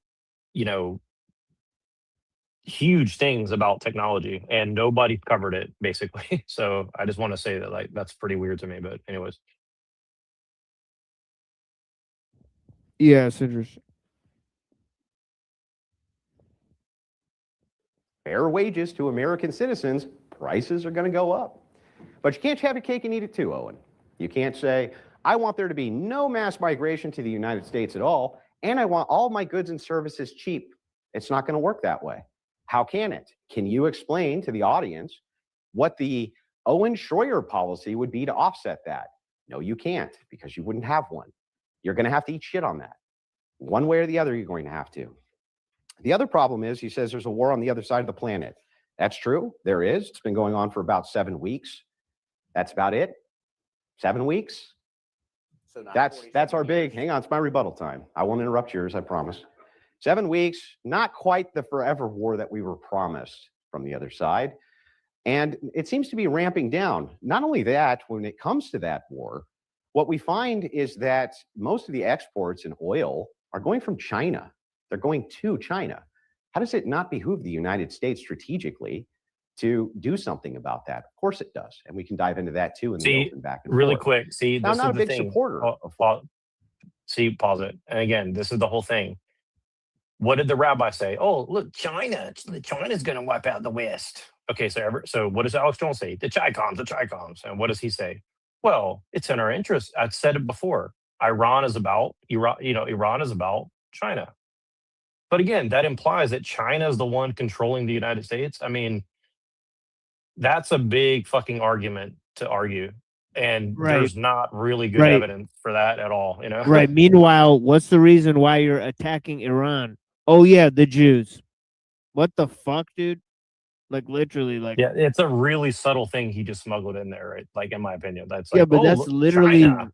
what, like, Alex Jones did, too. He went from talking, like, saying that the Jews did 9/11 to saying that the Chi-Coms did it.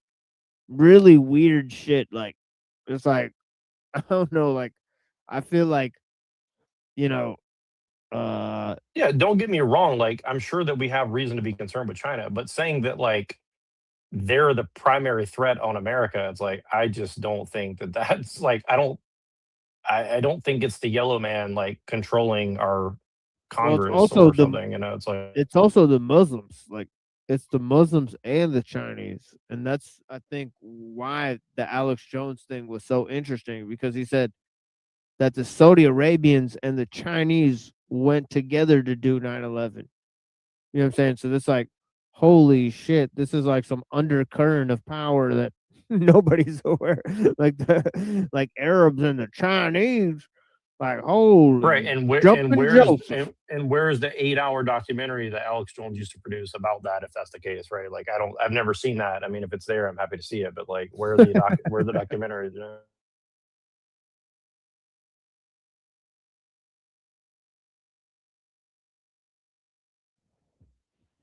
Yeah, it's just tripped. Foreign wars, especially not in Iran. I'm not making any excuses for it. I'm just pointing out something which is obvious. He also says Elon Musk did Doge cuts. Were Democrats going to do Doge cuts? No. Trump made that promise, and that's exactly what they tried to do. He's been hamstrung at every level. This guy has 3 times the amount of court cases against him as any other president does in the last 50 years. It's ridiculous. Democrats hamstring him at every corner. So as we go through this, let's talk about Epstein. That's another big one. With Epstein, you have to separate mythology, the actual mythology of Epstein, from the facts of Epstein. To hear the other side tell it, there is a global pedophilic satanic organization which runs the United States. The evidence they have for that? Fucking nothing. They have nothing. They have no evidence whatsoever. See, this is crazy. Like there's what, zero dude? evidence of that. There's zero evidence of that. Yeah, Like I don't know about yeah, that. the thing is that And you got to say there's some. I don't know if that there's zero. I mean, there's some. For like there's some level of it. I don't know. yeah, I mean, here's the thing: is like the United States is exceptional when it comes to the amount of human trafficking, and you could say for whatever reason that is, but like between like what's going on in Mexico and the United States and all this shit, there's literally people being sold in Mexico as human slaves and shit. Like it is insanity the amount of fucking human trafficking the United States is literally directly responsible for. And so like there's huge cases of that. And there's a huge history behind that. And so for him to just just turn a blind eye to that when it's recently been hugely exposed that the people that are literally trafficking the children, they're not even beholden to this country at all. Yet the people who are running this country have no problem working with them. And he's just going to just totally fucking ignore all of this. Like he's just going to totally ignore it. So this is Andrew Wilson. He's totally willing to forgive people who are complicit. And then also he's literally saying there's he's being very careful with his words. He's saying there's no proof that a secret cabal that commits to this type of thing controls America. Right. But also at the very top rings of power, there are people who are complicit in these crimes, which he denies. So it's like he's making a broad statement to, which is in one sense true. You can't prove this thing that this is actually running the country. But on the second end, he's then denying that any of these people that are clearly complicit in the crimes are complicit in the crimes. So, I mean, at the last analysis, he's literally lying about, what's happening. There's no other way to go around it. He's literally lying about what's happening. He's trying to minimize the fact of what's happening to children in our own country. And whether he's doing that for political talking points or because somebody paid him to do it, it is fucking deplorable. It's a despicable act. Right? Like, I don't know. And this is somebody who has children.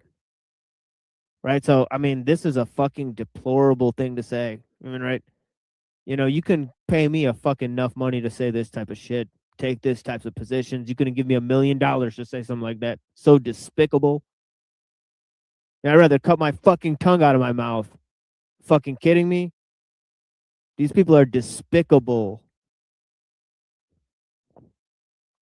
It's 2 a.m. in the morning. I'm extremely tired. 2 days, no sleep. It is what it is. Fuck everyone. To you, he won't be able to provide us with any evidence for that, not a single shred. Not only that, I'll tell you something really interesting. I do know of a satanic type religion of pedophiles, and right this second, Trump's blowing them up. Right this second, as we speak, he blew up their leadership. The Ayatollah Khomeini instituted the child marriage, as young as 9 years old inside of Iran. And we're killing them overwhelming. You want to inside blew up their leadership. The Ayatollah Khomeini instituted the child marriage, as young as 9 years old inside of Iran. And we're killing them overwhelming. Okay, so did the Ayatollah Khomeini, right? Okay, so let's look this up. Did the Ayatollah Khomeini Yeah, I've never heard that before. Like, if that's true, I've never heard that said before. So that's a huge claim. I'm kind of curious allowed about that. child marriage? Yeah, allowed the child marriage of 9-year-olds, right? Because that is an interesting claim for sure. You know, right? So let's check this out.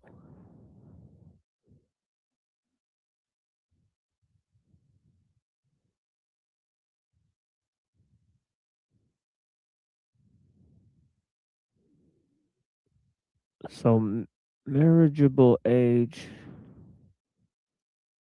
in Iran.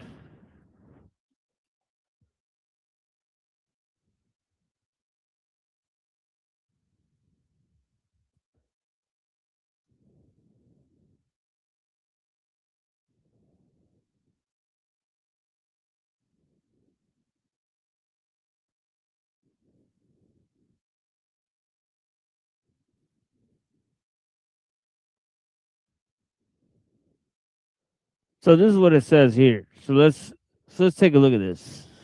You know, obviously we're not supporting marriage of children. I won't support it.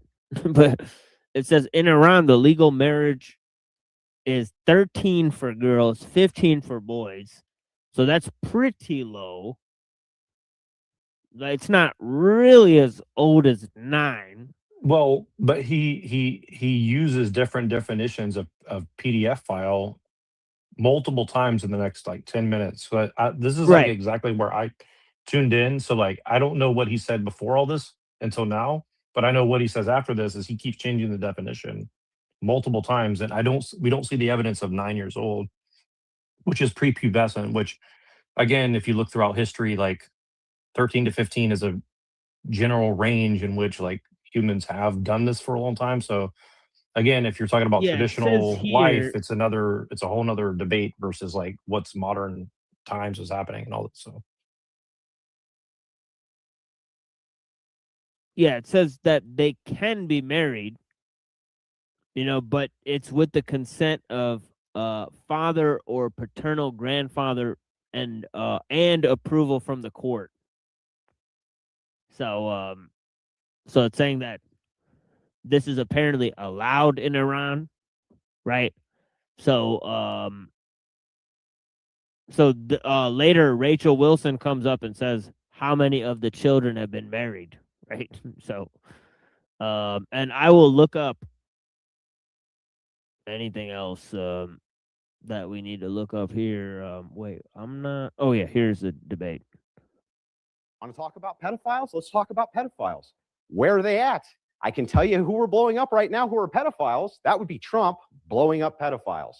That's what he's doing currently. So there's his claim, right? So he's moved from saying that these people are allowing children to be married, which is a deplorable act, right? To then saying that it's okay to blow up random people in some other country to save them from being married. no, you're not as a kid or saving something. them at that point. You're just blowing them up, right? So you can't be saving them. It's implying an honor killing to some degree. Like I don't know. I think that's cope. I think that's a lot of cope because it's like you can't, you don't honor kill somebody that's not in your family. You honor kill them because they're in your family doing all that. Well, no, I know, but that's what he implies with one of his comments coming up, which again is like very interesting. Like he kind of makes this kind of like snide comment about it. You'll see in a second. Like, and also like it's interesting because he said there's no satanic group of pedophiles that running the world, but there is a satanic group of Muslims who run Iran, and it's like, okay, so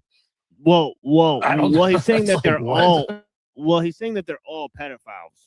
That the entire country that is justified and satanic, right? He's like literally saying like these people are satanic. Like the government of Iran is literally satanic, and it's like, well, did you not argue the same thing about America to some degree? And he himself has implied such things. So again, oh yeah, I mean, like let's be real, you know, like how deep do you want to? I mean, again, this is what I say is like he's opening the door, like in a court of law, he would just open the door to like criticism of America as a satanic cabal of people, right?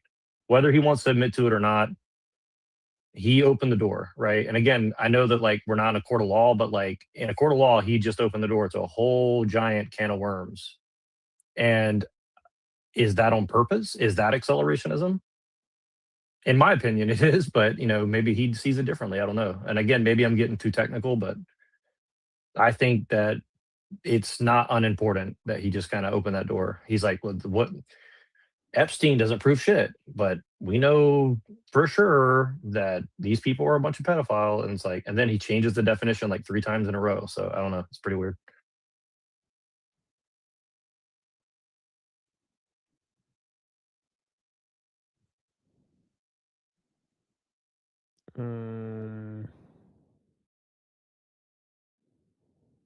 See if you catch where he changes the definition.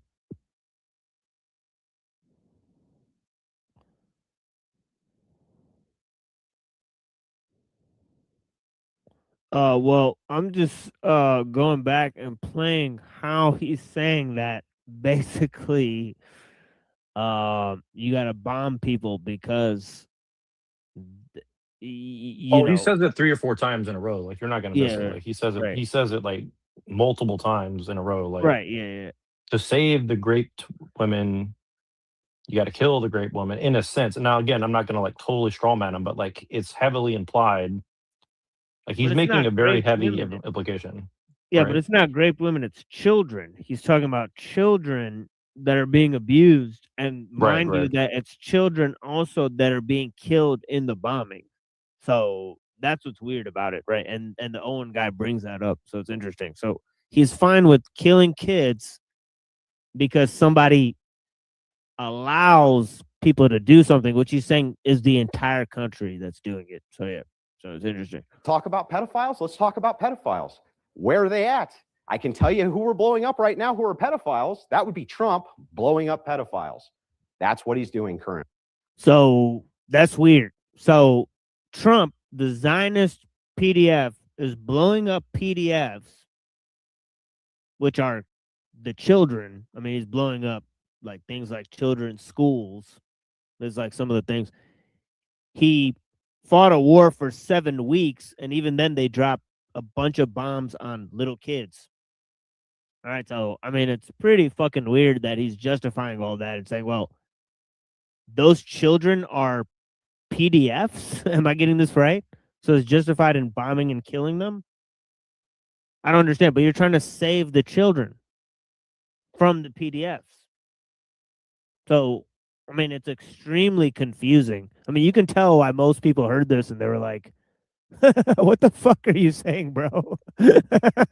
Like, what?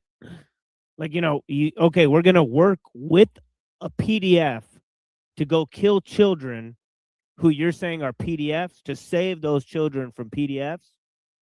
Well, that has to be the most retarded fucking point of all time. Like, yeah, thanks for your literal nonsense, buddy. Like, what the fuck?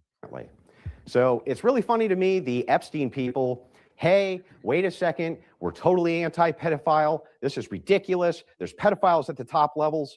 They have no evidence for that. And yet, if we just look not too far away, we see that there's an entire nation of pedophiles. Do you mind doing trade with them? And by the way, like, here's some statistics.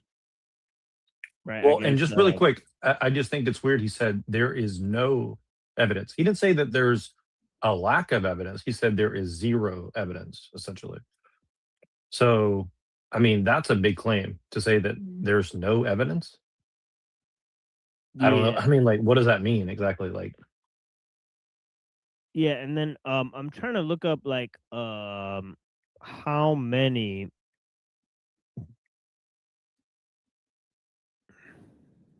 You know, because obviously it can't be true that the entire country is PDFs, so you could just indiscriminately bomb the country. So obviously he's wrong about that. There's probably certain people in the country that are PDFs. It probably reach a certain threshold of people, like maybe in the thousands or maybe then in the millions or something like that, right? But how many sex trafficking cases in the US right, for 2025. Let's look it up. Right, it says there was a 323% increase. So the reports, and these are the reported, so it doesn't mean that that's how many there were. There's probably a lot more than there was reported, obviously. It says between January 1st and June, there were 62,000.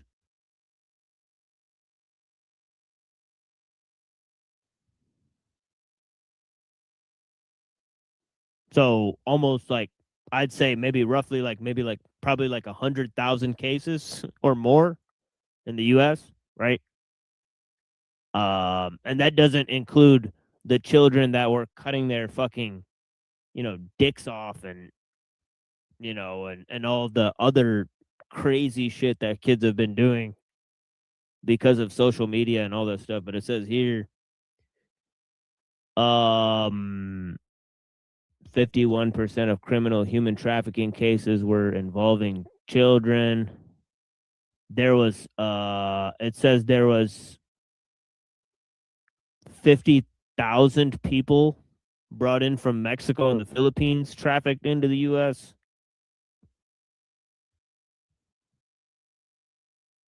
It said 83% of child trafficking victims in the U.S. are American kids. It also says here that 55% of victims of U.S. sex trafficking aged 7 to 11 are recruited through social media apps and websites.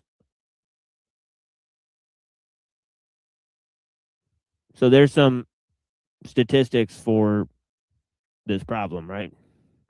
And of course, Trump is complicit in this issue, right? He's complicit in the sex trafficking. These people are complicit at the highest level.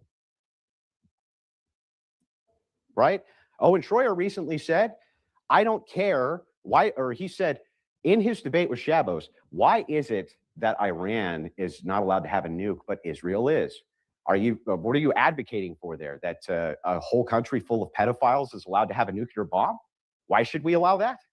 It's ridiculous. Oh, so there it is. So Israel's allowed to have one, right? Which he didn't quite say, right? Let's not get totally carried away. He didn't quite say that Israel's allowed to have one, but he is comparing Israel's nuclear capabilities with Iran's nuclear capabilities, and he's saying one shouldn't have one because there's pedophiles, but Israel is literally prolific in child trafficking and housing child trafficking.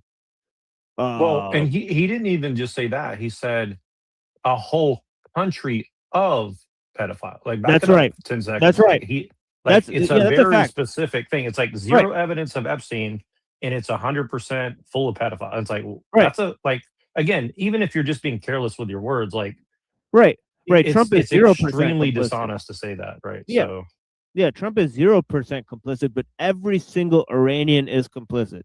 It's like incredible, all right? But even the children that are literally being bombed, right? well, and look, this is what Giorgiani says about the Christians, and he's kind of correct on this. He's like, look, the Christians are like out here making fools of themselves, saying that how much they're going to do something against X, Y, and the third. And he's like, look, and again, I'm not promoting Giorgiani. I'm just saying, like, he made a point for years that like there's a lot of people within Iran who were fighting against the government of Iran. So clearly, not all of them agree with the government of Iran. So like again, it's just irresponsible language that why would you say something that is like just not accurate, Yeah, these people are literally baby killing, Zionist hugging, fucking psychotic retards that are literally pretending to be Christian, and 100% supporting Israel. He just compared Israel's nuclear capabilities, which Israel literally said if it's or at least it's been theorized, right, that they'll send nuclear bombs to a bunch of countries if anybody tries to shut them down. Right? They've threatened this. Their leaders have threatened this. And yet we should allow Israel to have nukes and not somebody who just wants to use them for defense or to power up their own energy or whatever. We have no idea why the fuck they need them. right? So, and honestly, I don't give a fuck. It's none of my fucking business. I'm against nuclear power plants, obviously. We're anti-tech and so on and so forth, but crazy type of stuff, right? I mean, most people don't have the balls to stand for the real shit, right? I mean, it's crazy. A literal ballless psychopaths. Ridiculous. Moving through some of these other problems, he says the problems Republicans podcasting means nothing. When we're talking about Trump, especially in his second term, podcast meant everything. In fact, Kamala Harris said it herself. Joe Rogan. And the fact that Trump went on Joe Rogan really helped push him over the top. Harris regretted the fact she didn't do the podcast. By the way, do you know why? Hold on. Radio shows. He didn't do the Do you know why Trump went on Joe Rogan? Because Patrick Bet-David bought Lenny Bruce's microphone and bribed him, saying, look, if you don't do this, you're just going to be sitting this one out. And he's like, this is a moral problem and you need to take moral responsibility and bring Trump on. And Patrick Bet-David is a very shady person, very connected to Alex Jones and a bunch of other stuff that I'm not going to get into right now. So he literally is the first person to platform Nick Fuentes, by the way. So, right. And he's an Iranian, supposedly Christian, allegedly, which again, I mean, he's literally had Dennis Prager sit on his show and laugh about the rape of German women by the Soviets after World War II because of what what supposedly the German people, all the people, did against the Jews. And Patrick Bet-David said nothing to this guy. After that, I never listened to another thing Patrick Bet-David ever said right again. So I just think that's interesting. People just gloss over these little nuggets of information that are extremely important. Okay, you literally have somebody laughing at the rape of German women on your show. Then you go and say, moral grandstand and all this stuff. And I don't know. I mean, I know this is a big logic tree of shit, but it's just really weird how he's framing this whole thing of Joe Rogan had to have on Trump. Or it's dude, what are you trying to say? You're trying to say that Joe Rogan got Trump elected? So why, what does that mean then? Who's Joe Rogan? Why is he so important? And who does he work for then? I mean, I don't know. Maybe that's something we need to ask, but.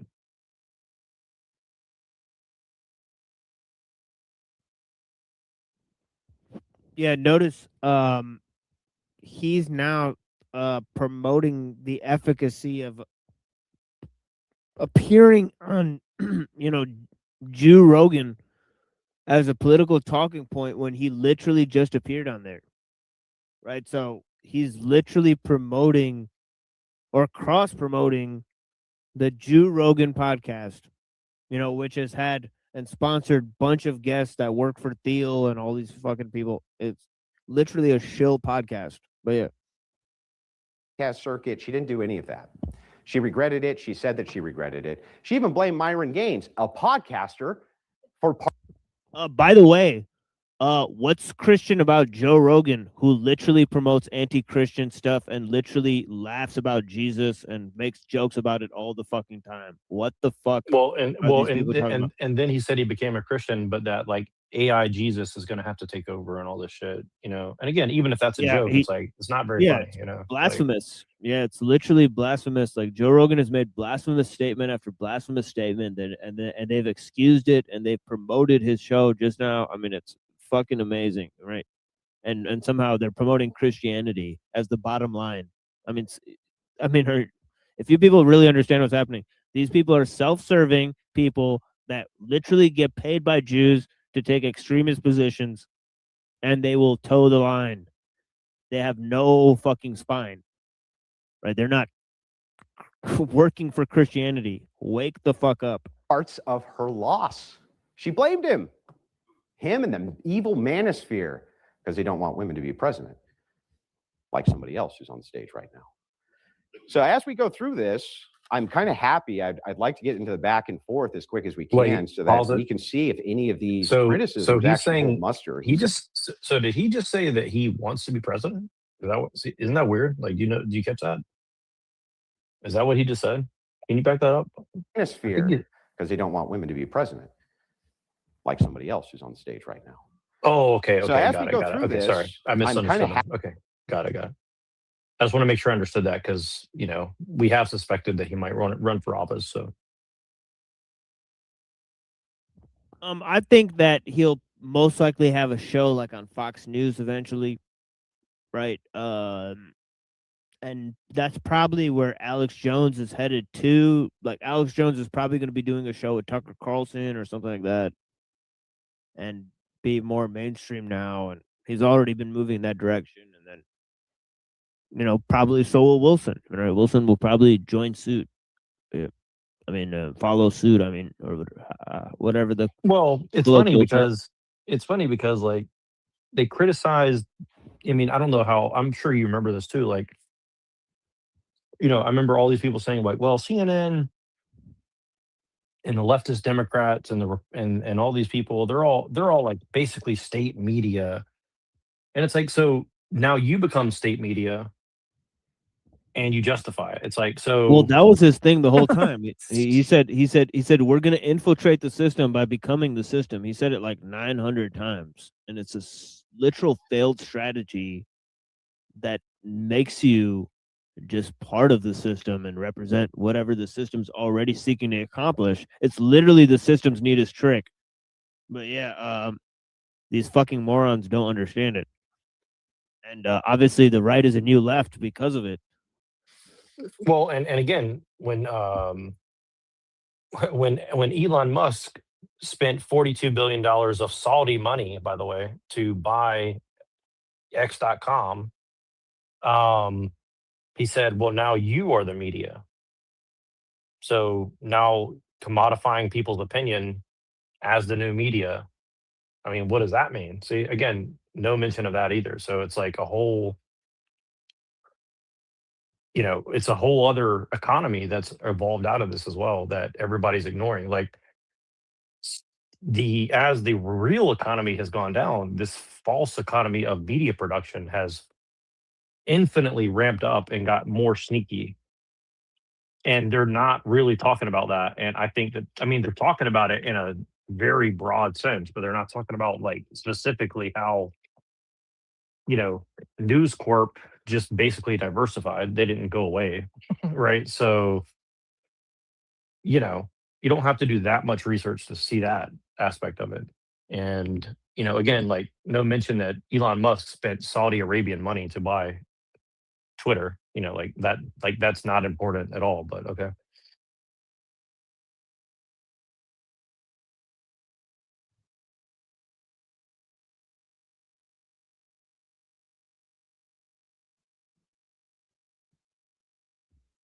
Happy. I'd like to get into the back and forth as quick as we can so that we can see if any of these criticisms actually hold muster. He says he's not addressing corruption.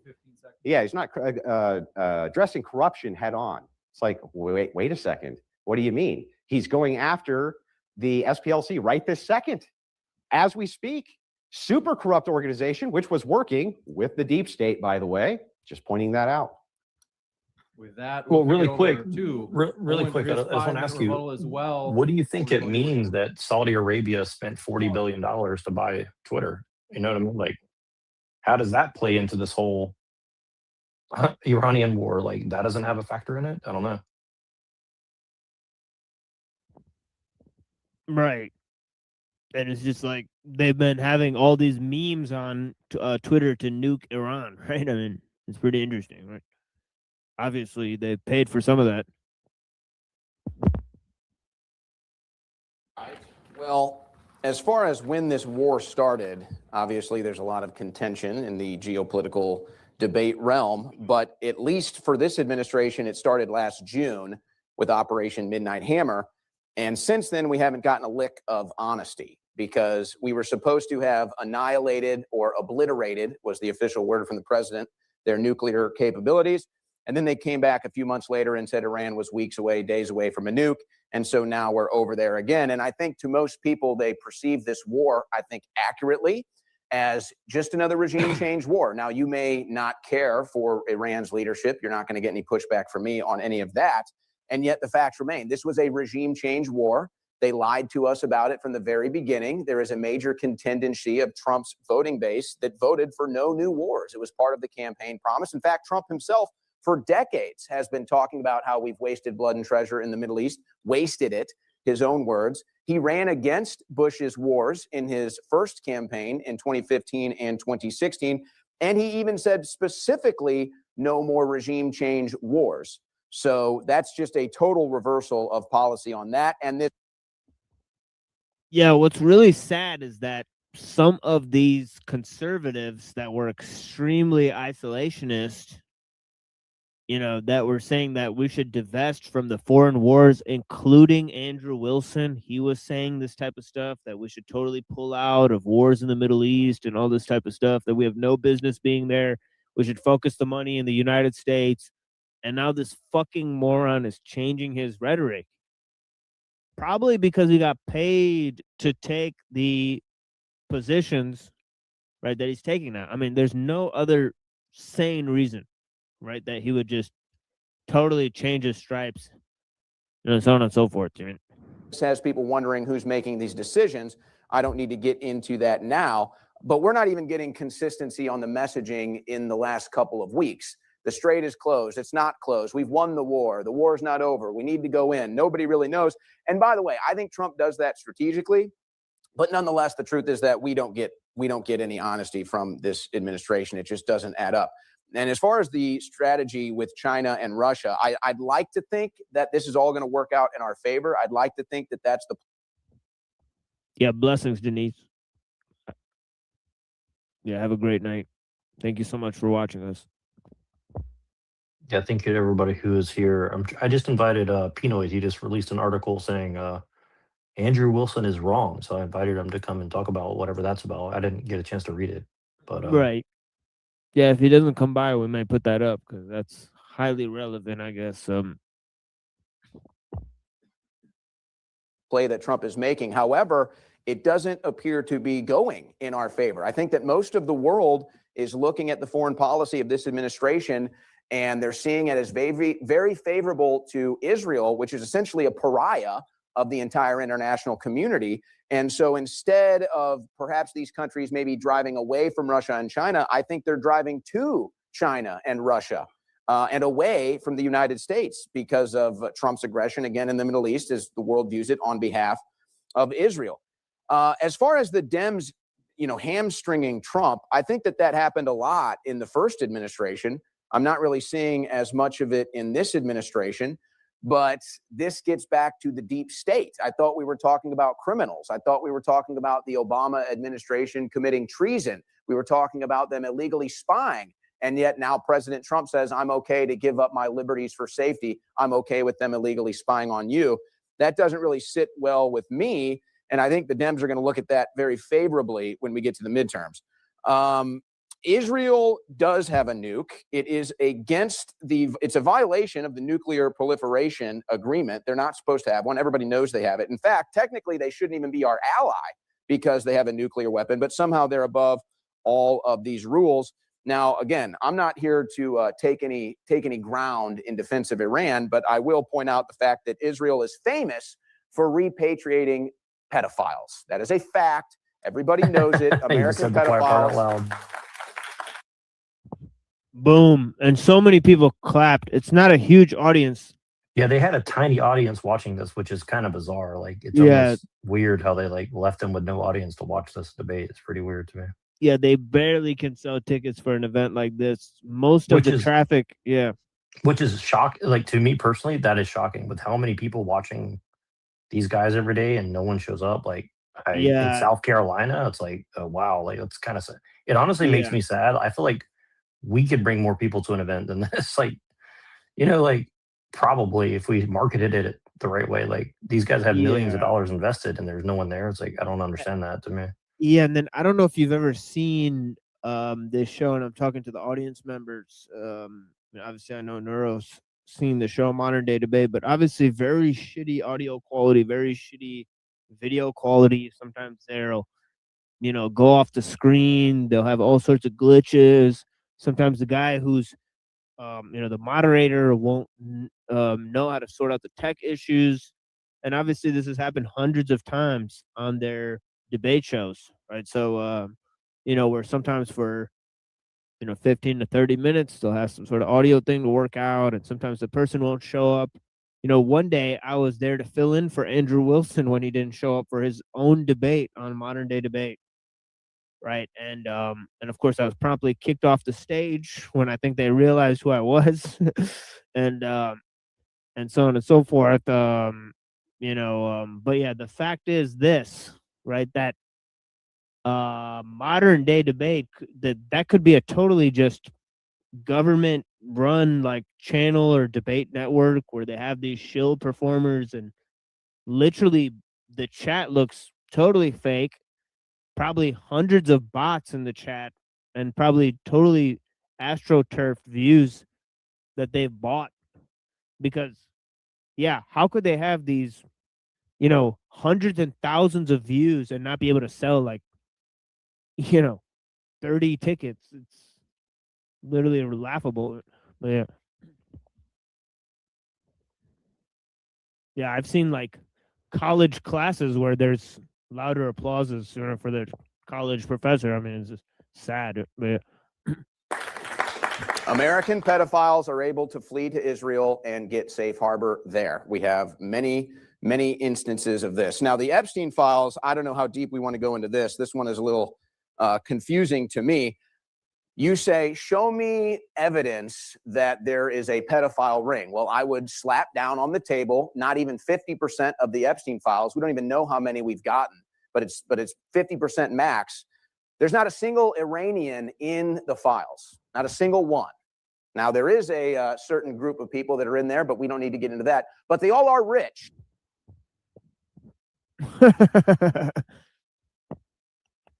So it looks like the Israeli human trafficking is not even just in Israel, it's bleeding into other places. Like, good Lord, this guy will not. And did you see Andrew's reaction? Let's take a look at it again to that statement. Max, there's not a single Iranian in the files, not a single one. Now, there is a certain group of people that are in there, but we don't need to get into that. But they all are rich. Hee hee ha ha. Yeah, hee hee ha ha, right? And they're not in prison, and that's where they should be. So I don't really want to have to think about Iran's cultural issues. These are Americans and people that were using them for blackmail to get leverage over our country. That's how most people perceive these Epstein files, of which we don't even have the entire files. But in them, we see references, what appear to be killing people, taking women, young women, babies as sex slaves. Who knows what else is going on in these files? There's very obvious code language. I know this. If I was able to get one of my kids' cell phones and I'm reading through this cell phone and they keep talking about pizza and grape soda and jerky, I'm going to pull one of them aside and I'm going to say, hey, what are you talking about? And if they say, oh, I'm just a pizza connoisseur, me and my friends just make beef jerky and eat grape soda, I'm going to say, bullshit. Tell me what the hell you're talking about. If I see you saying, I'm going to get pot from my friend, I know you're not talking about a potted plant. I know you're talking about drugs. So it's obvious the same thing is going on in these emails. Where is the investigation? If your kid brought that to you, you would not believe them for 1 second. You'd say this is clearly code language and I'm going to investigate what it is. I think we should continue to investigate these Epstein files instead of continuing to cover them up, because I do think there is a there, as most other Americans do. And that's something that Trump campaigned on and many of his administration talked about for years. And time. With that, we're going to jump into the cross.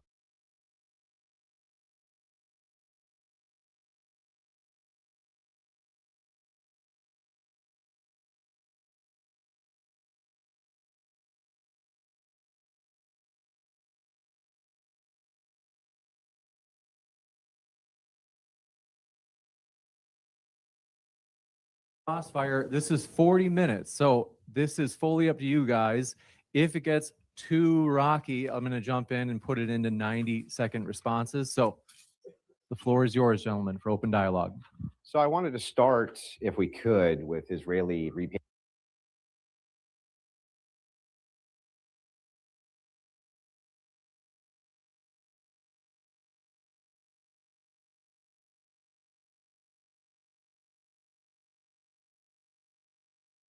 Gentlemen, for open dialogue. So I wanted to start, if we could, with Israeli repatriation of pedophiles. So you and I both agree that this happens and it's abhorrent. Do you know that what the numbers are, roughly? The last story I read was a CBS story. It was a couple dozen, I think. I think total that I could find, I was being as charitable to your view as I could, it's about 200. That's a lot. It's a significant amount. But it's nothing in comparison to the Catholic Church. Nothing. Which is somewhere around 100,000 children, perhaps.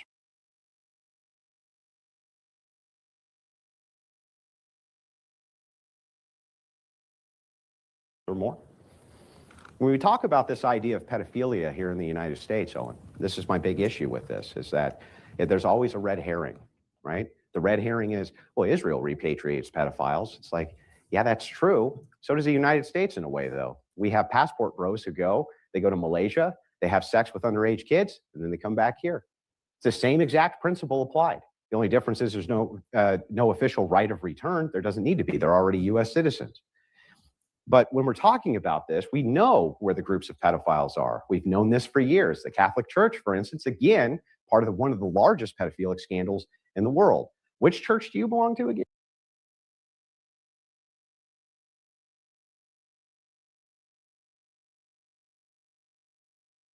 Is it Catholic? I have no qualms with what you're saying about the Catholic Church, whether I identify as one or not. So go ahead. I will sit here all day as a confirmed Catholic and ridicule their pedophilia. Yeah, I'm just saying that when you use the red herring of the Israeli repatriation. How is it a red herring if it's true? Because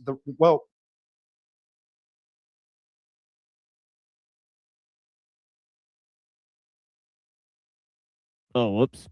But yeah, yeah, that fell on him one day. Well, when he I just want to say this really quick. Like he's him trying to say that like passport bros are like equivalent to like widespread like repatriation of like convicted PDF files in the United States for like billionaires is like absurd, because that directly a lot of that stuff he's referring to directly ties to the Epstein files. So like he's literally obfuscating the entire Epstein files, like by saying that. Like it's crazy. Like literally Epstein was one of the primary people in the Philippines, probably with the Catholics, doing all that. So yeah, it's totally absurd that But he's this just is like so weird. sidestepping that. Yeah, but this is so weird. When confronted with the crimes of the Jays, he'll then point to other Christians who are doing it. Isn't that really weird? And then he'll point to his other Christian compatriot and say, well, aren't you part of a church that supports this? When actually, it was, he was exposed in a debate when they showed that Orthodox priests that committed sex acts with children were moved around to a different church. So yeah, so I mean, this has obviously happened in his church as well, right? Not to mention the church that he represents has linked up with the Russian government, right? Who were certainly involved in all kinds of trafficking, for sure. All sorts of trafficking. Including people like Lev Lviv, who Trump is doing business with in Russia. So yeah, really odd stuff there. But yeah. The red herring happens when Didn't you say admit it's hundreds? When you say, "Hey, wait a second," yeah, hundreds. So for it's sure. a real thing. So it's not a red herring. I'm not. No. Oh, let's not forget to mention that Trump was also a protege of the gay Jewish mobster Roy Cohen. So yeah. No, the red herring portion of it is when you obfuscate away from the argument on the Epstein files, as though there's a global cabal of pedophiles. I point out in Iran, there's an open cabal of pedophiles. You say, well, Israel harbors pedophiles too. It's like, no, they don't have official policy for pedophilia, dude. They Hold on a don't. second. You They just don't. admitted you're talking about people that have been actually charged with crimes of Uh-huh. pedophilia that Israel knowingly takes in. No, they are no, very that's well not in aware. every instance. That's So in they are some very instance. well aware. Sometimes it's suspected. One of the big key ones was in So Australia. look at it. He's defending Israel, right? And he's saying that we should actually, that it's fine to defend Israel and blow up other random countries, right? Because they do the same thing that Israel does. So yeah, so it's totally weird rhetoric from Andrew Wilson. If he's not totally just a Zionist supporter at this point, he's already supporting, Trump's extreme Zionist positions that he's taking recently in support of Israel, right? So it's really weird, right? And of course we called this out a while back on our first few episodes of Made by Machine Bob. So I'm pretty confident that we've already literally warned people about this a couple of years back, that things are going to be moving in this direction, and it's pretty clear that this is where we're at. Case I'm sure you're familiar with. That was one of the big key ones, but it's not always the case that they're charged with anything. There, lots of them are just suspected of this. There was just the an, same there way was that just the an United IDF. States There was is just an suspected. IDF. Hold on. Yeah, There was just go an ahead. IDF security official, Alexandrovich, who just got charged, caught in a bust, and he fled over there. He's gone. Of course, but you're going So to find. give me a comparable story this year to the You Catholic can find Church. the same thing. Show me the Catholic perhaps, Church. Show me yeah. the Catholic Church finding a pedophile and saying, "Come to the Catholic Church." They moved them to other churches. What are you talking about? So to allow them to continue to offend hundreds of thousands of cases. So show me one name. I'm supposed to remember every name of every. I bishop? just gave you one name in the last year. Tom Alexandrovich, IDF Are you security denying official, that the fled to Catholic Israel. Church doesn't move around? No, I just said they do. I Then can talk why about are the you- Catholic Church all day then- long. Then why are you? But we're arguing? talking about the Trump administration dealing with the Epstein files. That's what we're Yes. talking about. So as we're diving into the Epstein files, give me your biggest piece of proof that Donald Trump in any way knew about any pedophilia, and name actual names of people who you're willing to say are pedophiles in that administration. Go ahead. Okay, I never made either one of those claims. Exactly. But I will respond to your question. Howard Lutnick lied when he said he hadn't been to the island since he found out. He got caught lying. He took his family there. This was after Epstein had already been a convicted pedophile. Now, if Donald Trump wants to claim he has plausible deniability as far as Epstein's activities are concerned, I suppose that's fair Are you enough. even claiming that guy's a pedophile? Well, you know what? If you want to talk about the things Trump has said about Hang on, his daughter, answer the question Ivanka, before we can you talk about obfuscate. it. We can talk about Answer the Donald question. Trump. Hold on a second. Are We you can going to talk- call that guy a pedophile? Have or I no? called Trump a pedophile once? Well, this is why I'm getting clarification. The answer on is this. no. The reason I'm getting The answer is clarification no. is because on the Epstein files, people refuse to separate mythology from fact. And there's a lot of mythology here. And this mythology that you guys continuously talk about, that Trump is in some way associated with this global cabal of satanic pedophiles, but you never name names, you never give evidence. Your only evidence is they don't give us evidence. Why would you trust the evidence that these people give you anyway? Why would you even trust that anyway? You don't trust them, the evidence that they've given you so far. So why is it always the demand is like, I want endless evidence of a thing that we always make claims about, but can never demonstrate? Why? So Trump is obviously maybe mentioned more than anyone else in the files. If you want to claim that he has nothing to show illegal in the files, that's fine. Howard Lutnick, however, lied when he said he hadn't been there. He is still in the Trump administration. He was just running point for their meeting at the Oval Office just last week. And he's in the files taking his kids to Epstein Island. So would you take your kids to Epstein Island? Well, okay, so are you saying at the time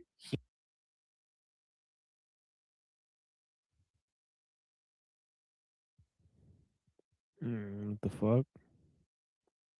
32 minutes. Doesn't look like it's going that way either. No, what the fuck? I don't know what's going on here. It just like reset.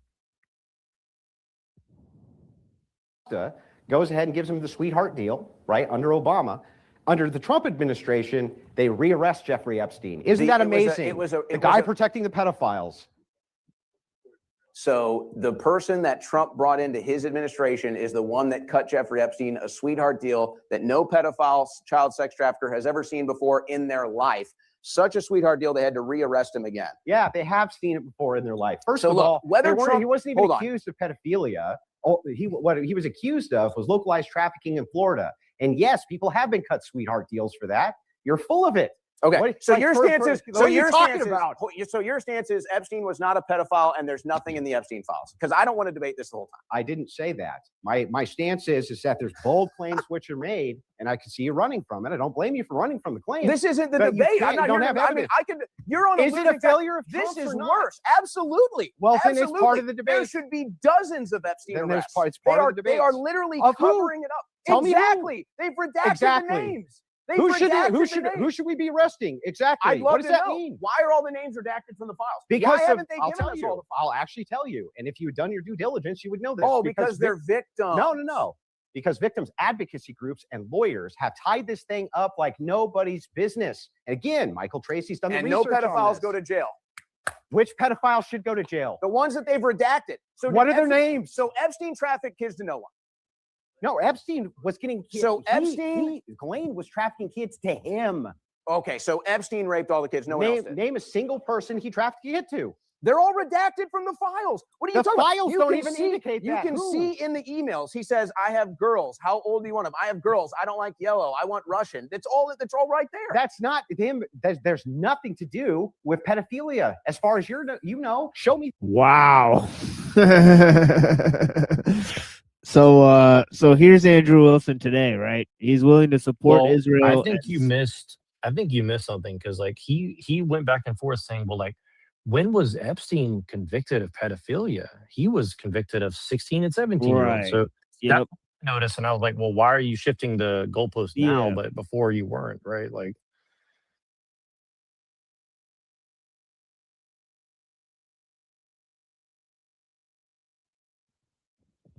So it's weird. So, for whatever reason, Wilson wants to minimize the crimes of the Mossad in this country, but then maximize, like, oh, the Catholic Church did this and all these people. It's super weird. I just well, and like passport bros, are more of a concern than like, institutionalized child trafficking. It's like potentially, right? Like, I don't know about that. It's like, what the hell?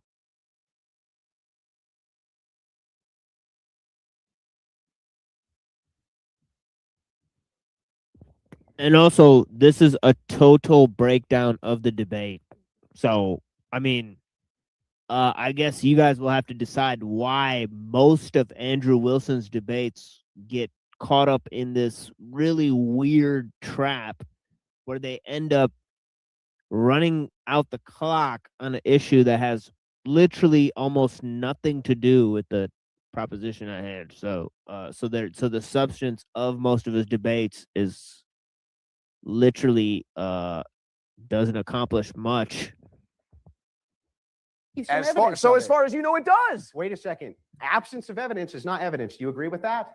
No, I'm using your logic against you. If you're saying My it logic doesn't works prove for anything, me, not for you. Okay, so I'll accept this because I don't want to debate. So Epstein was not a pedophile. He was not trafficking children, anybody. He was not friends with I'm willing Trump. to see They're that not Trump- covering up. I'm willing They're to not covering see- up the files. I'm willing to see the distinction between the mythology of Epstein trafficking children to all of these various pedophiles is a mythology. I'm also willing to see that Epstein himself may very well have been a pedophile, but it seemed like the trafficking was going to him. And you have no proof to the alternative of that. And even when you point at Acosta, So what is this Epstein happens doing? under Obama, rearrested under Trump. Trump's the only one who released any Epstein files at all, signed in the Epstein Transparency Act. Yeah, Congress also after pushed for it. they redacted them for weeks, they still haven't Because of released everything. victims. They still haven't released everything, by Yeah. the way. How would Trump unredact them? Can you explain that to me? Well, they shouldn't be redacted at all. Yeah, but how would Trump unredact them? Well, it's actually pretty easy. I think he calls them and says, "Hey, No. unredact these." No. names." That's the judicial branch. That's a different branch of government. And he can call them and tell Trump's them to do allowed that. to do that with classified documents. Not allowed to do that with redactions. Those redactions are going through the judiciary. So what should Trump do here? He can easily declass. He can usually release everything. They're not classified. They're redacted.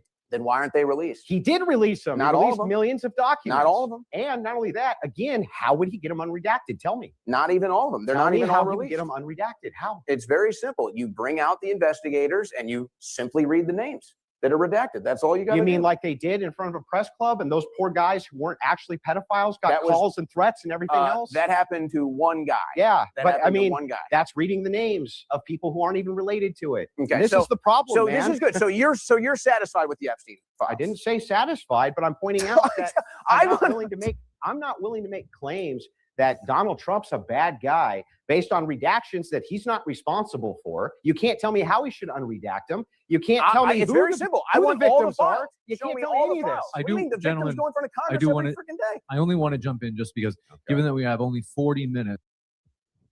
Again, the guy is literally mentioned tons of times inside the files, right? So, I mean, it's weird. He's not claiming that all Trump is responsible for is redacting the information, right? Or not being able to recover the redacted information or whatever. I mean, it's totally wild. So yeah, again, he's totally moved the goalpost, right? Owen, who's not a seasoned talker like this, right, is basically being able to be moved about because he thinks it's enough to just pin Andrew on this idea. And it is, right? Because the optics of him supporting this concept is actually highly damaging, right? So I don't know why he would publicly take this stance, honestly. And this is pretty much at the point where the audience became very brutal towards him. But yeah. Lots of people putting W, Owen, L, Andrew in the chat. But yeah. Hundreds of them. It's for the open dialogue. Though it's been epic so far. I just want to be sure if there are other topics you want to cover. We have 28 minutes left. I would say epic. Literally, they took garbage positions. Both sides suck. A literal nonsense debate about non-issues. Neither of them proved a single thing during this entire debate. All of us are dumber for having heard this shit that this man has produced in this white suit. Good Lord, right? Like, this guy's probably a Scientologist for real, dude. If I had to put my money on anybody being a Scientologist, it'd be this fucking guy. With a fucking white suit on. What the fuck? Can we move on to the economy? The Epstein files is a debacle and a disaster for the releasing of the Epstein files was a debacle. I agree with that. The problem is that what I'll never accept is lack of evidence being evidence of a thing. And while you pretend that there's a global pedophilic ring that you have no evidence of controlling the United States, I can show you a global pedophilic ring which exists right out in the open that Trump's blowing up right now. So Epstein didn't put a bunch of security cameras in all of his places. So let me get this straight. Now Iran is a global pedophilic ring? Dude, this dude literally just makes shit up. What the fuck? Like now Iran is trafficking kids all over the world, like, or something like that. I don't even understand the crimes that the average Iranian citizen is responsible for at this point. It's fucking outrageous. Like, what in the world? Is there total collapse of logic in this debate? It's like literal retarded. Places that didn't happen. He wasn't working with Maxwell, the daughter of the top. Yes, Israeli he worked spy. with Ghislaine Maxwell. Yes, there were security cameras in his various places. All of that is correct. That's, again, asking questions, not providing evidence. So why does he do that for? Wait, there's cameras here. What's that evidence? This is an event. This is a televised event. Yeah, but what's that? There's cameras here. Look at this guy. What a squirmy worm. Literally. What the fuck? What's the evidence of? Who is Epstein televising what's going on in his room? He wasn't televising anybody. Got any proof? So why are there cameras installed? Because the same reason rich people have cameras all over their houses. So he has them in all of his bedroom secret cameras? What secret cameras? Can you show them? Yeah, they're in the emails. He literally hired IDF security people to put secret cameras in all of his rooms. No. He had a damn security room with monitors in his mansions. You're talking about one specific instance in one specific room, by the way, not on all of his properties and not in the Florida properties. And those are the ones where he got convicted of all these things. So what are you talking about? You're talking about a completely unrelated thing to what I'm asking you. Do you have evidence? Yeah, like, see, Owen's willing to take the L on this point because look at how he looks. He's literally defending Epstein's crimes. You know, like a rabid dog. And like, what the fuck is going on? All right, like, he first defended Israel against Iran, comparing Israel and Iran, and then he fucking is saying, well, this doesn't prove and that doesn't prove that Epstein committed the outrageous crimes that he committed, which he admitted that. I don't know. It's all really weird. That Trump was part of a global pedophilic ring, or that anybody was? Yes. Okay, Absolutely. What? Give me your best piece. The Epstein files. Best piece in the Epstein files. The whole freaking thing. What are you talking about? Nothing. Okay, so hold on. So was Epstein convicted? Not of pedophilia. Yes, he was. Okay, who? Was Maxwell convicted? I'm sorry. Was Maxwell I'm sorry. convicted? I'm sorry. When was Jeffrey Epstein convicted of pedophilia? Epstein, jail. Maxwell, When jail. was Epstein Jean-Luc convicted of Brunel, pedophilia? jail. When was Two of them committed suicide When was Epstein in jail. convicted of pedophilia? I think whatever the first charge was, 2007 in Florida. That's not. He wasn't convicted for pedophilia. That wasn't Trafficking pedophilia. children isn't pedophilia. First of all, so now you're saying Epstein wasn't a pedophile? He was doing underage. There was one or two of the underage prostitutes that came from the school. That's true. But I So think that's they were underage. I think they were 16, 17, not prepubescent children. It's a whole different ball game. He wasn't convicted of pedophilia. Okay. So Epstein wasn't a pedophile. Glad we got there. I didn't say Epstein wasn't a pedophile. I said you haven't given us any proof he is. Got some? Yeah, there's no proof Epstein wasn't a pedophile. I'm going to use an argument from He killed incredulity. himself in jail. Nothing to see here. And So he he just probably hinges pardoned whole- Maxwell I'm too. totally I'm I do totally wanna jump in. incredulous, but I have no evidence of my claims. Just because the economy is another topic we might want to cover still while we have time. We do still have about 25 minutes. Anyway, so I try to operate off of facts basis. What happened, I'll just sum this up real quick, and then I'll give you the last word on it, to be fair. I'll just summarize it very quickly on Epstein. Epstein very well could have been a pedophile and likely was himself a pedophile. But when you make these claims about demonic global pedophile rings which control the United States, yeah, I want some evidence. I do. And I'm not willing to throw. But you just made a claim about global rings that are controlled by Iran. You got any evidence of that? Pretty weird. President of the United States that I voted for under the bus without any evidence. I'm not. And by the way, international fucking laws being skirted by Israel when those people migrate there who are charged with, you know, child sex crimes.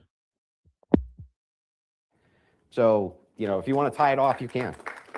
Well, I'll just say we also saw in the Democrat emails spirit cookings and children in the hot tub entertainment. So, but there's no evidence of pedophile rings. Or You're anything like talking that. about I'm sure none of it Podesta happens. spirit cooking? I'm sure none of it the happens. big art project That's right, spirit Podesta, cooking? that's right. Yes, Leon Podesta, who was part of a I hate to massive push this art project into- for spirit cooking, along with, how about we talk about Rocket Pizza? Did they have babies underneath there, Owen? Did they have children in the good- basement, Owen? Good opportunity to go into the economy.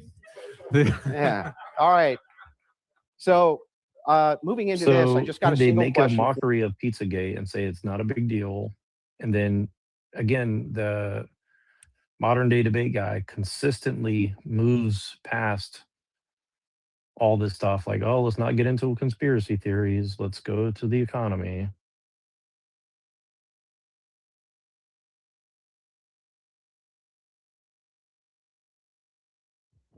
Yeah, he wanted to change the topic from what they're talking about to that nonsense topic. It's wild. But yeah, and as I pointed out earlier, that topic is so vacuous that it's literally a non-versation.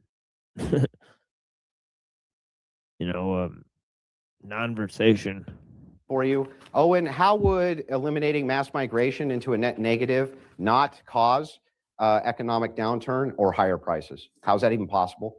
Well, it's actually, there's a simpler fix to that. And that is you have to cut taxes. You have to cut them significantly. You have to cut them immediately. Americans are paying roughly 30% of the money that they make plus the property that they own. That number needs to be single digits tops. And a lot of Americans will have a little more money to take care of their bills and take care of their family. But we're not really having that happen. Now, I feel like this whole argument is assuming that Americans don't want these jobs. Really I quick, don't it's know. assuming they do. In fact, like my dude, argument to you Americans is just, pay like I'll simply ridiculous amounts of money in tax. Like it's crazy. Like if you get a paycheck, yeah, he's right. Like 30% of your fucking check is gone. It's crazy. And a lot of it you never see back because they don't return it back to you. You know what I mean? Like even if you're poor. So there's like all sorts of hidden tax. So it's just interesting that, you know, Andrew doesn't even seem to care about like taxation without representation, which even if you're a Christian and a monarchist, like it's still a problem. So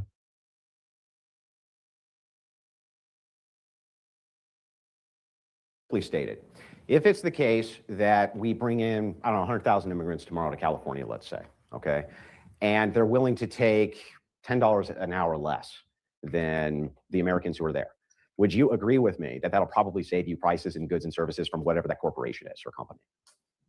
Probably, yeah, probably. So like if you took McDonald's and you paid them $25 an hour, your cheeseburger is going to get more expensive. You agree with that? So you can offset that with immigrant labor. Do you agree that that's likely true? Yes, but I don't believe that's the solution. see, I agree with I you. don't see, But if it this isn't that the case, specific argument I hate because look, I've worked fast food before, and most of fast food work, you don't need 8-10 people there. Like they're hiring a bunch of cheap labor to do the job of like 5 people. So they'll hire 10 people to do the job that 5 competent people could do for $25 or $35 an hour. So again, this is just a ridiculous argument in my opinion. Like you don't need 10 people to do a lot of these, to run a lot of these crews. Like I've run restaurants, okay? Like you don't need, you know, to sit here and say that you need a bunch of cheap labor to make money at a restaurant is not technically true, okay? Like there is a skill to running a restaurant and you could pay skilled people to do that work.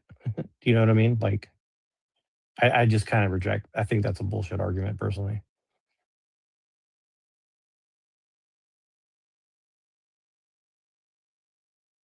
case that Trump is doing his job, which it seems like he is, since we have negative net migration.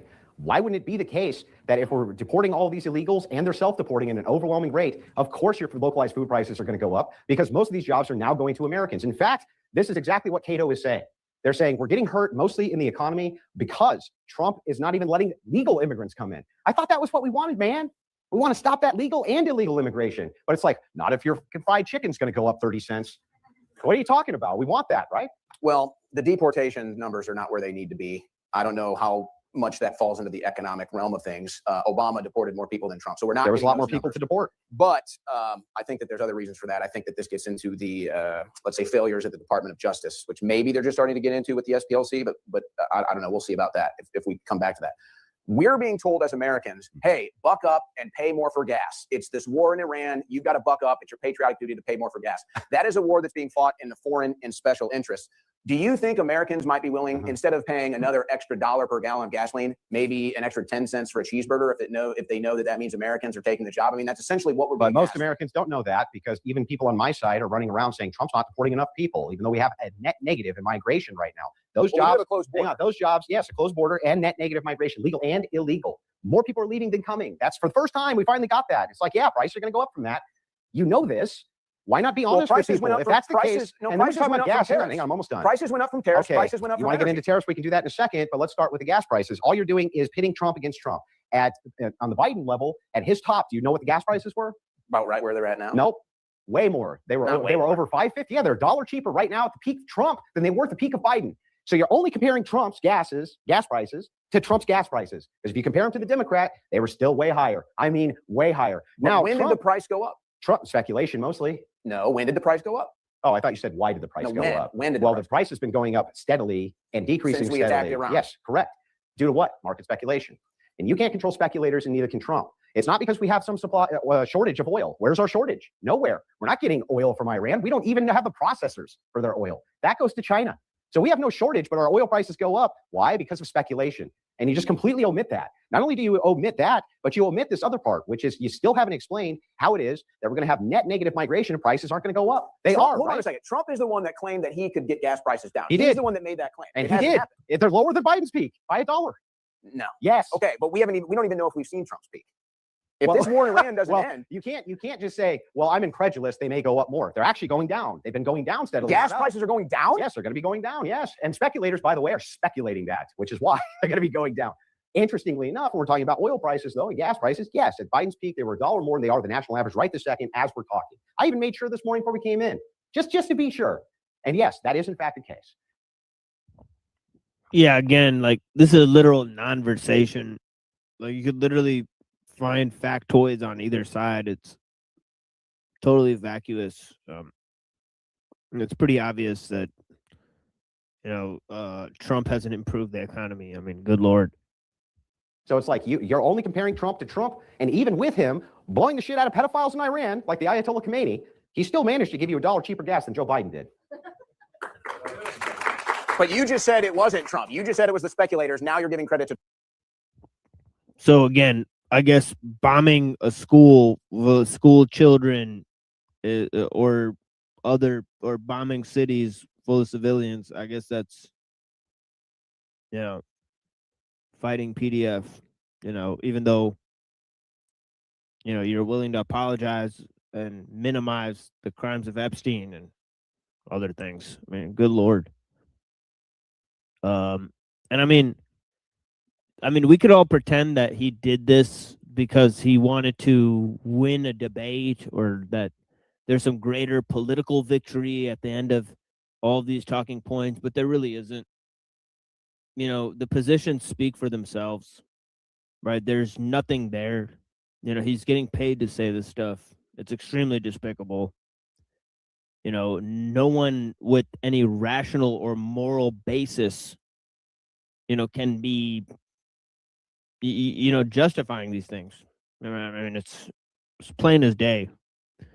Trump. So I don't know what, I'd like a little consistency. Okay, so wait a second. So you're going to blame it on Trump instead of the speculators. But when I say even under those circumstances, it's $1 cheaper, that can't be because of Trump. Let's be clear. No. Here's I want the consistency. Here's my metric. Yeah. Trump said on his campaign he would get gas prices down. He hasn't done it. Yes, he has. He's even admitted that we had to take a detour off of America First to do this war. He said it's over. It's not a war. He it is has a war. gotten We the won gas war, but prices still, down. Gas What are you prices have talking gone about? up since we started the war. Yes, gas prices went up when we started the war due to market speculation. So Trump started I a war, agree. and now gas prices are higher. Yeah, but you're only comparing Trump to Trump. And if you're going to compare him to I'm Biden, comparing, gas is Trump, still I'm cheaper comparing than the this Democrats. administration to this administration. Exactly. Gas prices have gone up since he started this war. Yes, and if you follow Trump's plan, gas prices are likely going to bottom out because he has control of oil there, That's a nice control hope. over oil in Venezuela. That's a nice He hope. has control over all of it. Venezuela oil won't be ready for probably months. But we still have control of it. What did I say? The future will go down. We'll see. Why? I hope The that's the speculators case. say I hope same that's the thing. case, but that's not the case right now. And Americans are struggling financially, and now here we are in another war in the Middle East, and we're sick of it. Are you going We're to sick blame? of it. Are you going to blame market speculators? I'm going to blame Trump for getting us into another war on Israel's behalf. Yes, I am going to blame Trump for that. He did that. So help me out here. Can you tell me all of the downsides of Donald Trump killing pedophiles in the Middle East? First of all, So notice that when you got a huge applause for saying, we shouldn't support wars, like go to war for Israel. He says, oh, Trump's going to kill PDFs again. So yeah, good Lord. The guy is literally a blithering fucking idiot. That's hiding behind like weak ass points. Defending PDFs, it's literal projection, but yeah. do you know every single person? Were those schoolgirls pedophiles? It's institutionalized in the Iranian Just no. We're the 200 schoolgirls pedophiles.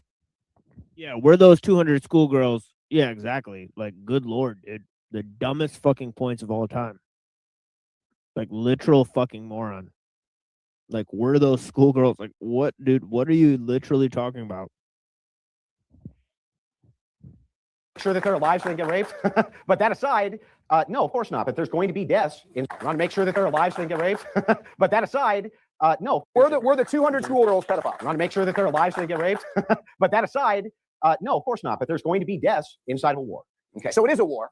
Yeah, I didn't say it wasn't a war. Does he need I'm not going to congressional quibble approval? over the word, even though there's no ground invasion, there's no boots on the ground, there's none of that. I just want to know, how is the global interest served? You're so concerned about pedophiles. You killed one of the Sorry, most major back ones that who's up ever 30 existed. seconds one more time. Like, it is very interesting, that thing, that little sneak thing he said about, you mean you want them alive so they can get raped? I mean, that's an incredible thing to say, I would say.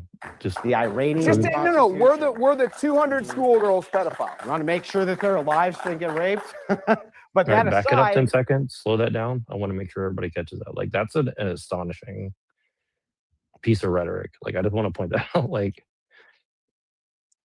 to me, this was like the weirdest Yeah, thing and that I caught. Israeli, Israeli soldiers, they never great people, right? And yeah, wow, dude. Like, look at his fucking shit-eating grin as he says this. Like, good lord, dude. Like, you might as well eat a pile of shit.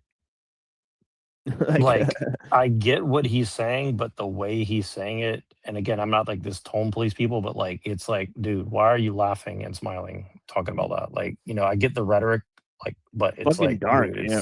it's extremely dark, to like grin about that for sure.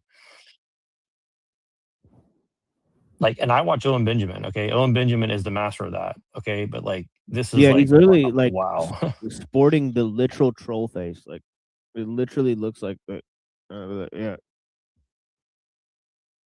I mean, don't get me wrong, like propaganda, rhetorical wise, like, I get what he's doing, but it's a very dark thing, because you're basically saying like better dead than, that's why I'm saying honor killing. He's basically saying like better dead than rape. It's like, well, I don't know about that. I mean, that's a huge claim. Where in the Yeah, Bible do you see it? Where in the Bible does it say, well, if you're raped, you should get killed? Like, Yeah, that I might don't be know like that how one a part. lot of Islamists feel about the United States. Like, it's one big gay disco. They're gonna tell these kids to cut their dicks off. Let's save all these kids. Like, I don't know. The same argument could be made. Well, that's what I'm saying. Literally Is like, retarded. it is. That's what I'm saying. It's like, it's this kind of like weird, white Sharia argument in a sense. Again, like, I don't know if it's on purpose or not, but it seems relatively deliberate in my opinion. So like, he's kind of like sneaking But in it's this kind of like, liberal yeah. because you're kind of saying like the entire population of Iran is like Me Too'd at this point. Well, that's You're what like white basically- Sharia has become. It's become this like liberal thing when that's not what, when I used to like it, the white Sharia meme, like, it wasn't like that. You know what I mean? No, Like, well, it no. certainly wasn't this like liberal talking point. Well, no. The conservatives. That's why Pinoid uses white Sharia, because the conservatives are literally, they're anti-liberal until they run into a Muslim, and then they're liberals, right? Because they say, well, so they support liberalism abroad. They're lib signaling essentially. Like, well, I mean, I'm not a liberal, but I don't want to be that anti-liberal. So it's like, okay, so Yeah, because they literally say all the time that Islam takes women's rights away, but then they literally advocate for taking women's rights away. So, like I've seen Wilson say both things. Alex Jones has been a huge, he's done a big mess with that kind of rhetoric too, by the way. Yeah, like he said, like he said like rights don't exist, like women like shouldn't have rights except for the ones that like their husbands give them, and so on and so forth. And then he's also said like Islam takes away women's rights; they have no rights. So it's pretty weird stuff. But So, then he like, also says that rights aren't even real. So again, there's like so many layers. right? To Yeah, it, yeah, like, yeah.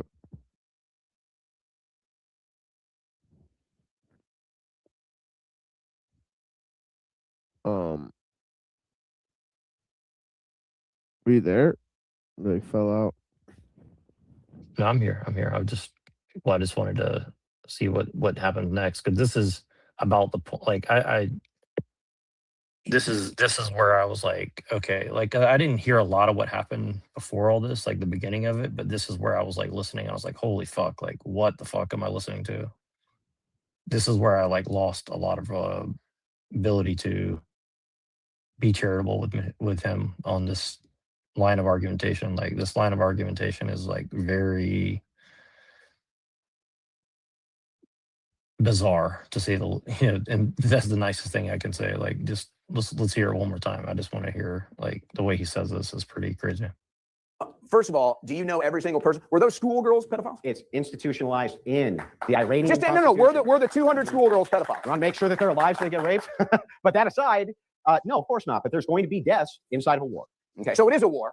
Yeah, I didn't say it wasn't a war. Does he need I'm not going to congressional quibble approval? over the word, even though there's no ground invasion, there's no boots on the ground, there's none of that. I just want to know, how is the global interest served? You're so concerned about pedophiles. He killed one of the most major ones who's ever existed since the late 1970s. He was friends with Epstein, He put it was probably inside of bigger, the but- Constitution of Iran that you can marry 9-year-old girls, dude. And by the way, Khomeini, That's good. Khomeini, So- hang on, almost done. Khomeini was married to a 15-year-old. Perhaps by the lunar cycle could have been 14. His son was married to a 14 or 15-year-old. A lot of his high command were married to children as well. Trump killed all of them without a single boot on the ground. All right, so Great. is that true? I'm sure after Khomeini was married to a 15-year-old. I don't know. And again, if this dude is like 80 years old and he's talking about something that happened 50 years ago, or I don't know. See, that's what I'm saying. Is like, I don't know what he's saying exactly.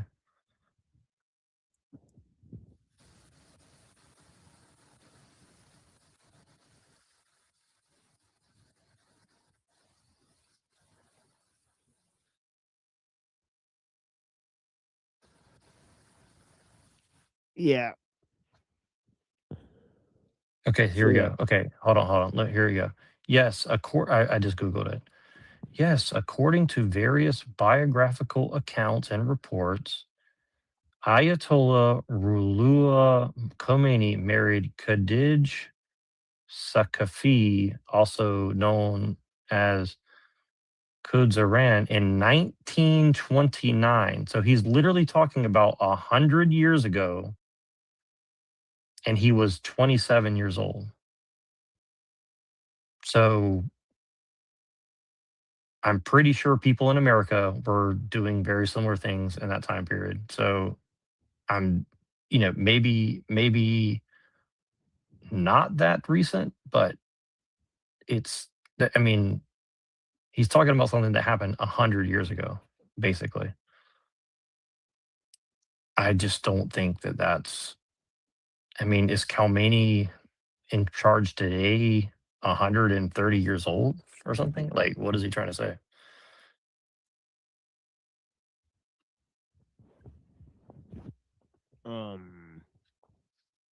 And then he said his son. Oh, so it married- says that that 16-year-old marriages is not banned in all U.S. states. Yeah, So it I'm says pretty you sure you can still marry- get married at 15 or 16 in a lot Yeah, of so you states. might be able to get married at 15 or 16 in some states, but yeah. I mean, some people in my family in the older generations did get married at 15 and 16 years old. So even kind of in my generation, like it wasn't totally unheard of, although less common. Yeah. So again, it's like, Yeah, my grandma and grandpa got married at that age, pretty much. But yeah. right. So again, it's like, so you're just demonizing everyone born 100 years ago throughout the world who got married at 15 years old to a 27-year-old. I mean, it's like, I don't know. It's like, yeah. And then of course they have like, well, forced child marriages in Iran. Iran considers early marriage. So again, it's like, okay, so the alternative is like to make them stay in school till they're 30, 35 years old, then have children. I mean, it's like, okay, again, I'm not defending child marriage. I'm just saying, like, it's like, what are you trying to say? Okay, I found this thing. Okay, here we go. According to the Islamic, I'm just going to read this for the fairness, right? Like, so this is from the Human Rights Council. Okay, let me just read this full thing. A brief submitted to the Office of the High Commissioner for Women's Rights and Gender section for the 26th session of the Human Rights Council by Justice for Iran. So there's not a person's name on this. It's a NGO think tank that I've never heard of or whatever. So, and introduction, according to this, skipping over a little bit, but according to the Islamic Republic Civil Code, and then it quotes the Civil Code. It's like Article 1041 Civil Code, marriage of girls before the age of 13 and boys before the age of 15 is contingent upon the permission of the guardian and upon the condition of the child's best interest as determined by the competent court. Okay. So again, that's at least 3 different parties involved. And again, I'm not defending this. I'm just saying, like, there's a court, there's 2 sets of parents or guardians. Okay, the legal age of marriage in Iran is set at 13 for girls and 15 for boys. However, the same act allows girls below 13 and boys below 15 to be wed, but conditioned on the consent of their father and the permission of a court judge. In addition, there are troubling reports that Iranian Parliament's Legal Affairs Committee is pushing to lower the age of marriage. So again, to girls back to the age of 9 years of age. So again, they're saying that there's a concern that they're trying to lower the age. There is no proof, according to this report that I'm reading. So again, it's basically an assertion. And as far as I can see. So I'll says send you this here- document, by the way. So go ahead. Yeah. And here's a thing here. It says that in the Catholic Church, according to Canon Law 1083, the minimum marriageable age in the Catholic Church is 16 for men and 14 for women. So it says 14 here, right? So that's the current rules of the Catholic Church, essentially. Yeah, and the current rules of the Catholic Church. And I wonder what the Orthodox is. If it's, I mean, yeah, there's I probably put that lots in of the different back sects, there. so. I took a picture of that. So if there's like, so just click on that. Let me see if I can find it. Let's see. It's in the backstage. Oh, gotcha. Got it. Yeah, so this says 12 for girls, 14 for boys historically. So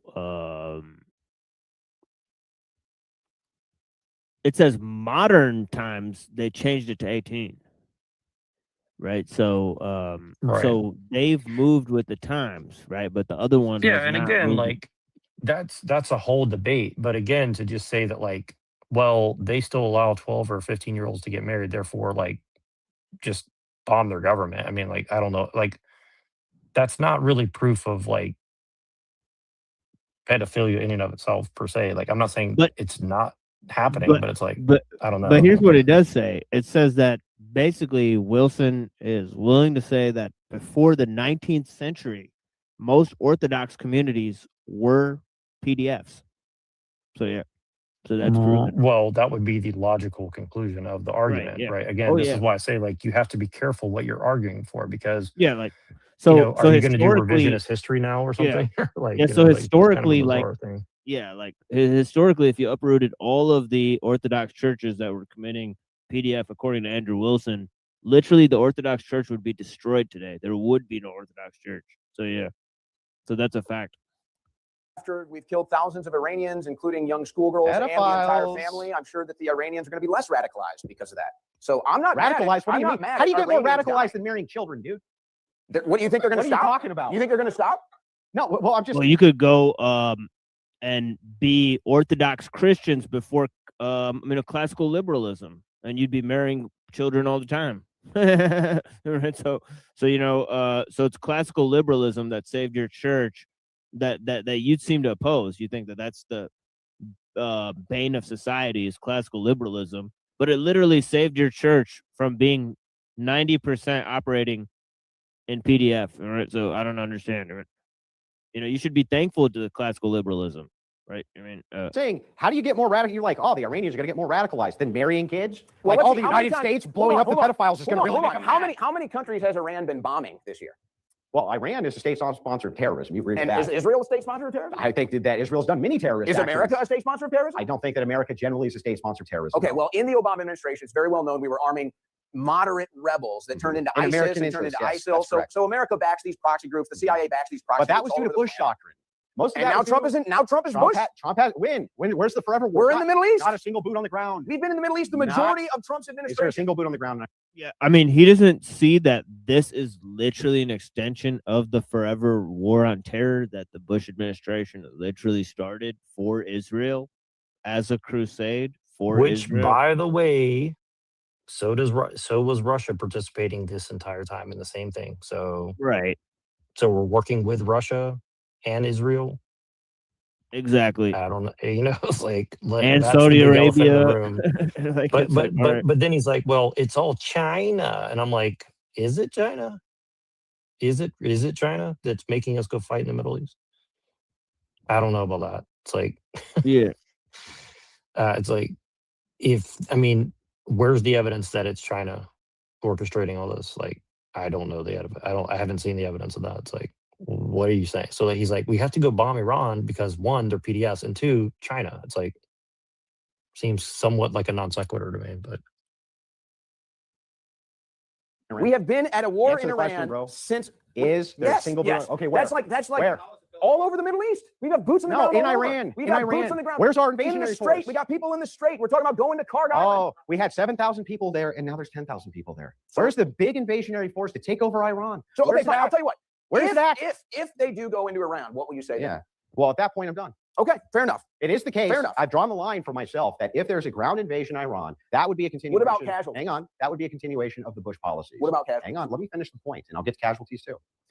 If it's the case that there's a mass ground invasion of Iran.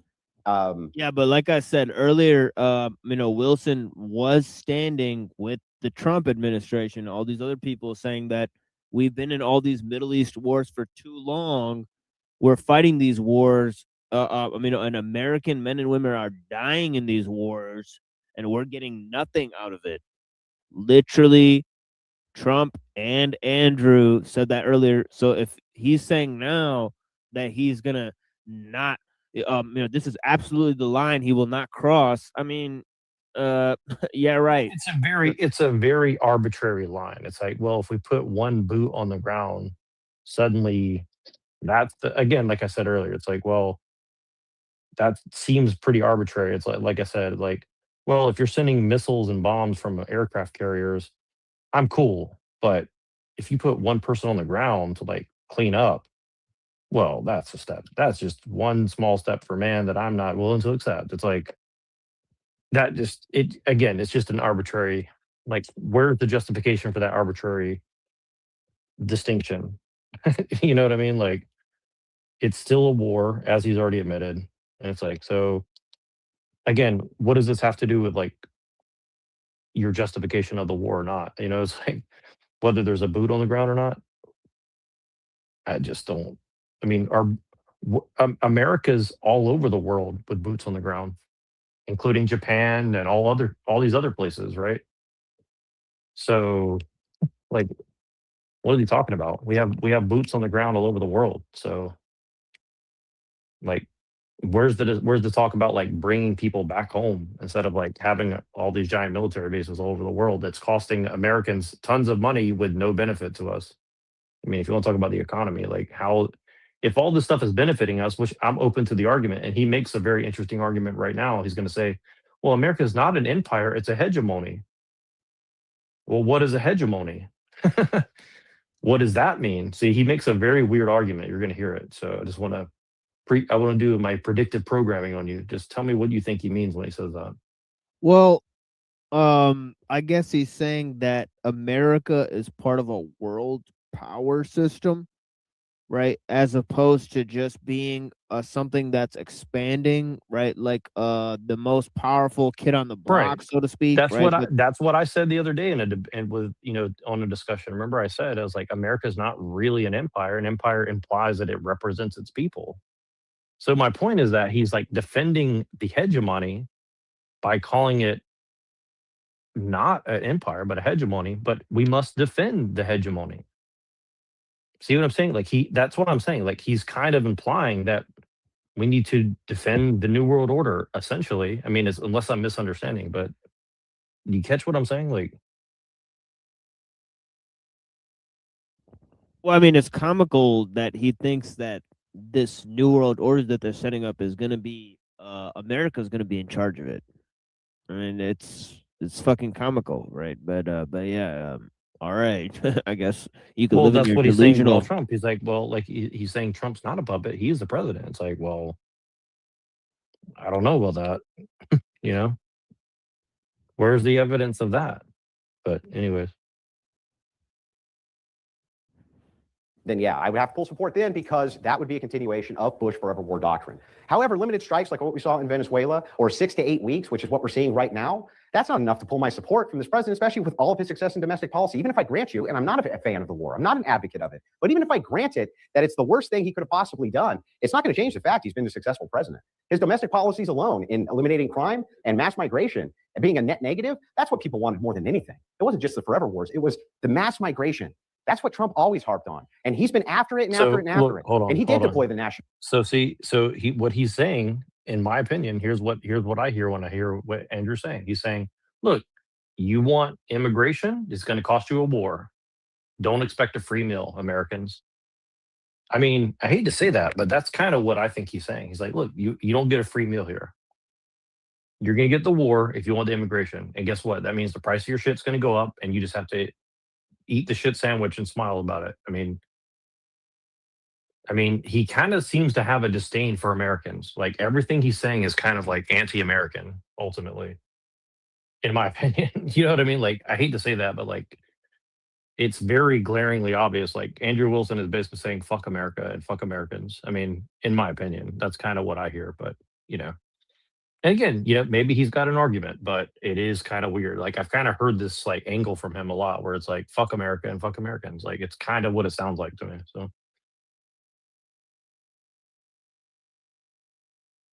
Guard to protect these various centers in these cities, while ICE was removing these people from the nation. Democrats did everything that they could do to stop them, including court cases, terrorism against them, and everything else in between. So it's like, all of those show me that the guy's very successful, even if I grant it to you how bad Iran is. Well, I think that they made a major blunder on the deportations, because now they're basically stopping them. They should have gone after the Democrats first. Quite frankly, they should have been arresting Democrats for treason. Alejandro Mayorkas should have been the first arrest. He should have been hauled in front of Congress.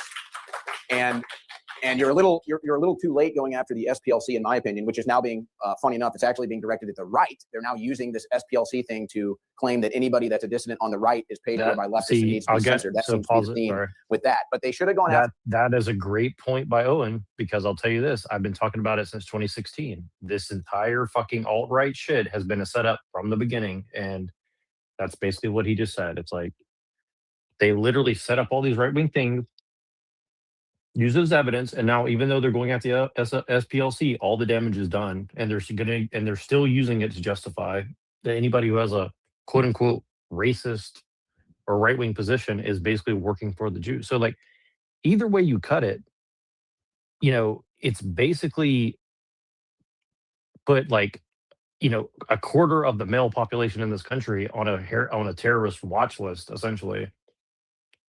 You know what I mean? So the damage is done. And so to sit here and pretend that like, well, you know, we're going to go after them for financial crimes. It's like, you know, if that's not if it's not treason to basically set up a false dialectic of like, you know, an entire like manufactured consent situation, like, I don't know what constitutes treason. You know what I'm saying? And like, Owen is right about that. Like, I have to give him credit on that. Like, it's pretty subtle what he's saying, but he's basically like, I would say he's kind of right, because you know, that's like, the SPLC is essentially like committing treason as far as I'm concerned, you know?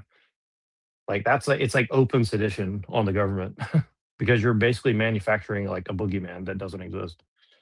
You know, like, that's because, again, it had real world consequences, right? Like, literally they're saying like, if you hold certain beliefs, you can be associated with like criminal organizations because you hold a belief. I mean, and guess who else they did that to? Muslims.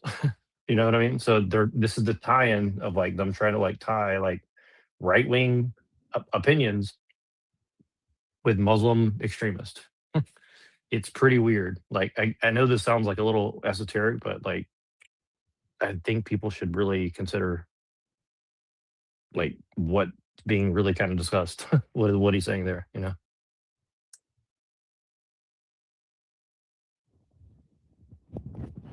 Yeah, absolutely.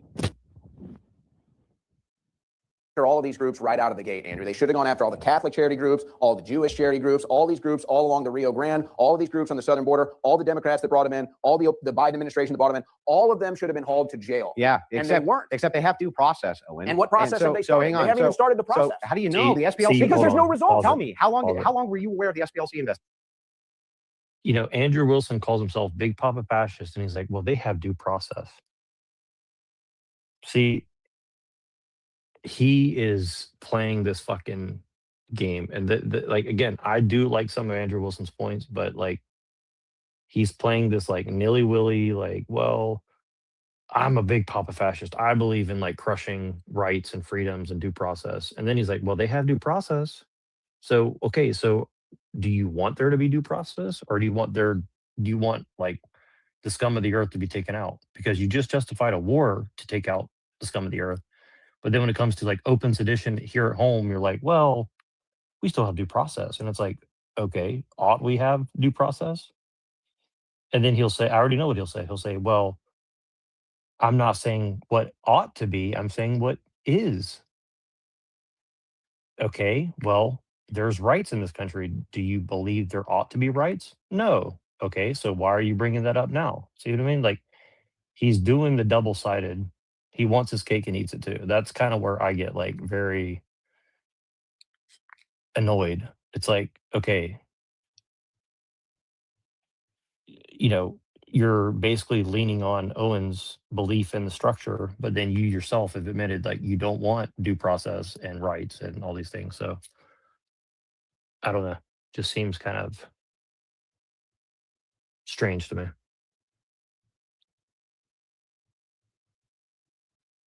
Investigation. What are the charges? They're all hang on, financial crimes. hang on. Let's walk through this. When were you aware of the SPLC investigation? When Like- they released like- it, right? yes. Yeah. So when they released it, you're not aware of what the Trump Justice Department is investigating or not investigating. Show me the evidence. He said You're the one who wants to talk about. There's no hang on, evidence of he your said- claim. Lack he of said- evidence. Lack of claim. Hang on. He said multiple times that he wants to bring James Comey up on charges, right? He said multiple times that he wants to go after these Those charges people. got dropped. Instructing his Justice Department to investigate these things. We're finally starting to see the fruit. My evidence is we're finally seeing the fruit with the SPLC. I'm guaranteeing you that there's going to be other organizations which are indicted for various things like this. This is exactly what it is that you said that you wanted. It's at least a step in the hold on right a second. direction. They've only been charged for financial crimes. They need to be charged for So was Al treason. Capone. They need to be charged for treason. Charged for his mob hits or for bootlegging. Wait, or stop, this guy is stop, charged with stop it. financial You're not crimes. comparing Al Capone to I'm telling you 15 that million if- invasion if of this it's the case that you go to jail for 15 Al Capone is more of an American than if Mayorkas. you go to jail for 15 years for the crime of murder, or to jail for 15 years for the crime of for some type of financial fraud, you can prove the one but not the other. Which one would you go after? I would go for it all. That's what the feds do. That's what they did to me. No, you wouldn't. If you could prove Absolutely. one but not the other, you would go after the one you could No, prove. they always overcharge so they can get you a plea and get their incarceration rate and get their conviction rate. I would know. I've been through it before. Sure. Regardless, we're talking about almost 2 years into this administration and no deep state arrests. None. Who do you want to see arrested? I just told you Mayorkas. There's one. How about the Obama administration? how about John Brennan? How about James Clapper? How about James Comey? Tell me what your process would be to arrest them. Okay. First of all, Dan Bongino, who was the deputy this director is of the like FBI, you said, this is a very weak. This is a very weak argument. Like they're purposefully dragging this into like public opinion litigation bullshit. See what I mean? Like you don't need to get into the minutia of like what constitutes sedition or not. I mean, anybody in their right mind knows there's been open sedition in this country for like 100 years. I mean, let's just be real. So to sit here and play this game of like, well, what's your definition of sedition? What's your definition? I mean, come on, man. It's absurd the level of cover up that's happened in this country. So to just have this conversation is like a joke, you know, in my opinion.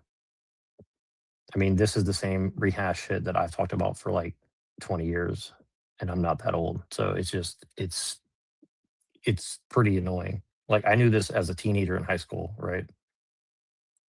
So it's just, I just don't understand why they're doing this bullshit.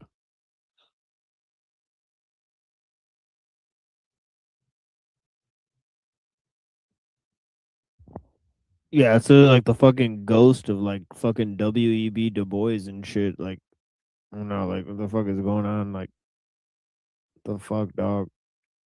Like Fucking this retards. is like an absurd level of like a quote unquote debate. Like you're gonna sit here and like litigate the definition of sedition.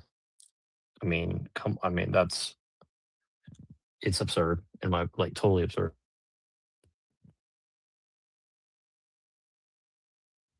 8 years writing books and doing a podcast all about arresting these people. He gets in there and does none of it. Yeah, So the did same he, Dan Bongino who talked about what was going on in the Epstein files ad nauseum, how none of it made and then sense, changed his mind because he went in and saw. Here's what's funny: why would anybody ever want to go work for the Trump administration from the private sector, especially somebody like Dan Bongino? If it's the case that he goes in, looks at the evidence, reviews it, and says, "Actually, I got this wrong," and you guys fucking crucify him for it. Yeah, you crucify him for saying, "Look, I got this wrong," and it's like, why would anybody ever want to go? See, these people pretend that anybody over the age of 35 has like attention of a goldfish. I will never forget. I was working at a Burger King in my hometown a few years after 9/11 and watching as Michael Chertoff got on the news and promoted all his personal business right after he left the administration and said how, you know, his business was going to save Americans from all this stuff. It's like, dude,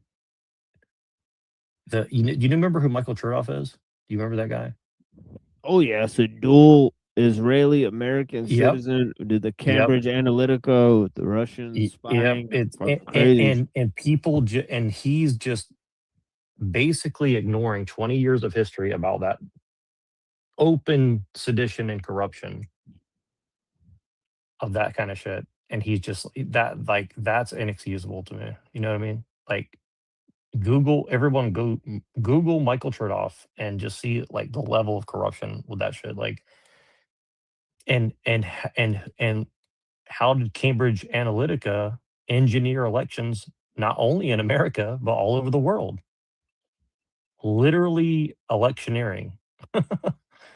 So, I mean, or whatever you want to call it, whatever the term is for it, like it's this is like a pathetic argument, in my opinion. So yeah. Work for the Trump administration if that's going to be the case, Owen. Imagine that. You give us a little peek into what's going on in the Epstein files, and it makes people even more aware and more suspicious, and then you say there's no there there. If anything, our peek at the Epstein files showed us that there is something serious there. Very serious. You've never, look, not only have you never provided any evidence for that, but your other problem is you didn't actually answer my question. What incentivization would like, let's say Trump drafted you to go to his administration to investigate these things, and you went in good faith and you did. And you came back and you were like, look, I took a look at all this evidence and I was wrong about this. And then all of your friends and cohorts and everybody else who was cheering you on fucking crucified you for it. You know what, Andrew? It's funny that you say that because that's literally happening to me right now. Okay. That's literally happening to me from this new MAGA right cult. Who? I already did this. I already put my time in. Yeah, I was arrested. Crucified. Hold on a second. Ding, Hold on a second. ding, Hold on a see, second. hold on. For four different times. Ding, ding, ding, ding. He called it out. I got to give Owen credit. It is a fucking right-wing MAGA cult. I mean, look, you know, whatever you want to say, that is true. Okay, like, look, I generally do agree a lot of what MAGA supposedly does stand for, and even some of the Scientologists, but like pretending that there's not like this weird cult thing where they just like dogpile on you with like this like schizo like gematria bullshit and like try to like shut you up. I mean, dude, remember we were in the Discord like a week ago or a couple of days ago, and this dude's like, oh, I believe all the stuff about QAnon and blah, blah. I'm like, dude, like, no argument. You're just saying like, well, the schizo shit on the internet. I mean, it's like, I'm so sick of that, dude. I've listened to 10 years of just like schizo QAnon bullshit, and it's absurd. You know, like at some point, it's like you just got to stop. Yeah. And these people do attack you and throw you under the bus. So like he's right on that. I will give Owen credit on that. Like honestly, if Owen Shroyer gets Charlie Kirk, I wouldn't be shocked. But anyways. I was arrested for supporting Trump. Okay. Now incorrect, by the way. Now, you like Trump, I don't like Trump. Now, beyond the point, I already went through that crucible. I already put my face, my name, my neck out there, and it's not even that I necessarily did it for Trump. I did it for the truth. He said, see, I went through the crucible. Well, what is the crucible? What does that mean? See, now look at his face. I wish you could zoom in on Owen's face right there. Look, he's got this like weird smirk right there. Back up 10 seconds. If you don't mind. Sorry to thank you for indulging me, but just watch his little reaction here. Watch his face. Now, incorrect, by the way. Now, you like Trump, I don't like Trump. Now, beyond the point, I already went through that crucible. I already put my face, my name, my neck out there. And it's not even that I necessarily did it for Trump. I did it for the truth because I believe Trump was innocent and I wanted to support him. How are you? I don't know. That's kind of subtle, in my opinion. I've already been crucified. I have MAGA people putting me on lists. I have What MAGA list? people doxing me. I have MAGA people sending people to my house. I have Laura Loomer in my box all day telling me she's telling Trump to post negatively about me. Trump posted something about me. Got Laura Loomer in my box all day. What kind of box? Got Laura Loomer sliding up in my DMs. Yep. And this the thing is, like, I don't know if Owen's 100% being real here, or is he kind of playing up his victimhood? I don't know. Like, it's, you know, if he got threatened with 20 years in jail and then they gave him like a little slap on the wrist, like, did that cost something? I'm not accusing him. I'm just saying, like, I don't know.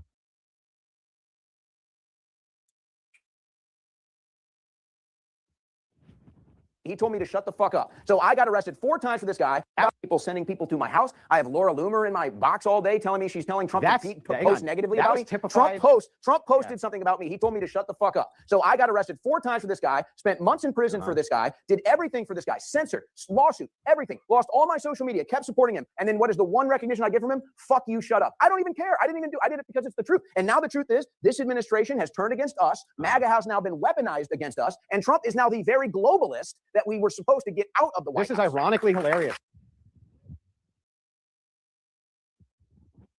I mean, that's actually very true. You supported Trump. Trump is the globalist that you were trying to take out of the White House, where you guys claimed you were against globalism with Alex Jones. And yes, Andrew Wilson literally supports a globalist, even though he claims to be a Christian nationalist. He supports a non-Christian globalist. It's fucking laughable. So the first thing that you claim, you say, hey, look, I was crucified for my support of Donald Trump by Democrats. Do you agree? It's by Democrats. Well, actually, first it was by Republicans because we were going up against. It's never Trumpers. Yeah. Like you are right now. No, I'm not a So never Trumper. anyway, I voted for him 3 times. what happened is, well, now you're like, oh, he's the worst thing ever. No, I'm when you're saying talking about he's failed. This yeah, administration he hasn't failed. And when you're talking about this, Well, hold Democrats on. were the ones who persecuted. So Democrats were the ones so who was threw you in JD jail. They were the Vance, ones and who didn't want to hold give you a fair trial. Me and my wife, we Yeah, so was JD Vance, and JD Vance is now vice president. What's that about? See, Andrew?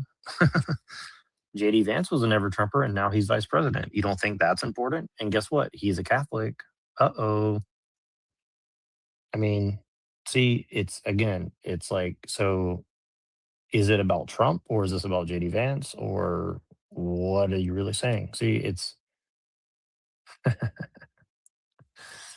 I mean, JD Vance is basically the Dick Cheney of Trump, or the Gerald Ford, or the LBJ to what's his name? John F. Kennedy, or maybe an Allen Dulles type shit. See what I'm saying? Like, do we want to get into Allen Dulles and the Dulles brothers and what they were up to? I mean, see what I mean? Like, it's very strange. Like, this is really strange, like what they're arguing right now. I would say, like, highly weird. Like, I see what they're saying, but there's like, these dudes know more about politics than I do, and just the way that they're kind of like sidestepping and like using shitty points, like, I don't know, man. It only gets more sus. It only gets more sus by the minute, in my opinion.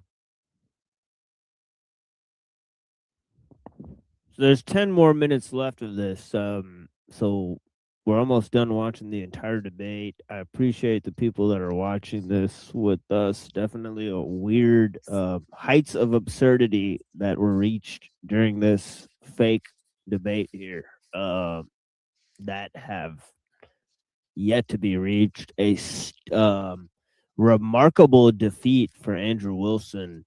It kind of looks like he was paid to take the loss or something like that. Really weird type of stuff going on here. But yeah. advocated for the release of J6ers everywhere that we possibly could, yourself included. And I will give Trump Okay? that. That is the biggest victory. I Yeah, will never huge regret voting victory. for Trump because he did that. Yeah, Never. huge victory. Okay. But not only that, let's dive into this a little bit deeper. When you're talking about your supposed crucifixion now by the right, Trump hasn't shut down your channels. He hasn't done any of that. Under Biden, that was a sure thing. Well, let's to have not be happened. so sure that's not going to happen soon. You say gonna, hasn't though.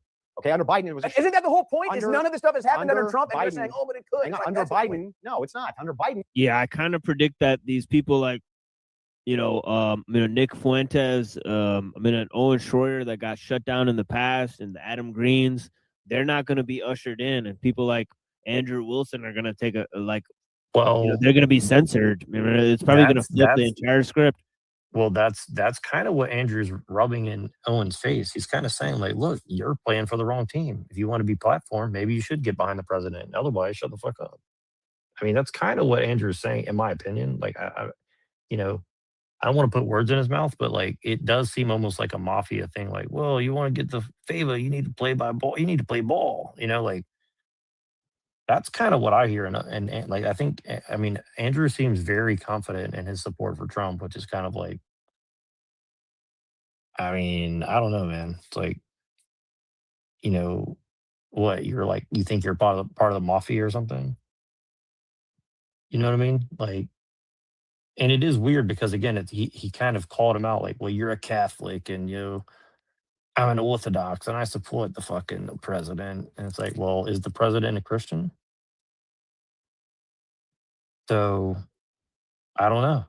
Like, it's just, I don't want to put too many words in his mouth, but like, it does seem a little bit like he's flexing on him. Like, maybe you should have stayed behind the president if you expect to like be platformed. Because Andrew Wilson has explicitly said he's not a free speech advocate. So again, it's just kind of interesting.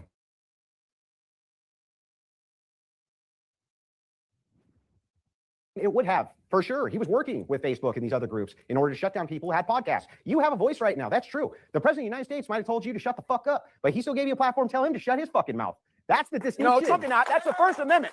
That is the First Amendment. It was given to us by the founding Biden fathers. didn't give a fuck about the First Amendment. And He neither was does working for the Trump. tech companies And neither to does shut you Trump. down. Trump doesn't care either. Trump, they'll censor us under Trump. They already did. He did nothing. Where? What are you talking? When did I get censored? What year? No, the Trump administration. I was censored under Trump 1. I was censored from 2018 to 2022. Trump's administration censored you. What? What did he do for it? What did he do to end the That's censorship? different. That's you got to make a distinction. No. You're the one If making it's the claims case- that Trump did something Yes, for me. he did. I'm not asking Trump to do anything did. for me. I'm saying that He we had instructed his censorship under Department of Trump. Justice to stop putting pressure on Facebook and these other groups for censorship. He promised you But to that do is that. happening. That's why did he do just it. that's why he just brokered the deal to give the Ellisons everything so that they can censor the internet in favor of this war and foreign policy that's unpopular. Where's that happening? Right now, it's Oops.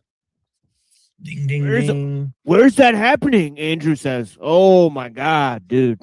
Yeah, to Incredible just- amounts of to- oversight. To totally sidestep Oracle and Ellison is incredible. Where's that happening? They literally said, we'll watch all the police, we'll watch all the American citizens. They literally said that. It just sidesteps it, just goes, oh, where's that happening? Like, Where? It Where? makes, it makes the Patriot Act look like, not that bad, basically. Where's it happening? Where's it happening, Neurojack? Good Lord, bro. Yeah, to like not show any concern at all for like Oracle or Ellison to be in charge of like our entire cybersecurity network is like, come on, man. Like And your entire security infrastructure to Israel. Oh, where's it Exactly. happening? Where? Where? To an overtly pro-Zionist person, by the way, and he said that he's explicitly anti-Zionist, but you're going to hand over the entire cybersecurity of the country to a super Zionist? I mean, I guarantee not one person covered this debate and said the things that we've said. This is the saddest 100%. part. And there's 100%. literally like, and this is literally just like, the yeah, I know. obvious. This is Less just than 10 obvious, people like- watching at this point for sure, but good Lord, dude. Wow. Yeah, and what we're saying is like not that blatantly obvious. Yeah. Yeah, it's not that deep either. That's what's crazy. fair. happened with TikTok. It just happened with Paramount. No, TikTok, they talk about the war constantly. I know. and I'm on Oracle- TikTok arguing with them constantly. Ellison and Oracle are about to have all these databases. They're going to sell all of in all the private future information. soon. But you've been wrong about futures before. And by the way, Oh, I'm wait a talking second. about Hold right on. now. Okay, hold on a second. I'm talking about Hold right on a now. second. When I'm Doge ended, Yeah. and then Musk called the Epstein files a hoax, and then struck Iran, I was called a panican. I was called a panican because I knew it meant we were getting into a war with Iran and a regime change war with Iran. I was called a panican. I was called a panican because if he did this, the MAGA coalition would be destroyed. And I was called a panican because I said if he does this, we're going to lose the midterms. And now all three things of those have happened. Except every you were also single wrong one. about Venezuela. What was I wrong So about Venezuela? In Venezuela, you said that there's a good chance there that we're going to be bogged down on wars. Never said that. You did too. No, I you did said not. it on your show. Yes, you No, did. I did not. You said there's a good shot there. You were in the debate when you said it. In fact, with a caller, good shot there would be bogged down as well. When did? So What are you that's what's talking funny about? to me. It's like every time I dive in to your view, it's always, well, down the road, he's going to do these bad things. Down the road, he's going to do this. Trump's administration hasn't censored you. Trump's administration didn't jail you. Trump's administration didn't do any of that. You just gave him credit for getting you released. And not only that, when we're talking again, we're talking about the economics of this thing. We diverted into this, which is fine. I think that speech is something that we need to debate about. But when we're talking about the economics, you still haven't actually told us how it is that you, Owen Schroyer, are going to make an offset for net negative migration without prices going up. There's going to be an Cut taxes. That's an adjustment period. Well, he just pivoted away from he just pivoted away from Ellison and Oracle. That's exactly right, dude. That's huge. And Owen let him get away with it. See, this is what pisses me off. Is like he And had every him on single the time. fucking corner. Yep. Yeah. And every single time he brought up Israel, he then started bringing up Islam. So it's literally a tactic, all right? Yeah, it's a total dialectic bullshit. Yeah, like you know? and like Jews have been using Muslims to scare the fuck out of white people for over 50 years. When are you fuckers gonna learn? Or like it's fucking hilarious, but all right. Yeah, and again, while X, the right wing white nationalist propaganda machine has literally been bought by Saudi Arabia, by the way, which is again basically little Israel. But anyways. In a year. Do you think that prices are going to immediately decrease because you cut taxes? Prices don't have to decrease. You have more money in your wallet. You have more money in your bank account. You're not paying it to the government. Again, those are adjustment periods that are incremental. It would be so if you cut taxes Takes 1 year. immediately. Takes 1 right? year. And by the way, Trump doesn't unilaterally have the power to do that. He doesn't unilaterally have the power to just cut taxes. That has to go through Congress. And so this idea that you have, one thing he did do, and he did do well unilaterally with his executive orders, was with migration. And he did get us to the point where we're at a net negative of migration. Who would ever have given us that? Who out of anybody in the field would ever have given us net negative migration? If Trump has a positive, it's definitely on the migration issue, but it's not perfect. He's still giving Chinese students, he's still letting Chinese students into these universities to save their ass. He's still letting the 50% decrease of the H-1Bs. But the Cato Institute recently said, in fact, cut down 136,000, 50% of the H-1Bs eliminated under Trump's policy. So yeah, it's true. Chinese immigrants can still come in and study under H-1B visas, 50% less of them. This is the third freaking time he's cited the Cato Institute. Like, what the fuck, dude? Like, right. Are you being funded by them? Like, what is going on? Yeah, and also they're both very concerned with Chinese students. It's like, again, this, like, I do agree that you don't want a bunch of Chinese students deep inside all your research projects, but this has been a problem for 40 years of spying on America's, R&D infrastructure. And so 40 years later, they're suddenly like, well, we finally cut it down now. It's like, yeah, what do you think the whole C-19 thing was about? Literally came out of a lab in America and got transferred over there. And they don't discuss that at all. It's like, it's totally insane. Totally insane. Again, like, that's a real thing you could be concerned about China with. But they totally skip over that aspect of it and just go straight to like, well, blah, blah, blah. It's like, who did the C-19 thing? Trump. They make no mention of like 5 years of economic restructuring under the guise of C-19 as like if you're going to fault Trump for anything other than the Epstein thing, that's like number one, restructuring the entire economy under this like false, pretense of like, 2 weeks to flatten the curve. I mean, dude, they're just totally sidestep that entire thing. I mean, you cannot debate Trump without talking about that, in my opinion. So I don't know. Like this is just. I mean, the reason why gas prices are high is because you turned off the economy for 5 years in the United States and the rest of the world. I mean, that's why gasoline is $7 a gallon. I mean,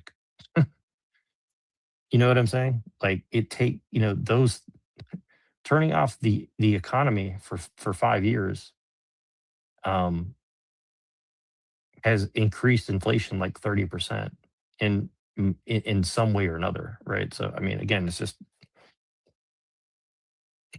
they just completely ignore a 5-year hiatus due to C-19 and all this shit. So I mean, it's just I don't understand what they're trying to do here. It's insane.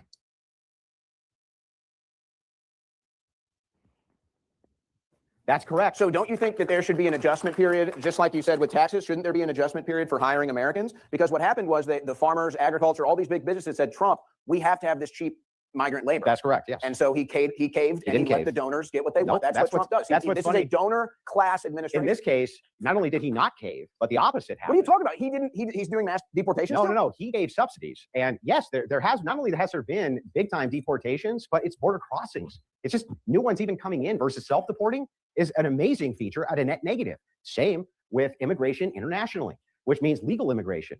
So yeah, he did deal with them with subsidies. That was designed to keep the prices down. But again, if we follow your policy, which would be mine, you want them all out, right? I want all the Mexicans who are working illegally out of here. I would say you can't, there's too many, but I would say you have to do at least the 15 that came in under Biden. Well, you want to get rid of, I want them all gone.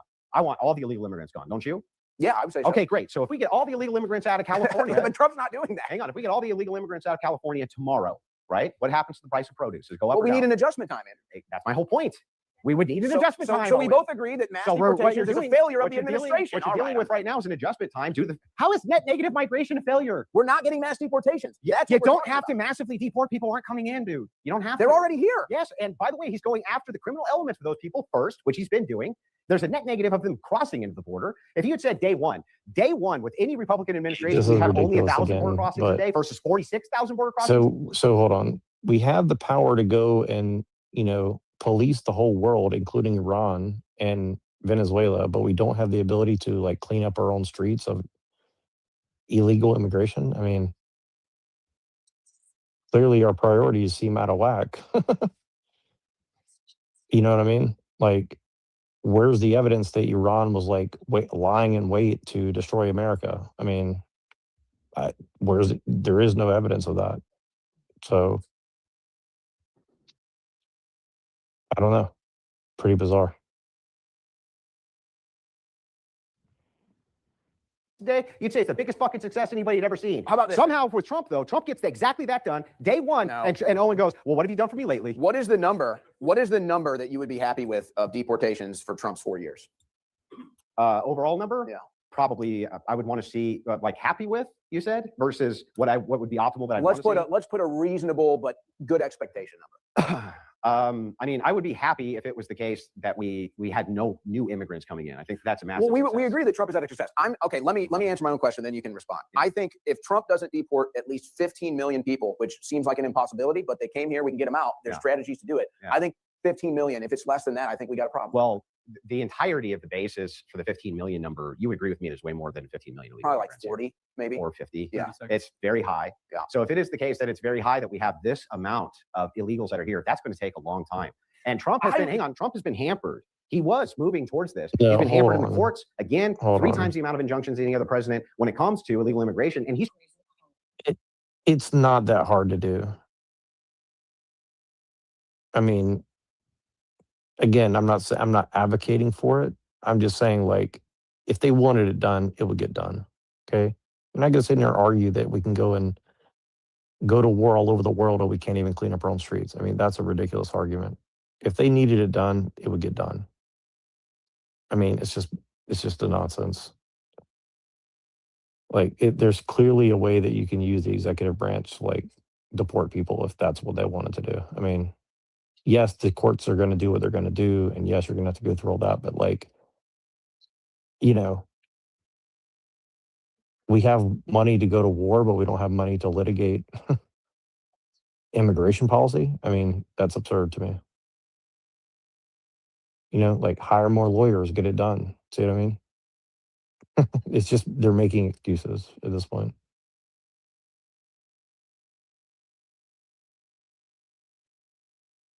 Trying to unilaterally do this because Congress isn't working with him. He's hamstrung at every level. He's using executive orders to push that through, and it's been wildly successful with the tools that he has. You have to say that that's successful. A net negative migration. I've said that that's the one success, but I just that's don't the think, big success. I just don't think that it's going to be where it needs to be. I think that he's caved on the mass deportations, and at the end of the day, as much as both of us would like to see every single illegal immigrant deported, I think that but if they are, the prices are going to go up, right? I think that you can negate that by not getting them into another war in the Middle East. The war in the Middle East, are you kidding me? That was a good. You think that was a that's good the point. budget buster in comparison? Absolutely. He's asking for to 1.5 trillion in the next defense budget. Nothing. We pay $1 trillion in interest on our You debt. know what our entitlements are in Cut comparison them to all. military spending? Cut But them that's all. my whole point. We were talking about entitlements, the number one spending, not military. Kill That's Granny. why. I think second- I think interest is about to take entitlements. Yes, well, maybe. See, But the number they're- one spending see- right now is entitlements is 3 times higher than military. They're doing this, they're basically saying kill Granny, cut the Social Security, cut the social welfare. They're never going to do that because if they did that, this country would be in a civil war in 24 hours. If you did that, this is just bullshit.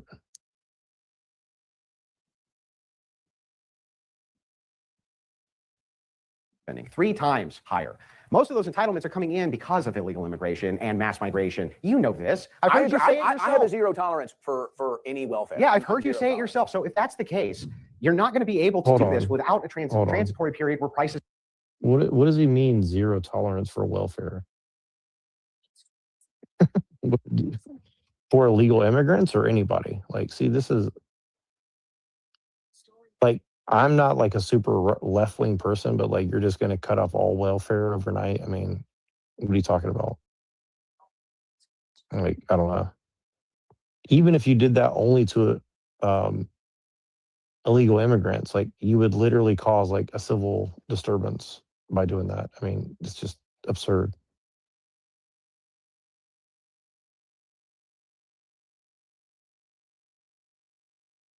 It's just not, they're just not having a realistic, they're not having a realistic conversation on the subject at all.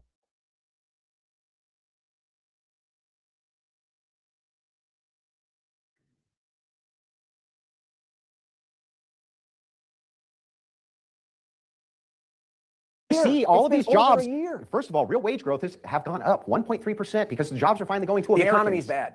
You can throw numbers every day. The economy is bad. More Americans are living paycheck to paycheck. Are real More wages Americans up or are in down? debt. Down. Okay, so how far down are they? They're as down as they've ever been. They're as down as they've ever been, ladies and gentlemen. Anybody can cook these numbers. These The Biden wages are administration- as down as they've ever been. No, the wages are up. Are you going to 1.3% tell? real Are you going to wages. tell Americans that they're doing good financially? I didn't say there's not room for improvement. We're talking about whether or not Trump is successful. I think that Americans would be doing worse if real wages were at net negative like they were under Biden. This is Yes, where we- and that real wages have gone up 1.3%. It's a major thing. And cost of living has gone up 2.3%. And guess what? That'll go down when you get rid of mass migration and immigrants. The conclusion of the open dialogue. Gentlemen, thank you very much. That was a riveting open discussion. I think we take questions. Yeah, I know. By the way, that's how a gentleman debates. So Now, are you looking for something truly worth your time this summer? Debate con. Gentleman debate. So Now, are you looking?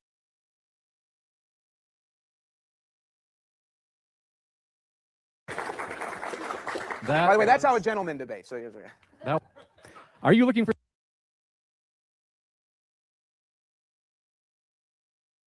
Yeah, massive cut there. Don't know what happened. But yeah, anyways, yeah, that's pretty much the debate. Appreciate That you was a guys good one. watching with us. Yeah. Machine, I wanted to do one thing with you before we leave, if you have a moment. If you would indulge me. Because I wanted to talk about this with you before, and I just opened up my TV as I was sitting here, and it reminded me of something. And let me send you this link in the back chat. Hold on one second. Open this link up for me and just go over the description of this Wikipedia article. Because I don't know if you have Amazon, because I think this is only on Amazon. But I want to make you aware of this documentary because it is very interesting. I didn't finish the entire thing, but If we could do a review of this, I would love to. I don't think we can. Like, I think we'd have to do it in Discord or something. But yeah, just pull this up if you don't mind. This thing I said, put in the back chat.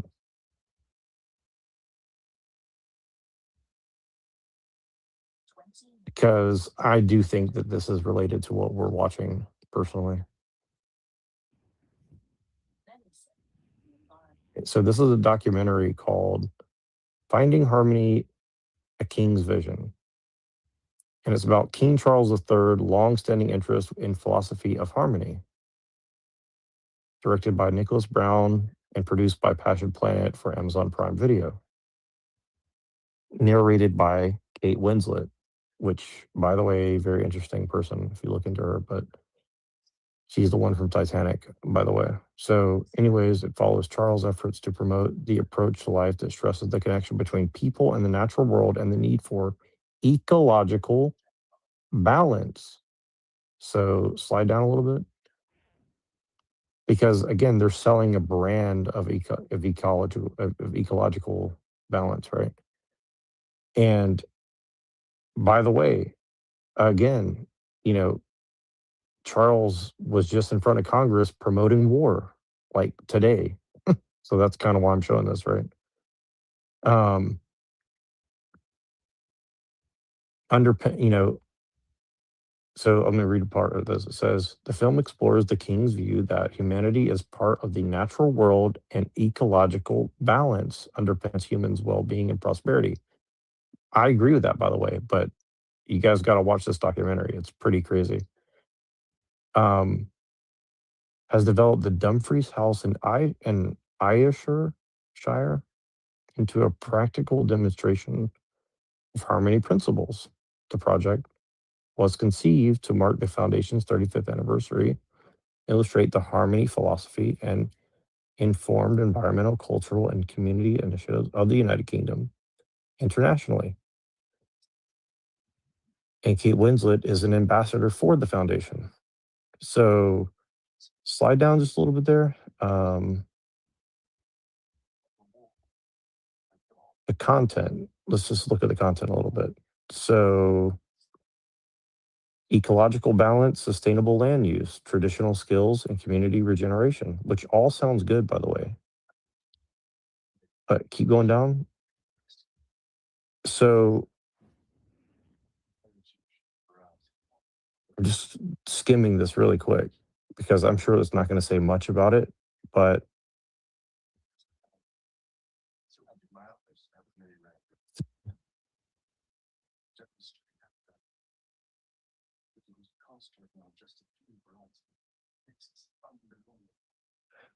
what's interesting about the documentary, because it doesn't really say much about it here, but like it kind of gets into like occultist views on nature. And I think that's very interesting. Like King Charles made a documentary. And I'm going to pull up my notes. Hold on. I had some notes on it. Let me pull it up really quick.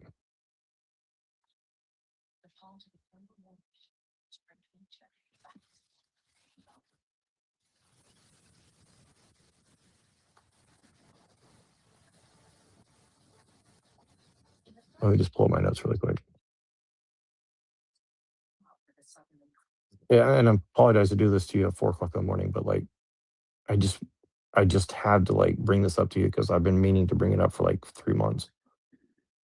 And I saw King Charles at Congress today promoting war, and it just reminded me of this because you're gonna flip your lid when you hear this shit. Hold on, I'm gonna tell you some shit. Listen to my notes on this. This is coming from AI, but I'm pretty sure it's accurate because I did do this before. So, okay. So I'm just going to skim my notes on it. Okay, you ready? Machine, are you there? Yeah. Okay, check this out. Okay, you're going to flip. Okay. The film highlights practical projects, traditional wisdom, including indigenous perspectives, and the idea that restoring balance in the natural world can address climate change and societal issues. Your question focuses on occultism, and more precisely, the esoteric mystical elements tied to the king's vision. The documentary itself is not an occult film. It is framed as an environmental and philosophical portrait. However, King Charles' underlying harmony, quote unquote, philosophy draws heavily from esoteric traditions, particularly traditionalism, also called perennialism or perennial traditionalism. Okay, here's Yeah, examples. that's funny because we're actually going to be reading one of the founders of perennial traditionalism tomorrow on the show, Rene Guénon. So, Well, it it's specifically interesting to mentioned it specifically mentions Rene Guénon. That's why I'm bringing this up. Interconnectedness and universal patterns seen in nature, sacred geometry. He literally talks about sacred geometry or the grammar of harmony, a critique of modern materialism and disconnection from the sacred, the belief that all traditional religions and wisdom systems share a hidden primordial tradition or perennial wisdom. This is rooted in traditionalism, founded by the French metaphysician and occultist Rene Guénon.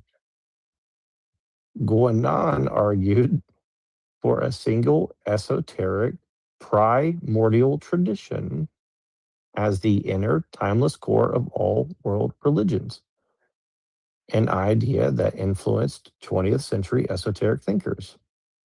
King Charles, as the Prince of Wales, publicly praised Guénon and regularly met with key traditionalist figures such as Martin Leeds, a British traditionalist, Sufi convert, and Guénon collaborator, Saeed Hassan Nasser, Iranian traditionalist scholar who thinks the environmental crisis to a loss of metaphysical harmony between humanity, nature, and the divine.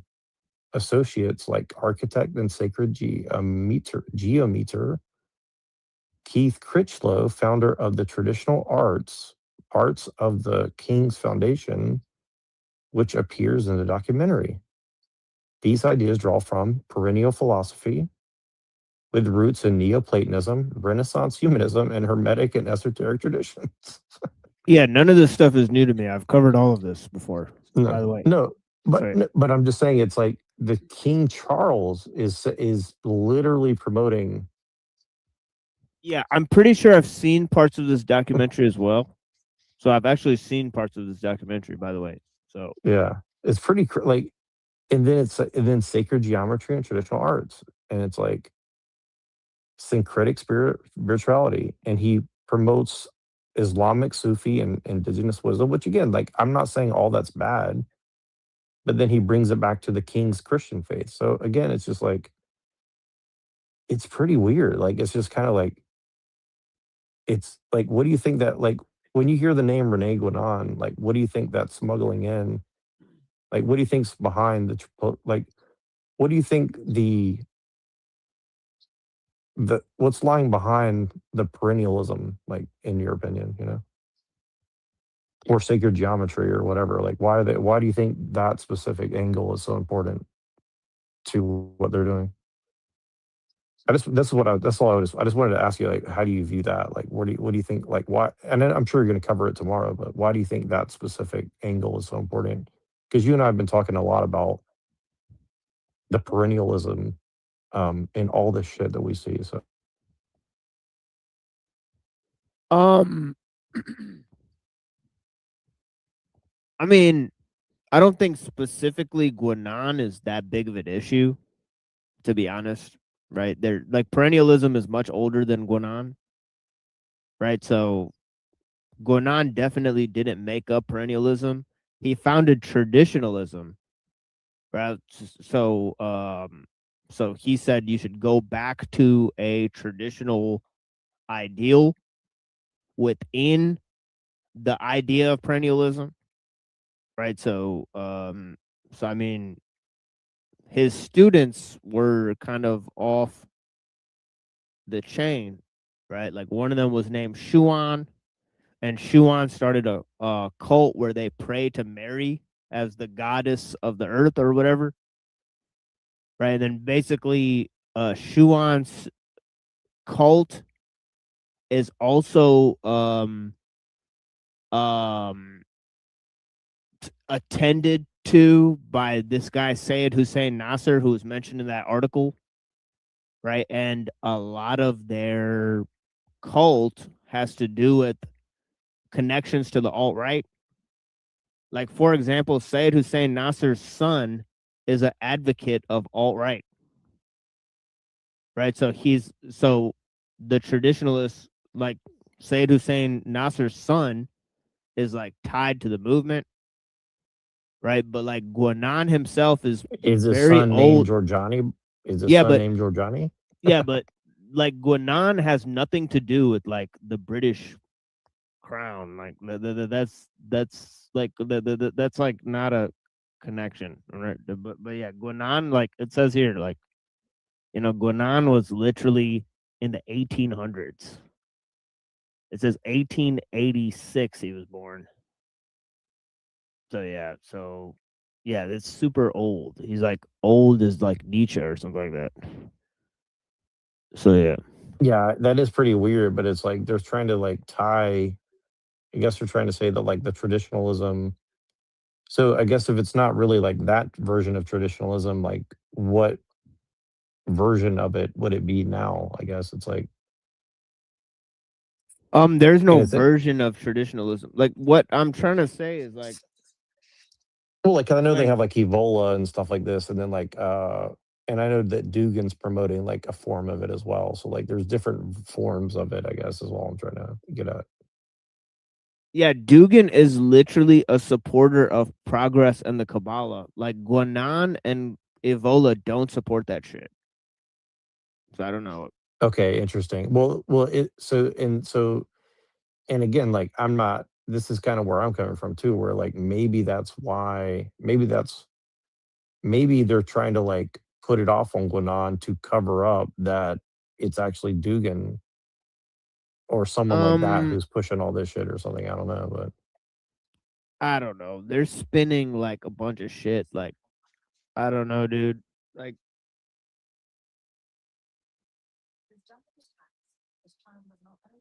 Guanan is basically just saying like materialism and like lack of spirituality and like the modern world and like separation from nature, like all these things are horrible consequences of modernity. right. And so you can't really challenge Guanan that much because it's like 90% of it's true. Yeah, for sure. And And I like was just same thing with I was Evola. just Like it's extremely hard to argue against Evola. Like Evola is a cold hard paganist. Like that's saying that like Christianity's responsible for the downfall of Western civilization. But he's also like extremely intelligent. Like yeah. Evola is like no dummy. Like Evola is like extremely smart, like hard to argue against. And Guanan and Evola have like their own thing. I read a book by Syed Hussein Nasser, and he makes a lot of the points of Guanan in very succinct ways.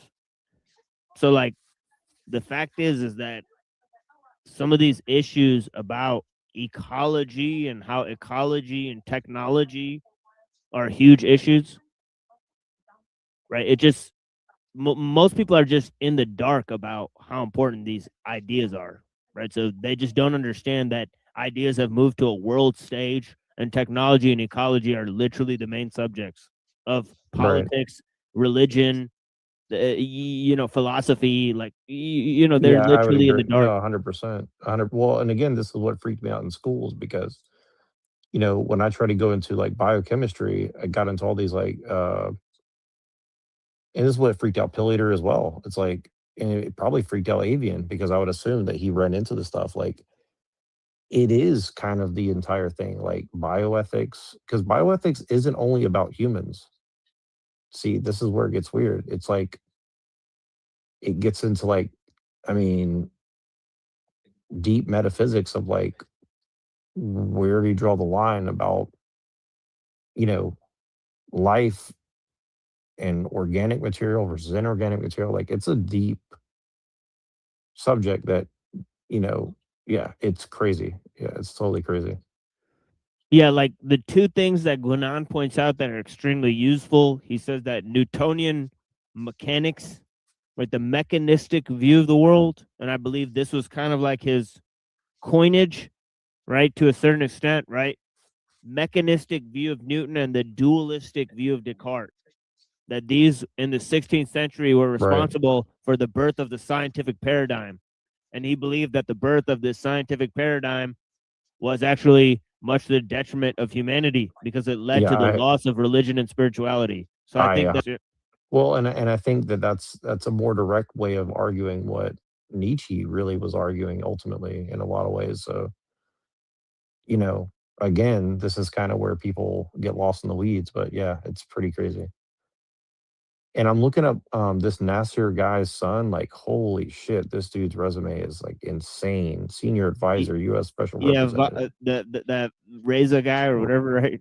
Yeah, dude, his shit is crazy, man.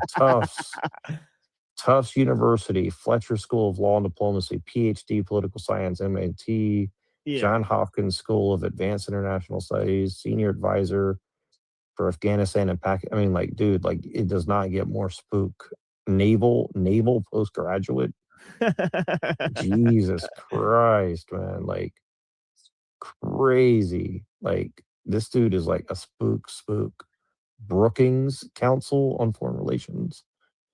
CNN, BBC, New York Times, Foreign Affairs. Like, dude, like, this dude is 100% a spook. Like, through and through. And again, an influential analysis of Shia resistance and its geopolitical implication. Like, dude, this dude is like crazy. Yeah, I've looked into this shit, dude. It's weird. I've never heard of this stuff before. This weird. is like this is totally new to me. I just came for me like looking up this fucking weird documentary with the King I've of read England like and shit. books by Like, these guys. yeah, it's pretty crazy. Yeah, for real. Like No, I've read like a book by Nasser. I read some stuff by Guinan. But yeah, interesting. But I guess like, what do you think that, like, based on that, like, what do you think are like, if you take all this into consideration, right? What would you say the relationship between the British royalty or the British Empire or whatever that is now in America at this point? Like, is it just crypto Jews essentially? Or is there like an actual, maybe like real underlying, you know, attempt to like really look at this honestly to some degree? Like, I'll be honest, like watching this documentary, it did kind of like, I kind of like a lot of what the king is saying, but I'm also like extremely suspicious of like how they're selling it. You know what I'm saying? So like, I don't know. It's like, I didn't know all this. Now I know all this. Like, it's a whole nother level, but it's Yeah, I pretty think it's a weird, you know? puppet move to support global ideals, right? So they're using ecology to bring in a global technological state, right? So Like that's how we obvious. talked about with Claudia, right? Like kind of that like little dialectic we were talking about with Claudia. Yeah, oh yeah, absolutely. Yeah. And I've republished that on my show because I think that was very important conversation that and I've said that on the show before, but it suffices to lay out a lot of the things. But the thing is that, yeah, obviously they're using the ecological movement as a Trojan horse, and this is what Uncle Teddy has pointed out, that this is system's neatest trick, right? It's leftist coded, right? So it's going to be used to repel notions of a technological collapse, or either that or a revolt against the world technological system. So it's pretty obvious that they'll use a global movement to quote unquote save the earth, and of course it's technology that's going to save nature from man, right? So that's exactly the meme that they're going for, right? They want technology to save nature from man, right? So the dialectic is between, as I've said, transhumanism and techno-Gaianism, right, and whatnot. So they've So this is the techno-Gaianism side versus like the Silicon Valley dystopia. Yeah, shit. but it's That's, yeah, see, but it's that's just a crazy. Yeah. yeah, but it's just a replacement for capitalism versus communism, right? It's just that the Right. conflict has moved to a global scale, and it's incorporating the dialectic of technology versus ecology, right? So yes, Right. And it's kind of interesting that they're kind of pushing whitey towards like transhumanism and kind of pushing brown people towards like techno-Gaianism or something. It's kind of interesting. oh yeah, absolutely. It's Atlantis versus Shambhala on a large scale, right? Where they're Crazy. using, Crazy, yeah. This idea of, nature worship on the one end, and then accelerationism on the other end. So they want the right to follow accelerationism. They want the left to follow this nature worship ideal. This is what I believe, at least, or what they've for been sure. pushing, Well, the greater idea that they're pushing and, for. and both have truth in them, but it's like they're just purposefully like trying to tell everybody discard your discard your beliefs on the way out, on the way in. So it's like, Yeah. okay. Yeah, it's like, in a sense, a whole entire thing. Well, they're just But, taking us to the final layer of like the, faith, yeah, the global level, slaughterhouse, Yeah. the slaughterhouse of faith essentially is like, that'd be a great title for like a band or albums, like, Faith Slaughterhouse or something. It's like just, yeah, crazy. Yeah, I mean, sorry to throw that on you last second, but this documentary was pretty weird for me to watch because I found myself agreeing with so much of it, but then like he just like totally smuggles in like sacred geometry, and I'm like, why are you sneaking in like sacred geometry with like ecology? Like, I don't understand that. So it really like it kind of triggered me watching this thing. The first time I watched it, I was like, I couldn't figure it out. I was like, what is that about? So, but yes, I appreciate you indulging me in that. And they also predominantly like show a bunch of bees and beehives and shit, which is kind of freaking me out too. But I don't know, pretty weird. Yeah, but like Evola wrote a book called Revolt Against the Modern World or something like that. And he was following Guanan, but there's not that many critiques against modernity. So yeah, Well, again, that's one of the reasons I like Nietzsche, because I think Nietzsche was he was onto it, but he didn't take it that far. Oh, And I've yes. never read Guanan or Ebola, but Yeah. sounds like they were kind of like on that same. Yeah, I mean, yeah, level. recently I laid down like I think it was like pretty much 5 hours of Nietzsche's critiques against modernity, and it was a very strong session for sure. And it ties into what we're talking about here, right? Like, because I haven't read these guys, so I don't know much about them. But again, that's one of the reasons I do like Nietzsche. And again, it's interesting because like a lot of these like alt-right transhumanist types, they kind of use Nietzsche almost as if he's like pro-transhumanist or something, which I'm like, I don't know. I don't know where they're getting that from, but it's kind of weird. Well, I mean, in the case of Thiel, he's combining Girard with transhumanism, and saying basically how the Enlightenment philosophy is the thing that has to be put on the chopping block for a new understanding or whatever. I don't know. Or at least I'm pretty sure that's what they're saying. Yeah. Well, and it's funny because I read Girard and I choose to interpret it very differently. The little bit I have read of it, but it's like kind of weird. Like that's what I'm saying is like they're just synthesizing ideas to justify their own bullshit, regardless of like what the truth about it is. So, for sure. Yeah, and I mean, accelerationism and Discordianism is essentially just 90% cope and 10% reaction, basically. And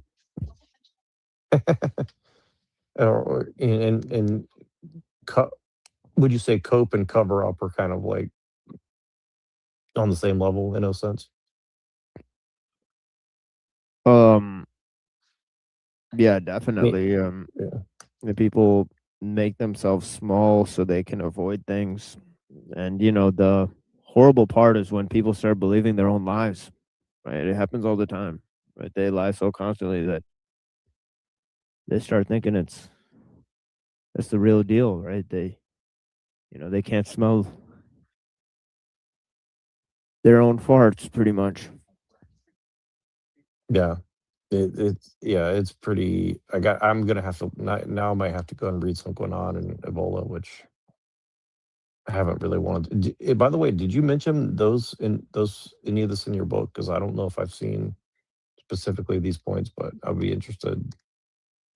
Well, it definitely influenced the greater picture I was trying to paint in what I laid out with the idea of against the mechanistic philosophy, against the idea that nature is a machine, one big machine, and and that the mind is separate from nature. I think that these things are pretty much old ideas that have led to this notion of universalism. They flattened out man. So I think Guanan and Evola made some good points about that. That we've sacrificed being for this debased existence, right? But yeah. Yeah, no, it's pretty interesting. I definitely have more thoughts on it, but we can save it for the next time because you're about to cover all that tomorrow. So maybe that'd be a better time to bring all that up. So. Yeah. And Yeah, it'll but give if me you a day go to do a little research. So yeah, but if you go to Logos Dethroned, I mean, it's like I agree and disagree with Evola's historiography, right? So, I think that obviously, in my view, I think Plato and Aristotle and a little bit of the game they played was directly to blame for a huge portion it's of funny. It's funny you say that because me and Pillager had like a little mini debate about Socrates today, where it's like he's like his problem with liberalism is like where they're using Socrates and they kind of like use Jesus like he's Socrates and all this.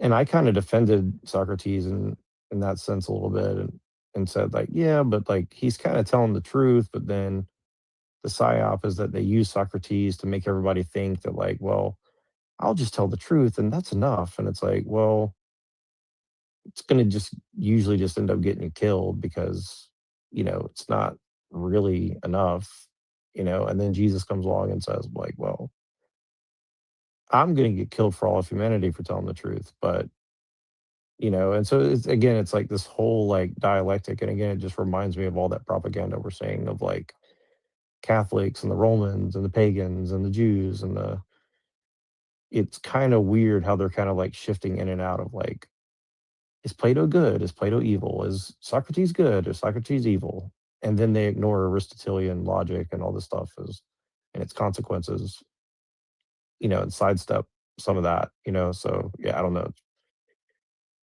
Because you are one of the only people that consistently bring up Aristotle, which is, and your points about it have been largely ignored, by the way, which is kind of interesting as well. So, because like I do use Aristotelian logic, but like I'm also like aware that it's a trap, So, yeah, it's pretty interesting.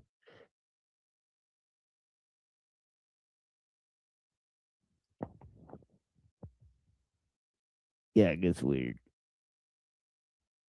But that'd be interesting. I'm definitely gonna be interested when you cover that tomorrow. But yeah, like I'm looking at this now and like so let me describe. I'm watching this. It shows a spiral galaxy and a tropical storm, and then a millipede and the 1.168 like golden ratio and a spider web, and then like a galaxy, and then a starfish, and then a clock, and then the tetragrammaton. It's like, okay. And then like the little Da Vinci like four-armed person, and then like an old person, a young person, and it's like it's pretty creepy. You know, like this. If anybody hasn't seen this documentary, like you should definitely watch this documentary. It's pretty 3.14 pi, and it's like they talk about ecology and just dump in sacred geometry, and isn't that Pythagoreanism or something? It's like so they're just like dumping in Pythagoreanism or something into the middle of this, ecological film.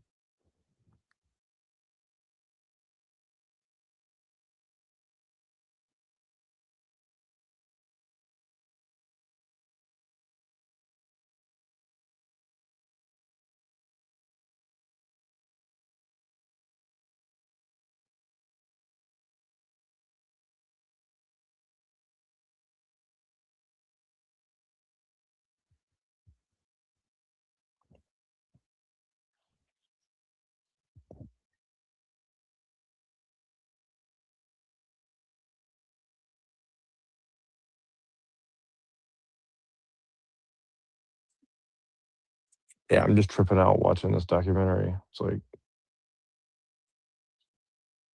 pretty trippy.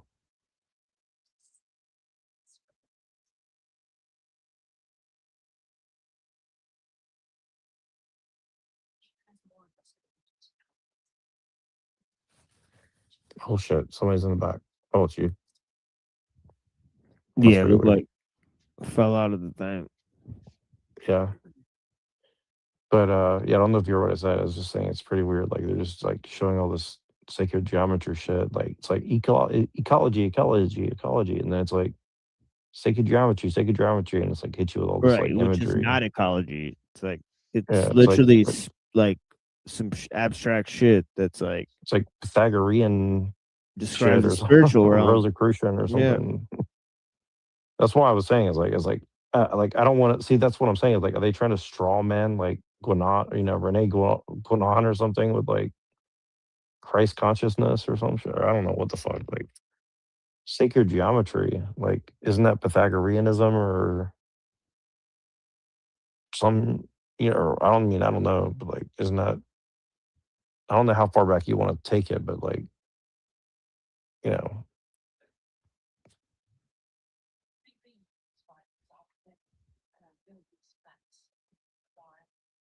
I'm just not a fan of like this idea of like sacred geometry and numerology and all that. Like, I'm not saying there's no truth in it, but it's like it just seems like a mind fuck essentially, where you just can like see numbers and everything, and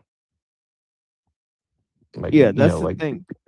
people read the Torah and say, "Oh, the different numbers mean different things, and I can interpret it because the numbers add up to this." And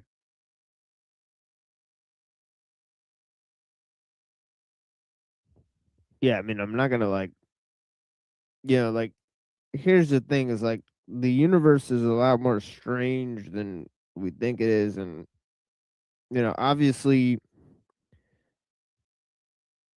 it's pretty obvious to me that like, if I had to guess, like, Hanuman is more real than the fact that, like, I think like we descended from some kind of monkey or something like that. I just think there's more magic involved in whatever the fuck is going on here, right? If I had to go back in time and they're like, are you gonna believe this Hindu? Literally says like, we've been here for like millions of years, or you're gonna believe this fucking scientist that's says that human civilization isn't even 200,000 years old.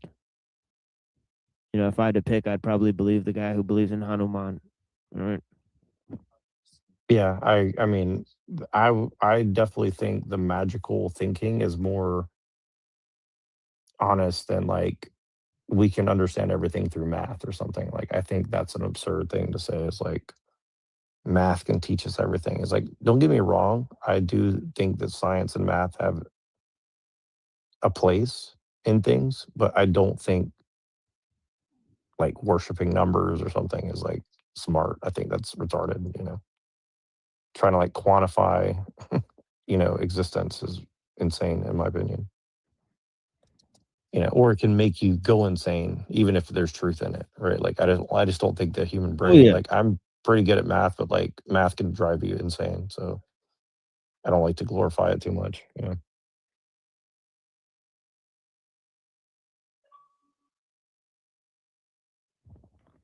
Yeah, I mean, just Ghazali said, you know, you could get obsessed with math, and you know, he said it's forbidden, right? If you become obsessed with math, it's like you become obsessed with a game. It's forbidden.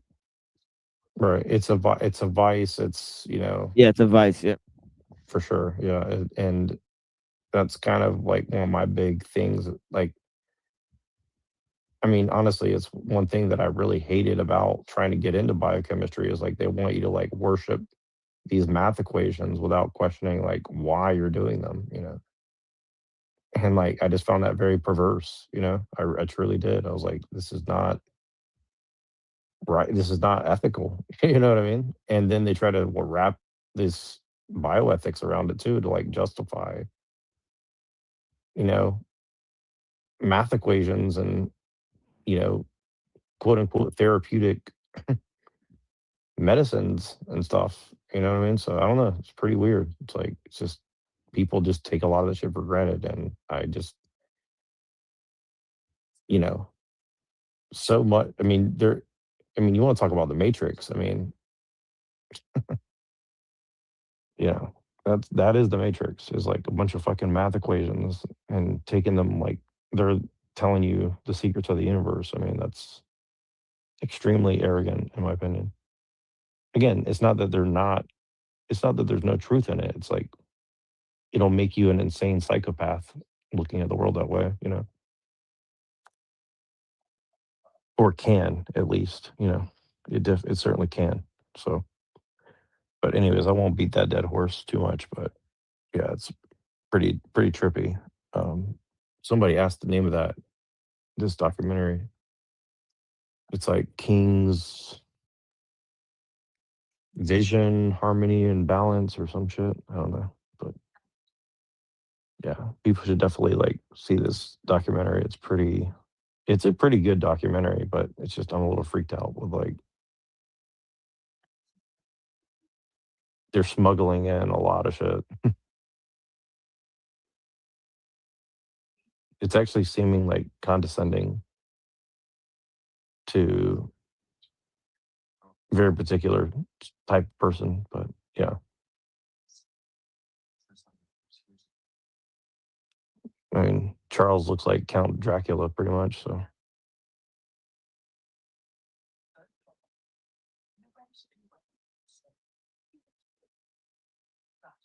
He's kind of based, and like I kind of do agree a lot with what he's saying, and you know, like in a general principle. And then see, it's weird. Then they bring up Afghanistan, so like talking about nature, and then they're like Afghanistan's been in a war.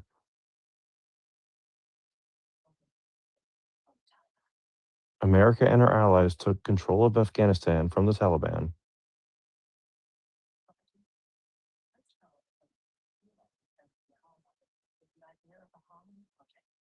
So he sold to President Karzai the idea of the Harmony Project in Afghanistan. The charity that they founded together is still running. So now the Taliban is running Afghanistan, and his foundation is still running in Afghanistan. And they're sending a literal steward.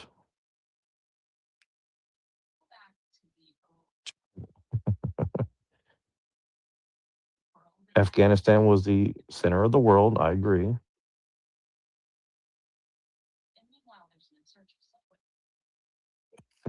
And she says there's an insurgency going on in Afghanistan. See, they're selling this weird shit, man. Like, it's really weird. Because Dugan was sitting up there with like this woman who was from Afghanistan and Alexander Blinken and talking about the Kabbalah and how Afghanistan was playing a role in all this shit. It's pretty, Like it's really subtle, man. I'm telling you, like this shit is very subtle that they're selling with Afghanistan. It's pretty interesting. I've always wanted to go to Afghanistan, by the way. I always thought it's a cool place.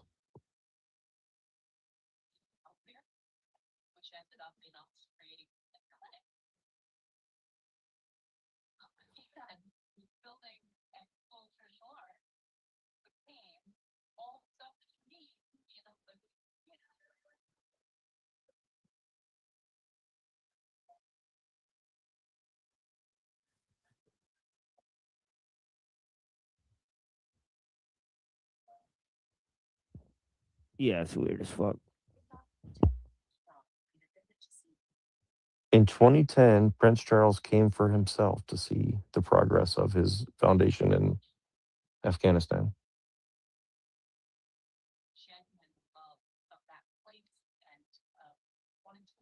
So Prince Charles loves Afghanistan.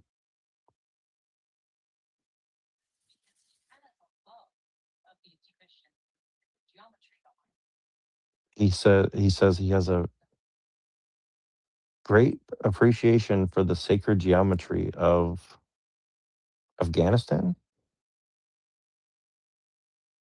And he's showing like all these like silk carpets and stuff.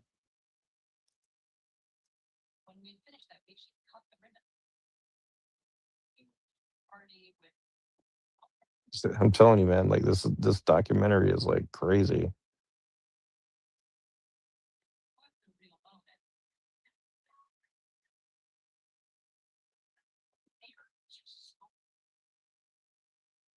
I don't know.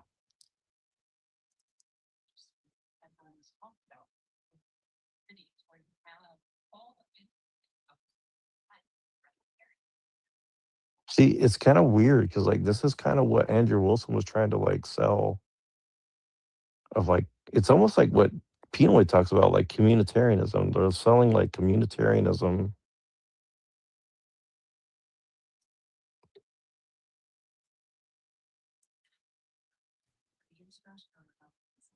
It's pretty weird. And then they say, "Oh, see the terrorist people come and ruin the party for everybody."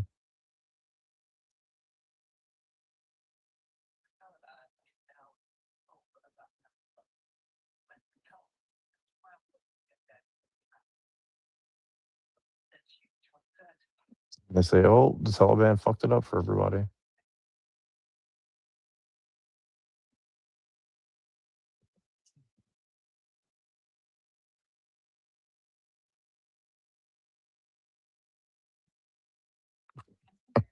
Rocky's comments funny. All right, I won't beat a dead horse anymore. I go ahead and end this now, but I appreciate you, bro. Let me know when you're going live tomorrow. I want to watch the traditionalism stuff now. I'm pretty now my interest is pretty high now because like I'm seeing the techno-Gaianism angle Oh now. yeah, yeah. I've mentioned all these I'm guys seeing like half that. a dozen times for sure. But Yeah, no, I've caught it, but like now I see like now I see how it connects to that conversation we had with Claudia, where I'm like now I oh see yeah, it's like wild. I see what you're getting at now. Like I knew I Yeah, kind of saw it, but like now I see where you're getting at it, where it's like yeah. yeah, It's it's like pretty interesting. it's like Nietzsche and like Guénon and like like Descartes and like And like and Locke, really misrepresenting those things, right? Because Rousseau like too. Yeah, yeah, they're like a map. Yep. yep, because Descartes has always been like my number one enemy. Like I think Descartes is like they try to use Descartes for everything and deny it over and over again. It's kind of crazy. Like Descartes is like my enemy in a lot of ways. Like because I don't know, maybe Descartes was right about some things, and he probably was, but like they use Descartes like for everything, all the time, and it's like kind of like sickening in a sense.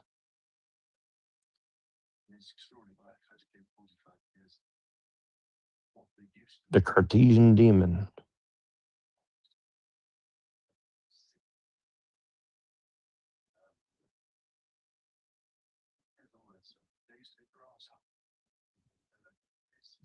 Yeah, it's the Star Trek version of reality. Yep. Well, that's why this Holodeck. that's basically what this documentary is selling. They're selling you a holodeck, in my opinion, for sure. Like, it's a trip, man. It's a trip because, like, I respect the art of it, but it's like it's a very, very sketchy, superficial, slick holodeck shit. Yeah, the Dark Knight on the Soul on the holodeck type of deal here. Only the real one's gonna get that one for sure. Yeah, it's people should not underestimate the fucking cabal of the Star Trek and how that's influencing everything right now for sure. Like, dude, we could do an entire series of nothing but cabal of Star Trek. Like, I'm convinced of that. You could literally do like 1,000 episodes of like cabal and Star Trek or something. So, like, I had no idea how fucking cabalistic Star Trek was until like a year ago. I was like, what the fuck? It's like I literally learned a little bit about Kabbalah just learning about Star Trek. Pretty crazy.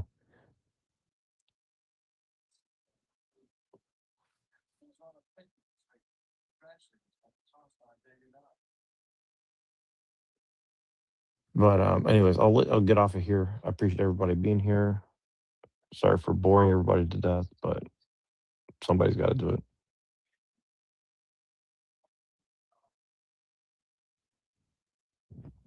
Oh yeah, definitely powerful shit. Yeah, blessings. See y'all tonight. Yeah.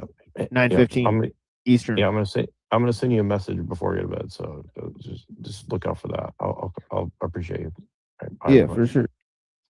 Yeah. Yeah, peace, guys.